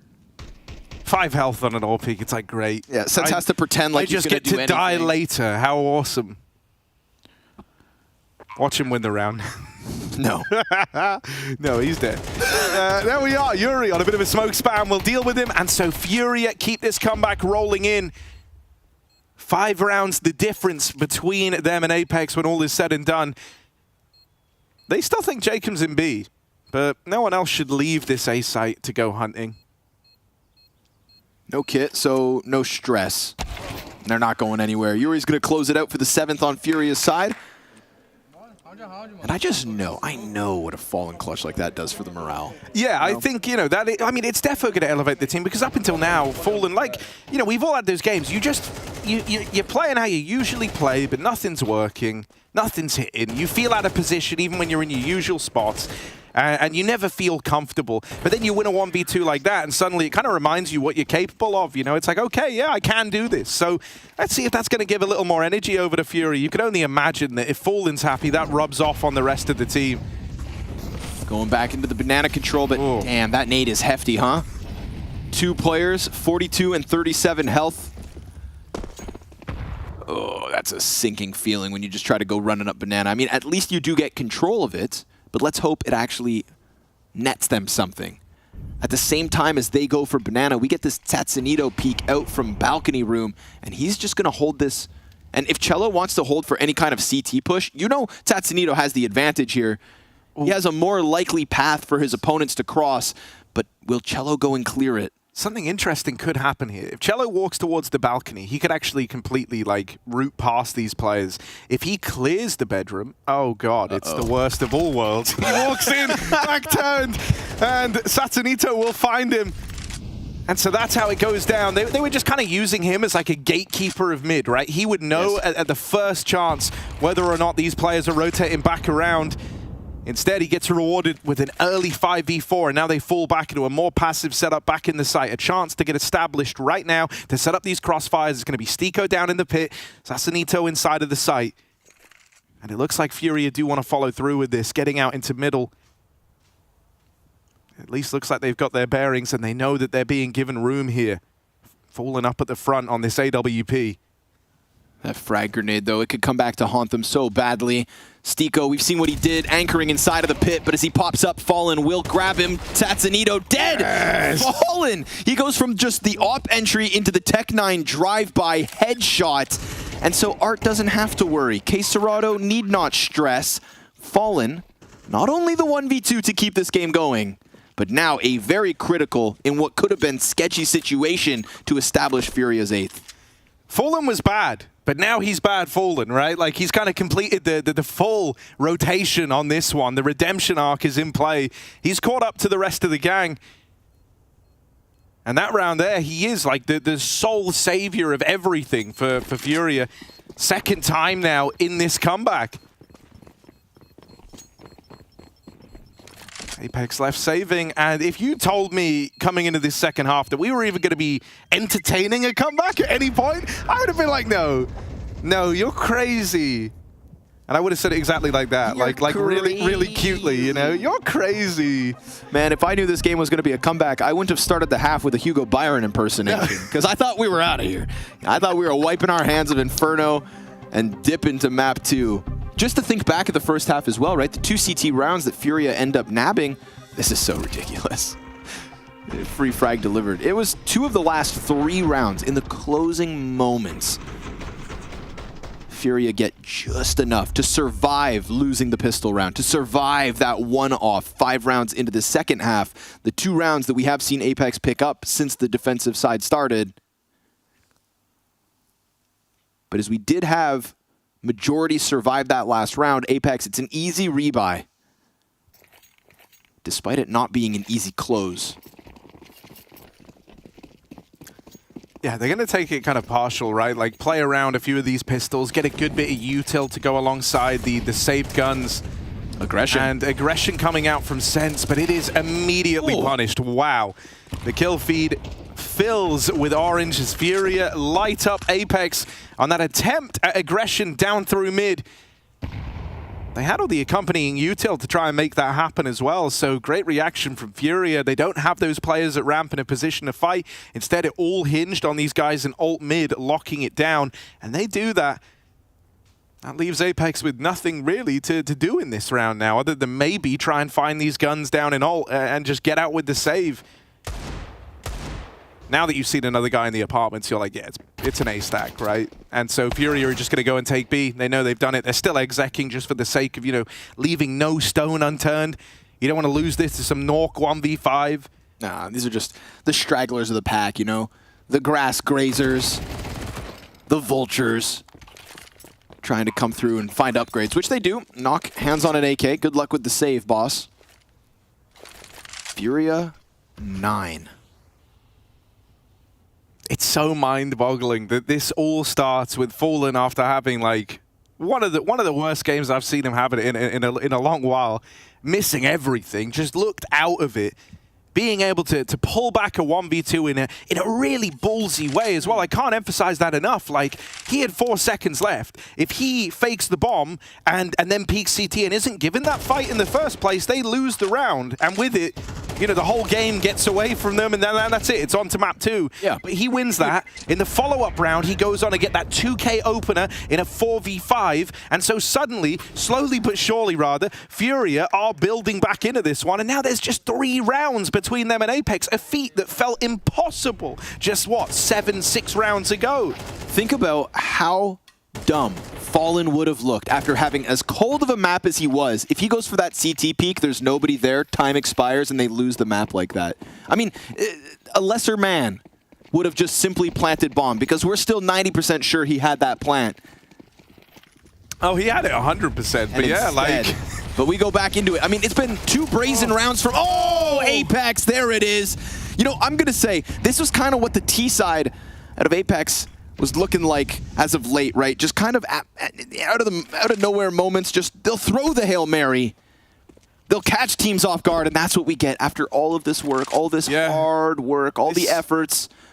This was always the scary thing, right? Was like, even though you're embarking on the comeback, even though you're starting to believe a hell of a lot more than you did, even though everyone's starting to look a little better, Apex just have that breathing room, right? They have the rounds to play with, and they can afford to throw in some of these Hail Marys still. And they do that down Banana, and look at the results. It's now a 2v5. Furia, they've won their fair share of impossible situations here in this map, but surely this is asking too much. Harry, we've been sat here weaving our web of false hopes, narrating as we lead the viewers on, making them all think there was a possibility of Fallen creating the most beautiful comeback. But no, sir, not tonight. Apex will close this, as they always should have. A magnificent clutch from Fallen. We can't take that away. The follow-up impact, it was there, and it makes for a far more interesting map 2 in this series. It was simply too cold of a start from Furia on the brink of what felt like a 13-0. And Apex too hot to handle. At the end of the day, tip of the hat, Tatsunito, Stiko, Jacob, they had their moments, and of course, Jacob to close it by barreling down Banana.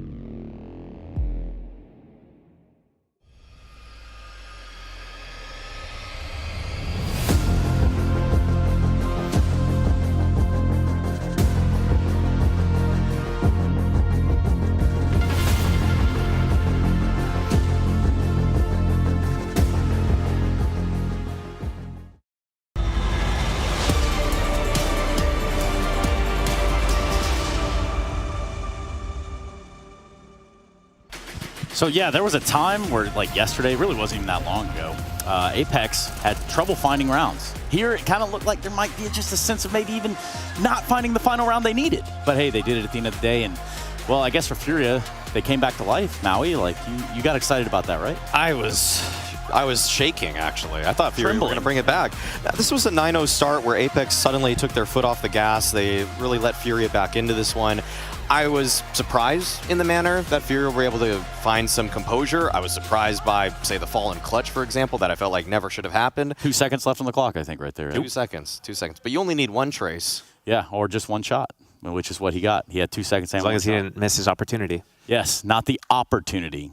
Gotcha. Let's keep it going. Yeah, let's keep it going. And in doing just that, like really, you look at this map alone, right? This first map of the series, you pretty much got washed out of the server yesterday if you're Apex. Started to get a little bit of a cleansing going on here for the side of Furia. But then how does it just turn back into a game all of a sudden? Now, obviously, hello, Gary. Hell of a slow start. He's well aware. That's not Gary. That's you. I'm not Gary. Maui, where were we again? We were talking about the fact that this one was slipping away from Furia. I would say that the one thing that I want to really say about Furia's CT side is that I can tell exactly how it's run. It's based off of vibes. It's just a vibe every single round. Vibing out. They're just doing whatever they feel like. They're just like Art has an op one round. He buys an AUG. Hero buys sometimes. Like round 4, all looking down mid. Like they're just doing random stuff. Oh, they sent something but they have never really gotten a read on the round. They're just throwing 3 people towards B. It was so awkward to watch Furia play the CT side because I felt like they had no protocols in the entire half. Like everything Apex did, they were taking so much space so easily. They were playing with Furia's rotation so easily, and yet the game actually got as close as it was, and that's where I'm a little bit stumped. I think the script was a little bit flipped. We saw the last time that they played against each other, Furia won the series, but all the games were 13-9 in their favor. Here we see Apex closing out 13-9 in their favor. Maybe they got the scores backwards or something, and they're like, they're playing this game out incorrectly. So they read each other's scripts rather than... Exactly, yeah. Oh my God, that makes more sense, right? Yeah. Wow, we'll have to it explains why Apex was like running down ult mid with like 10 seconds into the round, 3 people just one at a time. There was just a lot of moments in this game where I had to question what Furia brought in as a game plan, especially on the defensive end. The Apex side, on the CT side, I felt like I kind of at least, even when they were losing rounds, I kind of could at least see the idea behind it. It's like, oh, you lost banana control. Oh, you tried going for an alt mid swing with a couple people. Like they were better ideas as opposed to on the Furia side, Art, buy a hero AUG, peek down alt mid. Art, I don't know why you have the op, but you're taking away from Fallen just to peek down mid and just not know your angles very well. That's where it was really frustrating for me with watching Furia. But yeah, I mean, surely, Josh, this is a little frustrating for you. I think, verbally in this moment, just imagine you're playing B site on Inferno and you just got a mag 7, you're just kind of hanging out by yourself. Might as well take the longest shot you could possibly take with it. But again, it did work out, I guess, like a roundabout way. Well, I think my favorite round from that game was when Apex was still on attack and they sense up mid, sees nothing, up lane, sees nothing, walks into sight by himself, his teammates still scattered around the map, and Furia started 4 on B, and they have one guy in pit just staring at Halls. He's like, what is this? Yeah. So I don't know, that was just like a kind of happening all game, but yeah, the Mag 7 trying to snipe, and the USP comes around the corner trying to do what? Don't know. But surely there is an idea there, but not always can that idea come to fruition, right? Like, I mean, you're pretty much, what would Kassad say in this moment? He'd say something like, David and Goliath, almost. I mean, if Kassad were here, he'd say, I'd show you something to be furious about. Yes, in fact, he was. And exactly what he would say. I was thinking no one was going to say it this whole event, but somehow we did it, and we did it on air, which is even more impressive to me. Again, though, with this being an elimination series, we can put some gravitas in the idea that we go to a second map, and in doing so, we look at Mirage. Surely, is there a little bit more comfort here for the Furia side? Absolutely, absolutely. Inferno's, throughout the history of Furia, Inferno's practically been their second ban or practically the punish pick to always use against them. And so Mirage is a map that they've been leaning into for quite some time. They played it yesterday against Mongols. They obviously weren't able to win that one, but I think that it's pretty obvious they're going to look a little bit more comfortable than they did on the CT side of Inferno. Yeah, I mean, it is the pick that they go for every time they play a series. It's like, is Mirage in the pool? Cool, I'm picking it. So there's some degree of comfort on him, but at the same time, like I remember the original Furia on Mirage where smokes are landing in mid and Arts and CT spawn 7 seconds into the round. Yeah, you know what wild. I mean? Yeah. But then like I'm watching them playing against Mongols yesterday and they're kind of like chilling in halls, and this guy's slowly walking up cat, and they're doing like this slow stuff. It's like, I'll bring this identity thing up again. Yeah. They're in between styles. Just buy into one or the other. Just buy into the chaotic Furia or buy into the, methodical layered stuff. But right now, Apex with them just like running around different spots, that's good on Mirage. What would you want to see from Furia? I'm curious. Like, which style do you think suits them better? That chaotic style they used to play, or the fallen, more methodical map control style? Before it was figured out, right? Yeah, before that came out of the meta, I guess. Yeah. Honestly, the chaotic style could still be good. I think the reason why the chaotic system might not work is because now you could break smokes with HE grenades. And if you could do that, then you can catch art. They can't get away with that type of stuff anymore. Yeah, it's interesting. You guys have such depth of field when it comes to this game. I'll pick your brain in a second. Okay. First, let's hear from Banks.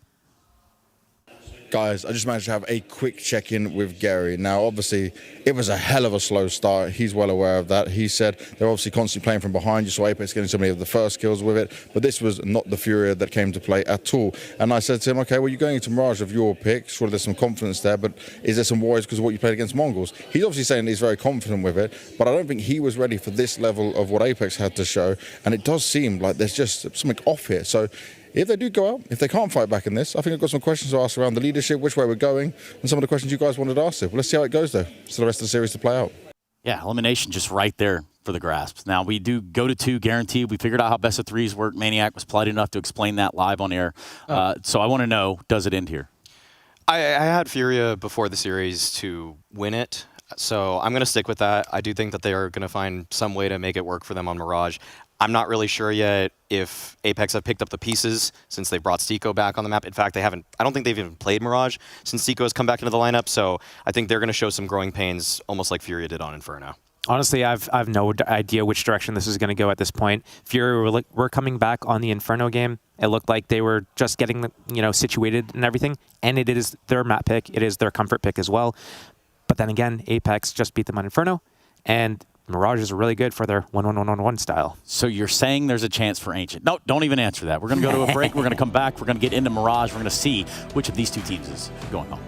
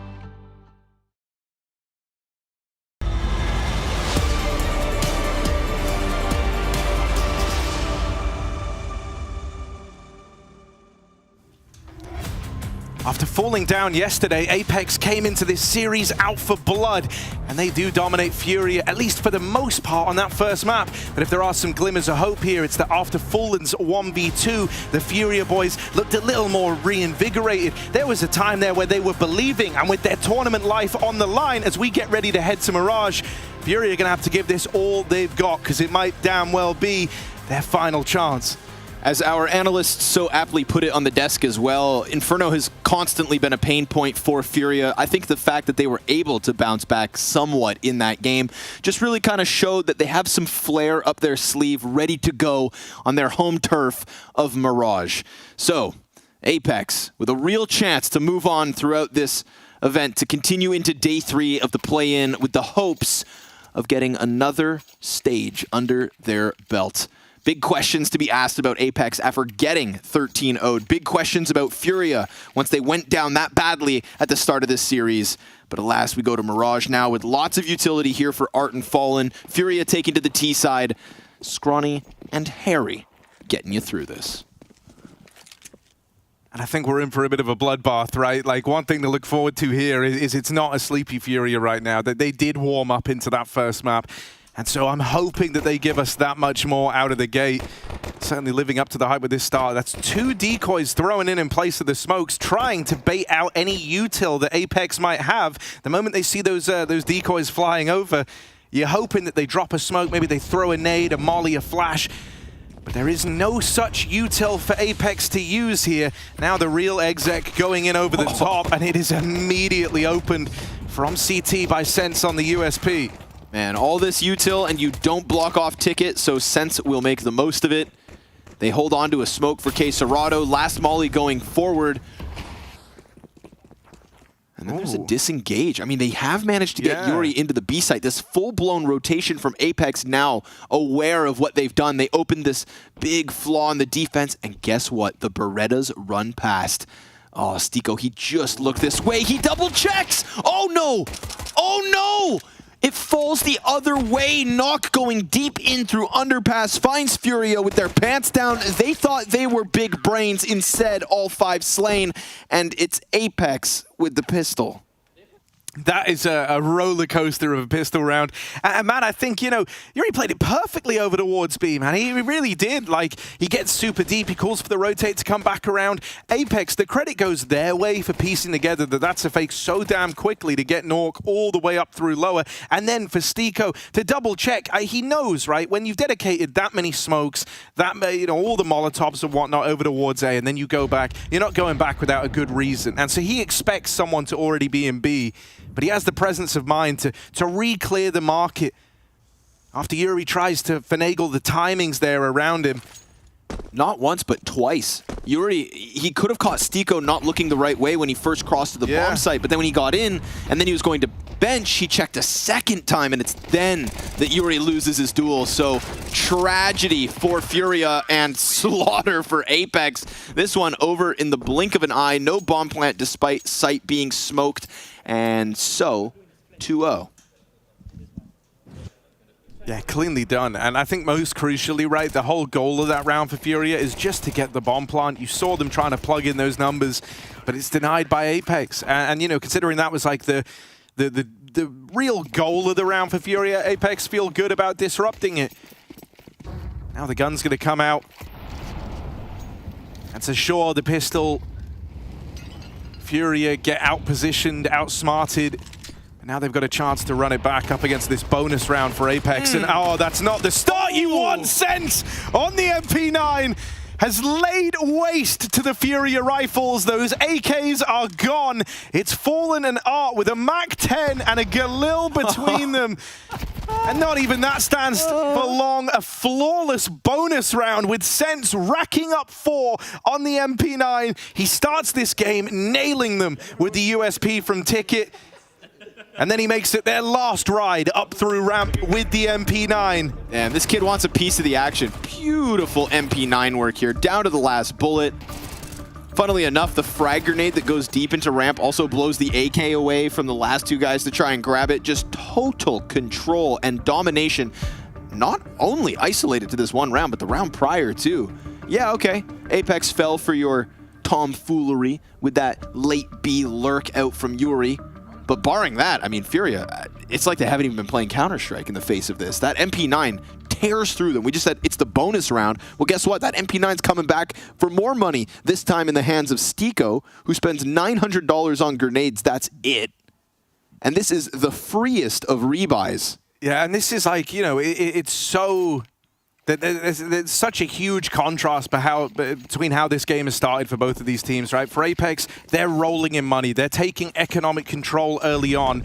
For Furia, it's felt like you barely even got to play the rounds the way you wanted to open up this game. Nothing has gone right. In the pistol round, they got figured out way too early. The flank gets wrecked, and then they lose that bomb in rotation. In the second round, their goal was the bomb plant. That gets denied. In the third, they get churned up by an MP9 at ramp when they're meant to have the firepower advantage.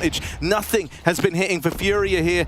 So this is them trying to turn it around, getting out fast on the ramp side with pistols. They have this one hero gun in the hands of Cello, and they have taken a good bit of room here. That's something at least. The molly won't stop the plant in time. Will burn falling out after the fact. It's Art in pole position to try and make a difference. Trigger discipline. Oh God, man. No.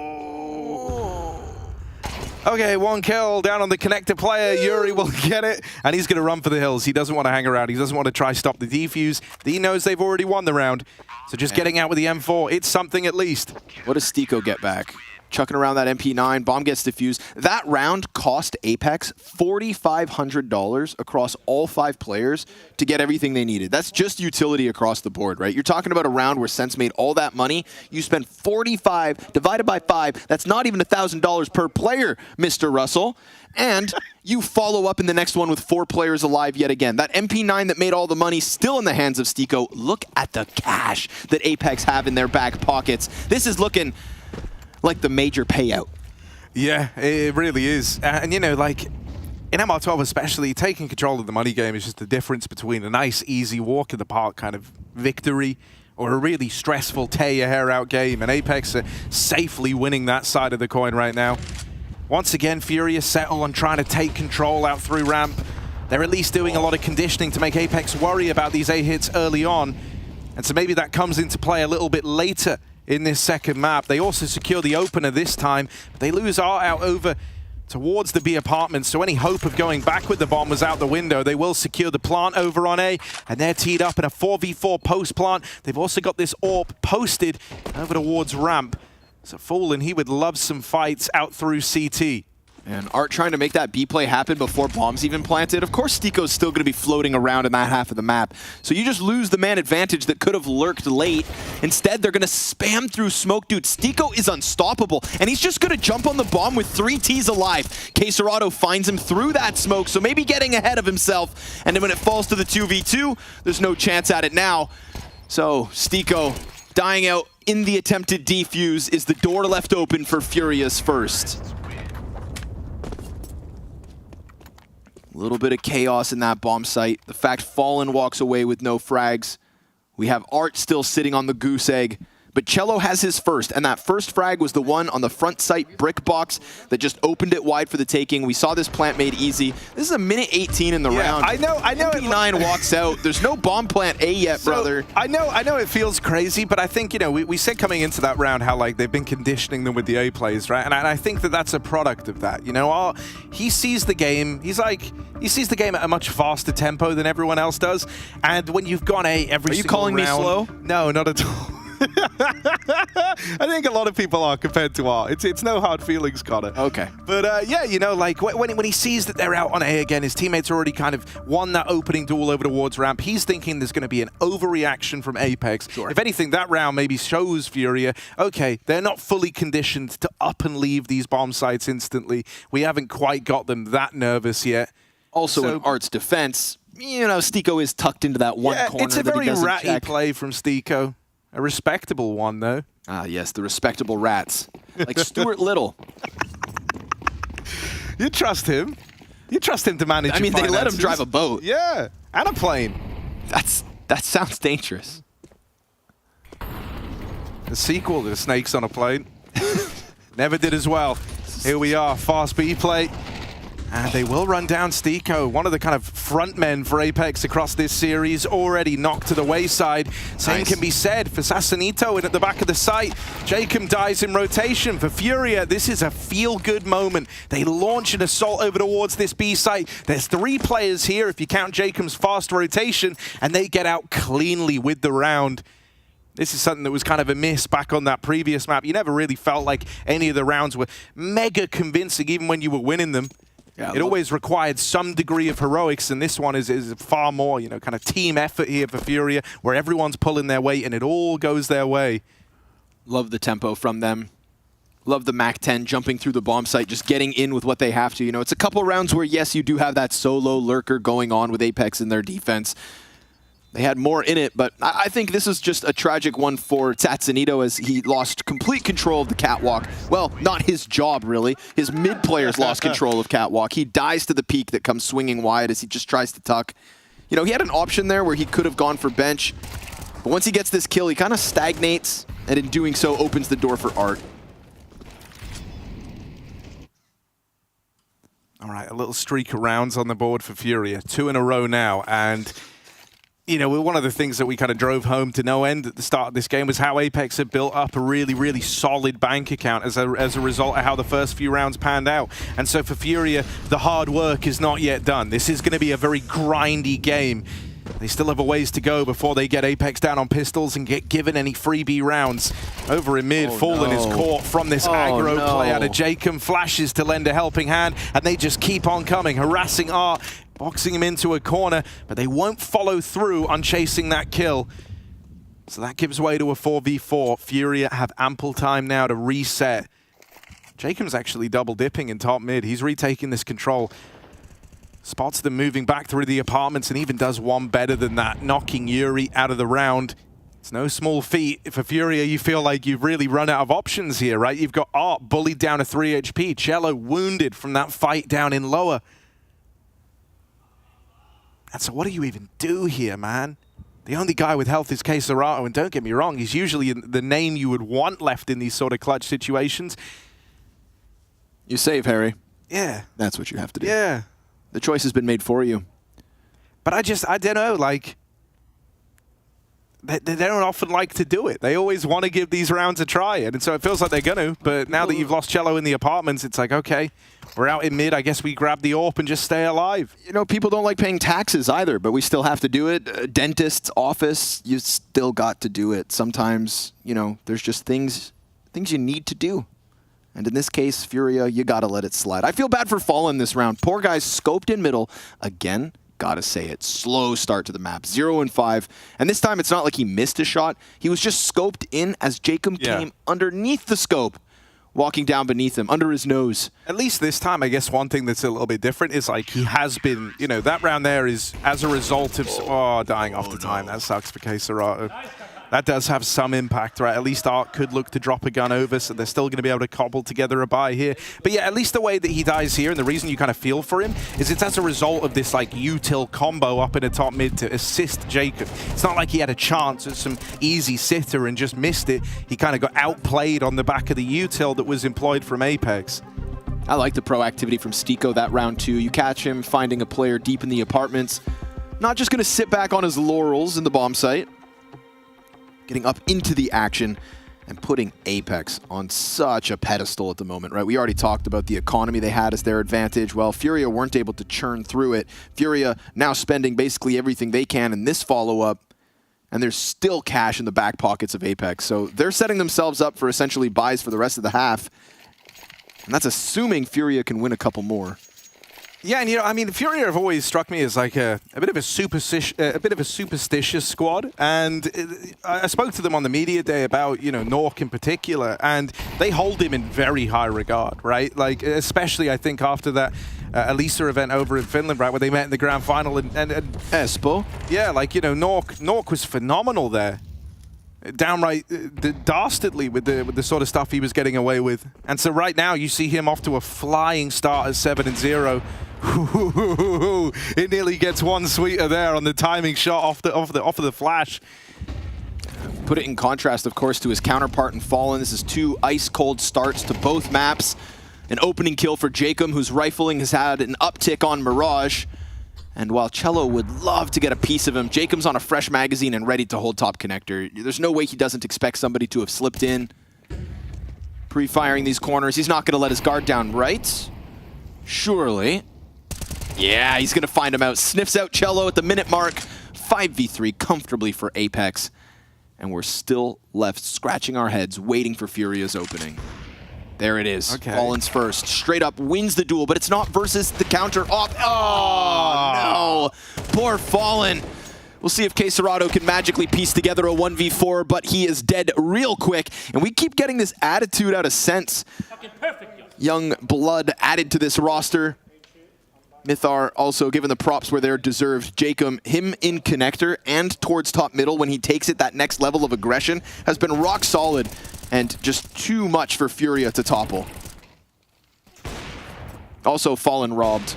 That second shot. Oh, dude, I know. Like, this is one where you can feel really bad for Fallen, right? Like, he hits it, but it's just through that little plank of wood. Why is that there? Who put that there? Structural integrity, I think. Well, probably I'm not like building standards, man. I'm not one for integrity, Harry. Come on. Oh, man, the nades are always so brutal. Oh, they don't get better. Fallen never even really got to play this round. They just kind of send him in as a sacrificial lamb. They say, mate, you're 12 HP. Just tell us where they are. Gonna try his hand at the bomb plant, but Sense should be able to deny this. Takes him a moment. But he will find it. Even a follow-up on Oart back in the connector. Not his original intended target. Ramp flank. That'll be the end of this. Gonna find Cello in the open, execute him, seeing a second cross the triple now. Of course, the ticket peak comes through. It's a pistol out from Nock. They are untouchable. Yeah, I mean, you know, outside of those few rounds that Fury have been able to get, these last few have looked very, very dominant. And even there, as Fury, don't get me wrong, they don't have a lot riding on that round, but as they get out con, they think they have some great space, but you're just looking at the minimap and it's like a net closing over them. There's kind of only so many variables you can actually account for, and now you've got to account for every single one of them right now, from these smoke creeps out of Sense, these sort of pushes that he's been looking to go for, the big flank from Sassanito. This is very rough. Furia, do they have the answers? That's a deep connector peek towards top middle for the opening kill, and then Nock is given a second target. 13-0 on Nork. Wow, not the 13-0 we thought we were going to get in this series. Can he do it? Can he finish the game without dying? I mean, you know how it is. Now that you've said it, probably not. Not that I'm one of the people that believes that. It does feel like that's always how it goes. It's okay if you're superstitious. Oh, Sense does get caught by Fallen. That will allow a plant to come in here. Even with the nades raining in, Fallen's going to be allowed to get the bomb planted. Queserato here to help him. Oh, God, they are just kind of whittling away, chipping away at Fallen. But he's still in the picture, still in with a chance to make this one happen. Him and Queserato double up under Palace. This will just leave them having to take these fights on players crossing, and with Fallen already dead, Queserato can't do a thing. That one gets a bit awkward when they get boxed in together. It gives Apex just sort of a little 1 meter box to have to shoot into to win the round. There was a moment there where Queserato opts to jump out of Palace off of the platform down underneath. Plays under, trying to get closer to Fallen, trying to cheese around that smoke. But then we see this just numbers group up from the stairs/jungle retake, and I feel like Queserato kind of paints himself into the corner, paints himself into his own demise. But also options limited at that point, because there was also the ticket players, so jumping out, everything just so damn hard. I mean, I said earlier, right, like Furia strike me as like a bit superstitious with how they view things, right, and how like they hold Nork in this very high regard, but like fair enough. Bro, like, fair enough. He's 13-0. He's having, like, game of life versus them. It's fantastic. Pull out the voodoo dolls, whatever it is that you have to do. Burn some sage. Incense on the go. Yeah, just plug your ears and close your eyes and hope that something changes, because Nock is unstoppable. But off of another pause, Furia grasping for these elusive last two rounds. We saw what they did back on Inferno, winning 2 of the last 3 when they were in such a dire spot. No one can say they haven't been fighting. Ooh, Jacob doing a ton of damage here, not letting them get up cap for free. And it's funny, Stiko, who I think was so important at the start of this half, has just found no action in the last 5 rounds. Yeah. He's still just 4 kills, 3 deaths, doing what he has to when he has to, but just not given much to pull on. We're going to have Art yet again get into this connector corner. Sent's going to hunt him down, deal with that one, post the 5v4. And remember, with so much damage done too, it's going to be tough for Cello or for Quesarado to get back into it. Satsanito, jump scared as Fallen jumps up into him. That gets Cello out from ladder. That exposes the player on the fence. And Stiko wants a little bit more. Going to do a good job to drop a couple. Yuri, nah, not gonna happen. Stiko says enough's enough, collects 3 frags on the round, and protects Nox. Flawless half thus far. Damn. Yeah, you know, great for Stiko to actually get to be involved a little bit more. I mean, you can almost tell where most of these rounds have ended up just based on who's getting the kills right now for Apex. Stiko has had a single-player game going on over towards the B site for the most part. And yeah, for Furia, it just looks very deflated. Very rough, like the fights that you would normally hinge, like this squad usually hinges on winning a couple of key openers in their rounds, right? And then they go about it in their own way, but I don't know, they're not winning those. Like even there where Jacob kind of overexposes himself in the connector, that's usually the kill that kind of propels Furia into a good spot, but no such kills were found. They just don't look in this right now. They don't look like they have a top 20 player of 2023 in this server. Quesarado looking as human as everybody else. I mean, the kills are just non-existent for Furia.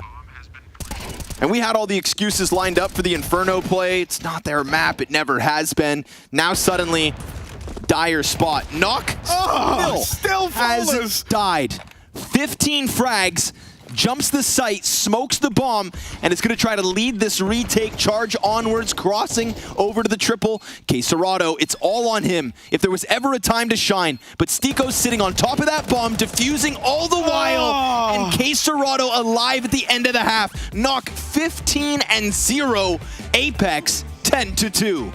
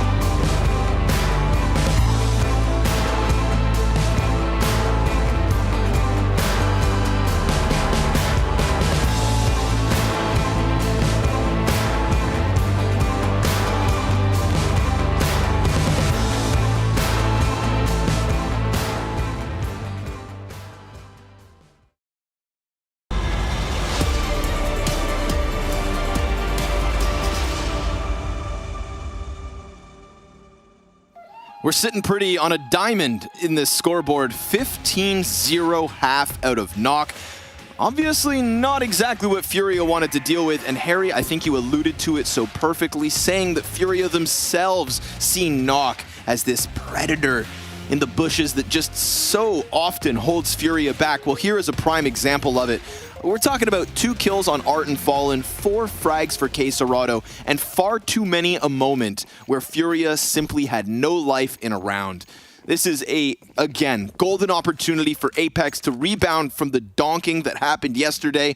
That 13-0 far off their mind if they can quickly quell the threat of Furia 2-0 this series and lock in their match versus Big tomorrow. Yeah, I think that would really, legitimize the idea that they've tried to put forward in these interviews, the idea that yesterday just was not, what they wanted. They weren't on the same page. Everything felt wrong. But let's see if they can get there. Yuri opens the round. Stiko dead alongside Sense down in the connector. It's Sassanito next up in line over on the short side. His teammate falls in the meantime. Nork will finally fall. It's Fallen to find him. And Furia have just learned that the guy that's been uprooting this entire game is mortal after all. The first death for Nork in the second half pistol round. Sassanito out through the connector, 1-on-3 and not to be. It's Fallen nailing shots as they try to move in up through Con. And so much akin to how their kind of faux comeback on Inferno started with a bit of wrist action from Fallen. The pistol is much the same here on Mirage. Yeah, wrist action, they call it. There's a real chance, I think, that, Furia closed this gap, CT side of their map choice, but, I mean, we have literally gone through these exact motions one map ago. We sat there, we came back from the first half of Inferno, all goofs and gaffs, you and I, and then, Furia made us sit up straight and give them the benefit of the doubt, but the boy who cried wolf, maybe they won't get away with it 2 times. Let's hope for convincing round wins. At the moment, it is Fallen just sitting on the USP. And nothing really invested here for Apex. It's far too easy to just point at this Furia scoreboard at the moment. Clearly indicate what we need. It's kills, Harry. They need kills. They need openings. They need clutches. They need mid-round calls. And don't forget what ended the comeback for Furia over on Inferno as well. It was a out-of-nowhere CT-sided 3-man aggression down Banana and top middle. A Hail Mary, right? A real let's end this here and now type moment that they could pull off again. Not in this round, but without, of course, any warning. Oh, so suddenly, once they have their guns, Apex could just storm half of the map and take this game over the line. 2 kills off the Glock is just another message from Knock. It's a reminder. I'm coming. Yeah, the Nork of death, mate. It waits for no one. And the thing that's scary here is, like, if you're Furia, you really need these rounds to be clean, right? Like, this is a game that could just get decided on the dice roll of economy. It's brutal. And so they really need, whenever they get these rounds up against pistols, keep them clean. Make it so you don't even have to worry about that. You can withstand a loss and still have that belief. God, the hell? That's crazy. That just went through the fence. Yeah, that just went through the damn fence. It went through the fence. Was robbed. The Sense fence nade. Wow, they've taken physics to an unnecessary level. Physics 2. The sequel sucks. Like all of them. Sassanito caught out by Fallen. That was a weird smoke gap on it, so he tries to press his face against it, dies. Yeah, nice start from Fallen's AWP. Good way for this to open, and even a bit of aggression coming in from... Oh, he would have loved that, man. That could have made all the difference. If he gets away with that kill, suddenly the bomb's going to go all the way back. It kind of throws the round into disarray. Instead, you equal in a 4-on-4, and the last bit of info you had was that Apex were moving in towards Palace. So Furia can hardly be blamed for pulling players back towards this A site. And what does that do? That weakens the backline just a little bit. Sense finds one. The bomb was actually heading back towards apartments. It looked like they wanted to end B here, knowing that that kill would shuffle players around the map. I'm really curious if that maintains being the case, what with all the ground being taken out on this A site right now. This is bananas. Stiko, he's walking this bomb out into the B site. Knock has been able to just walk across A, but, I mean, Stiko can't come back. But that might not matter because the CTs are not there whatsoever. Queserato reveals his position. Sense knows that Cello was last seen inside ladder, and Stiko just has to play his own game. Cello has 4 health. Stiko comes off and gets caught. I love that from Cello. Just a 0 to 100 sprint closer to the bomb site. He's going to try to get on top of the bomb and stick this defuse, but it's a 10-second stick.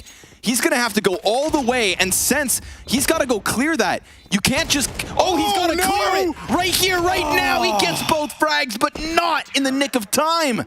And by the skin of his teeth, Cello robs it away. The fact that that even gets so close is crazy. That's so insane. He could have shot through the box. Yeah. When he peeked the window, he could have shot through the box, but going for the wide swing lost it. Something else that's so wild right here, shoot through the box. That molly on shore is actually the reason that, like, the molly that Sense through pushed Cello out of ladder, out to shore, and into B, finding Stiko. Like, there was so many... Oh, that was nearly the collateral for Fallen. In fact, it was. He landed the tag on an AWP, just not the killing blow. Also, I'm delusional. It was a deeper plant than I thought, so he's not going to spam him through. He played it safe. Well done. Maybe if he had, like, really big bullets. Really big ones, yeah. Or a frag grenade. Wouldn't that have been beautiful? Frag grenade into the site. Oh, and they're both so low. Ooh. They're both so low. Damn. That would have been so cinematic. Austin should just be like, what could have happened that didn't. Like, oh, imagine if love playing that game. Did get the collateral. How different this round would be. Okay, so Apex have got control of middle. And Furia have been more than willing to give it to them. And so when you concede mid, you've got to kind of push the extremities, right? You've got to take something if you're going to give up an avenue as important as mid. Ooh, tag from Arts AWP. Nothing to be too disappointed with here if you're Furia. That's now 2 players brought down low from these AWPs. Making life a lot easier for these rifles, and one of them comes out now with a kill. Sense has walked that smoking com, but he's not ready for Queserato in at the ramp. And with that kill, suddenly that bomb that was about to rotate in has second thoughts. And with 35 seconds, time is really of the essence here. This might be a bit of a non-starter for Apex, or they might try and split this B site with Satsanito out through the window. Missed shot off the AWP, but it will grind to a halt. They decide against it. They get sniffed out too soon. And so this one will just be a save with Furia longing it out another round. All right. Well, that's Fallen. Excuse me. All right. That's Fallen finding the damage early top middle. And getting the op online, right? At one point, he was tied with Art down at the bottom of the board. Fallen has done enough to kickstart it. It's kind of what we had again back on Inferno, just to draw these parallels before anybody gets their knickers in a knot. Just forget about it. You know, Furia got close just to fall to the sudden Apex pounce. And I feel like we've been getting glimpses of Apex kind of powering up here. Getting a little frisky, a little dangerous, but not yet with the all-in. I think that all-in comes soon. Yeah, you know, I think the one difference here to that Inferno comeback would have to be just that it's not like...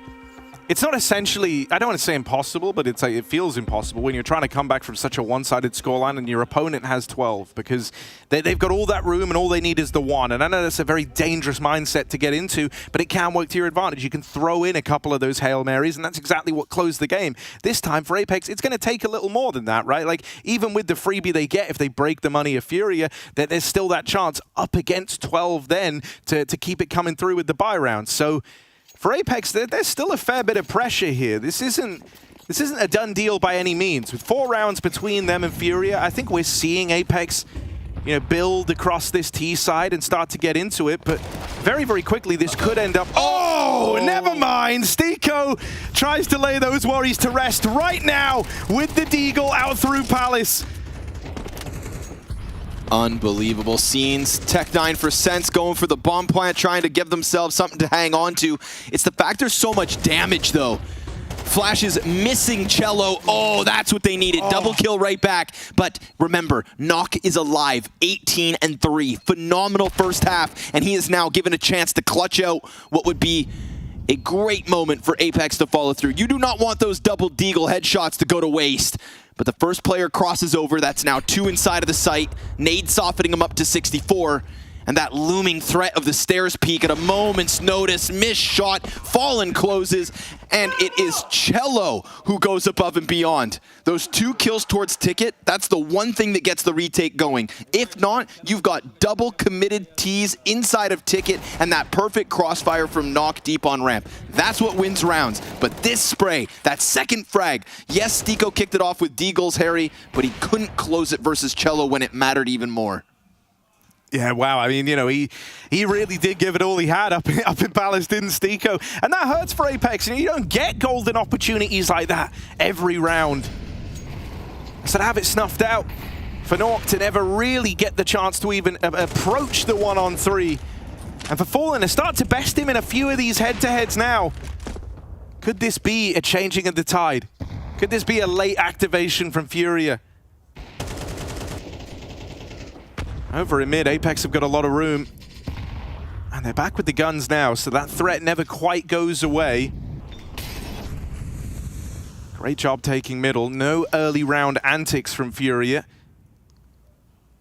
But they do have to do something about this lost space in mid. They either have to try and retake a bit of ground, or as mentioned earlier, push the extremities. Cello looking to do that with this second AWP over in apartments, but a missed shot. He will get out of there unpunished. Art falls in the meantime.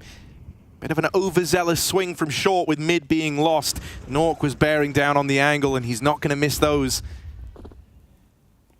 But Art's been a non-factor in this map. He's not been the guy winning them rounds. He's not really played into any of the rounds. And so Furia feels like they've been used to doing this one without him. They've reclaimed the 4-on-4, and they'll take it one step further with Cello's AWP ringing out with kills over here towards B. Stiko tries to hit this timing. And he will hit it successfully. That puts a seed of doubt in Furia for just a moment. Oh, a missed shot for Nork. Oh no. Oh no. Missed shot ×2. Knock leaving the door ajar. The first real mechanical mistake we've seen out of him, and it comes at such a costly moment because we get those 2 separate engagements, right? Stiko finding the Opera of Cello in the back of the B site. And then whoever it was, maybe Tatsunito, walking up close stairs. That's how Knock opens this. But Fallen's given a gift. And Quesarado, his other gun was empty.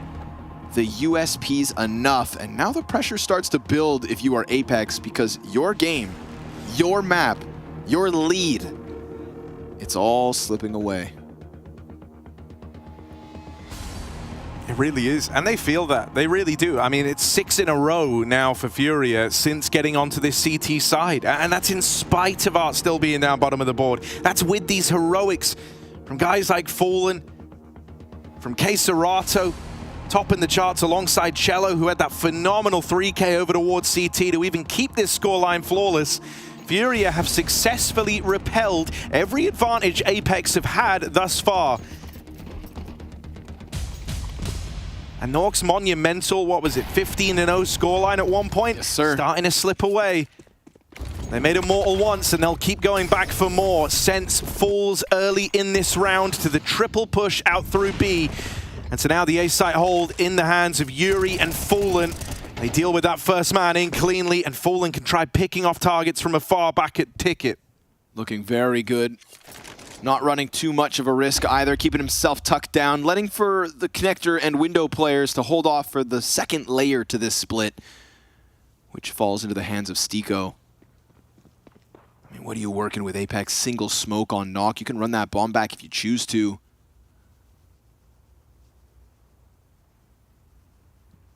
A flawless CT side coming out of Furia. Stiko given nothing to work with here. The number is far too strong inside connector. He's at least ahead of it, and luckily that smoke didn't hit him. Would have been an audio cue for the double peek. Doesn't get the first headshot, but a clean little snap over. And there's Art's third frag of the map. We get, again, this sandwich walkout caught out by Art. Jacob gets the kill. Chance at a second here. It would have to have been nasty. Quesarado, massive health advantage.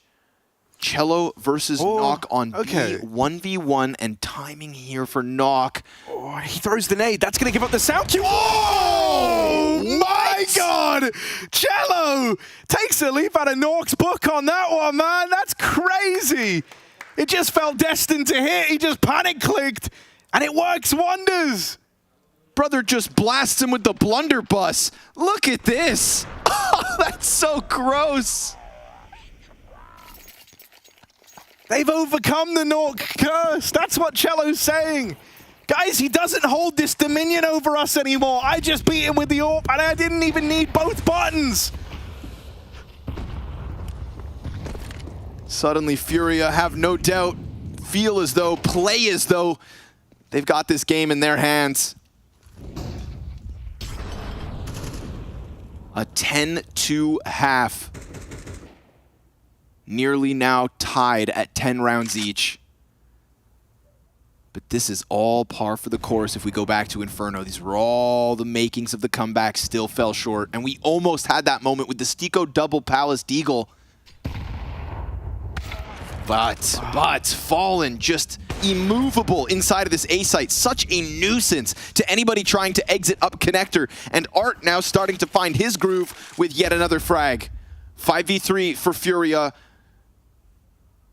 to tie at 10 on the line. And a consistency in this double op as well. Cello's been hitting shots with it. Yeah. And more often with the scope. But Jacob's positioning, catching him off. Cello right there to respond. And with eyes back towards B, he's looking to confirm it all. Still, bomb sits top mid in the possession of no one. Yeah, but Katowice might be about to find it. Stico. Hello. He's got this one for free. At least gets away with that, but still, like, you know, you're not winning this round. That's kind of the issue you got to contend with here, right? 2 versus 3, you find 1 kill, bombs out in no man's land, though, and you just don't have the time or the resources to go and get it. And so Furia have tied this game up. And it is this double AWP doing so much work. I'm glad you bring it up because Fallen has been finding a lot of success on this AWP. He's been locking out Nork even in some of these rounds. Then we had Cello start to bring it forward. Feels like there's a line if you want to don that AWP on Furia, but Cello's looked really solid with it. And considering, oh, dude, even Stico falling off the time to the spam from bad to worse for Apex. Oof. This is dire straits now. From 13-0'd yesterday to now maybe 11-0'd here in the second half of Mirage.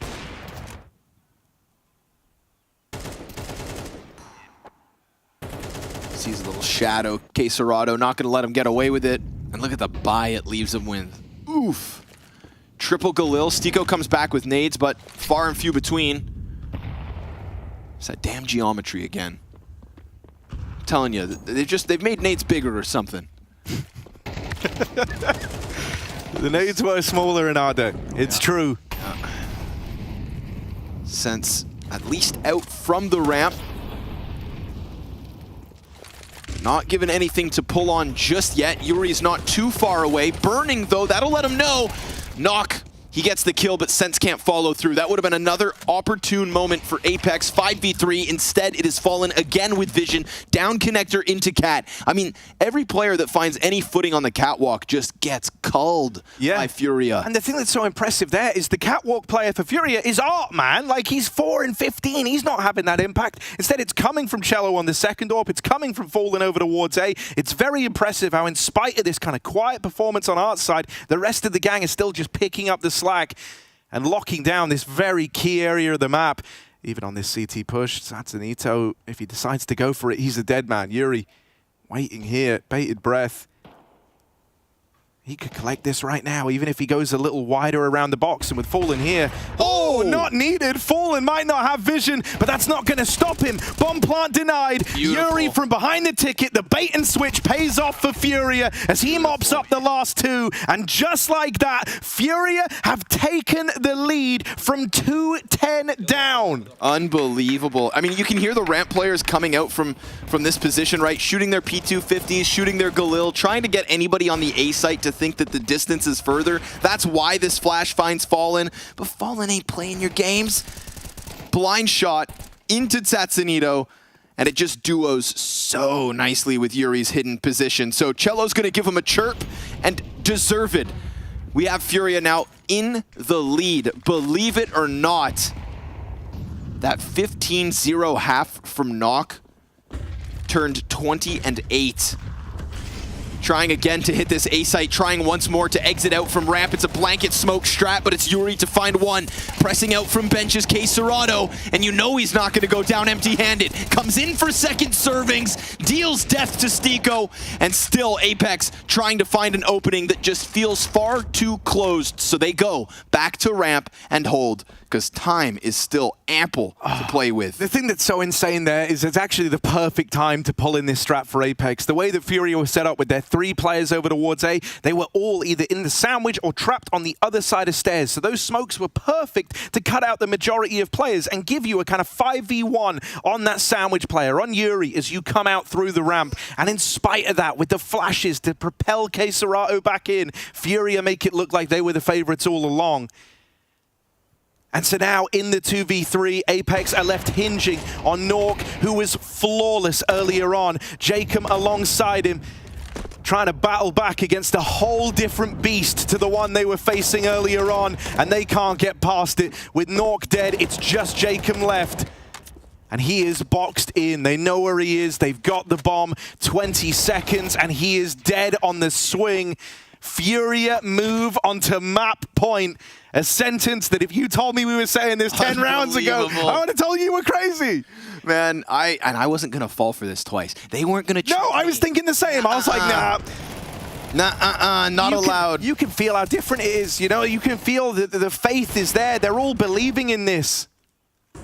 And they're playing like it too. Serato even, the goal to double dip that with the flash, sure. Like you can say that maybe gives him a bit of an edge there.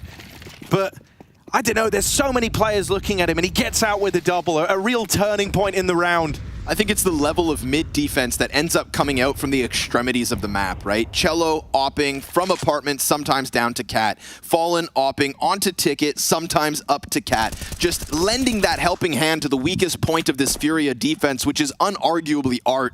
And Apex never really finding openings. The biggest opening, the biggest advantage, the double deagle from Stiko, that 5v3 to get to site. And even that is just this beautifully tethered defense out of Furia.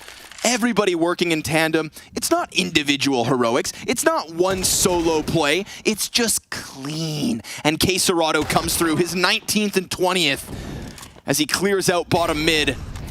But that Molotov will keep him stranded outside of the A site. Bomb's a little bit delayed, but of course CT's still soon to fight. Smoke grenade, enough of a gap for Fallen to try and test this. Playing his luck as his shot connects yet again. This op has been just nasty. Feel the wrath of Gabriel Toledo. A flawless CT side comes out from Furia just when you think they're on the brink of elimination in Katowice. A second potential heartbreak back-to-back from 23 to 24. Not tonight. Not yet, that is. We have Ancient waiting in the wings. But it's going to take something spectacular, something even more spectacular than Nox 15-0, because not even that level of performance is enough to end Furia tonight.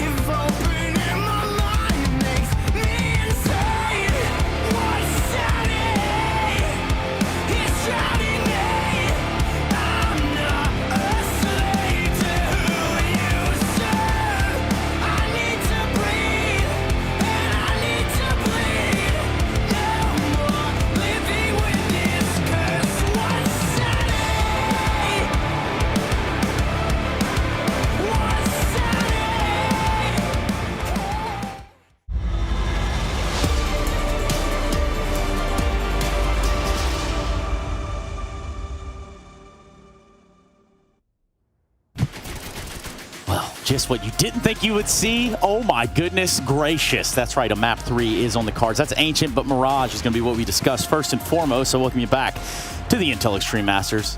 And we got a damn game on our hands now, don't we, Josh Nissan? Yes, we absolutely do, if you want to call it that. Yes, okay. I mean, we saw a 2-10 half. Furia looking really like down and out. Next thing you know, it's 10-10. What's going on? But it's like, it's not one of those standard games where, you know, there's tactics involved. It was a lot of like, you know, lots of small things happening, little isolated engagement here, there, everywhere. 5 different isolated engagements, a few trolls here or there, a few nice shots. Cello getting a no-scope across the map. and that's pretty much the game. So what do you guys think? Do we just go ahead and skip to the next map? No, in all seriousness, it was good also to see Fallen come online. I think that definitely helps in the Furia War effort. No doubt. The way that Furia were able to come back into that one is really why they lean on Mirage so heavily. They threw out a ton of different setups. They had people in different positions. They're very comfortable just, some rounds, K Serato's going to be around connector. Sometimes he's going to be Cat. Sometimes Cello's going to be the B anchor. I saw one round Art was the B anchor, okay? It changes constantly with Furia. They're so willing to just change things up. They obviously didn't have a great T side, and that's where this all starts. And I think we once again saw the lack of identity with this team come to bite them, where some of their rounds felt like old Furia playbook strategies, and then some of the rounds feel like they want to do the slow, methodical LGSK 2015, 2016 sort of style, where you get one person in a deep position and then just try to move your entire offense around that centerpiece, and it didn't really work. That being said, they found 2 rounds, which was 2 more than Apex on their offense, who seemingly kind of went back to what we saw yesterday versus Spirit Steel, where they against Spirit, what we didn't like about what Apex did is that they were just kind of defaulting and kind of just walking forward in multiple directions, and they did a lot more of that today. Yeah, and it's not necessarily defaulting, because defaulting usually is like you're working towards a goal of establishing map control so that you can do a mid to end game phase of, hey, we're going to do this so that we can pull them places so that we can end in a certain area. But here, it's not really a default. It's them just like walking around looking for what they can get. And part of the reason why Furia was able to come back so well on their CT side was because they had that op online, and all this walking around from Apex, you know, there's no flashes, there's no smokes, they're just literally shift walking around, and, you know, that's why Fallen's able to get all these opening picks. And then you look at a guy like Knock, who was definitely doing his part there for a good bit of that. Knock was literally flawless for the first half. That dude had 0 deaths. He was 15-0, right? Yeah, he was 15-0 in the first half, so there's not anything more he could have done. Obviously, you would have maybe wanted something more on the T side, but I feel like this is where the inexperience from a leader like Sense is coming back to bite Apex, because watching that Spirit game yesterday, what I was so frustrated about is that they took so long to finally group. It actually took until, against Spirit, round 11 and round 12, where they finally said, okay, let's just hit a bomb site together. But by then, Spirit were so far ahead, so in their own heads, that they couldn't actually muster up any kind of execute on the site. And I feel like that just once again never really happened. They're following a game plan to a fault. They're just dying on the sword here. And the thing is that the sword's not even fighting for them. In fact, it's only stabbing them. It's just a self-destructive sword, Trace. Hit that one again. Lizzie Goblet. Okay, well, that brings us to what's going to be the 3rd map of this series. Lizzie Yum Yum, all that aside, Knock definitely with the numbers here and the rating, but still an L for the side of Apex, and then we turn our attention to the Ancient map of the series, the very last one. Yeah, it is the last map. That's usually how BO3s work. So wait, okay, so just so I get this right, there's 2 maps guaranteed, but then there can be a 3rd one? There could be a 3rd one. For any new viewers out there, that's how a best of 3 works. It takes, if you win 1 map each, you get to the 3rd. But this is a 3rd map that was a nightmare for Apex yesterday. They were terrible on it. They could, like, all of the woes that they had on that team. I kind of looked over to them like they were outside. No, they were bad. They were bad on it yesterday. They were really bad. They were horrible. They did nothing. They did nothing. And that's what we've been so upset about. Yeah, so we saw, like, okay, there were like a few standout rounds where, like, there was one round in particular, Spirit had literally 2/3 of the map completely established for 40+ seconds, and we have one member of Apex sitting outside the B doors, literally just waiting in a corner. His entire team executes on A. Spirit all move over to A, have this 5 versus 4 gunfight, and this guy then starts his move. It's like, bro, you're not there keeping them occupied. You're not trying to stop them from rotating. You're just sitting in a corner for the sake of sitting in a corner. Like, do something. The layering of strategy, if I even want to be as kind to put it like that for Apex, was very hard to watch yesterday. Jacob in the pregame interview with James Banks seemed hopeful that their those reflective skills were good enough to bring a new face to the table today. Map 1 made me think that that was actually possible, but Map 2 and getting no T-side rounds once again, like having 2 T-sides of 3 of your maps so far in a tournament, having no success at all is really concerning to me. Does that play into some of the sort of the stylistic approach you're talking about? Hey, people are just going to be walking around. Might be through this smoke, might not. We don't know, but people are just walking. There's a round on Mirage. It was like round 17 or something. I don't even remember, but it was just like, it was a 3 versus 3, and there's like 3 separate fights going on across the map. You know, the bomb's going into B, he's planting alone. There's a guy on a defender on Cat stopping him and then instantly getting on the bomb. But while that's happening, there's also a one-on-one engagement at Connector and another one at CT Spawn. It's like, bro, we're across the map. We're like in CT Spawn. We're in B site. We're up Connector. We're literally everywhere. We're everywhere. It's like 50 seconds into the round, and like no one knows what's up. And then it's just like, okay, I'll kill you and get on the bomb. Like, okay. Yeah, that was the TLDR. Yeah, well, that was the TLDR of that round. Yeah, for sure. Don't worry, we'll get back into the action here. But first, let's go ahead and check in with the A stream. What's going on over there? I'm coming in with a little update going from the A stream right now. It's Astralis taking on Ents. And Astralis, they came into this year looking really strong. Remember, this is Glaive going up against his former organization. Very different looking team for sure. But Ents are about to close this one out. First map, Vertigo, it is their pick. But everyone was expecting such good things from Astralis. Ents have got themselves a win. We're going to the second map, but that's a huge pickup for them. Astralis, they need to bounce back. Yeah. So guess what you get if you win out of Instant Astralis? A prize? No. You play the Mongols, if I remember right? Yeah, I think Yeah, You're okay. the host, you tell me. I was just, it was something we were talking about, and I was just sitting here thinking about it. But for real, Ancient, you're saying it's not so pretty from one side, but if a Furia to kind of get some weight here in their pockets, like maybe this helps, maybe this sparks them back up. I don't know. I'm trying to build them something here. I really did actually like Fury in the beginning of Ancient when it first came out, and I'm really going back right now to try to find some sort of silver lining here. And I don't know if I've actually seen that same face of Furia with Fallen though. So I picked Fury at the start. I said it was going to be close. I'm sticking with that prediction. Dropping mic. And that's okay. Yeah. We've already done that once this segment. So let's go ahead and head to a break. Thank you very much, gentlemen. Let's do that, and we'll come back. We're going to have Ancient in front of us, and we're definitely sending someone home.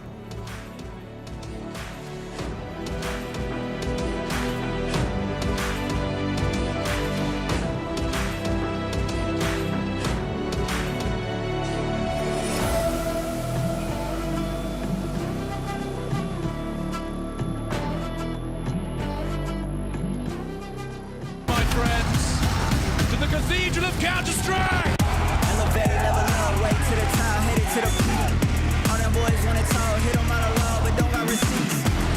I ain't gonna lose it now. Gotta keep it moving now.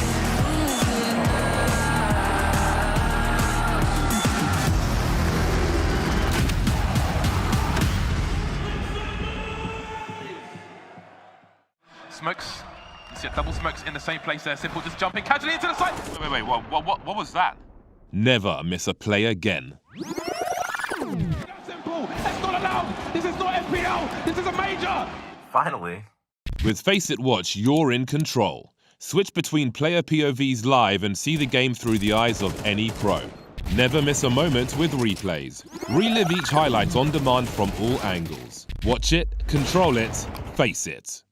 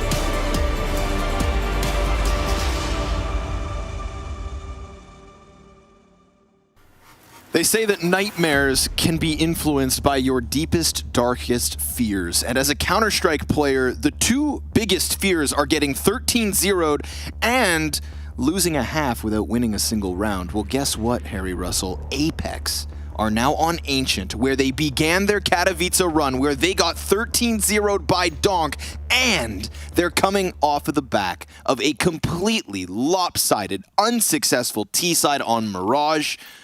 Are you telling me this isn't nightmare fuel? It really is, and it's so fitting that it's back to where it all began, right? For Apex, yeah, they are haunted by that nightmare, by the memory of the 0-13 opener. There we go. Nearly nailed it. The Furia on the other side, it's a story of redemption and one where they dished out an 11-0 second half earlier on. And so let's see who's got what it takes for this third map. Furia are certainly fired up, giving us a hell of a lot more as this series has gone on. They're in it for the long haul. And this is not a bad way for it to start. Now, Apex do have nice room in middle, but it might not matter if you never make it past Cave. They lose another life in lieu of those dual Berettas trying to chase down at Serato. And with that not finding its footing, what is the option here? Apex kind of have to wrap this B site, but 3 players still reside here for the Furia squad. So at best, this is an even odds bout. Oh, and Yuri's going to make sure to just take it away one step further. P250 going dry. The bomb carrier is able to reveal himself on ramp. Coming forward with 2 kills is Stiko, and that's at the same time that Nock reopens this bomb site. Beautifully done here between the two of them. This is a 2 versus 5, and they've evened it to the 2v2. Now, they've lost track of where exactly the remaining Furia members are at, but Stiko again! Just a clean USP shot to the forehead. Here comes Fallen. Oh, and he gets canceled out. Take a bow, Stiko. 4 frags in the pistol. When it felt like Bomb was stranded on the ramp, he takes matters into his own hands. And there's something to be said for how proficient Stiko's been in the pistol rounds across this series, right? On Inferno, he opened both of Apex's pistols with triple kills. This time, it's one step further. It's a 4K to pull back that 2v5 that looked so dire. The round looked done, but Stiko offers up a masterclass in these pistol rounds. And so that's going to set Apex off on the right foot. Serato, eat your heart out. That 2K over in Cave, worthless for Furia.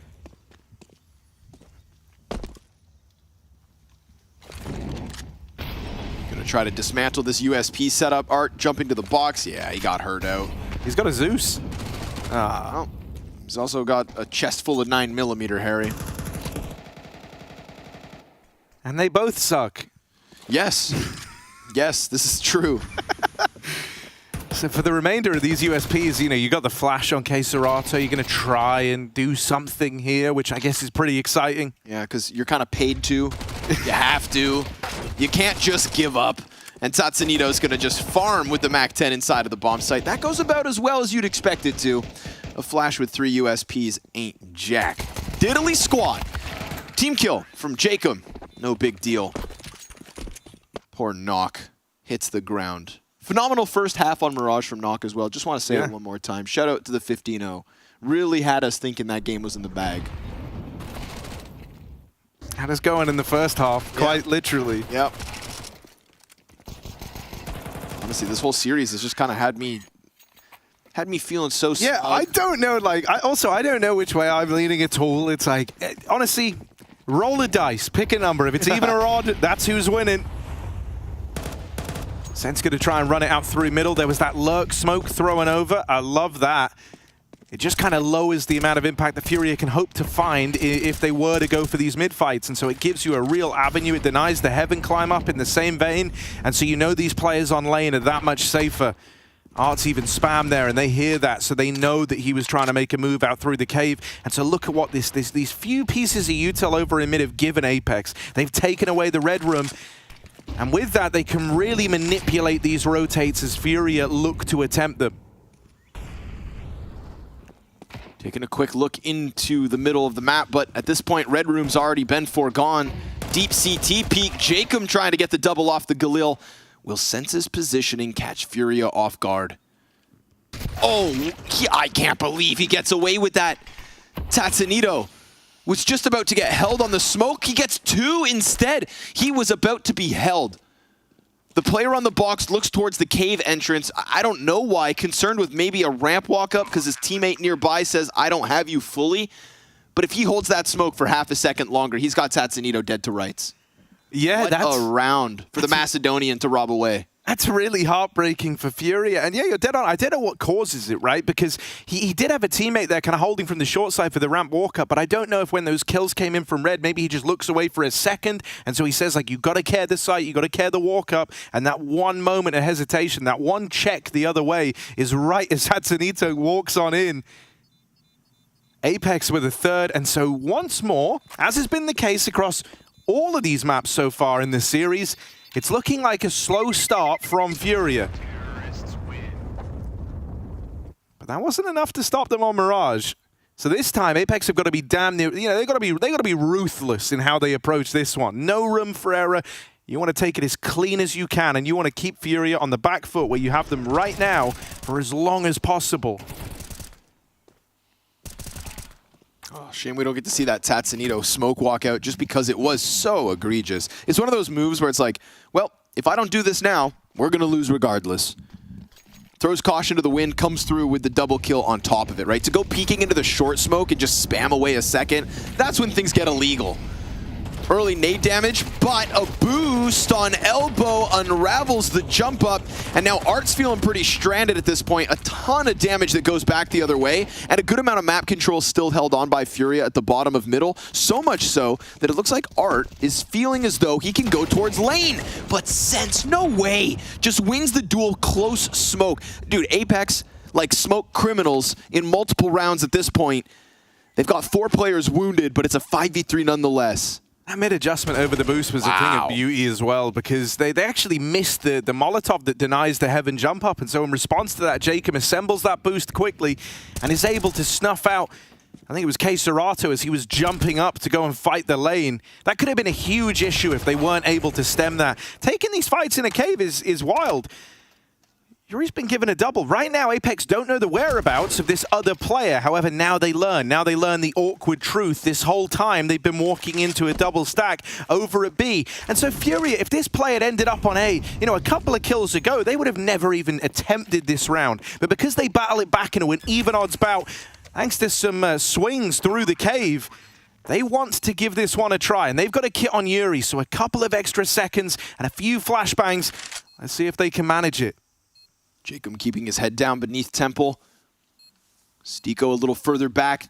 Definitely the guarantee on Donut. CT swing wide, and Jacob doesn't post a follow-up frag. From start to finish, this 2v5 has been separate engagements, one after another. The Apex players fall, and Stiko, he's going to have to peek at some point, goes out wide, and they pull this off.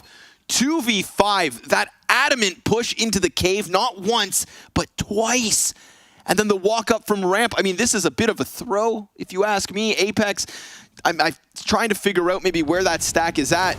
But after so beautifully piecing together this advantage, after stuffing the lane peak from Art, and this one on the A play, look how easy they make this for Yuri.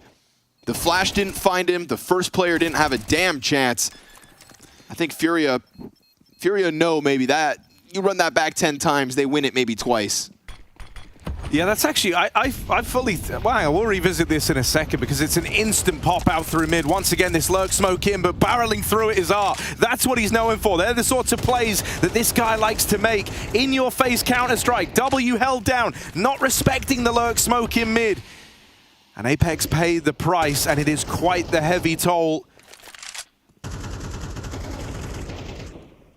A 3v5 immediately.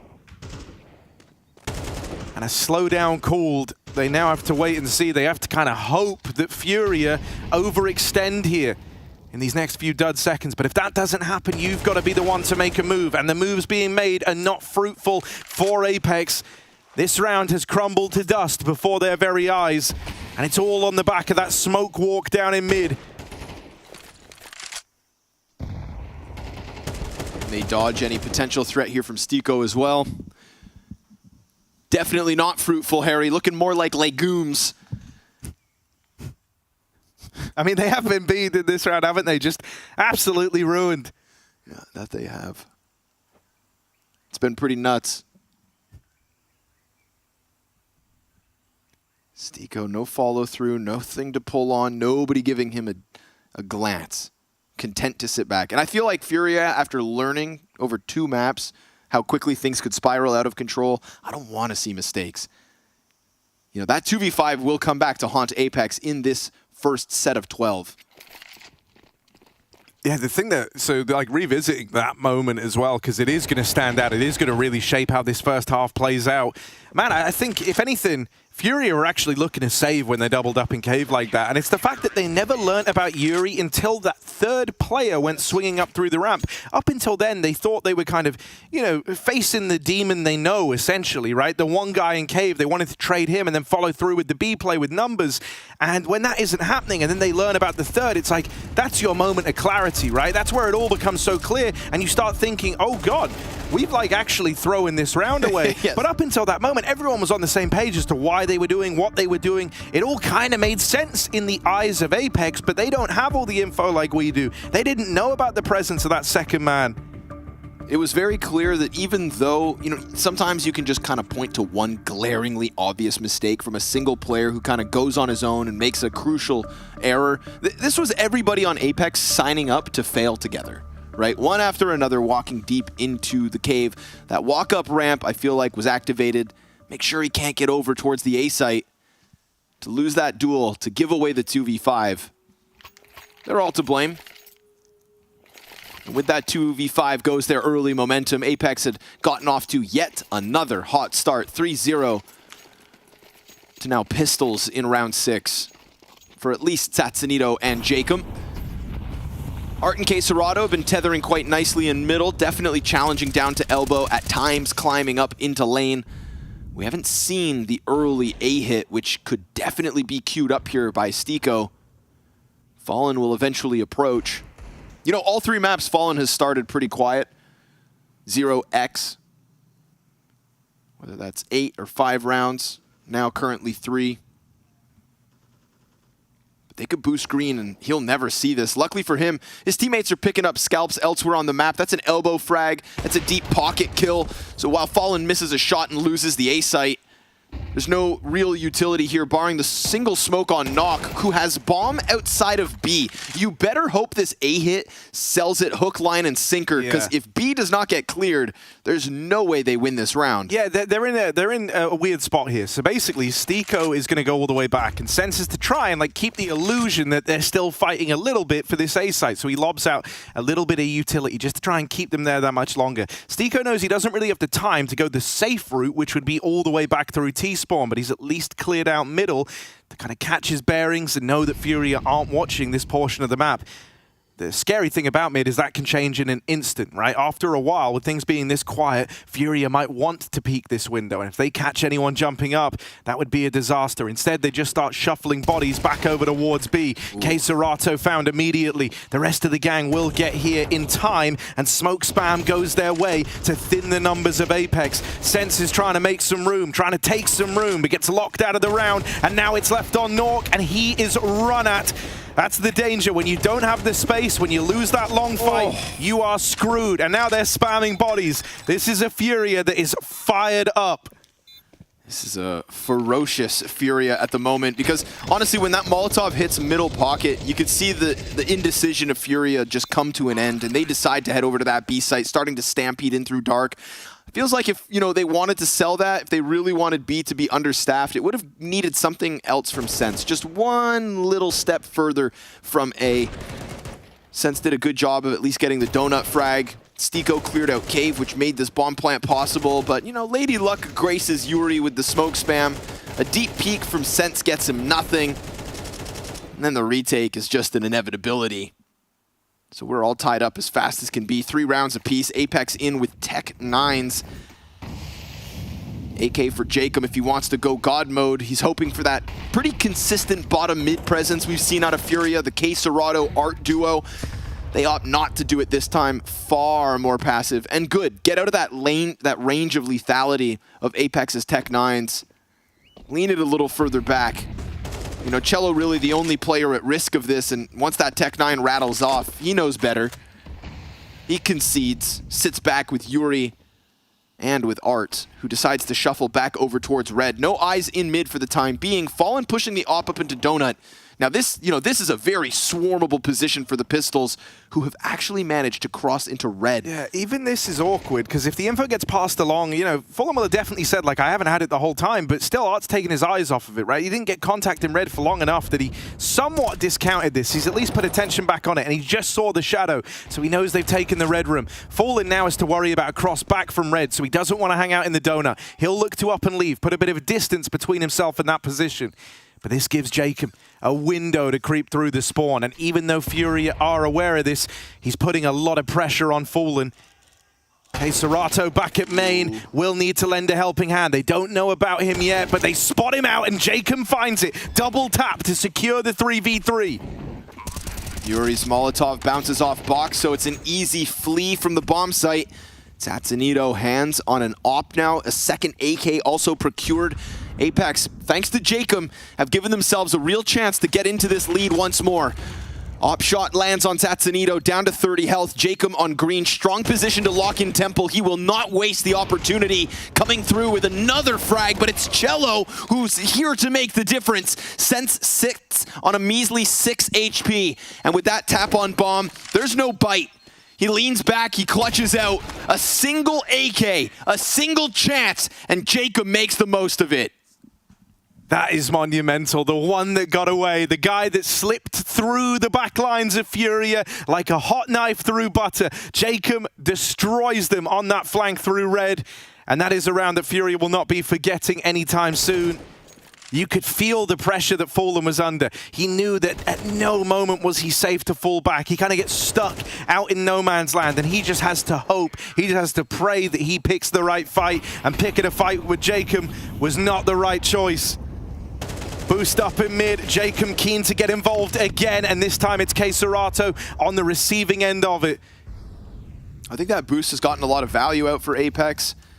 They've caught in players going towards boxes. And this man advantage extends for at least a moment. Art on a full retreat has to go. Can't stick around, can't afford to die, but simultaneously Cello takes it to the bottom of the ramp, and there it goes back to the even keel. Knock disengaging from the B site. This is a far, wide open run from Stiko through A with no resistance. And if the bomb carrier comes, that's a plant guaranteed, unless Art, who is now swapped over to the A1S, can do something here from Donut. Yeah, they'll know the whole time that Donut is a possibility, right? But it doesn't stop the fact that Art can still complicate this round. If he wins this fight straight up, he goes charging out, but he won't find it.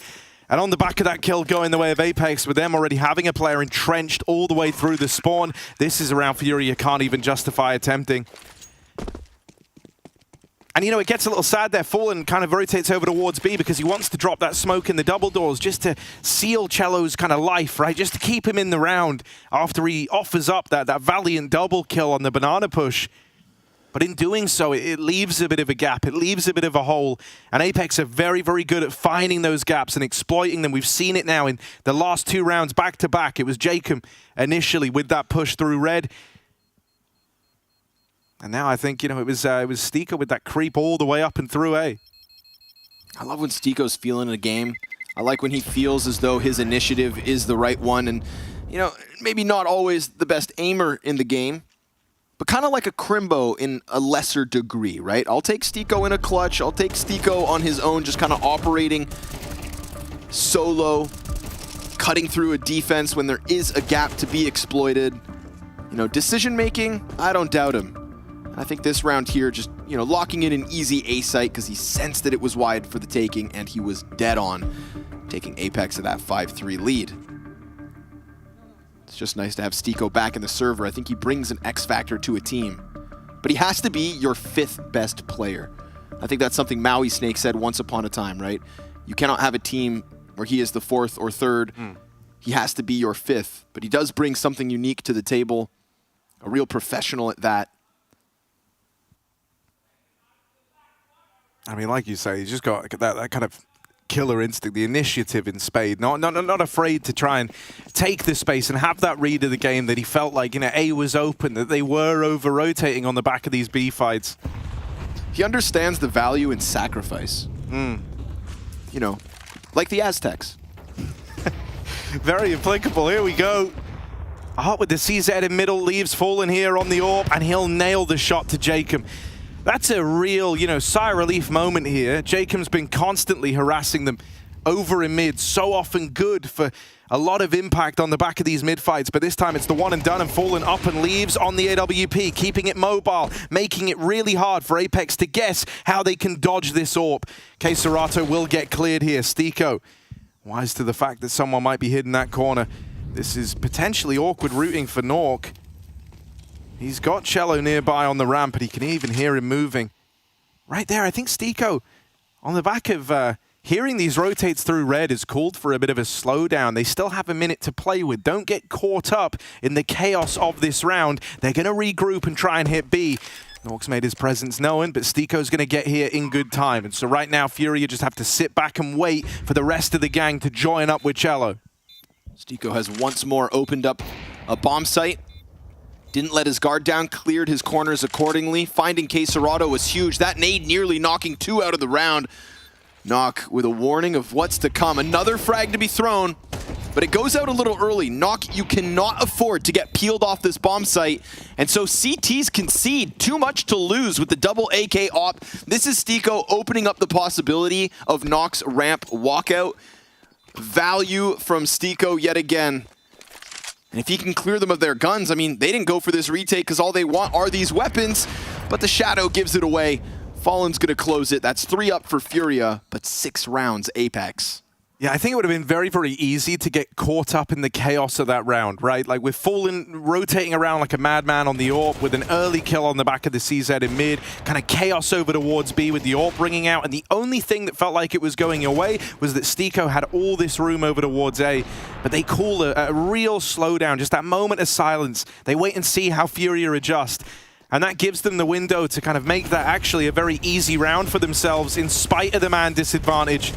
It felt like Sense had that on a platter, but they still get their kill out of mid. One way or another, maybe even 2. That molly just dodged from Art. But he's left so wounded as the sole carer of the A bomb site. Total disrespect to the elbow Molotov, the front one. They just jump over. Oh, any more of those, Cello? Austin. Jacob returns the favor, but knowing that it wasn't Cello, that's 2 CTs confirmed in red. There is, in fact, a third. Art coming over from the spawn. Jacob looking to lock horns, but Cello just keeps hitting headshots. They'll smoke off red room. Bomb needs to be retrieved, but look at this deep push from Knock. Fallen doesn't know it, but he is absolutely surrounded. There is a world where he heard that.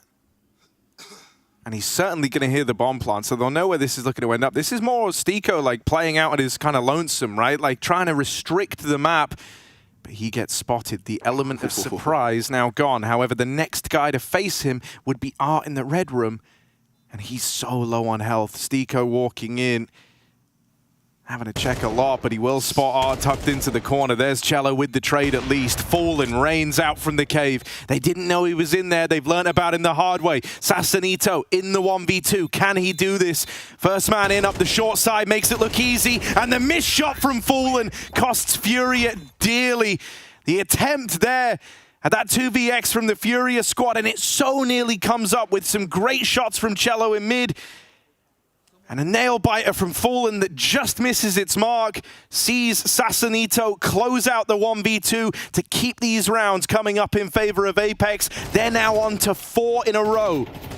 Feel bad for Art in this instance, just trying to tuck into that corner deep CT. It's one of those spots where he thinks, oh, this lurk is coming? Well, I'm going to hide in this corner and I'll be good. In reality, you're fully exposed, brother. Nobody hides in that corner, and he's never hid in that corner, but he had to in that moment, and he thought he'd get away, and instead his entire right side is just exposed. It's an easy frag that comes back to haunt the bomb site. Yes, it still banks on the Tatsunito 1v2.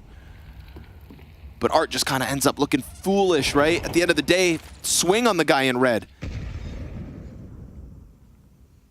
Stiko is working with such little health, but again, just being a nuisance, doing his own thing, operating on his own all around A. Deep through red again. Jacob's going to find timing. CT stomping over. They've lost track of middle far too many times for my liking.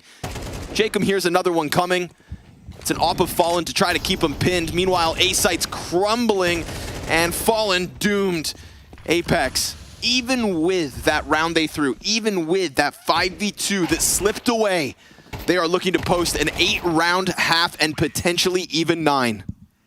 Yeah, man, like Stiko is just the absolute mastermind of this game right now. You know, like, sure, he's not had like a super flashy clutch like the Satsanito 1v2, but the amount that he is manipulating the setup of Furia, he is single-handedly pushing and pulling them around the map on his say-so. He is the puppet master of this game right now. And he's got Furia dancing every step of the way. It's insane the amount that he's doing as one guy left to his own devices, and he can feel the impact he's having. Playing with incredible confidence. And so for once, right, when they don't have this opening fight go their way, when the lane fight looks dire, Stiko might just have to come back and rejoin the pack. There's not much of a pack left to rejoin anymore. Still a small chance at the 3v5 with the cave fight going on. Climb up from K Serato could, at a moment's notice, get punished. There's smoke on elbow and on lane. And as it starts to fade, Furia, so does their forward stance. It's going to be Nock looking for his 3rd kill of the map. But they may not give him much. No need for Cello to really take this swing, to move whatsoever. Smoke off towards Donut. Again, this constantly looming threat of the Red Room split. And sure enough, who else? It's Stiko. And he hears this. That one's free. What? That's nice and easy for him. Fallen walks into his crosshair. Stiko, once again, he's let off the rip. He knows that he's in such a good spot. Doesn't necessarily have to go back and fight these B players. Instead, he'll just smoke it off and deny this point of rotation. Nice. A real indication of the threat that they think exists in Donut, and with good reason. Frag grenade opens the smoke. Cello gonna keep the pressure high. Donut player's dead, and the Tech-9 rips back to the A site. Here's the chase out of Yuri. 1v1 to close out the half. To give Apex 9 or Furia 4 op up though. Hands no longer busy, and he's not gonna waste his chance. Nock ends this half with a final frag and a 6-round lead for Apex.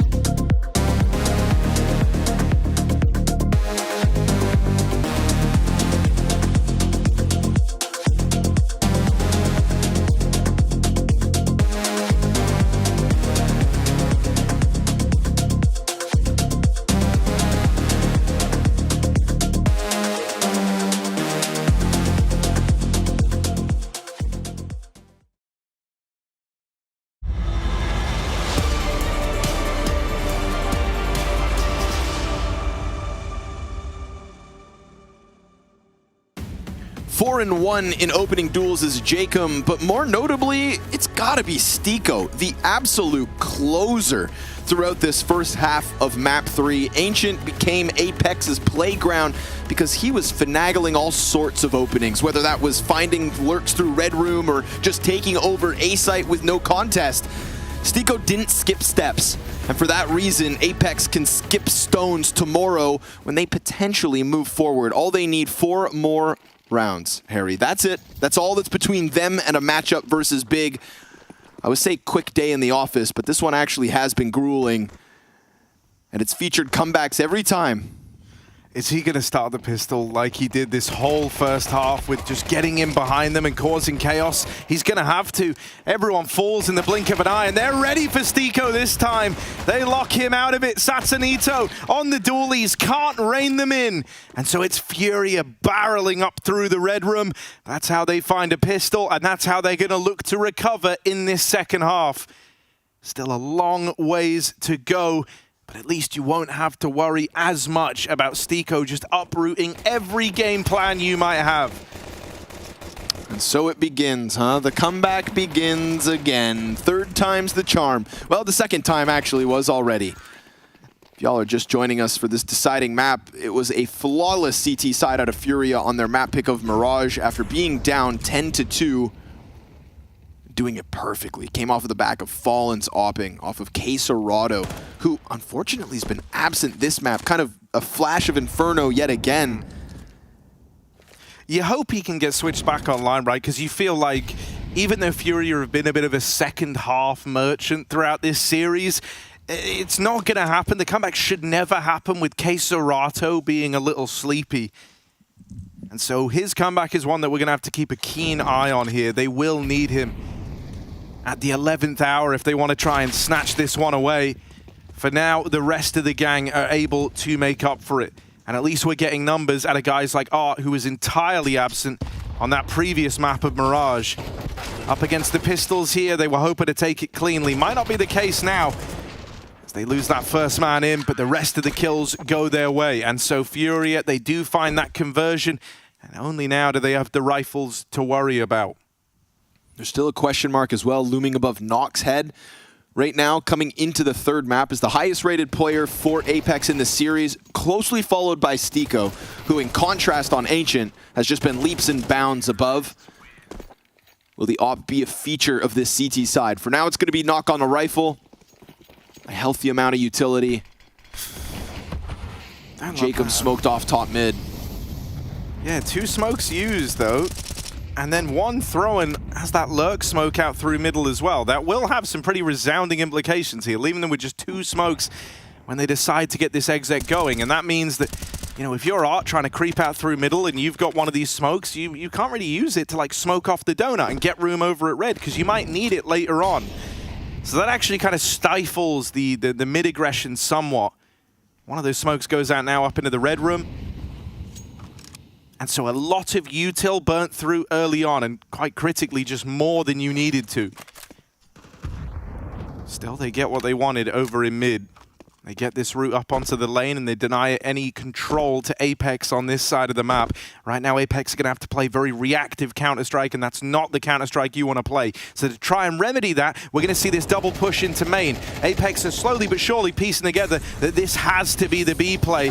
They're going to learn that, but it might be too late as Art and Yuri open up. Nork boxed in a corner. You said he's going to step up, but no love found here over on B. The flash wrecks him, and this round will not belong to Apex. Furia steal it, and they take it convincingly. All right, man, here we have it. A sad reality. Stiko and Jacob, the 2 best performers for Apex, 1 solo holding A, the other solo holding mid, just banking on this triple stack B site to hold the defense. Hell, maybe soften up the numbers, maybe get a kill. But instead, Stiko and Jacob are forced into a save because the B site just crumbles with 0 resistance. So we're going to need something out of the players of this setup. Whether that's a little more active inside of cave or down ramp perhaps, some kind of a fight. But sitting in bomb site like that, just waiting for utility to rain on top of them, that one looked flat. That was a non-existent defense that opens the door for Furia to convert. A couple M4s to be held on to. Jacob taking one to the face, but falling away. we will have those M4s saved. 2 rifles for Apex in the follow-up. And maybe that's going to, serve as freedom to utilize them a little more so. But, Cello just prancing up the ramp like it's nothing to clear out the last player and knock. It felt like the utility actually just wins the round from Furia. And we had seen exec after exec on the A site of Mirage. That T side just didn't open. Didn't open at all. This time, grenades set a beautiful precedent and make the job so easy for the Brazilians. I mean, Furia actually have really good util usage to take this lane control in the first half, and the few times we saw them attempt it. Yuri especially is kind of a standout note there, being the guy to push down Banana, was lobbing in a lot of the util to try and clear these closer angles. So we're going to need to see that same sort of gumption out of Apex here. They won't have a chance to do that now, as this is a low buy round around the saved guns. They are lacking in utility. One contrast to the previous setup, they can go for it even with lesser utils. Just get inside of the cave at the very least. It's the double MP9 there. And then they free up Stiko to come and join them, so afforded a 4-player stack, adding an extra member in the previous round. Satsanito yet to pull the trigger here, but the encroaching tease can be felt, and down the ramp goes Sense. Again, freed up to take a risk, not wanting to just deal with what feels like the inevitable execute. Satsanito, well, he could go on the chase. Stiko spamming the wood wall, opens it up wonderfully. Satsanito misses his chance. He could just disengage, but never mind, the player back behind him and Fallen with bomb. Yeah, wait. This is kind of crazy. Fallen with the bomb. I mean, at least the rest of the guys are doing a great job of pulling the rotates over the way, and so at least that's something. You're not going to lose this round of having the bomb taken away. One man still remains over here at B. But you would just never expect this as Apex. You would never expect such a quick retake of this B site from Furia after they start barreling out mid into Donut with as little as 30 seconds left. So yeah, it does catch them by surprise. I love that. Fallen sitting with bomb by doors. I mean, if you've got a player bottom doors and you've already killed the one ramp rush that was Sense, what you do is just knowing Cave is probably held by this forward positioning, which they're absolutely right in expecting. Drop 2 players off of Xbox into middle.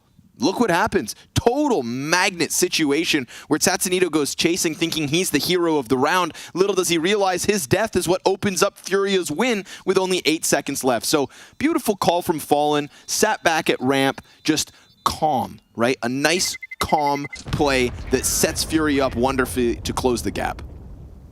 And they really are closing it. I mean, there's something to be said for the resilience that they've demonstrated across this series, right? Even thinking all the way back to the start of the day when we had Inferno, it looked dismal. It looked like they were going to get wrecked with no say in the matter, no chance to even kind of warm into the game individually.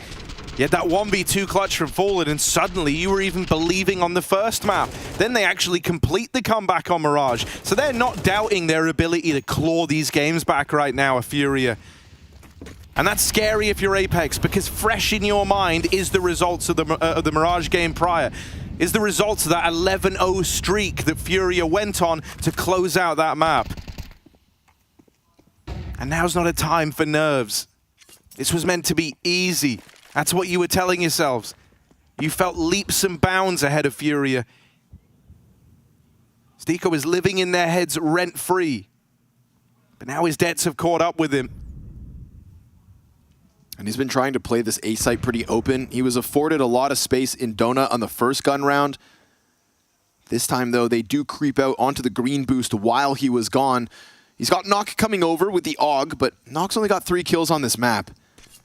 He hears the utility, jump peeks the entrance of A. Stiko gonna get charged down. Quesarado's forward positioning, because of that free green boost, just tears through the initial 2 inside of Donut. Satsanito's quick play in response, and nicely done. That's the power of the AUG. Scoped in on the bullet holes. That's not the edge of a smoke, that's the center of it.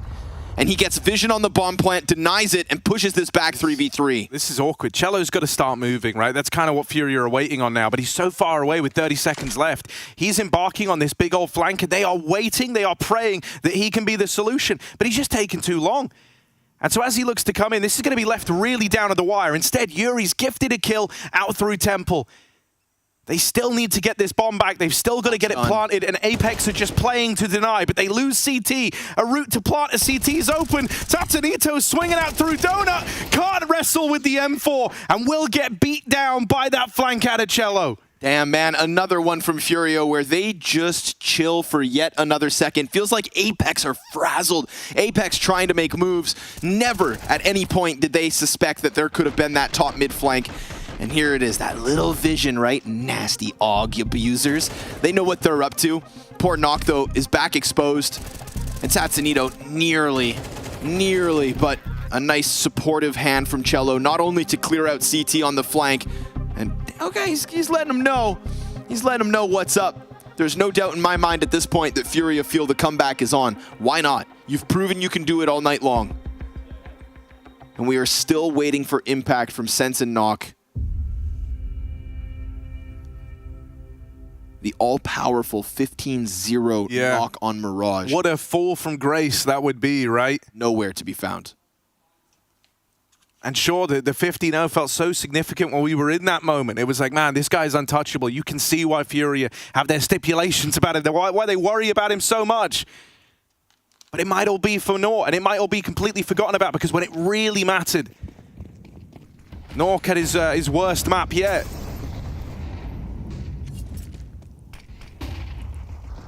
He will be required. He will be needed. He is needed now. If Apex want to hold on to this lead, they don't have a lot to work with in this round. They're trying to get a bit cheeky with the MP9 down in mid. Jacob had great results in middle on the T side, but you don't imagine he gets to repeat that here and now. Satsunito, this is a nice play, trying to gain some ground over at main. Usually you'd have another guy with him, but he does it solo, and Sakei Serato caught, back turned. Art doesn't adjust in time. What's Art looking at? Looks like he didn't expect him to follow through on the push. And I mean, don't get me wrong, it's ballsy to go and attempt this solo with like the one hero gun in the round, but he will follow through with it. And so now, if you're Apex, for the first time, you at least have great bearings on where Furia are on the map and what they're capable of here. You've locked them out of A. You've denied this presence over at Elbow. The only thing you have to consider, they can drop through Heaven, but that's being watched by Nork. And so the 3 players over at B are here, prepared and ready for this site take. Now they just have to hold it back. Cello's creep in, though. This could be critical. Him and Fallen a kill apiece. The attack out from Stiko to, again, just keep things sketchy, but at 20 seconds, the MP9 will swing, and Sense will end it. There's the answer. There's the pop-off. There's the answer back, because we've had Cello chirping. And Apex makes sure to add at least one more to the board. Remember, that was a solo AK set up by Tatsunito, and I'm still scratching my head. Look at this frag. What is Art up to? Just staring at Elbow instead. I guess not, like you said, not anticipating that wide of a swing. Yeah, I mean, he certainly still should have, right? Like, I'm making kind of excuses for him in that statement. Like, I'd be more worried if I was him for the wide swing on A main than a second player pushing out from Elbow. Yeah, 100%. And so that momentary lapse in judgment from Furia, that momentary lapse from Art, that info gathered from the ballsy solo A main push, is that the deal breaker? Is that the one that brings Apex right back into the fold? Furia at least have money. They've at least got guns to fall back on. It's not over yet. It's not all for naught. Lurk Smoke out in middle. Art trying to play around this, and he will put a stop to the aggression. Jacob locked out. Fast A. And the rest of the gang just explode out into this A site with the smoke down at CT. Nork has no say in the round. It's all on Stiko. Cello deep inside of Temple. I mean, how the hell is Nock supposed to get him out of here?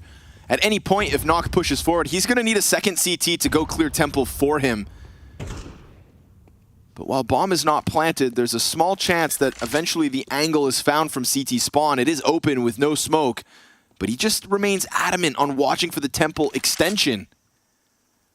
Low HP planter instead. Art will take up the responsibility. Sense is going to get flashed through. Now they are just on the brink of this with still no bomb plant. They opt to go in on gunfights, and it's 3. Nock does catch Art. Cello able to answer, and he's going to have to do it all. But the Molotov does disrupt the positioning. Cello given a chance as they fall back. Oh, good damage on the spray. You really don't fancy Cello's odds here. Wait, where's the bomb? Just off to the right-hand side there, so he's got to go and get that. 30 seconds, time is of the essence. Orb watching on a reposition around to Donut, and he goes walking right into it. Nork teed up to close that one out. And for Furia, all it takes is that one flashbang that sails in. They know the push was going to come on the back of it, but that puts the fear in them. It denies the bomb plant. The smokes have long since faded past that point. And so suddenly all these sight lines are open to Apex. That slowdown on the A site gives a lot of room to the Apex squad to poise themselves for that retake before the bomb's even planted.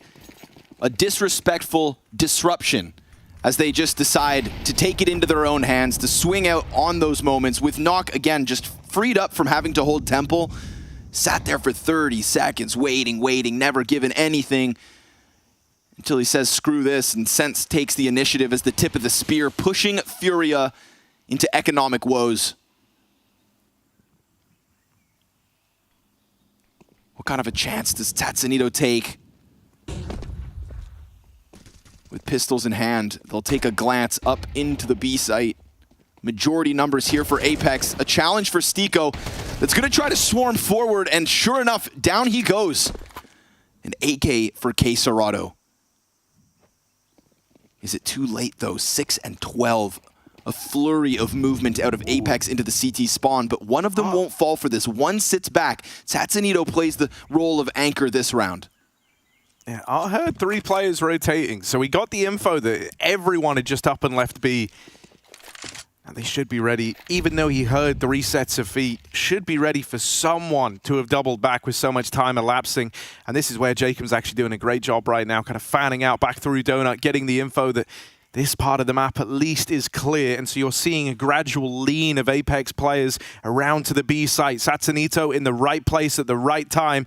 If he shuts down Fallen with this bomb crossing in, not even him to do it. And now they don't know about this corner player. Art thinks it's clear and ends up biting the bullet. K Serato spotted, and this one should be a nice, easy cleanup for Apex. There's the backstab from Jacob, who started this clearing Donut, and that sees Apex move onto match and series point. Now just 5 kills away from eliminating Furia from IEM Katowice in the play-in. 2 years in a row. Once at the hands of Mongols, and now with Mongols having beat them yesterday in that best of 1. Back-to-back rough starts for Furia on the line.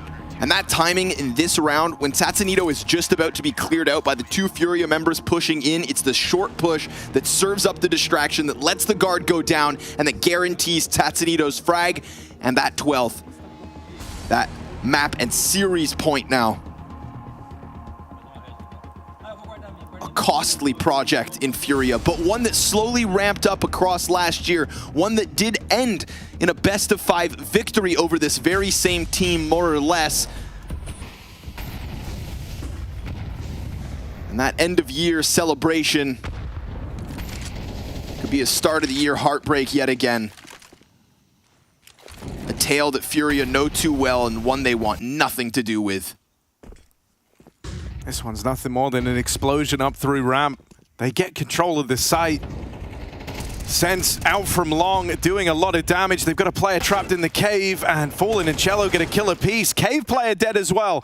So Furia feeling primed to win this round, however, giving away that kill. Art coming in on the backstab. Gives rise to the 2v3. It doesn't look like Apex want to give this a go, and fair enough. Their money is on the line. They don't want to make this any easier for Furia than it has to be. And so saving, keeping that money in check, checking the balance here. They elect to play it safe, win this one in the long game. That's not going to work every day, just a flat play in towards B.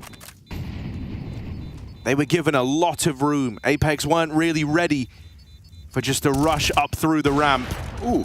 All the kills come in, so it is a very damaging round to the money of Furia. Out of all the ways you could have lost a round if you're Apex, that is the best possible outcome. You remove every gun from play, you forced full reinvestments on a team that just don't have the money to do that. So the buy here for Furia is even worse than the one they had in the round prior. We're looking at Galil's. We're looking at Mac 10s. Oh, wow. Nasty tap from Fallen. Nasty pace out of Furia to just get that one going. That was off of a Gary timeout as well, right? Coming through, leading the pace of Furia up a tick. They have what it takes to do it yet again on the brink of defeat and elimination. Full investment out of Apex for the most part. Utility exchanged up ramp. This pressure is definitely being felt, but it's not egregious. There's no big spams. Oh, not comfortable for Tatsunito trying to get ahead of the frag. Leading on Knock to hold this angle. Molotov will disassemble the boost, and Knock also takes off his position. So beautiful utility usage from Furia to just dismantle both original setups. You're dead on. It's great util, but the problem is they're not able to push on the back of it, right? This counter smoke goes in, and so now the last few dregs of the Furia utility come out with still a minute to play with. If they want to use these smokes, they've got to go in now. And the short smoke hasn't even landed. Oh, it's actually for Cave, don't worry. But here we are. Nork holding the line down into the site. They've locked the Cave player out at least, but you've got to take some real estate here. Pushing through the smoke, that's the bomb plant denied. Satsanito with the backstab that might just define this game. Flushed out by Cello, sure. Gives way to the 2v2. Stiko now arriving, meets them on the short side. Damage done either which way, but it's Furia to win that one out. And they didn't have reason to win that one. That is just a brawl. That is just a bloodbath over at B, and they're the ones dishing it out for a change. Double digits secured on what was essentially a low buy round after losing all 5 in the round prior. They flush out the Satsanito flank, and then they direct all their attention downrange onto short, knocking out Stiko and putting a stop to Jacob. They could actually do this. I mean, they have to know how badly that one hurts. Both those players on short side having a duel versus a Galil and a Mac 10 with M4s. Both those players missing their chances. No headshots in those duels. And door swung wide open. Bomb, ticking on the back pillar. Tatsunito pushing through to stop it. Hands busy on the planter. Obviously forced away as the smoke faded short side. It was all looking good. All they had to do, win those duels. It came so close. And this is an interesting one. Knock comes through with the op buy. Jacob also on a gun. A couple pieces that could thrive here, and they're going to split them up. Yeah, I mean, if Nork's bringing out the AWP and putting it all on the line, either he said, I'm going to make a play, or essentially he's going to kind of float around, locking down some more passive areas, and then look to save if they don't leave the impact in this round. And he will get given a fight here. They will find this AWP the hard way. Nork rings out with a kill to R. You got to keep going. A one and done won't be enough with 3 unarmored pistols, with no utility either, right? I think Furia have done a good job of grouping up as a pack. Jacob's M4 comes wide, missed chance. Tatsunito does indeed have Kevlar, but Sense isn't going to be able to go grab it, doesn't need it. P250 makes enough of a difference, at least shaving Cello off the play. Stiko trying to go grab something in middle, whether it's a kill or a weapon, luckily is traded out by the Macedonian. Oh, this is such an unenviable position. Do you retake? It's a 2v2, right? Every bone in your body thinks, yeah, surely they could, but they really need this AWP. And so that kind of decides it for them, right? They're a little out of position. They're a little late. They don't have the kit. It's not worth the risk. So they have to write this one off. And that means it's coming down to a one-round game. Either this is won in OT or it's closed right at the end of regulation. The full 24 rounds and maybe more needed to decide who will be heading out of IEM Katowice in the play-in.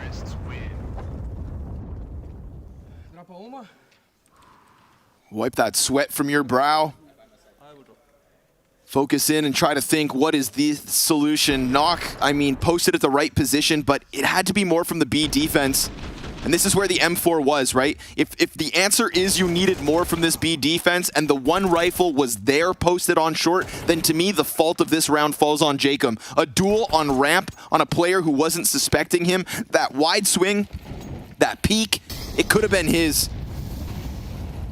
They'll go back down into the bottom of mid. Art just playing close smoke and for the most part given space. This is looking like an A-hit quick. It's looking like a faster tempo. And Knock is posted on an original angle, giving the opening kill. But Art has slid past, and they catch Tatsunito trying to come in from the lane. Can Knock flick? He sees a sliver, into the cover, back in with the repeak. That's what he needs. That's what they want, an initiative. And Stiko, well, he gets his, dropping bomb on CT lane. How can Furia survive this one? They're so split up, they're worlds apart. There shouldn't be a way back into this 2v4. It's going to take some monumental, heroic moments out of Keiserato and Yuri if they want to do it. They've given it their all across this series, having to pull back every one of these games, but it might not be enough. It's just Yuri. And is he lagged out? Is that really how this is decided? You're kidding me. That is madness. That is heartbreak in its purest form. Oh my God. Have you ever seen anything like it? Unreal. And all that's left to do for him is die. And just like that, Apex knock out Furia as though it wasn't heartbreaking enough that it's the full 24 rounds. It ends with a man dropping out. That's heartbreak in its purest form. That's tragedy. That's unfair. I'm sad for them. I'm sad for Furia. Sure, they're 2v4. They're not meant to win that, but that is the roughest of rough, the lowest of lows, and Furia feel that now. As for a second time, their run in Katowice is cut insanely short. Another loss to the Mongols, and now falling to Apex across a close 3-map series. There is no words to describe the heartbreak that befalls Furia right now. I mean, tragedy is what comes to mind, and also at the same time, I think Apex given a little grace of the Counter-Strike gods, because this is a team that was unable to win a single terrorist round win back on Mirage. That massive comeback from Furia leads us to Ancient, where things just simply don't go their way. How deflating of a start to the year can you expect? Oof.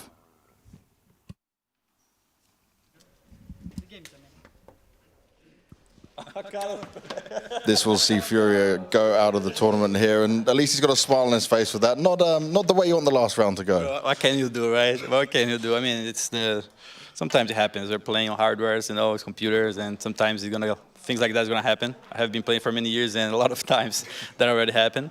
But overall, it was a nice series. I think very slow start for us, most of the maps, but trying to give everything we had to come back into the maps. And I think we were pretty close to winning this one as well, so very intense. And this is what I want to touch on, is the fact that you had these slow starts, but you were fighting back every single time. Why were you getting off to such cold starts? Good question. I was playing like shit. Being honestly, mainly, I think all the halves I was pretty much 0-6 or 0-7 or 0-5. I wasn't really finding my groove on the early rounds of the maps, and that for sure was one of the factors. And props to Dan as well. I mean, probably some preparation coming to the maps and hitting the pistol rounds and getting some first initial gun rounds, and then we were trying to adapt to be able to come back. But yeah. Now, I know it's the start of the season, but you guys have flipped and flopped between who's leading and what style you want to find and what you want to do. So what is the style right now? Do you have an understanding of exactly how you want to play? Because you came back from, the 14th? You were back practicing?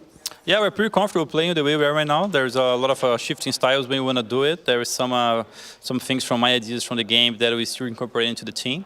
A lot of things that comes from our ideas and the way they're used to play before. A lot of chaos, fast rounds, trying to go for more aggressive initial picks and stuff like that. But it's a big mix, like we tried to do before when I was calling too. So we're pretty comfortable.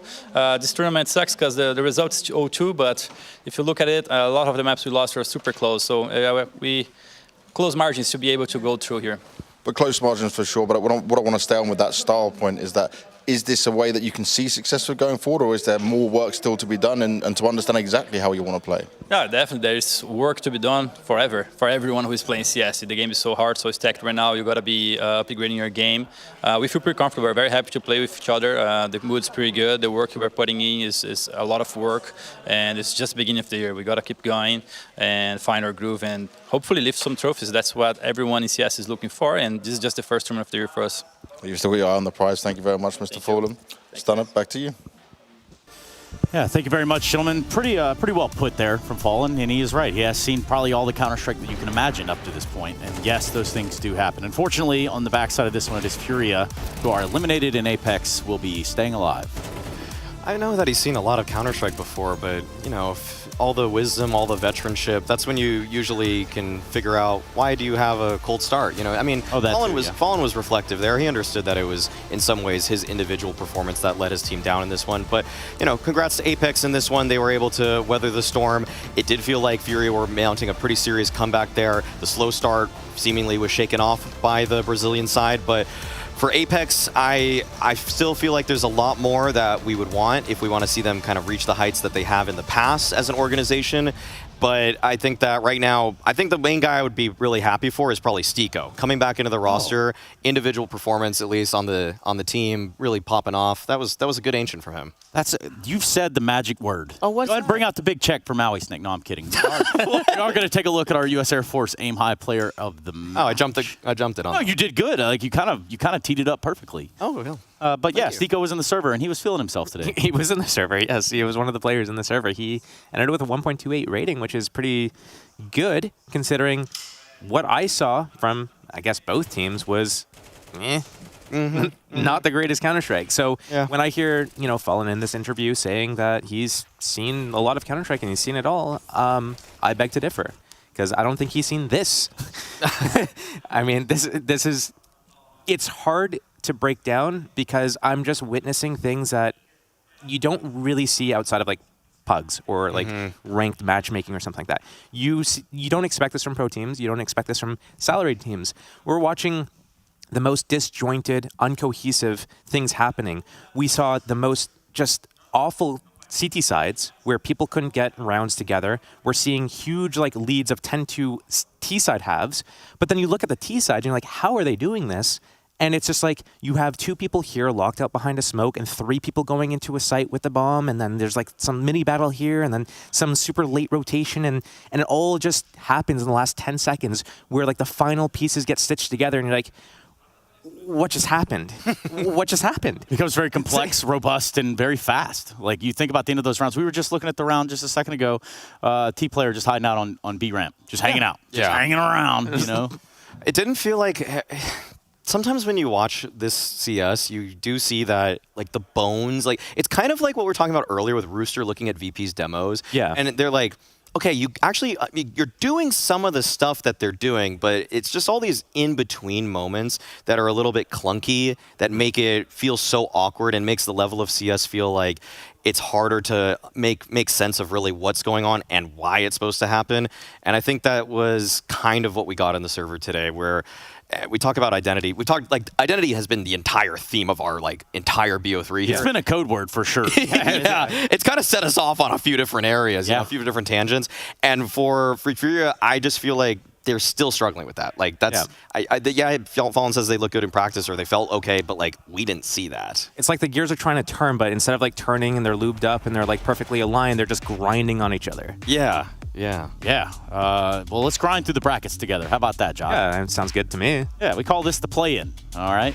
It's not a chandelier. How's that work? I explained to you how a best of 3 works. Why don't you let me know how a play-in works? Okay, so the plan's going to work like this. There's going to be some teams that can move forward in this bracket. Obviously, this is a bracket, Josh. It's like a tournament bracket, right? So as you'll see, a tournament bracket, or it is one. You get Virtus Pro taking on Cloud9. You get that tomorrow. The Mongols square up with Ints because Ints just won, and, well, that's what the lower bracket looks like. So the real key here is moving your name from the blue to the yellow. Now, when you get to the yellow, you will, in fact, advance, progress forward into the group stage. Yeah, I see on the right side of the screen the little trophy icon is in yellow, so you're trying to get closer. Yeah, you're trying to get to the yellow icon. Yeah. Okay, I like the motif. Yeah, there's an idea. I appreciate that. Yeah. Let's spell it out for the viewers like that. Let's spell it out. How about we just spell out tomorrow's games? How about that, Josh? What are you seeing right here other than Virtus Pro and Cloud9 that's exciting? Well, you threw under the bus Okay, there. wait. There's two storylines, and it continues from today, right? We have the CIS storyline, the Virtus Pro versus Cloud9. We're seeing the Rebels, the national team, and they're going against M80, who are one of two North American hopes. M80 looked pretty decent today. They looked okay-ish yesterday, a little bit rusty. But that's going to be a pretty good match, and it's going to give us a good storyline, too. And some of the things that can't happen, Apex can't have a repeat of yesterday happen tomorrow. Oh, it's a do-or-die time. Oh, yeah, absolutely. They're going to be taking on Big for a spot in the group stage. And Mongols versus Ents, two logos that look weirdly similar until I never really thought about it until I see them right side by side. Did you notice that? They have the same color. I can't stop thinking about it ever since I saw it just now. Yeah, it's just stuck in my brain, actually. Wow. Yeah, guys, we are kind of getting towards the end of the play-in here. So, Josh, how you finding your experience on the desk? Let's get it out there in the open. Yeah, it's an experience. The most ever. The most ever experience. I think I've experienced it never before. But it's fun. It's interesting seeing some of the matches, and you're like really involved, and you're like, oh man, like this is so nice to break down. Which round am I going to pick out of this? Like so much interesting stuff, so much exciting stuff happening. And then other times there's like, oh man, how am I going to break this down? What just happened? Like, there's literally nothing to say. I'm kind of speechless, and I have to find something like picking it out of a hat. Like, what do I actually talk about? It's Steel's magic tricks. That's what will be coming up tomorrow, everybody. We'll get his cards all settled and whatnot. Until then, tomorrow is the last day of the play-in, so I'll see you there. You're watching the Intel Extreme Masters. Good night.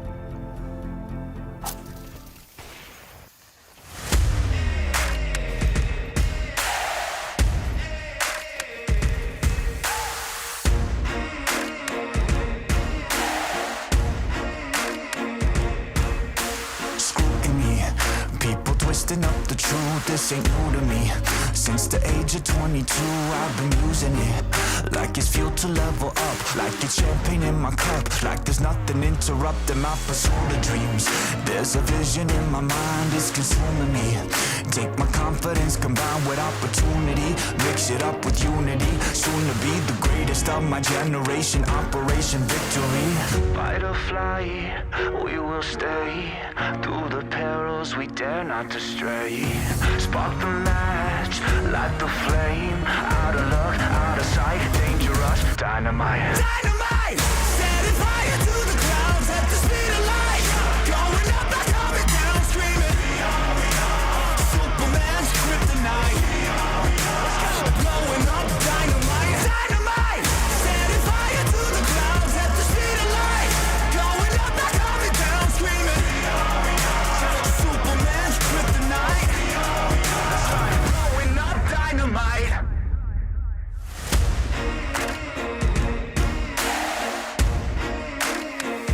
Check it.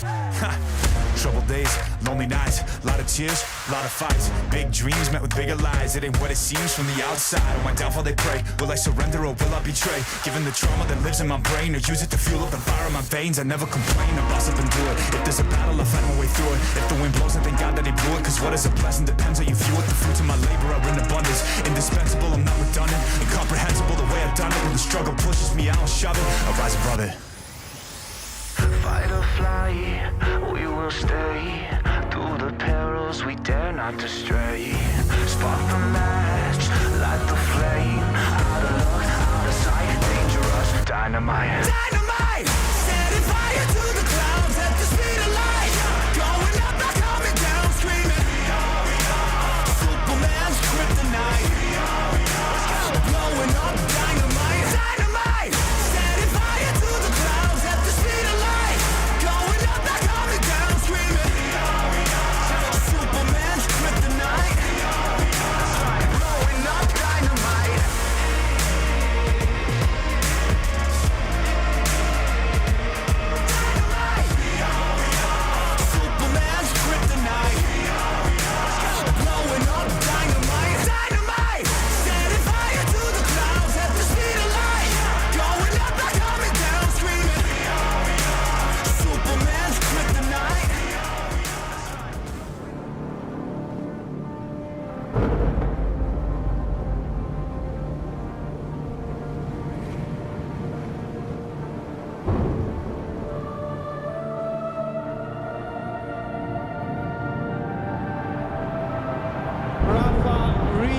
history. Absolutely phenomenal. And Ace is the champion of the Intel Extreme Masters World Finals. Storm's still not quite done. MC is going to take this fight, though. 3 seconds left. Last 2 rounds of Ashes got to start it well for ESC. And this is a massive move for Zez, but he's not content with just a Nexus kill. He wants to win. GG! And it's all done. A flawless win. Unbelievable Rogue with a 4-0 victory over Classic. And they did it again in the grand finals. It's Navu! Give it up for your Intel Extreme Masters World Champion!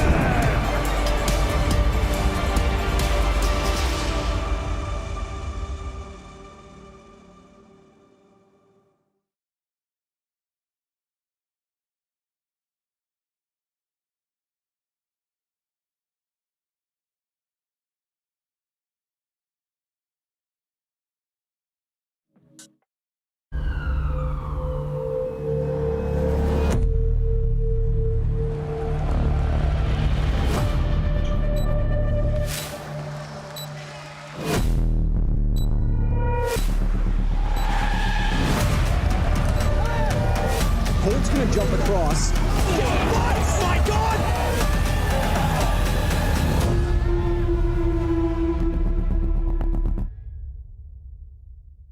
And Fnatic are starting to crumble. What's going on? Let's look at Break Snowby's looking to shine the brightest, and he does it! His first grand final. Let's get it on!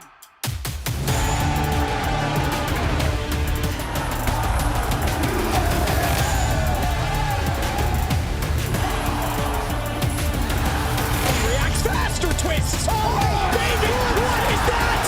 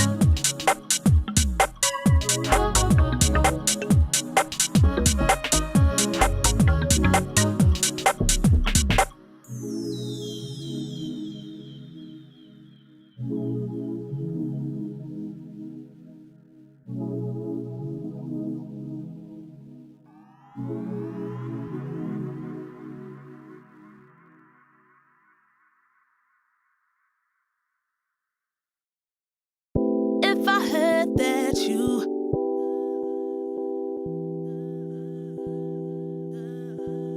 If I heard that you